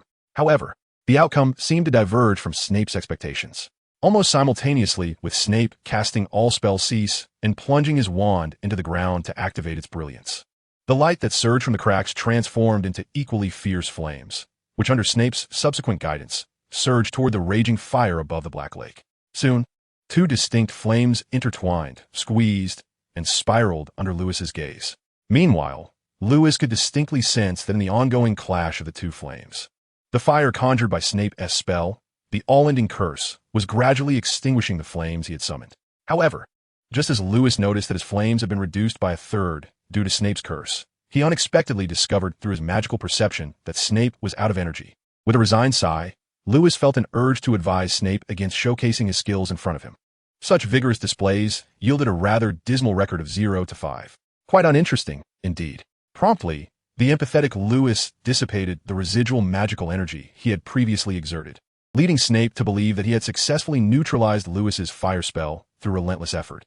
Clearly, Snape was quite satisfied with this perfect outcome. He then slowly withdrew his wand from the ground, took a few deep breaths, and said, "Mr. Rogers, do you understand now?" "I understand. No misunderstanding." After a brief pause, Snape composed his erratic breathing and inquired, "Mr. Rogers, what are your thoughts on the all-ending curse?" "In my understanding, it resembles an advanced version of the disarming charm." The disarming charm, seemingly simple yet applicable to various spells, can terminate the use of most enchantments. The all-ending curse, as an advanced spell, I believe it can even halt many high-level charms, such as an advanced version of the fire spell. Noticing the implications in Lewis's answer, Snape smirked disdainfully and continued, "Mr. Rogers, what do you perceive as the advanced version of the fire spell? A more powerful fire spell." "Correct, Mr. Rogers. The fiend fire is the spell I am about to teach you." Snape nodded indifferently and explained, "It is classified as dark magic primarily because no one can control the magical fire summoned by the fiend fire. The fire behaves as if it possesses its own consciousness. It cannot be extinguished by conventional means and will relentlessly pursue its intended target, growing stronger and more ferocious with each burn. To date, only one wizard has mastered the fiend fire perfectly. Do you know who that is?" "Grindelwald." "And you?" Snape's hollow, icy gaze bore down on him, his expression darkening as he asked, "Mr. Rogers, if you were to master the fiend fire perfectly, would you, like that individual, aspire to overturn the world?" "Of course not." Lewis replied with a light-hearted smile, "I would only seek to use the fiend fire to protect my family and friends, nothing more." Snape sneered again and remarked, "Let's hope you do not disappoint me, or the one who instructed me to teach you the fiend fire." With that, the conversation drew to a close. Before Severus Snape formally instructed Lewis on the incantation of the fiend fire, he had previously mentioned that Lewis must first master the vanishing spell to effectively terminate the fiend fire. At that moment, with his magical energy depleted, Snape was evidently unable to demonstrate the vanishing spell's capabilities before Lewis. Consequently, the pragmatic Snape, constrained by circumstance, resorted to imparting theoretical knowledge regarding the vanishing spell to Lewis. Once he had regained a modicum of his magical strength, he instructed Lewis to showcase his acquired skills. When Lewis utilized Snape's subdued magical energy to cast the vanishing spell, both he and Snape were taken aback. The potency of the vanishing spell not only extinguished the fiend fire conjured by Snape, but also seemingly nullified Snape's ability to wield magic altogether. Was this truly the vanishing spell? No, it was in fact the coveted realm of anti-magic that Lewis had long desired. As for the fiend fire that Snape genuinely intended to teach Lewis, the latter had initially dismissed its significance. Lewis was well aware that Dumbledore had instructed Snape to teach him the fiend fire because it was one of the few spells capable of destroying Voldemort's Horcruxes. This realization gave rise to a bold hypothesis in Lewis's mind. The overarching director of the Harry Potter series might very well be the astute Dumbledore, who had likely discerned long ago that Voldemort's method of achieving immortality involved the creation of Horcruxes. He also understood that after Voldemort's accidental demise, Harry became one of his many Horcruxes. To vanquish Voldemort, Harry would first need to willingly sacrifice himself, thus leading to the unfolding of the earlier films in the series. Whether Dumbledore's death in the latter part of the films was an unforeseen event or a premeditated act to impart the spirit of self-sacrifice to Harry remains uncertain for Lewis, who had only encountered Dumbledore once. Indeed, despite the disdain that Dumbledore's cunning often elicited from others, those few who saw through his facade recognized that his intentions were fundamentally benevolent.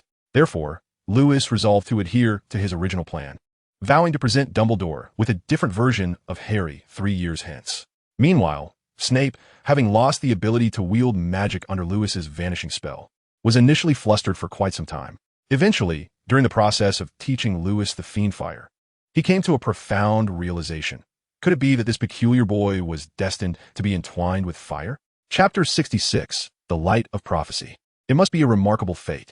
Following the conclusion of the vanishing spell lesson, Snape, who had taught Lewis how to wield the Fiendfire, observed Lewis in a momentary stupor for a mere 5 minutes. After 5 minutes, suddenly realizing that Lewis had mastered the Fiendfire curse, Snape's eyes twitched violently as he witnessed Lewis effortlessly alter the form and temperature of the cursed flames, even controlling the inferno that could consume all in its path to hover above his palm without causing harm. Snape found himself questioning his own existence once more, repeatedly recalling the earlier thought. Just then, the chilling sound of Snape's voice pierced the air, announcing the end of class.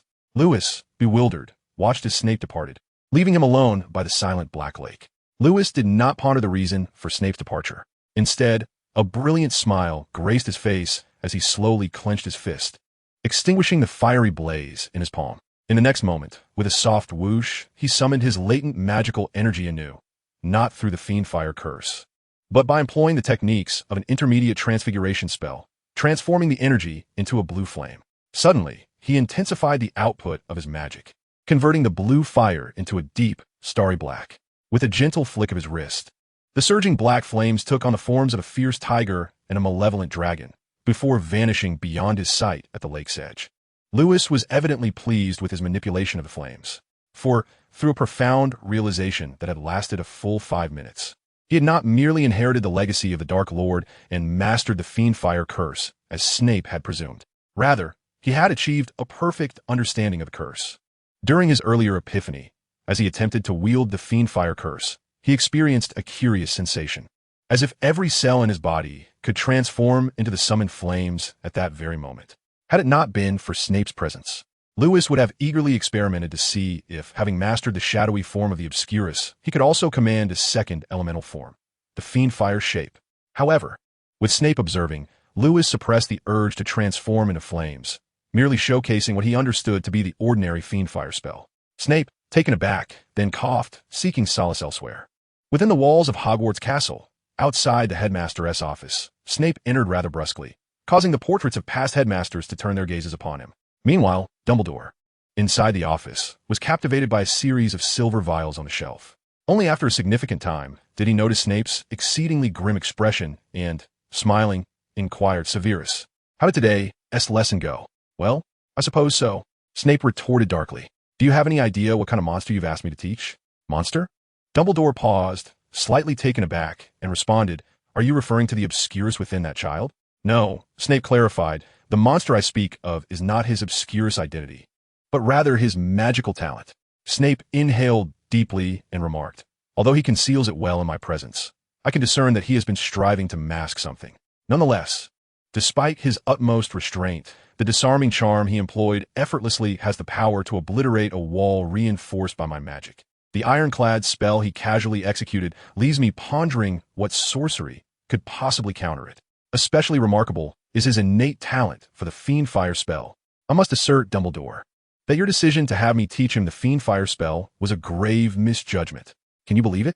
Having just mastered the Fiendfire spell, he wields the potential to possess world-altering powers akin to that man. Indeed, he is far more formidable than the man you are familiar with." Having delivered this unbroken tirade, Snape fixed his gaze intently on Dumbledore, hoping for a satisfactory response. Alas, Dumbledore merely murmured. It seems those of his ilk possess a natural aptitude for mastering the Fiendfire spell, do they not? Turning to face Snape, Dumbledore smiled and added, Severus, do not let the information you glean from that child cloud your judgment. It may lead to misunderstandings. Are you referring to that fabricated memory? Snape retorted with a scornful laugh. You claimed it was what he wished for me to see, and now you intend to disavow it? No, Severus. That is not what I mean. Then what is it? Emotions. Master your emotions. Never allow your anger to dictate your actions, for it may lead to erroneous decisions. Would it not? Are you suggesting? Snape's expression shifted rapidly, ultimately contorting into a grimace as he stated, Dumbledore, I hope your decision. No, I hope your decisions are perpetually sound. My decision? No, Severus. The choice lies with you. You are the one who must keep secrets. As Dumbledore observed Snape's reluctant nod, he gradually reined in his smile, speaking in a tone that seemed both a whisper and deliberately aimed at Snape. That child may still remain unaware that his true uniqueness lies not in his identity as the Silent One, but in the way he, like others, possesses eyes that shimmer with the light of prophecy. The following day, Snape continued the private lessons for Lewis. For many uninformed wizards, mastering the Fiendfire spell as flawlessly as the Dark Lord Grindelwald would lead them to believe they are invincible. However, this hubristic sentiment evidently did not plague Lewis. Through a popular comic from his previous life, he had come to understand a profound truth. Amaterasu's black flames can never extinguish life. Thus, even though Lewis perceived his mastery of the Fiendfire spell as potentially more refined than that of the Dark Lord, having even attained a second elemental form, he remained humble, diligently attending classes, refining his self-created skills, and continuing his experiments with transfiguration. However, to Lewis, Snape's methods seemed unconventional. Originally, after mastering the spells of the wand that ends all and the Fiendfire curse from Snape, Lewis assumed that Snape's private lessons were about to elevate to another level. The Dark Arts Defense class, which had commenced a fortnight ago, had officially transformed into a course designed to instruct him in a series of dark magic. However, the outcome was undeniably different from what Lewis had envisioned. Following the conclusion of the aforementioned spells, Snape's private instruction took an unexpected turn, abruptly shifting to lessons on legilimency and occlumency, leaving Lewis momentarily bewildered. Did Snape and Dumbledore intend to utilize him to extinguish the remnants of Voldemort's soul within Harry? Chapter 67. The Contract of Magic. Many matters in this world are not daunting due to ignorance, but rather due to the peril of speculation, a common mistake among many. Subsequently, the Christmas gifts the trio prepared for their families transformed entirely into the latest model of Speedy Boots. The sole distinction was that the Speedy Boots George and Fred had prepared for Ron had been modified by Lewis using a transfiguration spell, allowing the boots to morph into the likeness of a spider while soaring through the air. Not long ago, George and Fred had suddenly deemed their distillery insufficiently formal, insisting that Lewis emulate the Death Eaters by tattooing a mark on the wrists of them, the Platinum Galleon members. At that moment, Lewis, thoroughly annoyed by the twins, had no choice but to manipulate his magic discreetly, tattooing a Pikachu on the wrists of the twins and Galen. However, George, Fred, and Galen were entirely oblivious to the nature of Pikachu, and upon receiving their tattoos, they felt as if they had gained the approval of the distillery's leader, cherishing it as a treasure. Before long, the trio, eager to flaunt their tattoos, shared them with the reclusive, half-giant Hagrid, insisting that Pikachu was a kind of mysterious magical creature, which left Hagrid perplexedly glancing at Lewis. In response, Lewis could only offer a resigned smile, conveying the message, don't be foolish. How could Pikachu possibly be a magical creature? Yet, Hagrid evidently failed to grasp the true meaning behind Lewis's smile, instead concluding that the magical world indeed harbored creatures akin to Pikachu. Interpreting Lewis's resigned expression as a sign that such magical beings were exceedingly rare and possibly on the brink of extinction. Soon after, Lewis learned that Hagrid had requested several months off from Dumbledore, intending to traverse the globe in search of Pikachu's whereabouts. Had it not been for Lewis's timely message and the remarkable assistance of William, whose body structure had been magically altered, Hagrid might have soon found himself sneaking into Thailand and preparing to venture into Vietnam, Laos, and Cambodia. Yet, it was merely a trivial matter. When Snape learned from Dumbledore that Lewis, possessing a talent for the Fiendfire curse akin to that of the Dark Lord Grindelwald, might also harbor some prophetic abilities, he began instructing Lewis in legilimency and occlumency. This was fundamentally motivated by his concern for Lewis's safety, fearing that he might fall victim to treachery and inadvertently disclose the secrets of future prophecies to the Death Eaters. Lewis's imaginative musings revolved around the notion that Snape and Dumbledore wished for him to resolve the issue concerning Harry's Horcrux, extinguishing the fragment of Voldemort's soul residing within him. He whimsically contemplated the peculiar utilization of that fragment to create a delightful feast, be it through soup, steaming, grilling, or hot pot. As December approached, the frigid air brought with it sporadic glimpses of snowflakes dancing outside the window, leading Lewis to observe an increasing tendency among Hogwarts students to linger in the common room and their dormitories. It was an inevitable circumstance. The warmth of indoors was far more inviting than braving the biting cold clad in heavy garments. Nonetheless, Lewis remained an exception, having perfected the mastery of the Fiendfire spell. Indeed, were it not for his desire to avoid standing out too much, he could have strolled outside in nothing but his undergarments without feeling a chill. Thus, in his quest to enhance the wintry experience for wizards, he began to conceptualize the design for version 20 of the Speed Boots, which would likely become a sensation across the wizarding community in Britain upon its release. However, when Lewis shared his latest design with the twins and Galen, the twins responded with exuberance, cheering in their dormitory at the prospect of earning a substantial sum of galleons. In contrast, Galen appeared rather glum and abruptly shifted the conversation to Lewis, imagining the joyous reunion with Jason and Sophia, and recalling the first time he beheld Harry's youthful visage. Lewis smiled and inquired, "Galen, do you not look forward to reuniting with your family?" "Indeed, Lewis, I am eager," Galen replied, but upon hearing Galen's words, Lewis suddenly grasped the source of his friend's discontent. It was linked to a document they had signed, confirming their departure from school for the holidays, which was accompanied by another decree from the Ministry of Magic. This document, entitled Regulations for the Reasonable Restraint of Underage Wizards, explicitly forbade Lewis, Galen, and the twins from using magic freely after leaving school. Prior to signing this document, Lewis had sought clarification from Snape regarding how the ministry intended to monitor underage wizards' use of magic outside school. He learned about Trace, a sophisticated tracking charm that could obscurely pinpoint the location of each underage wizard and detect traces of magic usage within a certain radius surrounding them.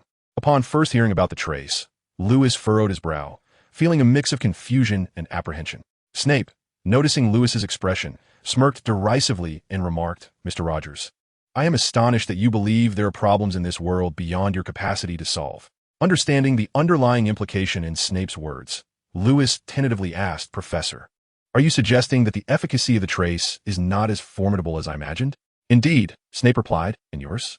As a master of wandless magic, even if you were to employ your skills in front of muggles during your vacation, the Ministry of Magic would lack sufficient evidence to accuse you, would it not?" Having pointed out a potential path for Lewis, Severus Snape refrained from further discussing the topic of the trace, instead continuing to impart his personal insights on spells such as legilimency and occlumency. However, upon signing the document from the Ministry of Magic, Lewis abruptly realized that the trace was quite different from his initial conception, for the trace is not a tangible object. Rather, it resembles a form of contractual magic. Chapter 68, Christmas Holidays. In Lewis's perception, Snape was a rather reliable individual. Yet the moment he signed that document, a hum resonated as an unknown entity manifested within Lewis's mental realm, hovering beside his magical core, nearly causing him to lose control. At that instant, the singular thought flooding his mind was, "Oh no, my magical core has developed a malignant tumor. What do I do? I need help right away." Gradually, owing to the lingering shadows of his past life, the initially panicked Lewis managed to regain his composure, using his magical perception to assess what he had mistakenly deemed a malignant tumor, subsequently relaxing his taut nerves. Evidently, based on the results of Lewis's magical perception, the entity that had suddenly appeared in his mental landscape was not a malignant tumor, but rather the trace used by the ministry to monitor underage wizards. Glancing at the document he had just signed, Lewis quickly discerned that his earlier assumptions had been erroneous. The trace is not a physical object stored within the wands of every underage wizard. Instead, it is a contractual magic established through the reasonable restrictions on underage sorcery law, binding each underage wizard to the Ministry of Magic. Once this type of contractual magic comes into effect, all underage wizards who have officially become wizards through proper channels fall under the Ministry's surveillance, including Lewis himself. However, as Snape had indicated, while the monitoring capabilities of the trace are indeed effective, the Ministry of Magic does not possess the resources to oversee every underage wizard meticulously, resulting in numerous loopholes that allow many young wizards to legally utilize and practice their magic during the holidays. Nevertheless, Lewis was inherently cautious. He could not afford to let his guard down simply because the trace had certain flaws, especially considering that his younger brother, with his fish-like features, was essentially an unstable time bomb. Young wizards are prone to emotional fluctuations, inadvertently unleashing magic that could bewilder others. Yet, after deciding to leave his wand in the dormitory, Lewis suddenly conceived a bold idea. If I can employ the spell Finite Incantatem, which has the special effect of suppressing others' magic and power, could I not use it on the trace to nullify the Ministry's ability to monitor me? Upon this thought, as he could not perfectly decipher the magical power that renders all spells futile, Lewis slowly shaped the silent magical energy within the spiritual realm into the form of a wand, ensnaring the essence of the spell within it. As for whether this endeavor would yield the results Lewis anticipated, none could say. At that moment, Garin, who sat glumly before him, was a stark contrast. After all, Garin's father was a seasoned wizard. Thus, Lewis approached him, gently tapping his shoulder, and revealed to Garin some flaws regarding the spell. He then offered words of comfort. Look, Garin, your situation is far better than mine. Your father is a full-fledged wizard, and you can continue to practice magic by his side. There is a saying that when one is down on their luck, they often find solace in witnessing someone else in an even worse predicament.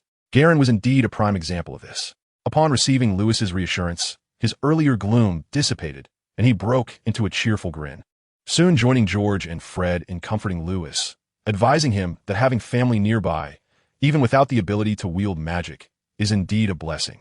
He genuinely believed these words. Inside the compartment, Lewis produced the snacks he had prepared earlier to share with the twins and Garin.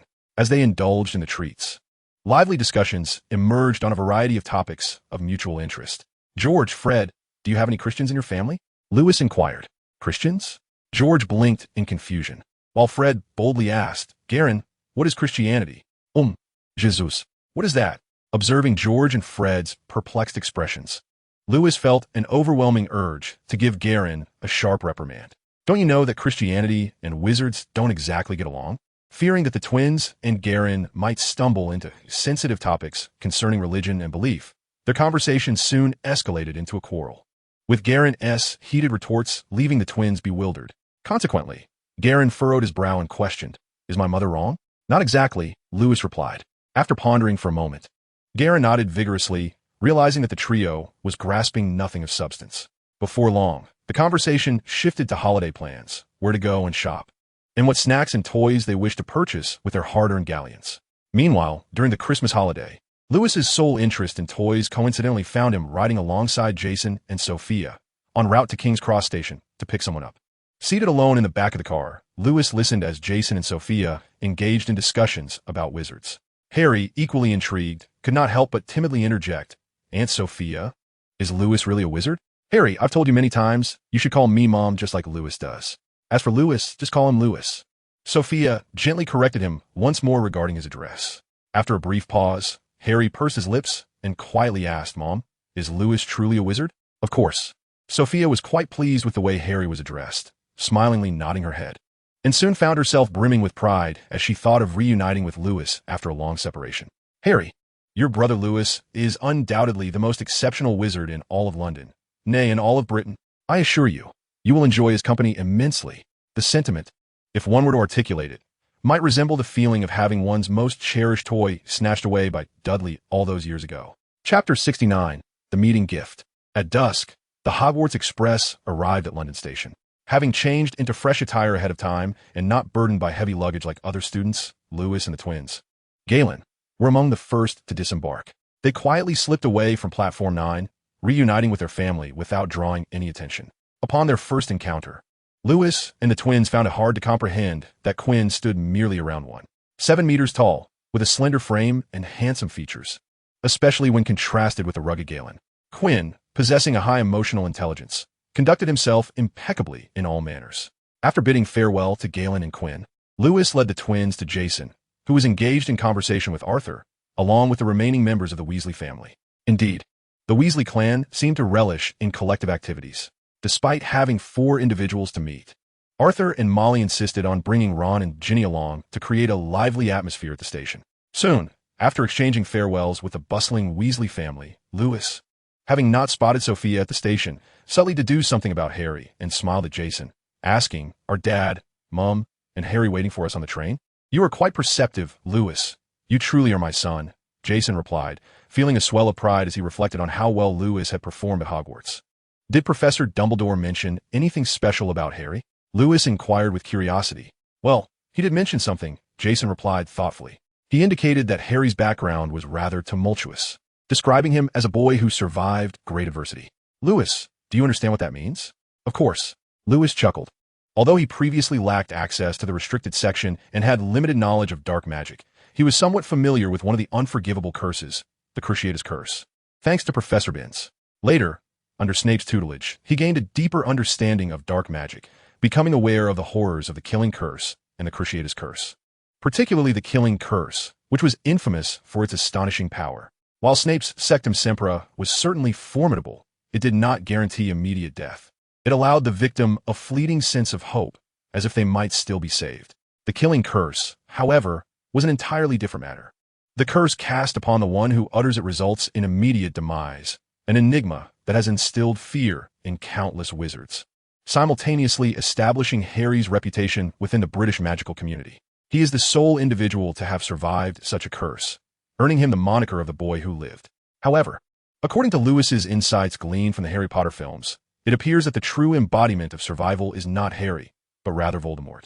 Thus, when Voldemort and Harry are reunited, the words he most desires to utter are, "Harry, you deceitful pretender." Perhaps this is indeed the case. Who can say?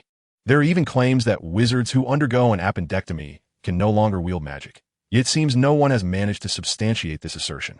With a slight twitch at the corner of his eye, Jason discreetly touched his removed appendix, reflecting on how, at the tender age of 11, he may have inadvertently severed his hopes of becoming a wizard. Soon after, spotting a graceful figure waiting outside the car, Jason smiled and pointed ahead, saying, "Lewis, look. Who is that?" Pretending to follow Jason's gesture, Lewis gazed upon the ever-beautiful Sophia, along with the timid silhouette nestled behind her, waving joyfully. "Hi, Mom." "Oh, my dear Lewis," Sophia exclaimed, her face beaming with delight as she stepped forward with open arms.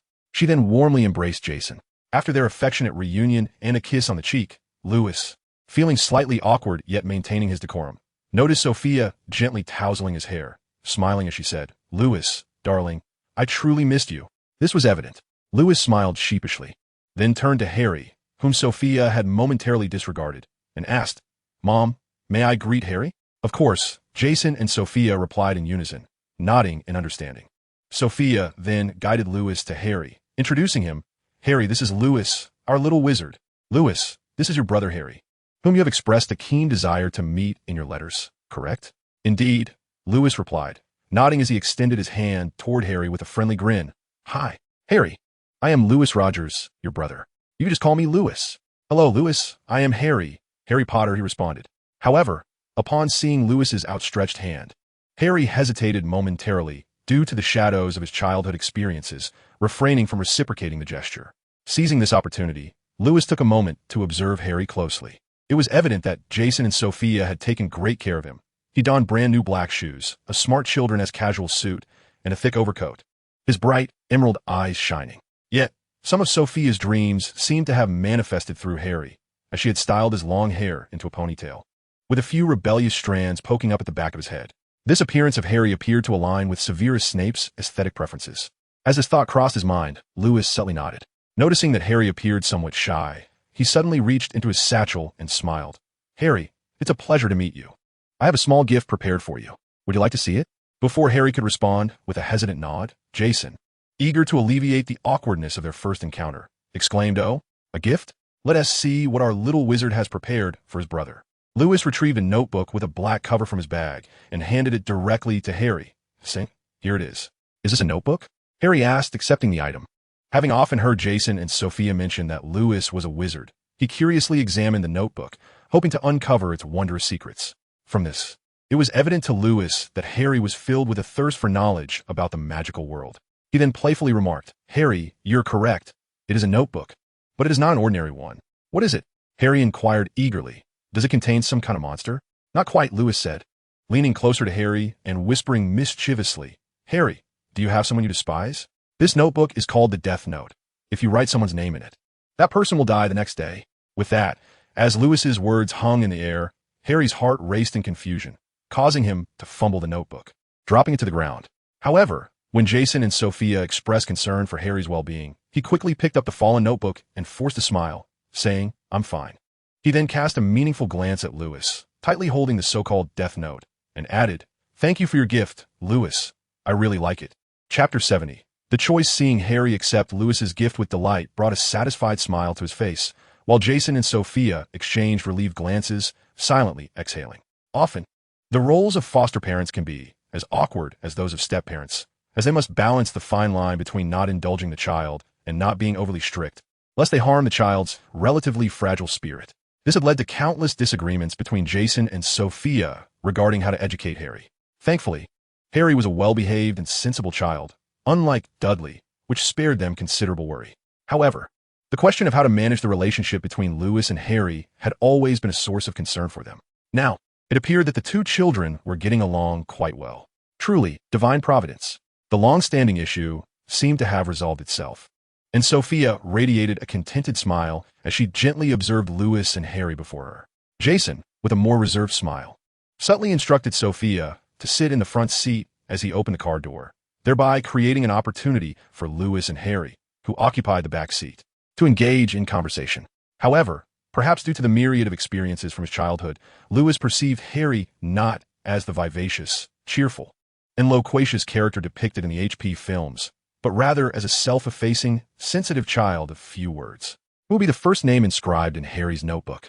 Throughout the journey, Lewis discreetly observed Harry, indulging in a morbid curiosity about his thoughts. Ultimately, Harry's decision did not betray Lewis's expectations, proving himself to be the valiant savior of the entire magical realm. For his final choice was a gamble. Lewis had gifted him a gun devoid of bullets. As night fell, past 8 o'clock, the Rogers family gathered for a pleasant chat after dinner. Before long, Lewis received a new assignment from Sophia, to tutor Harry. Clearly, one of Sophia's motives for arranging this tutoring was to foster more private exchanges between the two boys, while another reason was Harry's dismal academic performance. Unfortunately, Harry's poor grades were not a reflection of his intellect, but rather a consequence of his previous educational environment, as he still frequently erred in basic arithmetic within 50. If he were still attending his former school, his lackluster performance would be of little concern. However, now enrolled in the prestigious academy where Sophia worked, his struggles became a matter of significance, rendering home tutoring a daily necessity for Harry. With a foundation in imparting magical knowledge to the twins and Galen, Lewis found it effortless to assist Harry with his elementary studies. In a mere hour, under Lewis's guidance, Harry swiftly completed the homework assigned by Sophia. While tidying up his desk, Harry inadvertently caught a glimpse of the death note Lewis had gifted him. After a prolonged silence, he mustered the courage to inquire, "Hey, Lewis, is the notebook you gave me really?" "Harry, you're wondering if this notebook is indeed a death note, am I right?" Lewis asked, noticing Harry's serious nod. Tilting his head with a smile, he continued, "Share your thoughts, Harry. If this were truly a death note, whose name would you choose to write?" "Mean it?" "Honestly, Lewis, when you first told me this was a death note, I was terrified, thinking how could there possibly exist a notebook capable of taking lives? Yet, soon after, I felt as though someone whispered to me, 'Don't you despise Dudley? Don't you loathe your aunt and uncle? Why not inscribe their names in the notebook?' And then, Lewis, I found myself agreeing with that voice." Harry, slightly agitated, ran his fingers through his hair, expressing his frustration. "Lewis, I'm not sure if Dad and Mama shared my past with you, but they truly were quite unreasonable back then. In their presence, I felt like an extraneous entity, unable to err, even though it was I who suffered at the hands of Dolly. My aunt would chastise me fiercely, and even a careless mishap, such as breaking a teacup, would result in my uncle punishing me by denying me meals or confining me to my room, which was merely a stairwell partition. Thus, Lewis, I truly wish to inscribe their names in my notebook. Indeed, their actions were egregious. Harry, this is not your fault." Approaching Harry, I gently patted his shoulder in a gesture of comfort, and Lewis offered a faint smile, saying, "Moreover, you ultimately did not inscribe anyone's name in that notebook. Did you?" "Because I was afraid." "Afraid?" Lewis inquired with curiosity. "Afraid of legal repercussions?" "No, Lewis, I fear I may never see them again." Harry inhaled deeply, shaking his head. "No matter how despicable my aunt and the others may seem to me, they at least provided me with clothing, food, and a roof over my head. Without them, I might have perished long ago." With this, Harry turned to Lewis with a serious gaze and earnestly stated, "Lewis, I apologize. Although I suspect this may not be a death note, may I return this notebook to you?" As Harry reached for the notebook to return it, Lewis, despite his familiarity with Harry from the HP films and knowing him to be a kind-hearted individual, was still profoundly struck by Harry's earlier words. It is essential to recognize that children and adults perceive the world differently, armed with far less understanding. The ignorant often possess an audacious fearlessness. In his childhood, an adult gifted Lewis a toy replica gun. He would aim it at the chickens, ducks, and geese at home and even dared to point it at childhood companions, never contemplating that the plastic pellets could inadvertently harm their fragile eyes. What about the Death Note Lewis gifted to Harry? It was evidently far more perilous than toy guns, fireworks, or firecrackers. However, Harry's thoughts seemed notably more mature than those of his peers. At least he considered the ramifications of impulsive actions. His ability to harbor thoughts of recompense at such a young age is indeed commendable. Death, in this context, does not merely signify the cessation of life. The loss of memory is a form of death as well. Lewis Rogers bestowed this upon him. Subsequently, Lewis reopened the notebook and gestured to his chest. Repeating the words Lewis had written and observing his pointed gesture, Harry pondered for a moment before suddenly comprehending, causing his emerald eyes to shine even brighter as he nodded vigorously at Lewis, realizing, Lewis means to say that my parents are not truly gone. They live on in my heart. Thank you. In truth, what Lewis intended to convey was, brother, we have truly connected this time. Chapter 71, Horcruxes. The emotional exchange between men and women often revolves around physical connection, exemplified by the harmonious lives of Jason and Sophia, greatly aided by the household potions provided by Lewis. In contrast, the camaraderie among men is typically more heartfelt, often established in unguarded moments. Thus, the initial brotherly bond between Lewis and Harry could be succinctly encapsulated in a single phrase, accept this notebook. You are now my brother. Subsequently, they reclined on the bed, unburdening their hearts, and the conversation flowed naturally. Lewis, do you know, before I met you, I was somewhat apprehensive. Apprehensive about what? Well, just a tad. Harry replied with a bashful smile. More significantly, my mother's previous remarks about you led me to believe you were rather rigid and serious, much like my former math teacher, Mr. Tiger. Oh, Lewis raised an eyebrow, intrigued. What did your mother say about me? She mentioned that you weren't charming at all. Harry chuckled, stating, Mother remarked that despite your exceptional understanding and impressive grades, you left her feeling unaccomplished, as if you were born independent of parental guidance. Lewis's lips twitched slightly, internally criticizing his parents for their lack of support, and he asked, and then, my father remarked that you indeed had a great deal of control over things. Such as, for instance, when you are home, everything must be meticulously arranged, which made him quite uncomfortable. There were even a few instances during surgeries where he nearly faltered because he was preoccupied with aligning the surgical instruments. Obsessive-compulsive, is it my fault? With a resigned sigh, Lewis opened his mouth to clarify, but to his surprise, the previously reticent Harry, now transformed into a brother, began to chatter as if a dam had burst. Of course, my parents also mentioned that I have much to learn from you, especially academically. They hope I possess the capability to gain admission to Eton, just like you. Though I recognize their good intentions, Lewis, I would rather attend a magical school and become a wizard like you. That would be incredibly cool, wouldn't it? Indeed. It is quite cool, Lewis affirmed, nodding. And I believe you possess the innate talent to become a wizard. Why? Harry inquired excitedly. Is it because, like Dad said, I didn't have my appendix removed? You all seem to have a misunderstanding about the appendix, Lewis replied, taking a deep breath. I merely mentioned it in passing. It is certainly not a magical route. At Hogwarts, the magical school I attended, I have a unique ability to sense the presence of magic within others. Thus, I can assure you, Harry, that when you turn 12, you will receive your acceptance letter from Hogwarts. That is absolutely fantastic, Harry exclaimed. Before I learned of the existence of wizards, I thought Aunt Petunia and the others might be right. I was just a freak. Lewis, did you know? I could inexplicably make my hair grow, alter the color of other people's wigs, and once to escape from Dudley, I actually flew into the sky. It's simply incredible. I, too, am a wizard. Lewis smiled encouragingly and said, So, before you officially receive your acceptance letter from Hogwarts, I am prepared to privately tutor you on how to become an exceptional wizard. How will you tutor me? Harry pondered for a moment, and then his eyes brightened as he asked, Are you going to teach me some fundamental spells? No, Lewis replied with a gentle shake of his head. And then he slowly reached into his satchel, using a transfiguration spell to conjure a few mathematics workbooks, placing them before Harry. Wait, what happened to the Christmas holidays? Harry exclaimed, dismayed at the prospect of not enjoying his vacation. The desire for play is inherent in every child. Lewis, however, could empathize with Harry's feelings at that moment. Nevertheless, once Harry was compelled to become a Horcrux for Voldemort, His life path was destined to diverge from that of other children, marked by a unique burden that few could comprehend. Therefore, it was essential for someone to guide him towards the right path. Now, as Harry's brother, Lewis felt it was his duty to assist his foolish sibling by imparting the significance of knowledge. Of course, merely demanding compliance would be futile. Thus, recognizing Harry's keen interest in magic, Lewis decided to use that as a foundation to help him develop good study habits.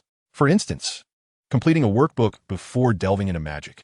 After all, balance between work and leisure is crucial. Starting from Harry's interests, Lewis began to cultivate his study habits, which proved to be a commendable approach, particularly when Lewis used magic to manipulate a pen while teaching Harry to master multiplication and division within 100. Harry was notably attentive in class. Once the mathematics lesson concluded, Lewis began to guide Harry, attempting to teach him how to manipulate the magic within himself.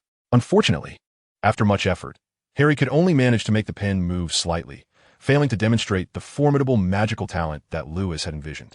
However, Lewis was not disheartened.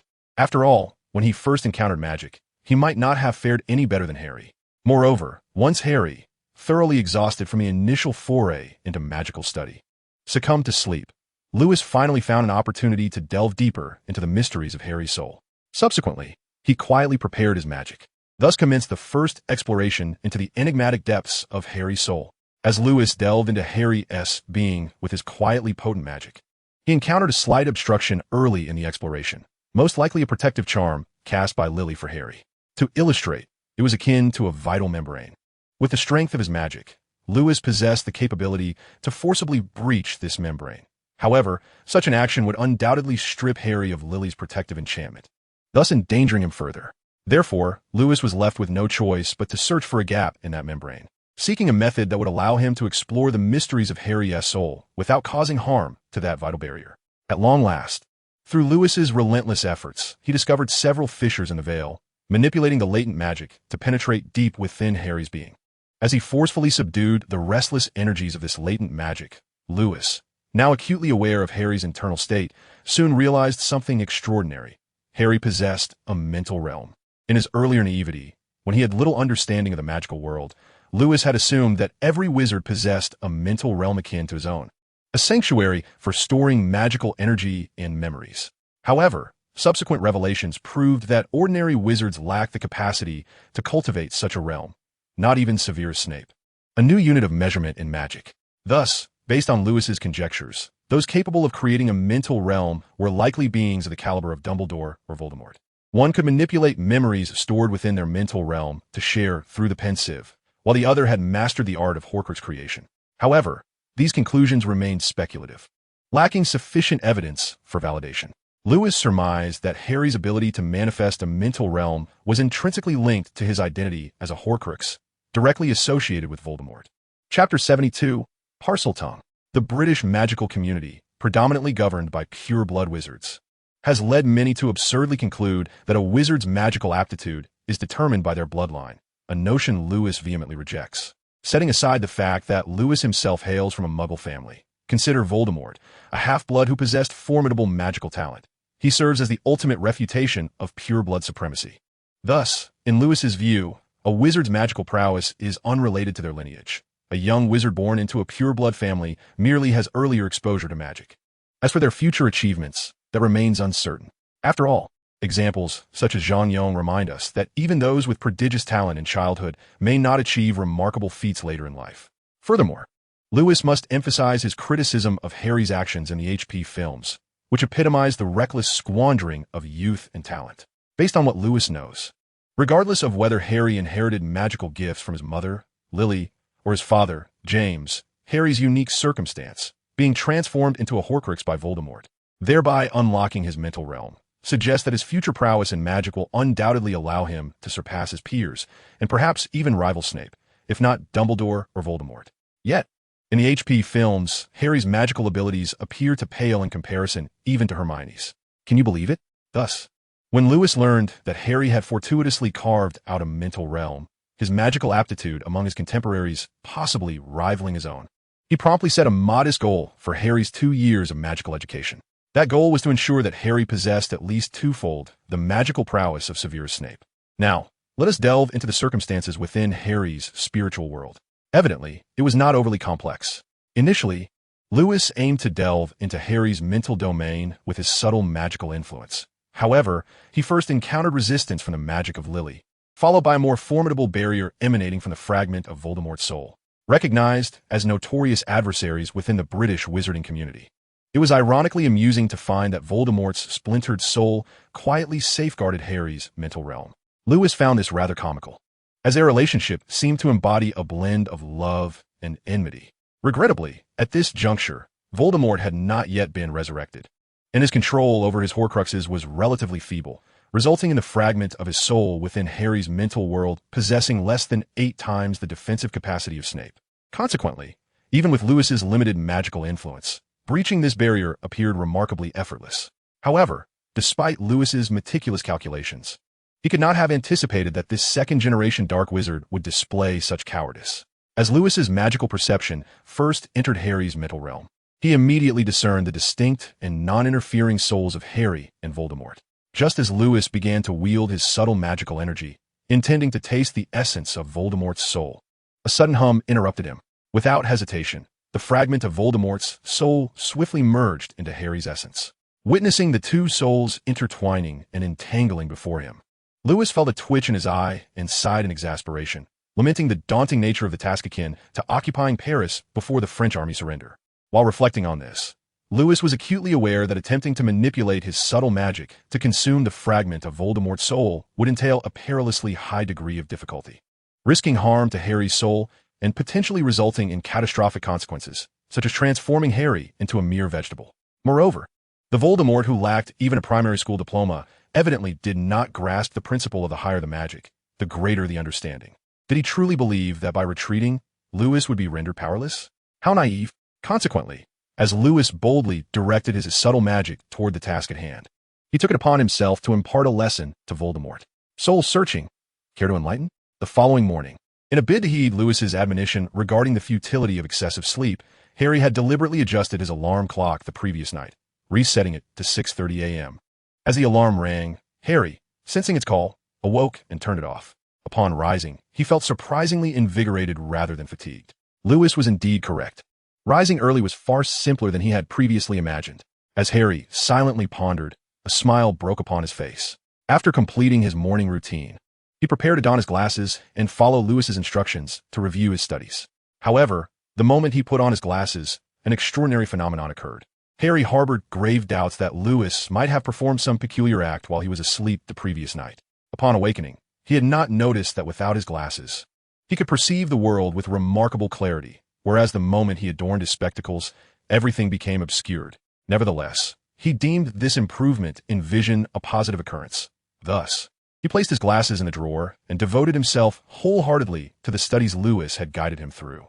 Perhaps due to his engrossment in his studies, Harry failed to realize that he had undergone a significant enhancement in his cognitive abilities, as well as an improvement in his memory compared to before. An hour later, having effortlessly completed a mathematics workbook, he suddenly recognized that he had changed, albeit slightly. Of course, Harry did not attribute this transformation to his own intelligence, but rather attributed it to the efficacy of Lewis's tutoring. He mused that if he continued to study under Lewis's guidance, becoming an academic prodigy would soon be within reach. With a radiant smile illuminating his face, he tidied his desk and rose, eager to showcase his academic achievements to Lewis. As Harry made his way to Lewis's room, he encountered Jason, clad in oversized pajamas and rubbing his waist, who was headed toward his own room while holding a newspaper. Harry casually greeted, "Good morning, Dad." However, to Jason's ears, Harry's words inexplicably morphed into strange sounds resembling ha, prompting Jason to curiously inquire, "Sorry, Harry, what did you just say? Is that a new language you and Lewis invented yesterday?" "Sasaza, Dad, what are you saying?" Furrowing his brow, Harry evidently failed to comprehend the meaning of Jason's question, and responded with a direct retort. Yet this time, Harry distinctly noticed that the sound of his voice was amiss, and a flicker of terror crossed his emerald eyes. Fortunately, Lewis, who had been maintaining a magical awareness of the happenings outside the room, promptly arrived before Harry and Jason, offering reassurance. "Dad, Harry, there's no need to worry. I believe this is not a bad thing." "Lewis, what do you mean?" Jason inquired with a slight frown. "Are you saying that what Harry spoke isn't the playful language you two invented?" "Indeed," Lewis explained with a smile. "Harry just spoke in Parseltongue, which is essentially the language wizards use to communicate with serpentine creatures. Lewis, why would Harry speak in this Parseltongue? I believe it is a gift Harry possesses. Well, Jason nodded with a smile, feeling gratified. Since Harry also has the potential to become a wizard, you two little wizards should have a good chat.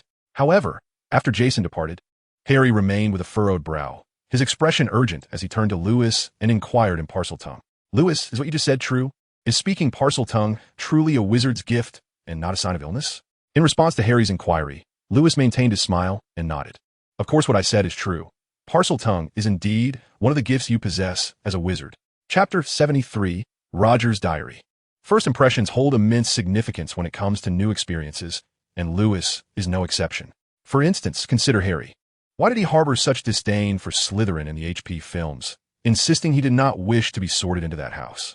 Hagrid and Malfoy undeniably played pivotal roles in shaping his perceptions. When Harry first encountered the magical world, Hagrid informed him that Slytherins were rather unpleasant, leaving Harry with a profoundly negative impression of the house. Subsequently, Harry witnessed Malfoy's arrogance, reinforcing Hagrid's initial assessment of Slytherin.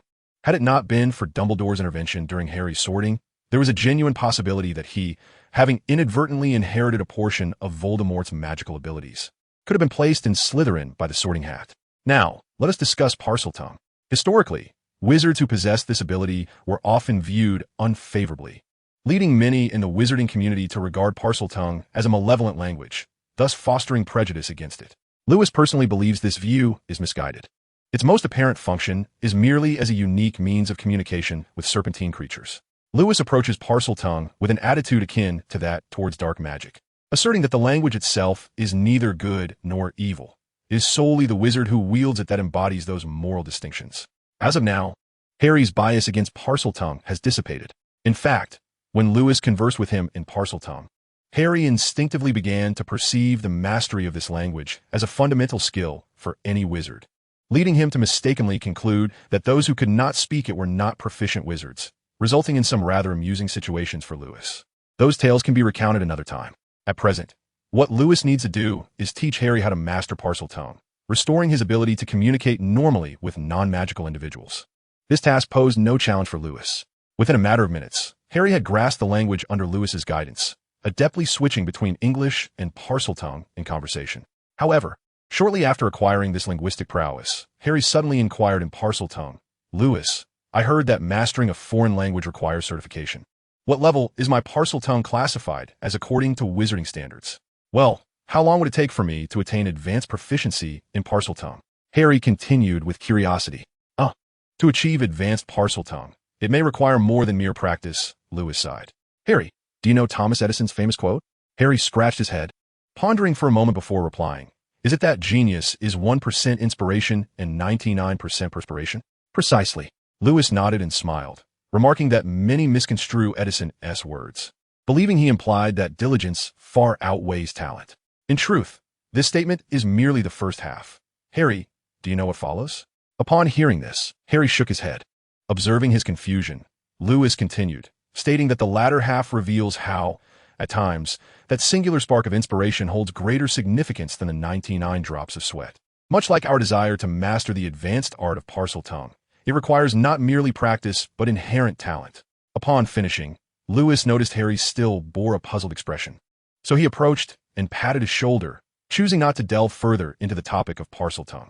After accompanying Jason and Sophia for breakfast, they all proceeded to the study, where Lewis resumed tutoring Harry, while concurrently reflecting on his insights gained within Harry's spiritual realm. During his initial soul search of Voldemort, Lewis had garnered a wealth of knowledge. It was through this very process that he and Harry came to grasp the language known as Parseltongue. From the Harry Potter films, Lewis had gleaned that Parseltongue was not merely a means for communicating with serpentine creatures, but also a form of magic capable of controlling them. However, the previous night, when Lewis discreetly ventured out, he found that while he could converse with a pet snake using Parseltongue, he was unable to command it to perform tasks, leading him to ponder the notion that Parseltongue may indeed possess varying levels of proficiency. For instance, mastering the rudimentary form of Parseltongue allows only for communication between wizards and serpents. It is only through mastering a more advanced form that a wizard can wield Parseltongue to manipulate these creatures. For example, A competent grasp of intermediate Parseltongue might enable control over ordinary snakes, while advanced mastery would allow manipulation of magical serpents, such as the basilisk. Yet, how does one attain such advanced proficiency? Regrettably, this question would likely leave even Voldemort himself bewildered should Lewis pose it directly to him, eliciting a response of incredulity. What? Your Parseltongue cannot control magical serpents? The imagery conjured is reminiscent of the first Hokage learning the cause of the fourth Hokage's demise. Stunned that the Ninetales could indeed be lethal, one cannot help but feel exasperated. Thus, the methods for mastering advanced Parseltongue remain an enigma for Lewis to unravel through personal exploration. Additionally, during his soul search of Voldemort, he acquired certain techniques for crafting Horcruxes, which enabled him to utilize his latent magical prowess to ascertain the locations of all of Voldemort's Horcruxes, while also aiding him in delving deeper into the mysteries of the soul. The following morning, Lewis awoke to find his room brimming with gifts, tokens from Jason, Sophia, and Harry, as well as from the twins, Galen, Annie, and other friends from Hogwarts, even including presents from Professor Snape and McGonagall. It took him over an hour to organize all the gifts and stow them into his satchel. Harry received significantly fewer Christmas gifts than Lewis, a mere 4 in total. The first gift, a pair of boxing gloves from the Dursleys, elicited a furrowed brow upon unwrapping, but soon transformed into a smile as he donned them. Setting the gloves aside, the next 2 presents were from Jason and Sophia, consisting of an exquisite fountain pen and a lovely headband. Harry seemed quite fond of the latter, casually placing it atop his head while tucking the pen into his chest pocket. With eager anticipation, he turned to the final gift before him, Lewis's Christmas present. However, upon unwrapping it, Harry was momentarily taken aback, as the gift box contained yet another notebook. Did Lewis have an affinity for gifting notebooks? Harry Potter read the inscription within. Hi, Harry. I hope you enjoy the gift I've chosen for you. Its name is The Rogers Diary. Upon digesting the few lines inscribed on the notebook, Harry's face flushed with excitement. He dashed out of his room and knocked on Lewis's door, inquiring, Lewis, are you awake? Yes, I am, came the reply. Harry, it seems you are quite pleased with the Christmas gift I sent you, yes? Absolutely. Harry nodded vigorously as he stepped inside, closing the door behind him. In a hushed tone, he asked in Parseltongue, Lewis, is this Rogers Diary a magical item you created? Indeed it is. And how exactly does it work? It's quite simple, Lewis replied, gesturing to the notebook Harry clutched. Whenever you have a question, just write it in this diary. It will provide the answer in my stead. Of course, this diary is my invention and can only answer questions to which I know the answers. You must understand that it is not infallible. Harry's eyes sparkled with intrigue as he asked, Lewis, may I try out here? Certainly. Lewis conjured a floating pen that glided toward Harry, nodding as he said, feel free to use this pen. Write down any query you have. I'd like to see how well my new invention performs. All right. After receiving the levitating pen, Harry hesitated, formulating a particularly challenging question for himself. What is 530?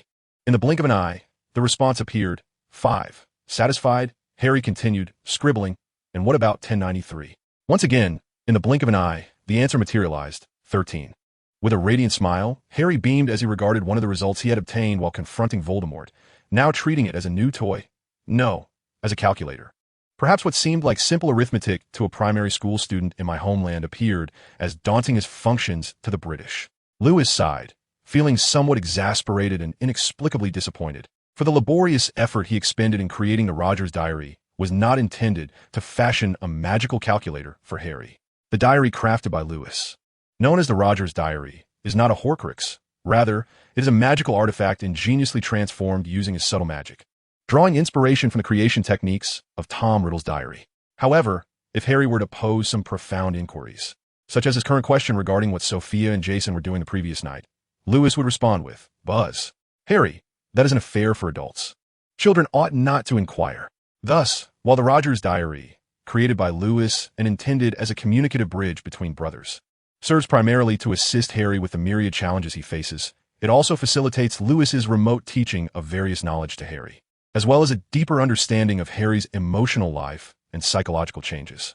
Yet, despite the high expectations Lewis has for the diary, which he envisions as a conduit for brotherly communication, Harry often resorts to using it merely as a calculator, which leaves Lewis feeling somewhat disappointed. Nevertheless, through Harry's incessant questioning, Lewis unexpectedly discovers a flaw in the Rogers Diary, the issue of its core power source. The essence of the Rogers Diary lies in Lewis's subtle magic. Consequently, Lewis finds himself pondering the feasibility of remote charging or experimenting with a magical power bank. Amidst a whirlwind of thoughts, Lewis's gaze gradually becomes distant, indicating a moment of enlightenment.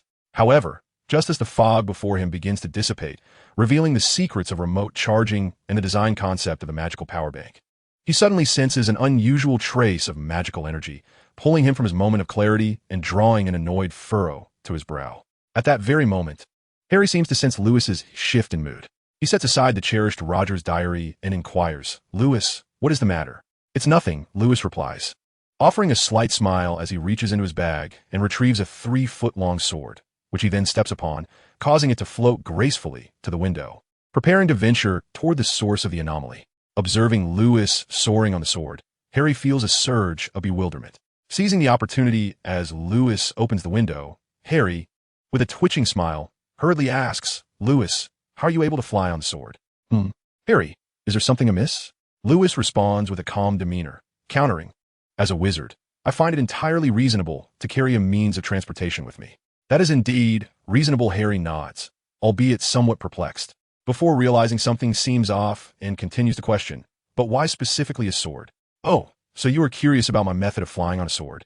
Lewis chuckles, evidently missing the crux of Harry's inquiry. Thus, once Lewis alights from the flying sword and stores his improved Ching Feng sword back in his bag, he retrieves a modified purple gold gourd, soaring through the air atop it, exclaiming, "Harry, I am no longer soaring through the skies on my sword. Instead, I am riding on a gourd." That seems entirely reasonable, doesn't it? As soon as the words escaped his lips, Lewis, appearing somewhat bewildered, nodded slightly, perhaps believing that he had no further inquiries. He then channeled a subtle stream of magical energy into the purple golden gourd, and in the blink of an eye, vanished before Harry's eyes. "Lewis, who is he? I do not recognize him." Lewis shook his head and replied, "But I can assure you, he is a werewolf." "A werewolf? Is there anything wrong with that?" Lewis maintained his calm demeanor as he faced Harry, retorting, "Harry, as a wizard, I believe it is both my duty and responsibility to apprehend werewolves that roam freely." "Surely, that is quite reasonable." "Is it really reasonable?" Harry inquired, his expression filled with confusion, only to receive an affirmative response from Lewis.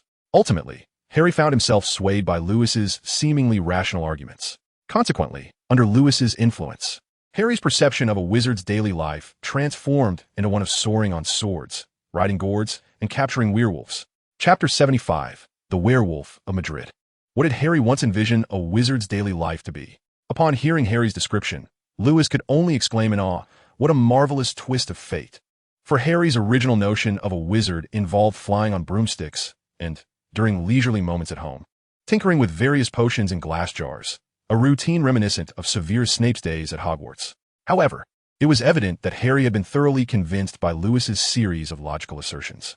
He even began to think that a wizard's life ought to be this way, where one patrols the bustling city, either soaring on swords or riding gourds, capturing werewolves and vampires to uphold justice, thus brimming with positive energy. As Harry, clearly misinformed about the daily life of wizards, gazed at Lewis beside him, admiration flickered in his eyes. "Lewis, are werewolves truly dangerous?" "Yes, extremely perilous. Even more frightening is their high contagion.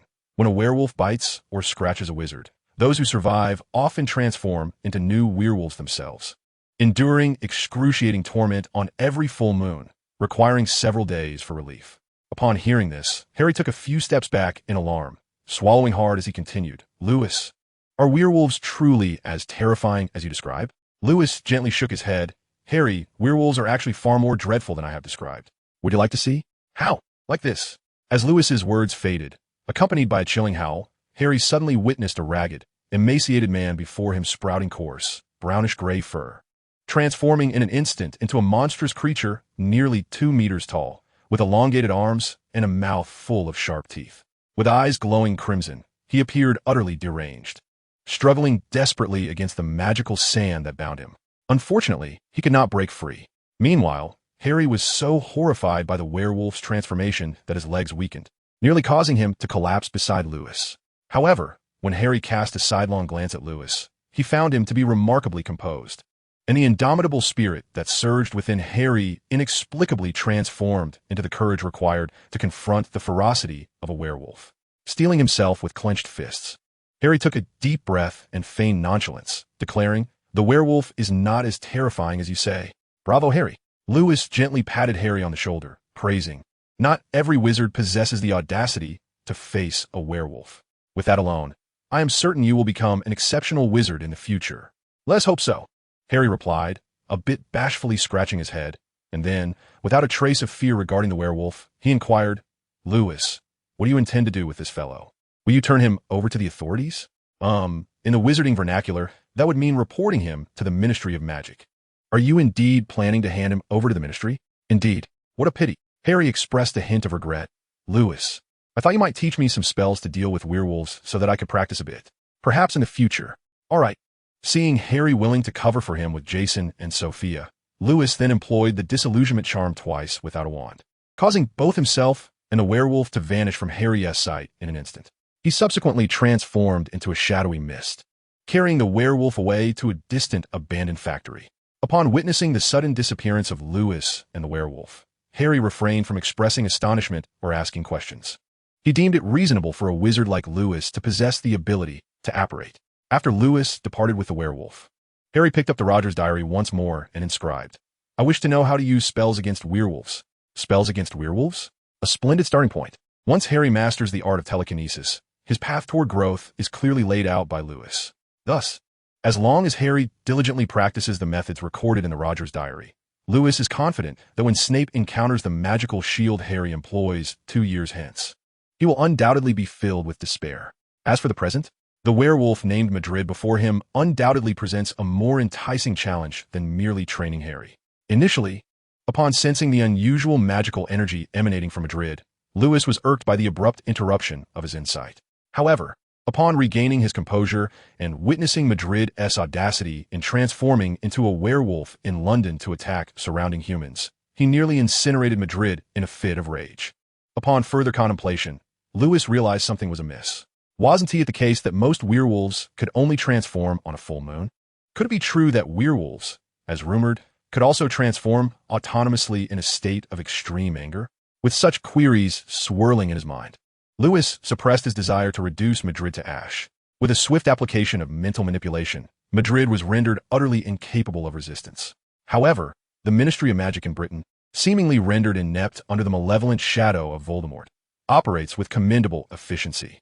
Shortly after Madrid transformed into a werewolf within the confines of London, Lewis discerned traces of magical energy emanating from several other wizards, presumably the Aurors of the Ministry. During his conversation with Harry, Lewis, having witnessed Madrid's intent to attack a human, unhesitatingly employed legilimency on him, initially seeking to ascertain whether he had any affiliations with the Death Eaters and to determine if Voldemort's minions were privy to any secrets that could pose a threat to Jason, Sophia, or Harry. Yet, as Lewis delved deeper into Madrid's past, he was struck by the revelation that Madrid was not merely an ordinary werewolf, but rather an exceptionally rare variant known as a maledictus, colloquially referred to as a blood-cursed beast. Chapter 76, The Depraved Hellbow. A blood-cursed beast? Indeed, the implications are profound. Through the insights gained from his mental probing, Lewis discovered that Madrid was not simply an ordinary werewolf, but a blood-cursed beast, which held far greater research significance. Lewis found himself not only drawn to Madrid's physical form, but also captivated by the essence of his soul. According to the memories residing within Madrid, the blood curse was not only an exceedingly vile form of dark magic, but also a cruel curse implanted deep within the souls of others. Before discussing the blood curse, it is imperative to mention a notorious dark wizard from ancient Greece, the infamous Hellbow. Lewis had encountered this name during his soul-searching endeavors regarding Voldemort. The depraved Hellbow is recognized as one of the most powerful and influential dark wizards in history, and one of the earliest practitioners of Parseltongue. It is said that he was the first wizard to breed a basilisk and the first to successfully create Horcrux. Whether he was the innovator behind the method of soul-splitting and Horcrux creation remains uncertain. However, the various malevolent curses he devised have endured through the ages, including the blood curse that afflicts Madrid, which stands as one of his most notable creations. Those cursed by the blood curse inherit it through maternal lineage. And Madrid's transformation into a blood-cursed beast of considerable research value stems from the fusion of his soul with that of a wolf while still in utero. Had no unforeseen circumstances intervened, Madrid's soul would have been wholly consumed by the wolf spirit, resulting in his transformation into a wolf at birth, wherein he would have instinctively slain his parents. However, an unexpected turn of events occurred, perhaps due to the innate strength of his soul. Madrid's essence did not succumb to the wolf spirit. Instead, they coexisted in a remarkable manner. In his youth, Madrid's soul was still capable of suppressing the wolf's essence. Alas, as time progressed, the wolf's spirit would inevitably grow stronger. Madrid was acutely aware of this truth, understanding that his soul would ultimately be devoured by the wolves, leading to his transformation into a wolf and rendering him a slave to the blood curse. Thus, he resolutely departed from his hometown, leaving behind his parents, relatives, and dearest friends, wandering in search of a solution to the blood curse. The outcome speaks for itself. In the initial stages of the blood curse outbreak, Madrid's plight bore resemblance to Gaara, the Jinchuriki of the One Tale from Naruto. He found no solace in sleep. For the slightest lapse in his mental fortitude would allow the wolf spirit within him to seize control, transforming him into a ferocious werewolf, wreaking havoc upon all that lay in his sight. As the curse progressed, the frequency of Madrid's transformations into a werewolf escalated. Any fluctuation in his emotions, be it anger or sorrow, could trigger his metamorphosis at any moment. Unexpectedly, while in London, the curse erupted uncontrollably. Madrid, before he could achieve his aims, fell prey to Lewis, who captured him and rendered him a specimen of considerable research value. The soul within him, nearly fused with the wolf spirit, trembled in a corner of his being, ensnared by Lewis's silent magical influence. Countless times, it nearly became the delectable delicacy that Lewis's magic craved. In this struggle, akin to the conflict between the clam and the snipe, it was the fisherman who profited, as Madrid fought desperately against the wolf spirit within him. Striving to reclaim control of his body, he was unaware that Lewis, assuming the role of the fisherman, descended upon him. Lewis first meticulously sifted through Madrid's memories, then, leveraging the overwhelming power of his magic, forcibly wrested control of the body from both him and the wolf spirit within. The research value of the blood-cursed beast was indeed as multifaceted as Lewis had previously envisioned. Manipulating Madrid to oscillate between human and wolf forms repeatedly deepened Lewis's understanding of advanced transformation spells, leading to 4 significant revelations. Consequently, Lewis soon made groundbreaking progress in his experimentation with advanced transformation spells on Madrid, enabling him to partially transform Madrid into a werewolf, altering his hands into claws or his head into that of a wolf, yielding considerable benefits. However, in Lewis's eyes, this gain was insufficient to absolve Madrid of his past transgressions, as he bore the weight of countless lives lost in his werewolf form and had willingly harmed and killed even in his more rational human state. Therefore, as he turned his gaze back to Madrid's more valuable soul for research, Lewis narrowed his eyes slightly, licking his parched lips, pondering. The condition of Madrid's soul bears a certain resemblance to the circumstances within Harry's mental realm. Although Voldemort's fragment merely lurked within Harry's soul without any inclination for fusion. If I could simply devour the blood-cursed wolf spirit within Madrid using my magic, could I not find a way to consume Voldemort's lingering essence without harming Harry's soul? Upon reaching this juncture, Lewis, driven by a compassionate mindset for Harry, began to manipulate the latent magic within Madrid, pouncing upon his soul with the ferocity of a ravenous tiger. His initial intention was to devour the blood-cursed wolf spirit residing within him. However, to his utter astonishment, the wolf spirit lurking within Madrid proved to be even more ferocious than Voldemort's lingering soul. In an instant, sensing the overwhelming force of Lewis's manipulated magic, the wolf spirit retaliated with remarkable decisiveness, turning to savage the soul of Madrid, vividly illustrating the concept of dominance within one's own territory. Consequently, Lewis was compelled to channel even more of his latent magic, one portion to combat the increasingly formidable wolf spirit, and another to safeguard the waning soul of Madrid. Yet, as he expended greater quantities of this magic, depleting a fifth of his magical essence, he abruptly noticed Madrid's body convulsing uncontrollably. A sharp twitch at the corner of Lewis's eye accompanied a vague sense of having strayed from his intended path. When the reserves of his latent magic dwindled to 2/5, he gazed at the 2 newly formed soul fragments in his mental realm and let out a profound sigh. Upon shifting his gaze back to Madrid's body, he keenly sensed a burgeoning connection of bloodline between them. Looking skyward, Lewis could not help but exclaim with a hint of exasperation. How did soul devouring transform into possession? Chapter 77, The Werewolf Avatar. Understanding the unique nature of latent magic for soul consumption, Lewis was acutely aware of his limited practical experience, having succeeded only once through sheer luck with Professor Binns. Therefore, If unforeseen events were to occur during this manipulation of latent magic to consume the blood-cursed wolf spirit, such as inadvertently swallowing Madrid's soul, he would not be overly alarmed. However, possession was an entirely different matter. Was it intended to grant him double the pleasure? Lewis furrowed his brow, sensing that matters were far more complex than he had anticipated. Indeed, as he followed the sensation of their bloodline connection and continued to channel latent magic into Madrid's body in an attempt to exert control, he abruptly realized that no matter how much magic he expended, he could not smoothly manipulate Madrid's form. For instance, while controlling his own body required merely a thought to take a step forward, attempting to maneuver Madrid's body with latent magic felt awkward and rigid, akin to controlling a game character with significant network latency. Even simple commands took an interminable duration to execute. What kind of possession was this? It was nothing short of transforming Madrid into a lifeless puppet. Without a doubt, Lewis was immensely dissatisfied with this outcome. Later, he cast his gaze upon the 2 additional fragments of soul within the realm of the spirit, pondering thoughtfully.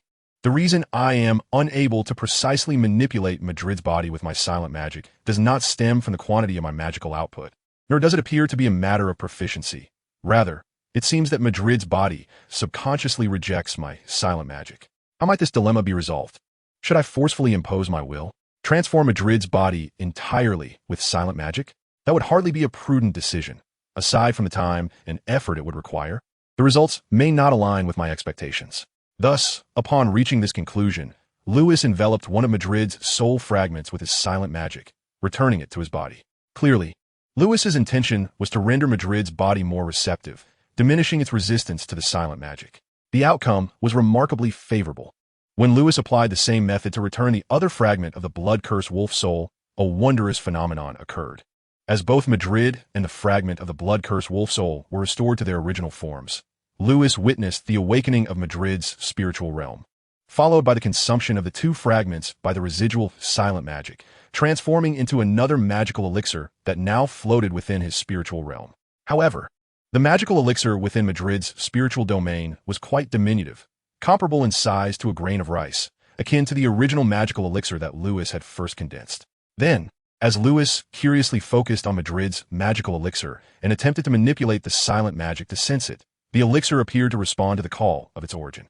In the next moment, the magical elixir within Madrid's spiritual realm floated forth and swiftly merged into Lewis's spiritual realm, orbiting his own magical elixir like a satellite. Thus, Madrid's body was utterly transformed from an unwieldy marionette into a blood-cursed wolf avatar, which Lewis could now control effortlessly with silent magic. Furthermore, should the need arise, Lewis could entirely absorb the newly formed magical elixir, which was based on Madrid and the blood-cursed wolf soul fragment, to augment his own power.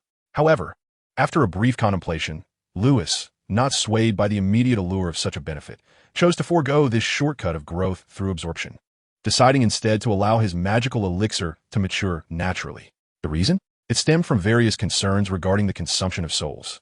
Despite the apparent advantages of strengthening the magical elixir through soul absorption, Lewis regarded shortcuts as a treacherous path, believing that the manifestation of their drawbacks was merely a matter of time.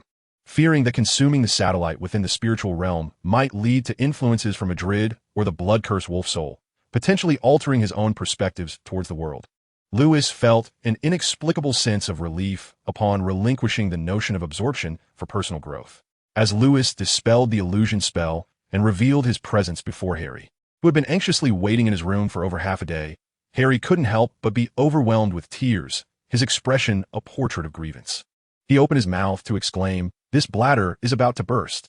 However, Harry was taken aback when he noticed another Lewis standing behind him. With a sudden jolt, Harry felt his urgency to relieve himself diminish significantly. In his shock, he had no time to consider the discomfort of his predicament, and he stammered while pointing at the werewolf doppelganger behind Lewis. "Lewis, why are there 2 of you?" "2 of me?" Managing to control both his original self and the werewolf doppelganger clearly posed a challenge for Lewis. Following Harry's gesture, Lewis realized the extent of the shock his werewolf doppelganger had caused in others. Thus, he effortlessly transformed the werewolf into a standard wolf using a basic transfiguration spell and smiled reassuringly at Harry, saying, "Harry, did you prepare a few dishes for yourself after I left and end up drinking like this?" Harry, in disbelief, rubbed his eyes, noticing that what followed Lewis was undoubtedly a wolf. He instinctively wanted to ask a dog, but that is clearly a wolf. Yet, Upon reflection, considering Lewis was a wizard, it seemed quite reasonable for him to have adopted a stray dog that resembled a wolf. Subsequently, glancing down at his damp trousers, which were dripping with an unidentifiable liquid, Harry's face flushed with embarrassment, leaving him rigid and awkward in place. Noticing Harry's discomfort, Lewis managed a discreet smile. Then, while using a cleaning charm and a drying spell to alleviate Harry's embarrassment, he pondered the challenges Harry would face in the future. Given that Voldemort's lingering soul was rather cowardly, perhaps it would be best to have Harry consume it to bolster his strength. Chapter 78. Double the joy within Harry's psyche. The fragment of Voldemort's soul. Was Lewis not tempted by it? Undoubtedly, he was. Lewis was nearly driven to hallucination, convinced that this fragment would taste like strawberries. However, regrettably, ever since Lewis had probed Voldemort's fragment and gleaned a wealth of useful information, that fragment had completely abandoned the dignity of the Dark Lord. It now relied on Harry's soul as a shield for protection, denying Lewis any further opportunities for soul probing. Moreover, the blood-red lesson loomed before him. Lewis had no desire to expel Voldemort's fragment, only to end up inadvertently acquiring a werewolf doppelganger and a savior doppelganger in the process. Therefore, taking practical circumstances into account, Lewis believed it would be far more prudent to allow Harry to resolve the matter himself, provided that Harry's magical abilities, akin to those of the Silent One, possessed the extraordinary capability to consume souls. Otherwise, how would it be done? Should he train Harry to become the next Silent One? Donatiist. Lewis personally believes that, setting aside whether Harry can successfully compress the elusive essence of Voldemort into a controllable magical elixir, the attitudes of Dumbledore and Snape upon learning of this matter are beyond his influence. This leads Lewis to conclude that his ultimate decision must be to take one step at a time. Should Harry manage to absorb that fragment of Voldemort's lingering soul, he would be pleased to witness that essence fortifying Harry's vitality. Conversely, if Harry lacks the capacity to consume that remnant, Lewis will inevitably be compelled to extract it to discover whether it possesses a strawberry flavor. Moreover, one must mention the werewolf doppelganger, which undeniably brought double the joy to Lewis's Christmas holiday. Could Jason and Sophia possibly believe it? At that moment, the two pointed at Lewis's werewolf doppelganger, their gazes resolutely questioning. Lewis, that is clearly a wolf, isn't it? However, facing their skepticism, there was no need for Lewis to clarify. Harry, standing nearby, confidently asserted, "Dad, Mom, that is indeed a dog, merely resembling a wolf." Not convinced, they pressed on. Look, with a serious expression. Harry faced the werewolf doppelganger and tossed a ball from his pocket. Lewis thus, upon Lewis's insistence, Jason and Sophia, having confirmed that the werewolf doppelganger was indeed a dog and not a wolf, nodded in agreement, finally consenting to welcome this new family member. Consequently, the werewolf doppelganger, under Harry's unilateral acknowledgement, was officially renamed 13, a name that curiously aligns with the nomenclature of distilleries. In the ensuing days, whether to simultaneously control his corporeal form and the werewolf doppelganger, or simply to ensure that the latter did not reveal any flaws in front of Jason, Sophia, and Harry, Lewis diligently practiced mastering the art of dual focus. However, the endeavor of dual focus proved far more challenging than he had anticipated. It is essential to note that this dual focus does not pertain to the ability to resolve biological needs while engrossed in a mobile device. What he required was precise and flawless simultaneous operation. Regrettably, the dual operation Lewis envisioned, if categorized by levels, would belong to the advanced realm of dual focus. Mastering such a high-level skill cannot be achieved overnight. It necessitates years of dedication. Thus, as the Christmas holiday drew to a close, any progress Lewis made in his dual focus capabilities could merely be considered an introductory level of accomplishment. Having grasped the basics of dual focus, Lewis could at best ensure that, without affecting his corporeal form, a portion of his attention could be allocated to the werewolf doppelganger, allowing it to maintain a relatively ordinary state in front of Jason, Sophia, and Harry. Ultimately, with the dwindling days of the Christmas holiday, the joyous double celebration commenced. Lewis still recalls a time long past when he lamented the significance of a dual cultivation partner. Yet, having experienced the exhilarating joys afforded by his werewolf avatar, he has reached a profound conclusion. Why necessitate a partner for dual cultivation? Matters that can be resolved independently need not trouble others. Indeed, reality has aligned with his findings. Although Lewis's ability to multitask remains rudimentary throughout the enchanting process of dual joy, he has undeniably demonstrated that the werewolf avatar surpasses a dual cultivation partner in both utility and practicality. There is no need to unlock any particular postures. The innate synergy between his true self and the avatar is unmatched by any dual cultivation partner. In a mere few days, Lewis himself found it hard to fathom that his daily insights could reach as many as 10, resulting in a remarkable acceleration in his understanding of various magical arts, leading to a significant enhancement of his skills. For instance, in the realm of refining his self-created spells, possessing a werewolf avatar allows him to command it to utilize a magical shield or mental barrier, testing whether it can withstand his fierce fire spell or mental manipulation techniques. Should the defensive magic employed by the werewolf avatar prove effective, he would then focus on enhancing his offensive spells. Conversely, if the werewolf avatar's defense falters, he would strive to bolster the protective capabilities of his magical shield and mental barrier. In the eternal conflict between spear and shield, one must always be refined and perfected, unless they can be transformed into the sharpest spear and the sturdiest shield. As for transfiguration spells, Lewis has refrained from attempting to use Animagus to transform into a black wolf under the avatar's guardianship. His hesitation stems from a belief that the black wolf form lacks flair, alongside concerns that he might, like an ordinary individual, be limited to a singular Animagus form. Moreover, his intermediate transfiguration spells have shown considerable improvement, making it more prudent to utilize them for a transformation into the black wolf, thus avoiding the risks associated with high-level transfiguration spells. When it comes to body modification, this area has seen the least progress during his dual joy phase, as he possesses only one werewolf avatar, and he is reluctant to recklessly expend its potential. Consequently, the night before returning to school, Lewis began contemplating the creation of a second avatar. He grasped his pen and inscribed a name upon the open pages of his death note: Fenrir Greyback. Chapter 79, Ambitions of Return to School. Fenrir Greyback. Following the initiation of his dual joy, Lewis prepares for the onset of triple joy, marking one of his preordained goals for avatar creation. It is worth noting that Fenrir Greyback is not only Voldemort's most devoted acolyte, but also the most infamous werewolf within the wizarding world. He relentlessly seeks to inflict harm and spread the werewolf virus, aiming to create more werewolves to conquer the entirety of the wizarding realm. His target for spreading the werewolf virus predominantly consists of children, for the purpose of estranging those infected from their parents, nurturing in them a profound resentment towards wizards, ultimately molding them into members of the Werewolf Legion.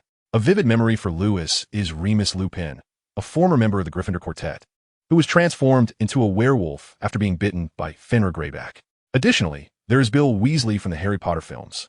Although Bill was merely scratched by Fenrir in the films and did not become a werewolf, subsequently developing a fondness for exquisitely rare steak, Lewis, well acquainted with the Weasley family, would never permit such an incident to befall Bill again. In summary, one could assert Fenrir Greyback is doomed. As for the timing of Fenrir Greyback's demise, Lewis feels it is not within his purview to determine, but rather contingent upon when he might come calling. This sentiment is rooted in the intelligence regarding Voldemort that Madrid possesses. Whether the method of splitting one's soul to create Horcruxes could be employed to lift the blood curse remains uncertain to Lewis. However, he can ascertain that the individual who imparted this method to Madrid is none other than Voldemort, now in exile in Albania. By correlating the timeline of their encounters, Lewis deduces that their meeting coincides with the time Jason and Sophia adopted Harry. This suggests that after Harry's departure from the Dursleys, Lily's protective magic over him has waned somewhat, subtly alerting Voldemort. As a pawn of Voldemort, Madrid evidently carries a hint of testing the waters. Upon confirming Madrid's inexplicable disappearance, it is highly likely that Voldemort will reach out to his loyal Death Eaters to expand their search radius, thereby posing an implicit threat to Jason, Sophia, and Harry. Thus, even though Lewis had already infused the Christmas gifts he presented to the three with a latent magical essence, should any traces of magic usage be detected nearby, that essence could transform into a magical shield to safeguard them. Furthermore, considering Dumbledore's orchestration of Jason and Sophia adopting Harry, it is reasonable to conclude that he has also implemented numerous precautionary measures in secrecy. With a werewolf doppelganger residing in the household, it effectively means that Lewis himself is vigilantly guarding his home, reducing the probability of unforeseen events to an equal or even lesser than zero. Should any Death Eater dare to disturb their peace, regardless of whether it is Fenrir Greyback or not, the one who would be most delighted would undoubtedly be Lewis. For in such an event, his long-practiced Swono would finally find its purpose, culminating in an experience of double the joy as the holiday concludes. On the eve of Hogwarts reopening, the only one reluctant to see Lewis depart is Harry, with whom he has only recently formed a bond, leaving Lewis feeling somewhat melancholic. Observing Jason and Sophia, who have only been apart for mere hours, yet appear as if facing a tragic farewell, he sighs. Being inundated with so much affection feels overwhelming. Can I accompany Jason to see you off? No. Why? Harry inquires, perplexed. Lewis, maintaining a stern demeanor, responds, because you still have 3 practice books left to complete. Harry, all I desire is a holiday devoid of practice books. Amidst a silent roar, Harry completely forgot the pain of parting, obediently standing beside Sophia as he watched the car, carrying Lewis and Jason depart. Approximately 40 minutes later, Jason, driving, arrived at King's Cross Station with Lewis. Still over an hour until the Hogwarts Express was scheduled to depart. During their earlier journey, Lewis unexpectedly discovered that Jason seemed to harbor a keen interest in potion making, leading them to discuss the topic of promoting household potions. However, their conversation remained merely speculative. After all, the Ministry of Magic would never permit wizards to promote potions in the Muggle world. Jason expressed great regret over this, as his views aligned with Lewis's. Both believed that the promotion of potions crafted by wizards could significantly improve the Muggle world as circumstances. Yet, Lewis understood that many matters cannot be rushed. The pursuit of immediate success often leads to failure, and only through steady, methodical progress can true success be achieved. Thus, after bidding farewell to Jason, Lewis boarded the Hogwarts Express, seeking an empty compartment where he first perused the videos stored in his mental archive, reflecting upon a multitude of experiences from the Christmas holiday. Soon, as he delved into the intricate analysis of advanced transfiguration spells, he repeatedly reviewed the process of a werewolf's transformation into an animagus. Pulling out his notebook, he meticulously recorded, among all the magic I am aware of, those that fall under the category of advanced transfiguration include animagus, werewolves, and blood-cursed orcs. Thanks to Madrid being one of the victims of the blood curse, I have gained a clearer understanding of the passive transformations of blood-cursed orcs and werewolves, as well as a deeper insight into the active transformation of animagus used by wizards. However, wizards cannot transform into just any animal at will. They're limited to transforming into only one specific animal, and it must be a non-magical creature, lest they face unpredictable consequences. Why is this so? Is it because the magical essence of wizards fundamentally differs from that of magical creatures? Pausing for a moment to ponder, Lewis furrowed his brow slightly, then quietly redirected his focus to the werewolf transformation, employing his magical perception to observe while simultaneously manipulating the werewolf's form, switching repeatedly between human, werewolf, and animagus black wolf forms.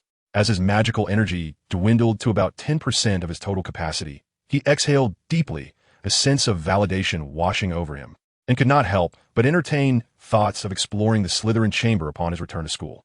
Clearly, his foremost ambition upon returning would be the Serpent's avatar. His recent state had been astonishingly poor, yet he must extend his heartfelt gratitude to the devoted readers for their unwavering support. Chapter 80, Guiding Public Opinion. Mastering Parseltongue and unlocking the Slytherin chamber was initially one of Lewis's exploratory plans for his second year at Hogwarts. When the plan for exploring the Chamber's secrets was first conceived, Lewis's intentions were rather straightforward. He merely wished to delve into a profound analysis of the millennia-old basilisk, as conducted by his esteemed predecessors, while simultaneously exonerating Hagrid from years of unjust blame and restoring his wand privileges. However, times have changed, ever since the blood curse orc, Madrid, transformed into a werewolf doppelganger, quietly opening the door to double joy for Lewis. He has come to deeply appreciate the significance of dual cultivation in the realm of magical analysis. After all, double joy signifies multiplied experience. Regrettably, the werewolf doppelganger resides far in London, compelling Lewis to remain home to ensure the safety of Jason, Sophia, and Harry, leaving him with a sense of helplessness. In his desperation, he conceived the notion of lying in wait to confront Fenrir Greyback, targeting him for the creation of a second werewolf doppelganger. Yet, drawing from the lessons learned from the Dark Lord's experience in crafting Horcruxes, Lewis understood a simple yet profound truth. One must not place all their eggs in a single basket. Considering the various circumstances, an audacious idea suddenly emerged in Lewis's mind. Rather than waiting for prey to come to him, why not take the initiative and create a doppelganger of the basilisk from the Slytherin chamber? With this thought, Lewis began to contemplate the feasibility and implications of producing a doppelganger of the basilisk, his eyes igniting with fervor. The basilisk, classified as a 5x level magical creature, is an exceedingly dangerous entity. Not only does it possess a massive physique and razor-sharp fangs, as well as lethal venom that rivals that of dragons, but it also wields the deadly skill of killing with its gaze, reputed to be fatal to anyone who meets its eyes. Thus, while it may appear in the HP films that Harry and his companions combat the basilisk with ease, Lewis believes that even a professor of Snape's caliber would struggle to vanquish such a creature without the covert assistance of a wizard of Dumbledore's stature. This underscores the formidable challenge of incapacitating the basilisk before transforming it into a doppelganger. High risk, however, signifies what? Enumerating the myriad benefits of creating a basilisk doppelganger, such as unlocking triple joy, discovering new forms. In the animagus basilisk form, Lewis prudently devised 8 primary plans and 3 contingency plans for the creation of the basilisk doppelganger. Just then, he faintly heard the voices of George, Fred, and Galen outside the door. Promptly, Lewis harnessed his magical power to open the partition door, greeting them with a smile. George, Fred, Galen, it's been a while. Huh? It's Lewis. Hi, Lewis, Merry Christmas. What's wrong with you all? Noticing the twins' lack of enthusiasm, Lewis couldn't help but furrow his brow and inquire. You seem a bit downcast. Did your Christmas holiday not go well? Well, it's somewhat akin to what you might expect. George sighed deeply, a wry smile gracing his lips. Do you know what I've been doing for the past month and a half? It's been nothing but 3 things. Eating, sleeping, and pranking Ron. Upon hearing this, Galen's eyes widened in surprise. Who is Ron? Sorry, I forgot. Galen, filled with remorse, scratched his head and turned to Fred, inquiring. Fred, what have you been up to during the entire holiday? Me? Fred mimicked George's mannerism, taking a deep breath before shaking his head with a wry smile. I fared slightly better than George, having 4 pursuits throughout the holiday. Eating, sleeping, teasing Ron, and accompanying George in his mischievous antics towards Ron.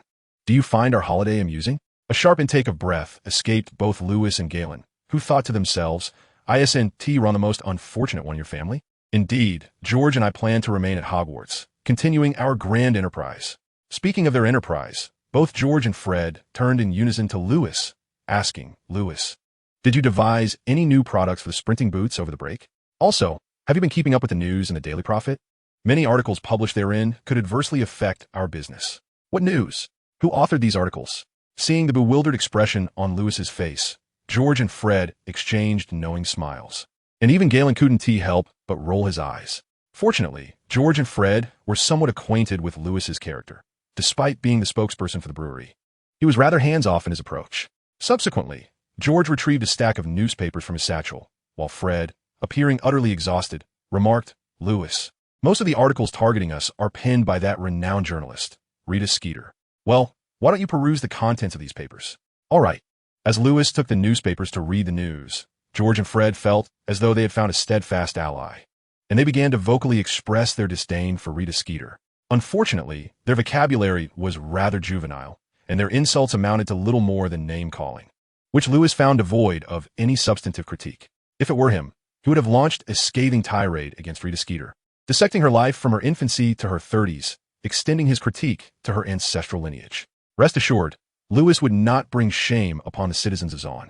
Moreover, upon glancing through Rita Skeeter's articles in the Daily Prophet, Lewis quickly discerned that they were merely a smear campaign orchestrated by the Broomstick Company, aimed at steering public opinion against the unconventional sprinting boots and urging wizards to show allegiance to the traditional flying broomsticks.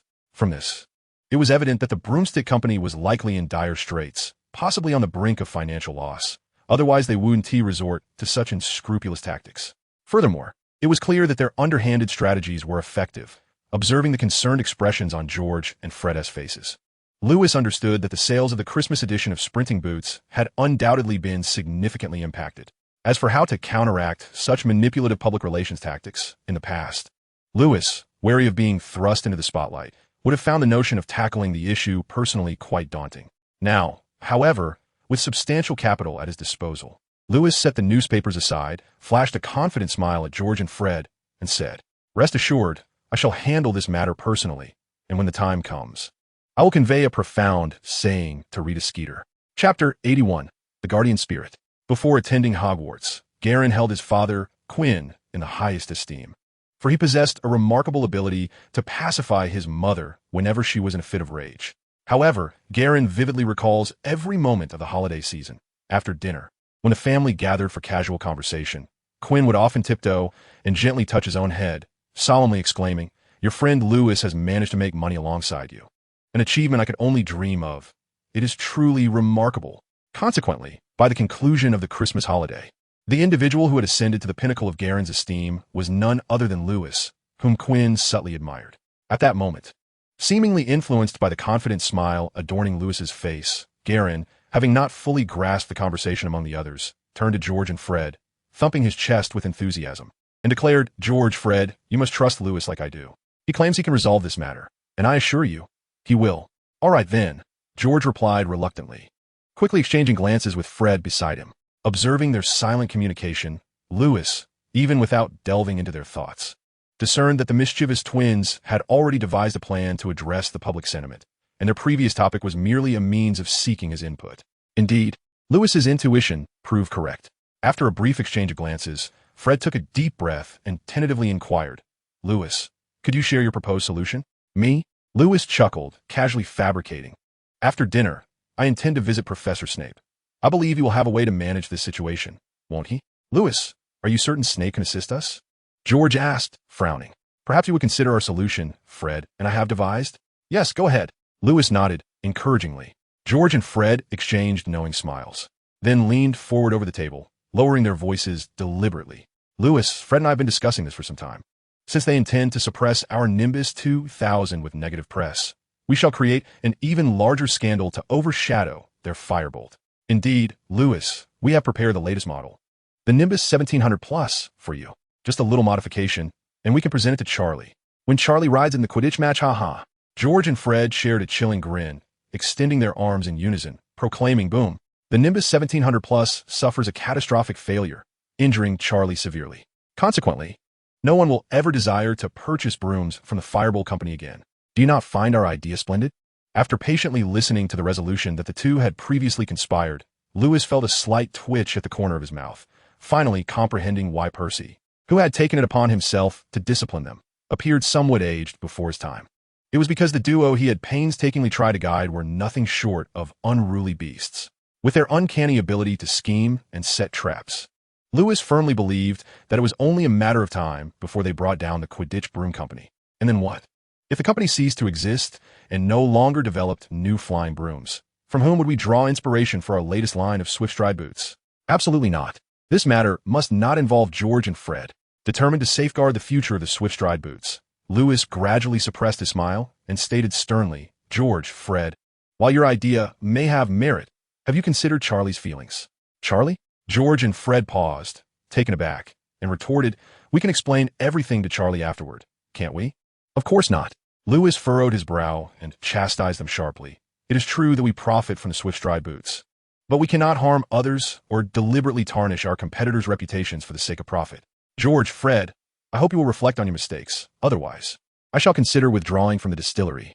With that, Lewis fixed a cold gaze upon George and Fred, silently awaiting their response. Sensing that Lewis was genuinely upset, the two hastily began to admit their faults, engaging in self-reflection. To demonstrate their sincerity, they even composed an entire parchment of apologies during their return to school, ultimately earning Lewis forgiveness before the Hogwarts Express arrived at the station. Moments later, as the train gradually came to a halt at the platform, the group resumed their banter and exited the train amidst the throng of returning students, greeted by the sight of carriages drawn by Thestrals. Perhaps due to his previous brush with death, Lewis was able to see the Thestrals that others could not. However, at that moment, what captured his attention more than the Thestrals were the returning students around him. Was this merely a consequence of public opinion? Lewis believed not. Rather, the Swift-Stride boots had not only encroached upon the interests of the Quidditch Broom Company, but it also infringed upon the concerns of numerous pure-blood wizarding families. Thus, addressing the issue of public sentiment alone would be futile. With this thought in mind, Lewis smiled, still prepared to resolve the situation according to his original plan, and found himself rather eager to engage in a preliminary contest with the pure-blood wizarding families. In simpler terms, he was ready to indulge them in a bit of play. Soon, the returning students, aboard the Thestral-drawn carriages, arrived at the Great Hall and commenced their dinner after a taxing journey. After hastily finishing his meal and bidding farewell to the twins and Galleon, Lewis, as he had previously mentioned, made his way directly to Snape's office for his private lesson. Upon opening the door and seeing Lewis waiting outside, Snape, surprised to see him so soon after the return to school, paused for a moment, and after a few seconds, with a dark expression, inquired, "Mr. Rogers, did I ever mention that you were to come here for a lesson on the day of your return?" "Apologies, Professor," I thought there was class today. Not necessary. Severus Snape cast a cold gaze at Lewis for a prolonged moment before abruptly turning and striding towards the chest situated at the center of the office. He drew his wand and pressed it against the lock, as if a sudden wave of joy had washed over him. With a sneer directed at Lewis, he proclaimed, "Mr. Rogers, you have arrived just in time to see the second Christmas gift I have prepared for you." With a crack, as Snape's words echoed in the air, the magic emanating from the tip of his wand forcefully flung open the chest. He then discreetly retreated to a corner, keenly observing Lewis's reaction. In the next moment, a chill swept through the office, and Lewis's eyes sparkled as he instantly deduced the contents of the chest. He gently extended a finger to ignite a dark flame, intending to dispel the encroaching cold. However, as the eerie black fire flickered to life at his fingertip, he sighed in resignation and turned to Snape, inquiring, "Professor, are we not continuing our lessons on the brain-closing spell today?" Upon hearing Lewis's question, Snape stiffly nodded, approached the chest to close it discreetly, and cleared his throat. "Ahem. Mr. Rogers, the spell we shall study today is the Patronus Charm, which serves as your second Christmas gift for me. Do you like it?" Chapter 82. The Patronus Professor. "I'm quite fond of it," Lewis replied, observing Snape's expression returning to normal, albeit with a forced smile. Suddenly feeling a pang of empathy for Snape, Lewis couldn't help but sigh inwardly, pondering, why must he wear a facade of cheer? At that moment, had Snape possessed the ability to read Lewis's thoughts, he would have felt immensely aggrieved. After all, he had not anticipated that the boggart within the chest would be so cowardly. Alas, can the silent truly act as they please? Snape mused bitterly, before turning to Lewis and stating flatly, "The incantation for the Patronus Charm is Expecto Patronum." "Mr. Rogers, how much do you know about the Patronus Charm?" "Not much, Professor. Just the rote memorization for my books." Snape smirked derisively and elaborated, "Mr. Rogers, your understanding of the Patronus Charm aligns with that of many foolish individuals who believe it can harm dementors and similar creatures. In reality, it serves only to repel them. Furthermore, a truly skilled wizard can summon a Patronus to absorb damage on their behalf, retaliate, and even utilize the Patronus's abilities for communication." As he spoke, Snape raised his wand slightly, pointing towards the chest containing the dementors, and commanded, "Mr. Rogers, repeat after me. Expecto Patronum, Expecto Patronum." With Snape's guidance, Lewis brandished his wand, lightly directing it forward. Upon completing the incantation, a soft silver light emanated from the tip of his wand, gradually expanding into a shimmering silver barrier. As it was indeed Lewis's first encounter with the Patronus Charm, he found himself rather pleased with the initial outcome of his incantation. Severus Snape, however, was less impressed. Perhaps due to his familiarity with Lewis's peculiarities during his magical studies, he held a deeply ingrained perception of Lewis's innate talent in the realm of magic. Upon witnessing Lewis's unsuccessful attempt to summon a Patronus as he had anticipated, Snape furrowed his brow slightly and gently guided him, saying, "If the Dementor you wish to repel with the Patronus represents fear, then the most effective way to conquer that fear is to confront it head-on, smiling in its face. Remember, perseverance is the key to victory." A chuckle escaped Lewis, momentarily catching Snape off guard. He swiftly turned his head, his tone turning sharp as he inquired, "Mr. Rogers, may I ask what was so amusing about my previous statement?" "No, sir." Lewis inhaled deeply, hastily shaking his head to dispel any notion Snape might have regarding his amusement, and he managed to suppress a grin, replying, "Professor, what you just said was quite profound. I merely recalled something humorous." "Humorous, you say? What might that be?" Snape pressed with a hint of skepticism. "Well, it's Holy Keef." In an instant, a radiant silver light erupted. As the brilliance emanating from the tip of his wand intensified, it stung both his and Snape's eyes. Lewis felt an overwhelming surge of magical energy pouring from his wand, and amidst the shimmering light, an enigmatic creature with the head of a wolf and the body of a human suddenly materialized before them. Gazing at the peculiar Patronus summoned by Lewis, Snape's expression shifted to one of intrigue as he asked, "Mr. Rogers, may I inquire what exactly that is?" Lewis's eye twitched slightly. It would be rather inappropriate to enlighten Snape with Professor, that is the Beastman Garurumon, a fully evolved beast-type Digimon. Thus, Lewis feigned ignorance and curiously inquired, "Professor, it seems my Patronus resembles a werewolf?" "A werewolf?" Snape scoffed disdainfully, recalling a particularly loathsome character, "Humph, a filthy creature." As if comprehending Snape's disdain, the Patronus, an embodiment of the Beastman Garurumon, snarled menacingly at him. Lewis, noticing this, felt a sense of dissatisfaction and calmly asked Snape, "Professor, what creature does your Patronus represent?" A doe. Professor, as a man, Shouldn't your Patronus be a stag instead? Why does that concern you? Snape shot him a frosty glare, retorting Mr. Rogers. Do you harbor any discontent regarding my Patronus? Not at all. Lewis shook his head, smiling. I am merely curious as to why your Patronus manifests as a doe. Chuckling softly as he observed the proud smile that graced Snape's face, Lewis suddenly grasped a realization, pondering inwardly. If Snape's Patronus is a doe, does that imply that in certain circumstances, he might find himself astride James as Lily once did? In an effort to allow Lewis to gain a more authentic understanding of the formidable power of the Patronus charm, Snape deliberately advised him against using the fiend fire and once again opened the box containing the Dementor with his wand.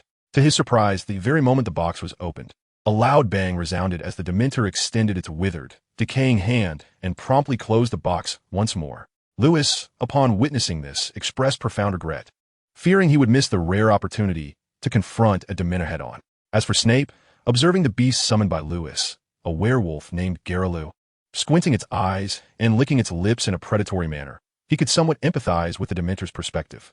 Thus, Snape let out a quiet sigh and, before concluding the private lesson, inquired, Mr. Rogers, unless there is anything else, I must ask you to leave my office.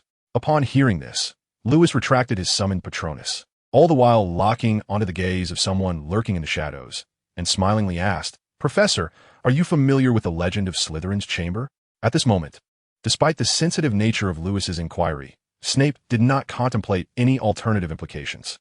He instinctively believed that Dumbledore's decision to assign him to Gryffindor was a shrewd one. And thus, he responded with a cold smirk, Mr. Rogers, I feel compelled to offer you a piece of advice. Steer clear of the Weasley brothers. Snape continued, the chamber is merely a legend. Even if it were real, it is not a place for first-year students like yourselves to explore. Do you understand? Lewis replied, am I discussing whether it is a legend or not? Never mind. Taking a deep breath, Lewis silently resolved to deliver a potent retort to Snape. He then feigned an epiphany, nodding with a smile, Professor, I grasp your meaning. Until tomorrow. Waving goodbye to Snape, Lewis began to turn away while muttering to himself, I knew Harry was lying. He has never been to Hogwarts, so how could he dream of Slytherin's chamber? With that, Lewis chuckled at his own folly, seemingly frustrated with his own intellect. Upon hearing Harry's name from Lewis's lips, Snape's pupils involuntarily constricted, and he suddenly raised his voice, Yes, Professor. Lewis, with a light laugh, countered, Harry is my brother. Do you know him?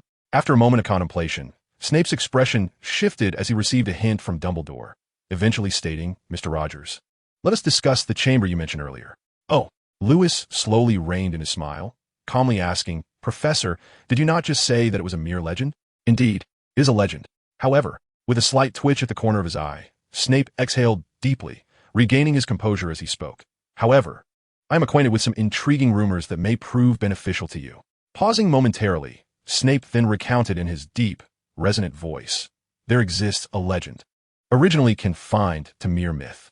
It is said that the 4 founders of Hogwarts aspired to leave their indelible mark upon this magical institution, striving to establish it as the preeminent school of wizardry in the world. They unanimously believed that each could create their own house, bearing their names, and even select unique dormitories and common rooms. Our inaugural headmaster, Salazar Slytherin, evidently possessed more ambitious ideas than the other 3 founders. He desired to construct a private sanctuary within the castle, accessible solely to him and his descendants. This became the Chamber of Secrets. And what transpired thereafter? Lewis, the adept student trained by Professor Jackson, interjected, his curiosity piqued. Did the chamber truly come into existence? Indeed, it was constructed, Snape mused, a disdainful smile creeping across his face as he considered his words. Regrettably, much like the foolish swallow that can never comprehend the swan's pride, our esteemed founder Slytherin was gravely misunderstood. He developed profound discord with the other 3 founders, culminating in a fierce argument that resulted in him driving those 3 ignorant fools away from Hogwarts. From that point on, the chamber he had sealed became mere legend. Are you certain Slytherin was not expelled by the other 3 founders? Lewis asked, somewhat incredulous at Snape's embellishments. Has the Chamber of Secrets ever been opened? There was one occasion, Snape nodded. It is rumored that many years ago, a descendant of Slytherin did indeed open the chamber, unleashing a terrifying creature that claimed a Ravenclaw student as its victim. It is said she perished from most dreadful dark magic. Although the exact cause of her death remains unknown, our former headmaster, Albus Dumbledore, resolved the matter by apprehending the true culprit. And then, Snape's gaze shifted coldly to Lewis. And then, Mr. Rogers, I have heard you mention the chamber. Has your brother spoken of it to you? He has, Lewis replied casually. What did he say? Snape pressed eagerly. He mentioned having a rather peculiar dream. Lewis continued nonchalantly. In the dream, the air began to smoke, and then a faint voice informed him that the chamber of Slytherin was about to be opened. I believe what he said must be false, correct, Professor? Indeed. However, as Lewis stepped out the door and began to close the office behind him, he halted, turning back to inquire of Snape once more. Professor, do you know how to deal with a basilisk? A basilisk? Still troubled by Lewis's earlier remarks, Snape, now more somber and disturbed, impatiently inquired, Mr. Rogers, do you wish to venture into the Forbidden Forest to hunt a basilisk? What if I indeed harbored such thoughts, Professor? Lewis retorted with a hint of defiance. Glancing at the wall that Lewis had previously destroyed, Snape pursed his lips and mockingly replied, Mr. Rogers, if you truly encounter a basilisk in the Forbidden Forest, why not attempt to use your disarming charm against it? Can the disarming charm be effective against a basilisk? Lewis asked, bewildered. How would you know if you never try for yourself? Snape pressed. I believe the stunning spell would be more suitable for dealing with a basilisk, Professor. Seeing Lewis's relentless questioning, Snape narrowed his eyes slightly and suddenly intensified his tone. Get out of my office. Immediately. Very well, Professor. Closing the office door, Lewis silently channeled his magic, abruptly realizing that Snape was not as he had imagined. There was no communication with the ever-watchful Dumbledore, leaving him somewhat perplexed. What was Snape doing at that moment? After confirming Lewis's departure, Snape, seemingly lost in thought, slowly moved his feet and sat beside the trunk that contained the Dementor. He then rapped the side of the trunk forcefully, producing a resounding noise, and suddenly chuckled ironically, as if speaking to himself. A basilisk? Even if there truly were a basilisk in Slytherin's chamber, it pales in comparison to that abomination. Wouldn't you agree? As Snape's words echoed, the trunk beside him gently swayed, as if in agreement. Thus, a curious camaraderie arose between the man and the creature, both contemplating the existential quandaries of life. Until, with a sudden flash of crimson light. Chapter 84. The Self-Healing Factor. Just as I suspected, no matter how heartless he may be when it comes to Harry, his heart remains warm, utilizing the powerful perceptive abilities bestowed by his silent magic. Lewis, upon detecting the trace of Phoenix Fox's magical signature in Snape's office, nodded in satisfaction, feeling that his plan had succeeded at least halfway. Why was he using Harry as a pretext to inquire about the basilisk and Slytherin's chamber in front of Snape? The overt reasons were threefold. First, whether Snape or Dumbledore were truly aware of the unique bond between Harry and Voldemort, Lewis aimed to highlight this matter before them, ensuring they recognized the potential danger Harry faced after leaving the Dursleys and being adopted by Jason and Sophia, prompting them to bolster their defenses and safeguard the Rogers family. Secondly, exploring Slytherin's chamber to create a basilisk doppelganger still seemed perilously risky to Lewis. In order to mitigate risks and prevent unforeseen events, Louise harbored no objections to Dumbledore's involvement, viewing it as an additional layer of security for herself. Ultimately, Louise found herself coveting Dumbledore's phoenix. She assumed, like an ordinary individual, that her animagus form would be limited to a single transformation. However, her animagus manifestation encompassed a plethora of magical creatures, transcending the realm of mere ordinary beings. Compared to the basilisk form, the phoenix form undoubtedly appeared more dazzling and was thus more palatable to her. Yet to this day, apart from a fleeting exchange of glances during the banquet at the start of term, Louise sensed that Dumbledore was deliberately avoiding her, rendering any direct communication between them utterly impossible. In light of this absence of opportunity, Louise resolved to create her own chance. Regrettably, employing her latent magical abilities to sense the situation, she could only ascertain the influence of Dumbledore's interaction with Snape without gaining insight into the content of their discourse. The fate of her remaining plans now seemed to rest in the hands of destiny. Nightfall, 11 o'clock. After a brief assessment of the trio's progress with the shield charm, it was evident to Louise that Galen was the most dedicated among them, as his command of the spell had reached the minimum standard required for learning the magical shield. It was worth noting that Galen's magical aptitude paled in comparison to that of the twins. Consequently, Louise admonished the twins once more, after which they were thoroughly exhausted. However, based on her accumulated observations, she concluded that the foundation of a wizard's inherent talent is often determined during the period of the first tooth transition. Should an individual display no signs of magical awakening by the time they complete this transition, their chances of becoming a wizard are nearly non-existent. As for young wizards who have awakened their magical abilities, as they enter adolescence and experience a peak in physical development, their reservoir of magical power would also surge dramatically. Thus, fully aware that even a slight depletion of magical energy would not be detrimental to the twins and Galen, but rather beneficial for their future growth. Louise chose to disregard the trio, who had succumbed to slumber and quietly departed the dormitory in her shadowy form. Unquestionably, Louise's nocturnal excursion had a clear objective: to explore the Slytherin chamber and create a basilisk doppelganger. She knew that the entrance to the chamber was located on the second floor of the castle, within an abandoned girls' lavatory. The choice of this location for the entrance may be linked to certain peculiar predilections of Mr. Slytherin. It is indeed a possibility. Yet, just as Louise pondered the reason for her failure to perceive the gaze of someone observing her, she fortuitously spotted two familiar figures on the second floor of the castle. Immediately, dispelling her shadowy form, Louise greeted them with a smile. "Hello, Mr. Filch, Mrs. Loris. How do you do?" "Oh, good evening, Mr. Rogers." Upon hearing Lewis's voice, Filch was filled with delight and hurriedly approached, slightly bowing as he inquired, "May I assist you, Mr. Rogers?" After speaking, Filch licked his lips, clearly reminiscing about the taste of the compound potion. The over half a month of Christmas holiday was a joyous time for most, yet for Filch, it felt interminable. A dual torment of both spirit and body. Accustomed to daily doses of the compound potion that endowed him with the robust physique of a half-blood giant, Filch increasingly loathed his frail and fragile body. Simultaneously, he developed a certain dependency on Lewis, who in his eyes was the lifeline he could cling to while drowning, embodying all his hopes for the future. To demonstrate his determination, Filch seized the fleeing Mrs. Loris and presented her before Lewis, continuing, "Mr. Rogers, Mrs. Loris also expresses her willingness to serve you." Observing Mrs. Loris's feeble attempts to resist, now reduced to a pitiful meow, Lewis furrowed his brow in contemplation and replied, "Mr. Filch, in fact, my magical experiment has reached its preliminary completion." "Really?" Filch's eyes lit up with excitement as he asked, "What about me?" "Indeed," Lewis affirmed with a nod and a smile. "Would you like to give it a try?" "Absolutely. Let's begin." As soon as the words left his lips, a faint black mist emanated from Lewis's eyes, and pure, silent magical energy flowed under his command, directly infiltrating Filch's body. For safety's sake, the silent magical energy that Lewis manipulated did not transform into the advanced transfiguration magic meant to fundamentally alter Filch's bodily structure. Instead, he employed the more reliable intermediate transfiguration magic.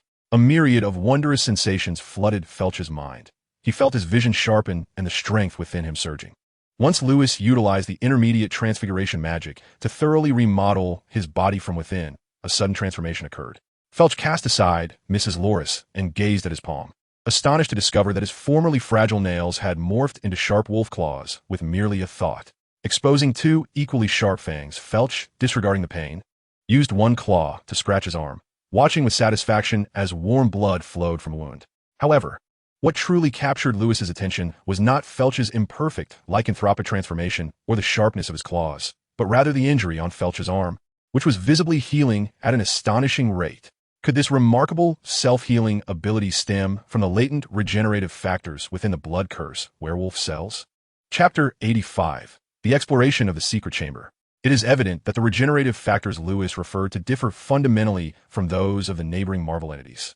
Characters such as Wolverine, Deadpool, and Sabretooth possess regenerative factors due to genetic mutations. Lewis, however, has gleaned insights into a unique form of healing magic from his own lycanthropic alter ego. It is highly probable that these regenerative factors are concealed within the cells of werewolves or blood-cursed werewolves. Despite Lewis's repeated attempts to employ his latent magical abilities to discern their true existence, he has yet to uncover any tangible evidence of them.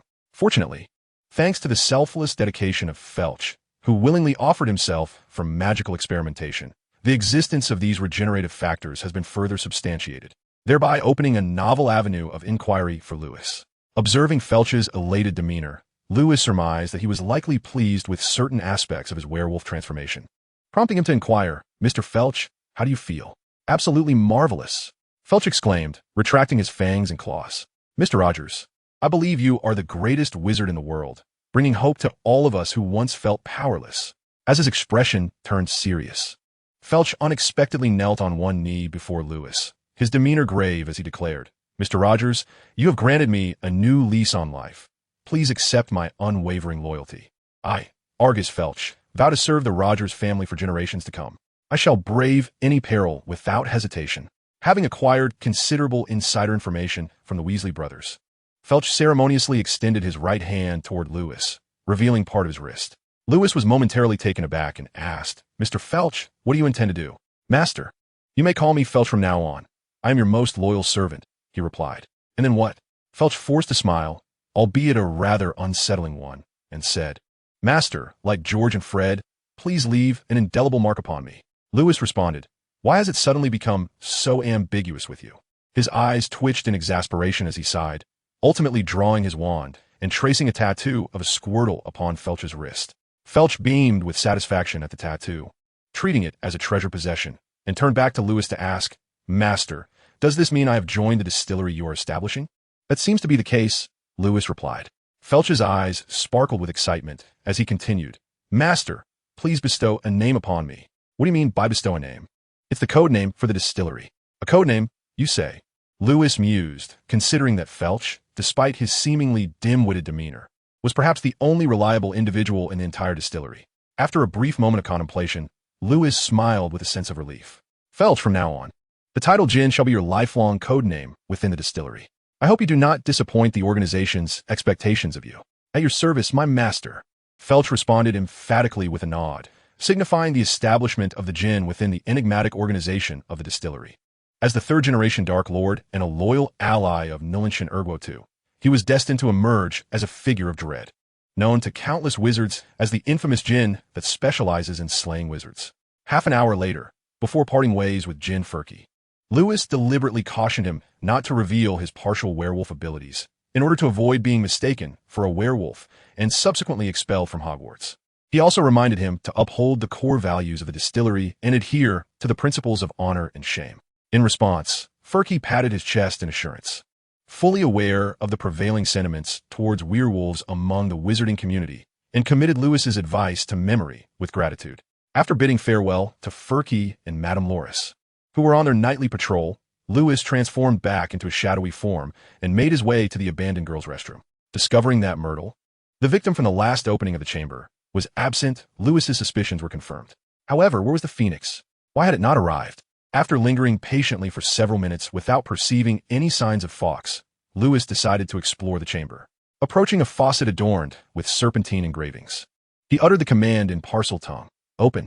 With a dazzling burst of white light, the faucet began to spin rapidly, causing the water in the basin to vanish and revealing a substantial pipe large enough for an adult to enter, illuminating the path ahead with a Lumos spell. Lewis chose not to enter in a shadowy form this time, but instead flew into the pipe using a levitation charm. Unexpectedly, the moment he entered the pipe, he sensed an unfamiliar surge of magic that forcefully suppressed his own. The further he traversed the pipe, the more his magical perception dwindled. Upon swiftly navigating the damp, sticky passage and reaching the stone tunnel at its end, Lewis found his magical awareness drastically curtailed. Yet, from within the tunnel strewn with the remains of small creatures, he detected 4 distinct traces of magical energy. Among these, he recognized 2 weaker signatures belonging to Dumbledore and Fawkes, confirming their prior presence in this location. The remaining 2 stronger signatures were unmistakably linked to Voldemort and, as Lewis surmised, Slytherin. Each stone that comprised the tunnel was imbued with Snape's reservoir of magic. How many stones were required to construct this tunnel? No one knows. Yet, Lewis could easily imagine the immense effort and toil Slytherin must have expended to create this chamber. As Lewis stepped into the stone tunnel ahead, he disregarded the enormous serpent skin shed by the basilisk, gently tapping his wand against the adjacent wall to delve into the intricate inner structure of each stone. Moments later, he could not help but exclaim, "What a masterpiece!" This was primarily due to the fact that, aside from the clumsy enchantments Voldemort had cast throughout the tunnel, every stone within this passage, meticulously crafted by Slytherin himself, had been magically transformed into a remarkable magical artifact. When combined, they formed a vast magical array, imbued with effects such as concealment and soundproofing.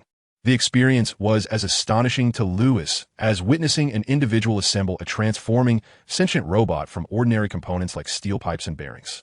Thus, after retracting his wand, he found himself unable to resist another exclamation. Why bother creating a basilisk duplicate? This tunnel alone, constructed by Slytherin, could entertain me for an entire year. Tunnel, help! Someone is about to ruin me. Chapter 86, The Taste of Mother. Numerous facts suggest that Slytherin, if not for the construction of the entire Chamber of Secrets, likely devoted countless time an effort merely to transform this stone tunnel into a grand magical array. As Lewis slowly flew along the winding passage, he initially believed that the hidden wonders within this stone tunnel could captivate him for a year and a half. Then, he experienced an inexplicable epiphany.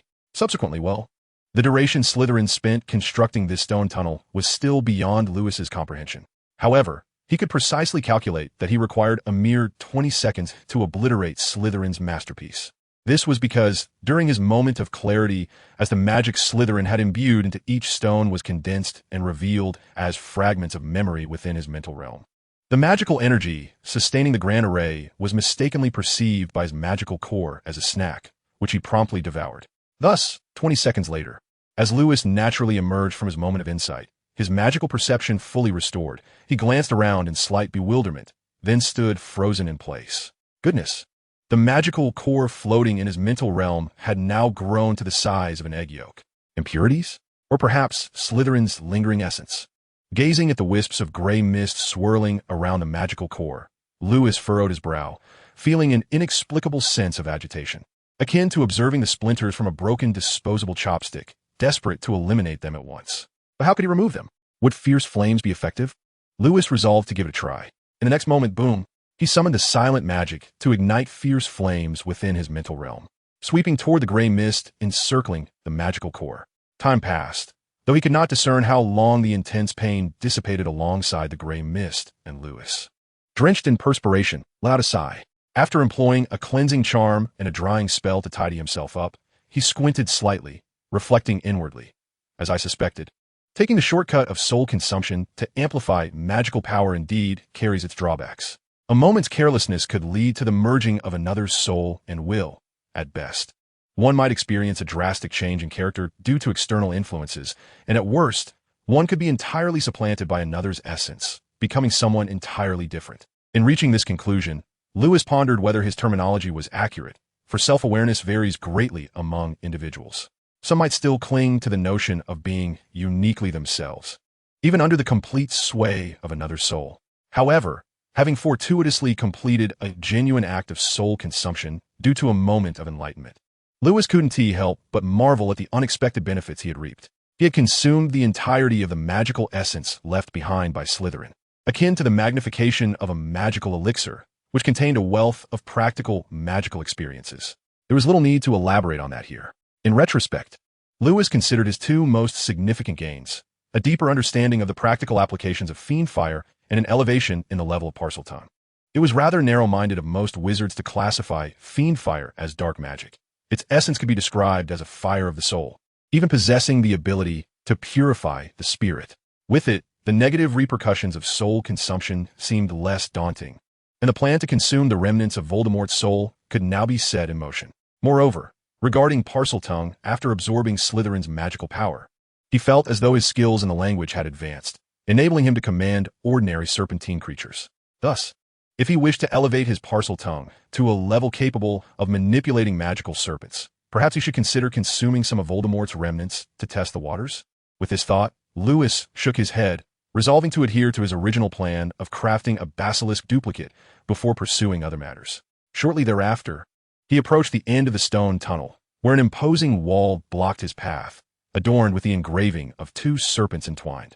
With the mindset of not leaving empty-handed, cough, Lewis plucked the emerald that served as the serpent's eye and placed it into his satchel. Then, utilizing Parseltongue, he uttered, "Open." However, it bore no fruit. Lewis was aware of the reason, so he employed fiendfire to dust the wall, unveiling the hidden depths of Slytherin's chamber, revealing a mysterious realm concealed beneath its surface. It was quite dark, he silently noted, and thus, he directed a sphere of illumination to fly forth, aiming to illuminate the long, deep chamber. Yet, the chamber constructed by Slytherin was vast, shrouded in an enigmatic green mist. Even the light from his spell could only illuminate a fraction of the space, leaving much of it still cloaked in shadow. At this moment, Lewis could see only the stone pillars standing on either side, which supported the entire chamber, entwined with massive serpents. And at the end of the chamber stood a statue intricately carved in the likeness of Slytherin. As for the serpent creature that had been in slumber for nearly a millennium, using his innate magical perception, Lewis, with a slight twitch at the corner of his eye, discovered it was concealed within the mouth of the Slytherin statue, adopting a deep-throated posture. In this instant, Lewis couldn't help but shake his head in resignation. Was this serpent creature not a legitimate one? Or did Slytherin indeed harbor some peculiar proclivities? He resolved to first manipulate the serpent mentally before probing its thoughts. However, just as Lewis's mental control pierced a thin veil and he was on the brink of delving into the creature's psyche, a hissing sound erupted. The serpent, inheriting many traits of its kin and still in the throes of hibernation, suddenly opened its eyes, revealing yellow slit pupils, flicking its forked tongue to capture pertinent information. Simultaneously, with a loud thud, Lewis felt his magical output collide with the magical barrier maintained by his werewolf avatar, forcefully rebounding him from the serpent's mental realm. Fortunately, perhaps due to the serpent's recent awakening from its slumber, Lewis sensed a languid disposition in its emotions through his enhanced parcel tongue, which prevented it from immediately lunging forth to glare at him. What transpired next was entirely unexpected, as Lewis realized the astonishing reserves of magical power within the serpent. Rendering it impervious to easy mental domination, he took a deep breath, preparing himself for a fierce confrontation. To his astonishment, the serpent, still nestled within the mouth of the Slytherin statue, casually flicked its tail and, with a charmingly innocent voice, inquired, "Who are you? Why do you carry the scent of my mother?" Lewis was taken aback, pondering, what exactly does a mother smell like? Chapter 87. The Battle with the Serpent. The entity it referred to as mother undoubtedly indicated Slytherin, the architect of this chamber. Lewis speculated that the absence of the term master in the serpent's address towards Slytherin might be linked to its method of upbringing. Countless tomes related to serpent creatures elucidate that the first wizard to breed such a creature was the infamous Dark Wizard, the despicable Herpo. Although those texts lack detailed accounts of the breeding techniques, it is known that since the Middle Ages, breeding and propagation of serpents have been deemed illicit in the wizarding world. However, thanks to the experience package bestowed by Slytherin, Lewis learned that Herpo had mastered the art of breeding serpents through various experiments, utilizing toads to hatch rooster eggs. Now, to highlight a crucial point, how should one refer to the progenitor of a being hatched from a rooster egg? As mother? No, as father? No, as aunt? Certainly not. The only plausible term would be master. Slytherin is evidently a wizard with peculiar preferences, hence calling him mom is not inappropriate. As for the essence of a mother's scent, Lewis is acutely aware that it stems from his absorption of Slytherin's magical power, which has inadvertently infused him with certain aromas that the basilisk can keenly sense. However, was this lowly voice? The unmistakable characteristic of a male basilisk is the striking crimson crest atop its head, allowing Lewis to effortlessly ascertain that the basilisk before him, posed in a deep-throated stance, is indeed female. Yet, for a basilisk that has practiced for nearly a millennium, even if it harbors a subtle disdain for the elder's aged voice, is not a mature voice equally appealing? Thus, Lewis ultimately concludes with a sigh, "Alas, Slytherin is compelling me to slay my sister to attain enlightenment." Upon this thought, Lewis cannot help but feel a tinge of relief that the basilisk's intelligence is somewhat touching. Having resided in the chamber for nearly 1,000 years, it has not diligently explored the intricacies of transformation spells as he has. Otherwise, if this basilisk were to master Animagus, it could whimsically transform into a lowly version of Medusa, who could bear no harm inflicted upon her. Ahem, should that day arrive. Perhaps only Professor Law would have the heart to suppress it within the Layphone Pagoda, for he and Dumbledore share kinship, while he and the esteemed predecessor are true loves. Soon after, when Lewis ascertains that the aura emanating from Slytherin is sufficient to forge a bridge for harmonious communication with the basilisk, he utilizes parcel tongue to attempt conversation. "I apologize. I harbored no ill intent. I merely thought you were asleep and wished to awaken you." "Awaken me?" The basilisk displays a surprisingly human-like expression of confusion, inquiring, "What do you mean?" "My magic," Lewis patiently elucidates. "Among us wizards, it is considered impolite to casually probe another's magical essence. I hope my prior intrusion did not lead to any misunderstandings." "Misunderstanding? No, I actually found it quite pleasant." Flicking its forked tongue, the basilisk's expression gradually becomes dreamy. Nostalgically recalling, "I still remember long ago, Mother enjoyed manipulating her magic to delve deep within me, exploring every corner of my being. I knew that was her love for me. Alas." With this, the basilisk slowly turns to face Lewis, a hint of sadness in its voice as it asks. I believe what he said was correct. Noticing the seemingly amicable relationship between the basilisk and Voldemort, possibly akin to that of its bond with Slytherin, Lewis first nods in acknowledgement, then expresses regret. "Why?" The basilisk appears somewhat puzzled. "Is it because Tom is Mother's heir?" One could say that is part of it. Lewis responds, "What are the other reasons?" Tom chose the wrong path. Having casually addressed this, Lewis smiles and inquires, "May I, dear lady, manipulate my magic to delve into your essence, as I did with Mr. Slytherin?" Yes, the basilisk contemplates seriously, emphasizing, "But do not do so lightly. It must be with force." Very well. Upon receiving the anticipated permission, Lewis's eyes sparkled with delight. He then deftly manipulated 2 streams of subtle magical energy, forcefully penetrating the serpent creature's body. One stream coursed through its entire being, allowing him to discern the intricate structure of the creature, while the other stealthily infiltrated its mental realm, waiting for the opportune moment to execute mental manipulation. In contrast, the serpent creature was clearly unaware of Lewis's true intentions and was presently indulging in an extraordinarily stimulating magical massage. However, as the creature relished the soothing effects of the magic, its mental defenses began to wane. Just as Lewis was on the verge of seizing control, the serpent suddenly recalled something and casually inquired, "By the way, you, like Tom, are a descendant of Mother. What is your relationship with him?" "My relationship with Tom is quite amicable," Lewis replied. Yet, the moment his words escaped his lips, an explosive revelation occurred. The serpent's slitted eyes widened in shock as it summoned its formidable magical power, forcefully expelling Lewis's subtle energy. It then cried out in a shrill, feminine voice, "I should have known. You and that gang of thick-browed, big-eyed miscreants are all the same. You intend to manipulate me like he did. I will kill you," Lewis retorted. "Do you harbor some misunderstanding about those thick-browed, big-eyed fellows?" Yet, the serpent was not inclined to grant Lewis any opportunity for retort. In an instant, it lunged toward the cave's entrance, flicking its tongue to ascertain Lewis's position, its eyes flaring with fury as it prepared to unleash its deadly gaze upon him. Fortunately, from the moment he entered the chamber, Lewis had maintained a vigilant stance against the serpent, well prepared for its sudden outburst. Thus, seizing the fleeting moment before the creature could fully emerge, he closed his eyes and gracefully floated out of the chamber. Taking refuge in the blind spot of the serpent's vision, he manipulated the subtle magic into a form resembling magical sand, erecting a shield of sand for additional safety. As the furious serpent, trailing green afterimages, extended its massive head toward the entrance, Lewis took decisive action. With a resounding thud, a thick, elongated column of black sand, under his precise control, surged forward and blocked the serpent's sole escape route at the mouth of the Slytherin statue. Simultaneously, Lewis redirected the magical energy that had been forcefully expelled by the serpent, transforming it into the form of magical sand. As he slowly clenched his right hand, he bound the serpent in an embarrassing S shape. Thus, the serpent was successfully captured. However, after exhaling a sigh of relief, Lewis turned his gaze toward the serpent, now powerless against the binding of magical sand, and could not help but shake his head in disappointment, inwardly lamenting, "Alas, was capturing the serpent, with just plan, a truly sufficient?" Chapter 88, The Betrayer.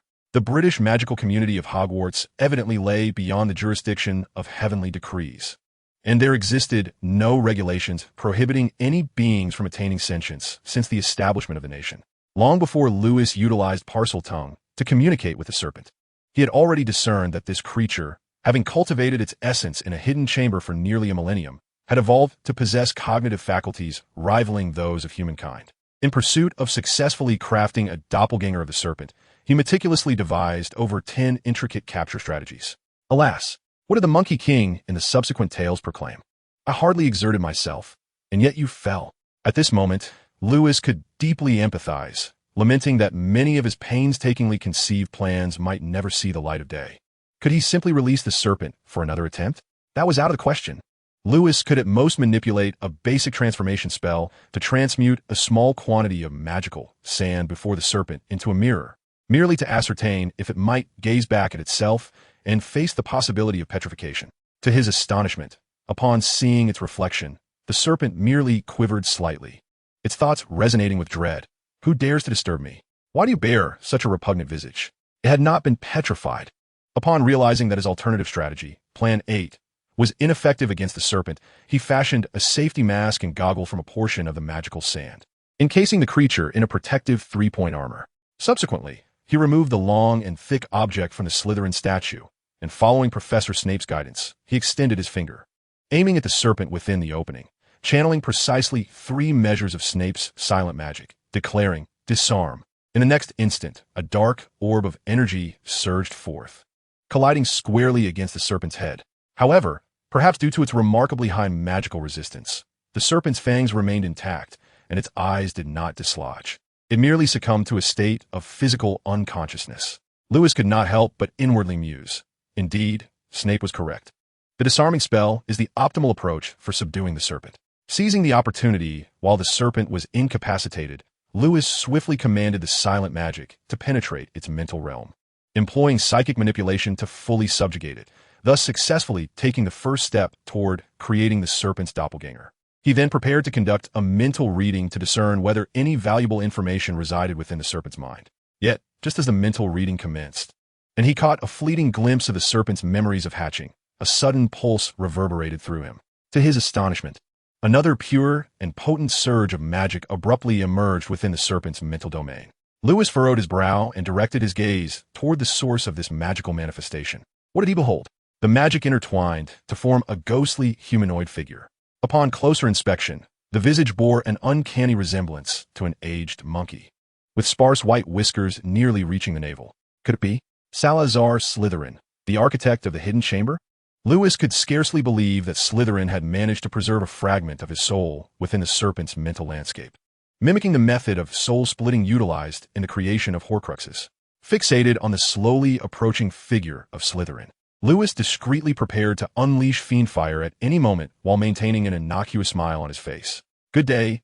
May I inquire if you are Mr. Salazar Slytherin?" "Indeed, that is I," replied the seemingly fearsome Slytherin, who offered a surprisingly amiable smile and spoke with a voice rich in magnetism. "Child, first and foremost, I must extend my apologies for the actions of Barty Crouch Jr. in attempting to attack you. It was devoid of malice, merely a manifestation of anger stemming from Tom's exploitation of him. Nothing more." "Tom?" Lewis raised an eyebrow, retorting Tom Riddle. "Ah, so you are indeed acquainted," Slytherin sighed deeply, shaking his head in regret. "Alas, despite Tom inheriting my bloodline and being suitable to become my successor, he seems to have misconstrued some of my intentions, commanding the basilisk to commit numerous malevolent acts, even resulting in the death of an innocent student. Such actions are clearly contrary to the purpose for which I left the basilisk here. Hence, when you mentioned your close relationship with Tom, it is no wonder that Barty feared you might mirror him, attempting to unleash it upon others, which led to his aggression towards you. Please accept my apologies and forgive Barty."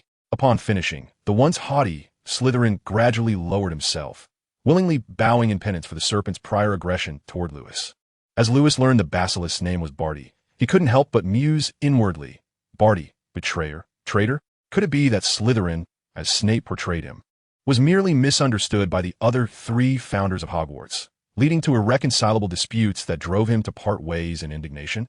With this thought in mind, Lewis turned to the bowing Slytherin and feigned a peculiar expression, saying, "Mr. Slytherin, you must understand that I hail from a Muggle family. Is there an issue with that?" Slytherin straightened and smiled candidly, replying, "Child, it seems you, like Tom, are perhaps influenced by the myriad rumors outside, leading to a misunderstanding of my principles. Do you not hold a certain disdain for wizards of Muggle descent?" Lewis, intrigued, inquired, "You see, this is not merely a matter of hearsay. Even now, your Slytherin house only admits wizards of pure blood, espousing the doctrine of blood purity. That is a blatant misconception," Slytherin retorted, somewhat vexed. "I have never looked down upon wizards from Muggle families. In fact, I believe they possess greater magical talent than pure bloods." "Then, Mr. Slytherin, do share your story." Lewis smiled slightly, calmly suggesting, "Tell me why you departed Hogwarts and why you constructed the Chamber of Secrets." "Child, if you are willing to listen, I would gladly share," Slytherin said, momentarily regaining his composure, a look of reminiscence in his eyes as he began to recount. "It was a long, long time ago. Ignorance and naivety can easily incite panic towards the unknown forces, as was the case with the Muggles of that era. They were utterly oblivious to the essence of magic and hastily deemed wizards synonymous with malevolence, recklessly capturing and hunting down young sorcerers or children who inadvertently awakened their magical talents, absurdly believing that condemning them to the stake was a form of salvation. Eventually, the children, as you might be aware, alongside Rowena, Godric, and Helga, established Hogwarts. While we often proclaim that our intent was to create the finest magical institution in the world, deep down, we each recognize that the true purpose was merely to escape the persecution by Muggles.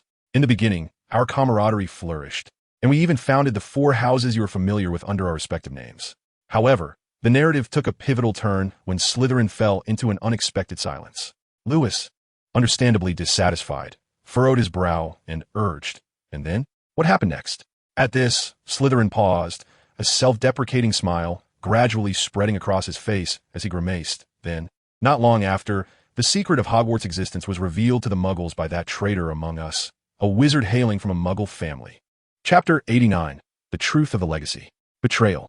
The act of betrayal is one of the most vile and shameful behaviors one can exhibit. Thus, when Slytherin spoke with fervor about that former traitor, Lewis empathized with his anger, likening it to Grindelwald's feelings of betrayal by a beloved friend. You are mistaken. This castle is not the original Hogwarts. Following the disclosure by that traitor, the original Hogwarts was destroyed, and Slytherin sacrificed his own castle to reconstruct the Hogwarts that stands before you today. Slytherin's tale continues. Since that betrayal, we have grown significantly more cautious, erecting secret passages and mechanisms within the castle to mitigate casualties should war arise again. We also employed Muggle-repelling charms around the castle and spells to conceal its location, all aimed at diminishing the likelihood of another conflict with Muggles. However, Slytherin said with a bittersweet smile, turning to Lewis, "Child, do you believe these actions can truly prevent such dreadful occurrences?" "No," Lewis sighed with a hint of regret, pondering the seeds of hatred sown between the factions, which directly led to the emergence of a dark wizarding lineage. The traitors can never be eradicated. It seems someone understands my perspective. Slytherin nodded with relief. Having endured the first betrayal, we cannot withstand second. Thus, even though I know those young wizards from Muggle families are innocent, the education they receive instills in them the belief that wizards are wicked. Who can assure that one among them will not betray us once more? Rowena? Godric? Or Helga? No, they cannot guarantee that. Therefore, taking a deep breath, Slytherin spoke with a grave demeanor. In the interest of Hogwarts as a whole, I wish to persuade my 3 obstinate friends to temporarily cease the acceptance of wizards from Muggle families. After all, the likelihood of betrayal from those of pure blood lineage is nearly non-existent, for such an act would equate to betraying their entire family. Unfortunately, the outcome was as you have heard in the rumors. I was unable to convince them, and ultimately, they expelled me from Hogwarts, expelled me from my home. Do you harbor resentment towards them? Lewis inquired with curiosity. After leaving Hogwarts, did you not entertain any thoughts of vengeance against them? Vengeance? I did, to some extent. Slytherin initially nodded, then shook his head, saying, but it proved that they were right. Their stubbornness did not ruin Hogwarts. If I were to seek revenge, what if Hogwarts were to be torn apart or vanish due to my personal emotions? My child, I am one of the founders of Hogwarts, and I hold a deep love for this place. The only thing I could do after my departure, aside from gazing longingly at the beloved grounds, was to secretly safeguard it as best as I could. For instance, with the chamber I originally constructed, Slytherin gestured casually above and continued. I secretly built this chamber and left Barty Crouch here, intending to monitor everyone within this castle to prevent Hogwarts from facing betrayal again. Anyone, including my 3 friends, should they ever betray us, I would not show them the same mercy I once showed to Isolar. Instead, I would command Barty to deal with them.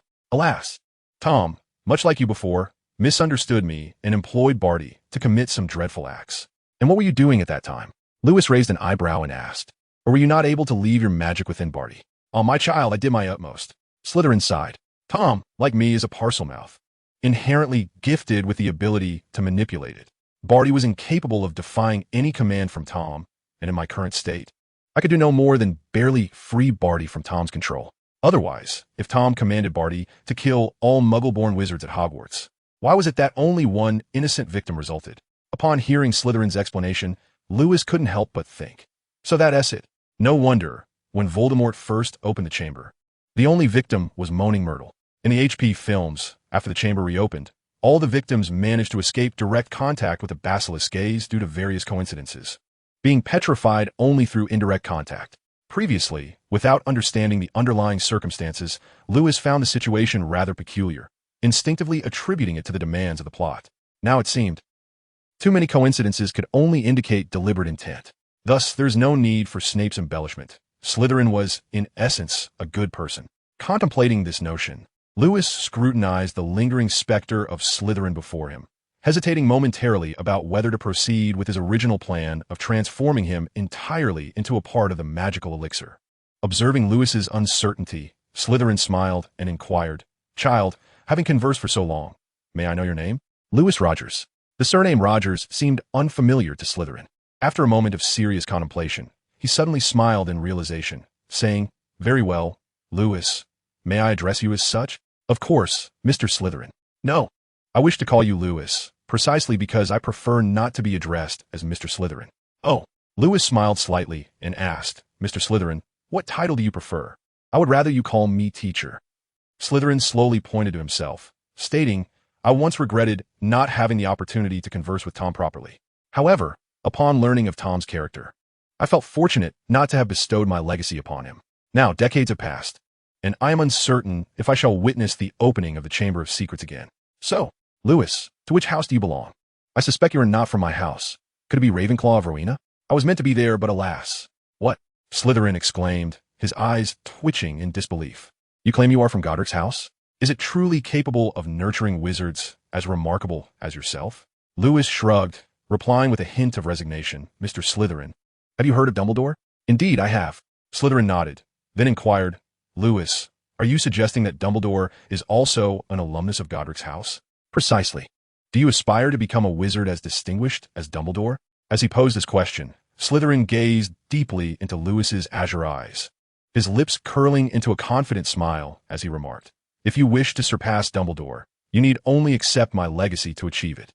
"What must I do?" Lewis asked with genuine interest. "Quite simple," Slytherin replied, gradually drifting closer to Lewis, his gaze fixed upon his eyes, patiently encouraging. "What you require is relaxation. Relax your mind and let go of your defenses slowly. Gradually persuade yourself to accept all that I offer." As Slytherin glided nearer, the distance between them diminishing, an inexplicable brightness emanated from his eyes. Unfortunately, Slytherin made a grave error by attempting to use legilimency on Lewis, aiming to further dissolve his defenses. Thus, when Slytherin reached out to place his hand upon Lewis's shoulder, releasing the remaining pure magical essence of his spectral form, Lewis, now comprehending the nature of the legacy, remained utterly unfazed. He even felt a hint of amusement at the spectacle of playing possession before me. Was there truly any difference between this and the disarming charm before Harry? In Chapter 90, the early stages of mutation, with Harry's myriad experiences serving as a warning, Lewis maintained a certain vigilance towards any lingering soul, let alone the fragment of Slytherin's essence that hovered beside him. Initially, upon discovering this remnant in the basilisk's mental realm, Lewis had presumed that Slytherin, much like Voldemort, feared death and sought to achieve immortality through the creation of Horcruxes by splitting his soul. However, as his observations deepened, Lewis discerned that Slytherin's situation was somewhat different from his initial assumptions. This fragment of Slytherin's soul was not a deliberate division intended for the creation of a Horcrux, but rather a ghost that mutated based on the residual magic he left in the world. But what caused Slytherin's remnant to transform into a ghost? From the tales he recounted, Lewis had originally believed that Slytherin's lingering attachment to Hogwarts stemmed from a desire to silently guard the cherished place. Little did he know that Slytherin's obsession with becoming a ghost was rooted in the notion of legacy, a legacy concerning the will of the soul. In this very moment, Lewis could feel Slytherin channeling his magic towards him, with the true intention not being possession or a misguided ambition to inhabit another's body to revive himself, but rather to forcibly alter another's thoughts through his own soul's will, compelling them to fulfill Slytherin's ideals and aspirations. In simpler terms, Slytherin sought to perform a divine intervention on Lewis. Regrettably, it appeared he had somewhat overestimated his own capabilities. With the outpouring of pure magic, Slytherin's face gleamed with a sinister, triumphant smile, basking in the ecstasy of his magical release, entirely oblivious to the indifference painted across Lewis's expression, save for the faint trace of pain, which was merely the result of suppressing laughter. As Slytherin had released half of his magical essence, he belatedly realized that something was amiss. And then, there was nothing more to follow. Lewis could almost envision Slytherin's fragment of soul as it faded, internally lamenting, "I do not wish to perish." Alas, it seemed that such thoughts bore no fruit. However, upon the completion of this soul absorption, Lewis chose not to ignite the fierce flames as he had previously, obliterating all remnants of Slytherin's soul essence. Instead, after delving more deeply into Slytherin's narrative, he sighed gently, contemplating the profound depths of deception. It was surprising to discover that Slytherin was indeed a master of lies. Among all he had spoken, aside from the so-called legacy, which was a mere fabrication, everything else turned out to be true, including his clandestine assistance to the basilisk in resisting Voldemort's commands. Thus, the remaining fragment of his souls will, let it be regarded as a gesture of respect for the elderly. In a moment of quiet contemplation, Lewis reflected on the gains from the recent soul absorption and then turned his attention to the tendrils of gray mist swirling around the magical golden elixir. With a sudden flourish, he severed a portion of magic belonging to the basilisk. Subsequently, he meticulously integrated the Slytherin souls with the basilisk's magic, blending them harmoniously and allowing them to simmer gently for a few seconds over a fierce flame. Buzz! In the blink of an eye, within the chamber suffused with verdant haze, strands of gray mist intertwined and reformed into a brand new specter, meticulously crafted by Lewis. He was no longer the original Slytherin, but rather a ghost bearing the hallmarks of Slytherin, destined to wander solely within the confines of the chamber, with rigid thoughts aimed at disseminating the educational and cultural ethos of Hogwarts. From now on, every Slytherin student entering this chamber would glean insights into the true motives behind the construction of the Slytherin chamber, as well as the profound journeys of the four founders of Hogwarts. May each student who comes here comprehend the philosophies and visions that underpin the creation of Slytherin House. Gazing at the ghost drifting within the chamber, Lewis murmured softly before retreating once more into the mental realm of the basilisk. He felt a sense of relief. Were it not for Slytherin's enigmatic confidence, the unsealed basilisk would surely not succumb to merely a disarming spell. It would require at least two, if not more. Furthermore, in the matter of creating a basilisk doppelganger, soul absorption was undoubtedly the initial step. Having spent nearly a millennium in seclusion within the chamber, the basilisk indeed possessed a cognitive capacity rivaling that of humans, yet such cognitive ability does not equate to a soul's will. Thus, despite the basilisk's astonishing reservoir of magic, Lewis sensed that due to his two instances of absorbing Slytherin's magic, a hint of maternal essence had inexplicably surfaced within the silent magic, significantly diminishing the basilisk's resistance, rendering it almost negligible. During the soul absorption process, Lewis experienced little resistance. Even the gray mist formed from the basilisk's souls was scant. Mutation? Assimilation? Or perhaps the evolution of a golden core wizard to the nascent soul stage? The situation began to unfold in peculiar directions, yet Lewis remained unperturbed, finding an unusual calmness within himself, as seemingly impractical thoughts began to illuminate his understanding. In the following moment, while directing the soul absorption towards the basilisk, he simultaneously divided a portion of his consciousness to invest in the magical golden elixir of the werewolf doppelganger, consuming that satellite within the elixir as well. He then gently closed his eyes, losing track of the passage of time in the outside world.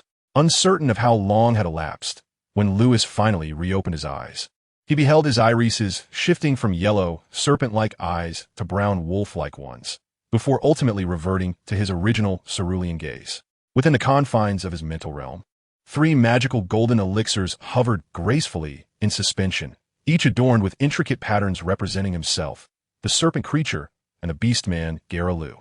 The elixir displaying Lewis's own pattern occupied the central position, silently tethering the other two elixirs in a harmonious orbit. The elixir bearing the serpent's design was positioned slightly closer, while the one showcasing the werewolf's motif resided farther away, symbolizing the disparity in their inherent qualities. As the sovereign of this mental domain, Lewis was undoubtedly aware of this dynamic. Subsequently, devoid of the need to practice the art of dual or even trifold focus as he had before, Lewis transformed as if he were three individuals seated before three separate computers, flawlessly executing his long-cherished triple maneuver. With a sense of deep satisfaction, he guided his serpent avatar to spring forth from the opening ahead, fully aware that locomotion was somewhat challenging for a creature devoid of feet.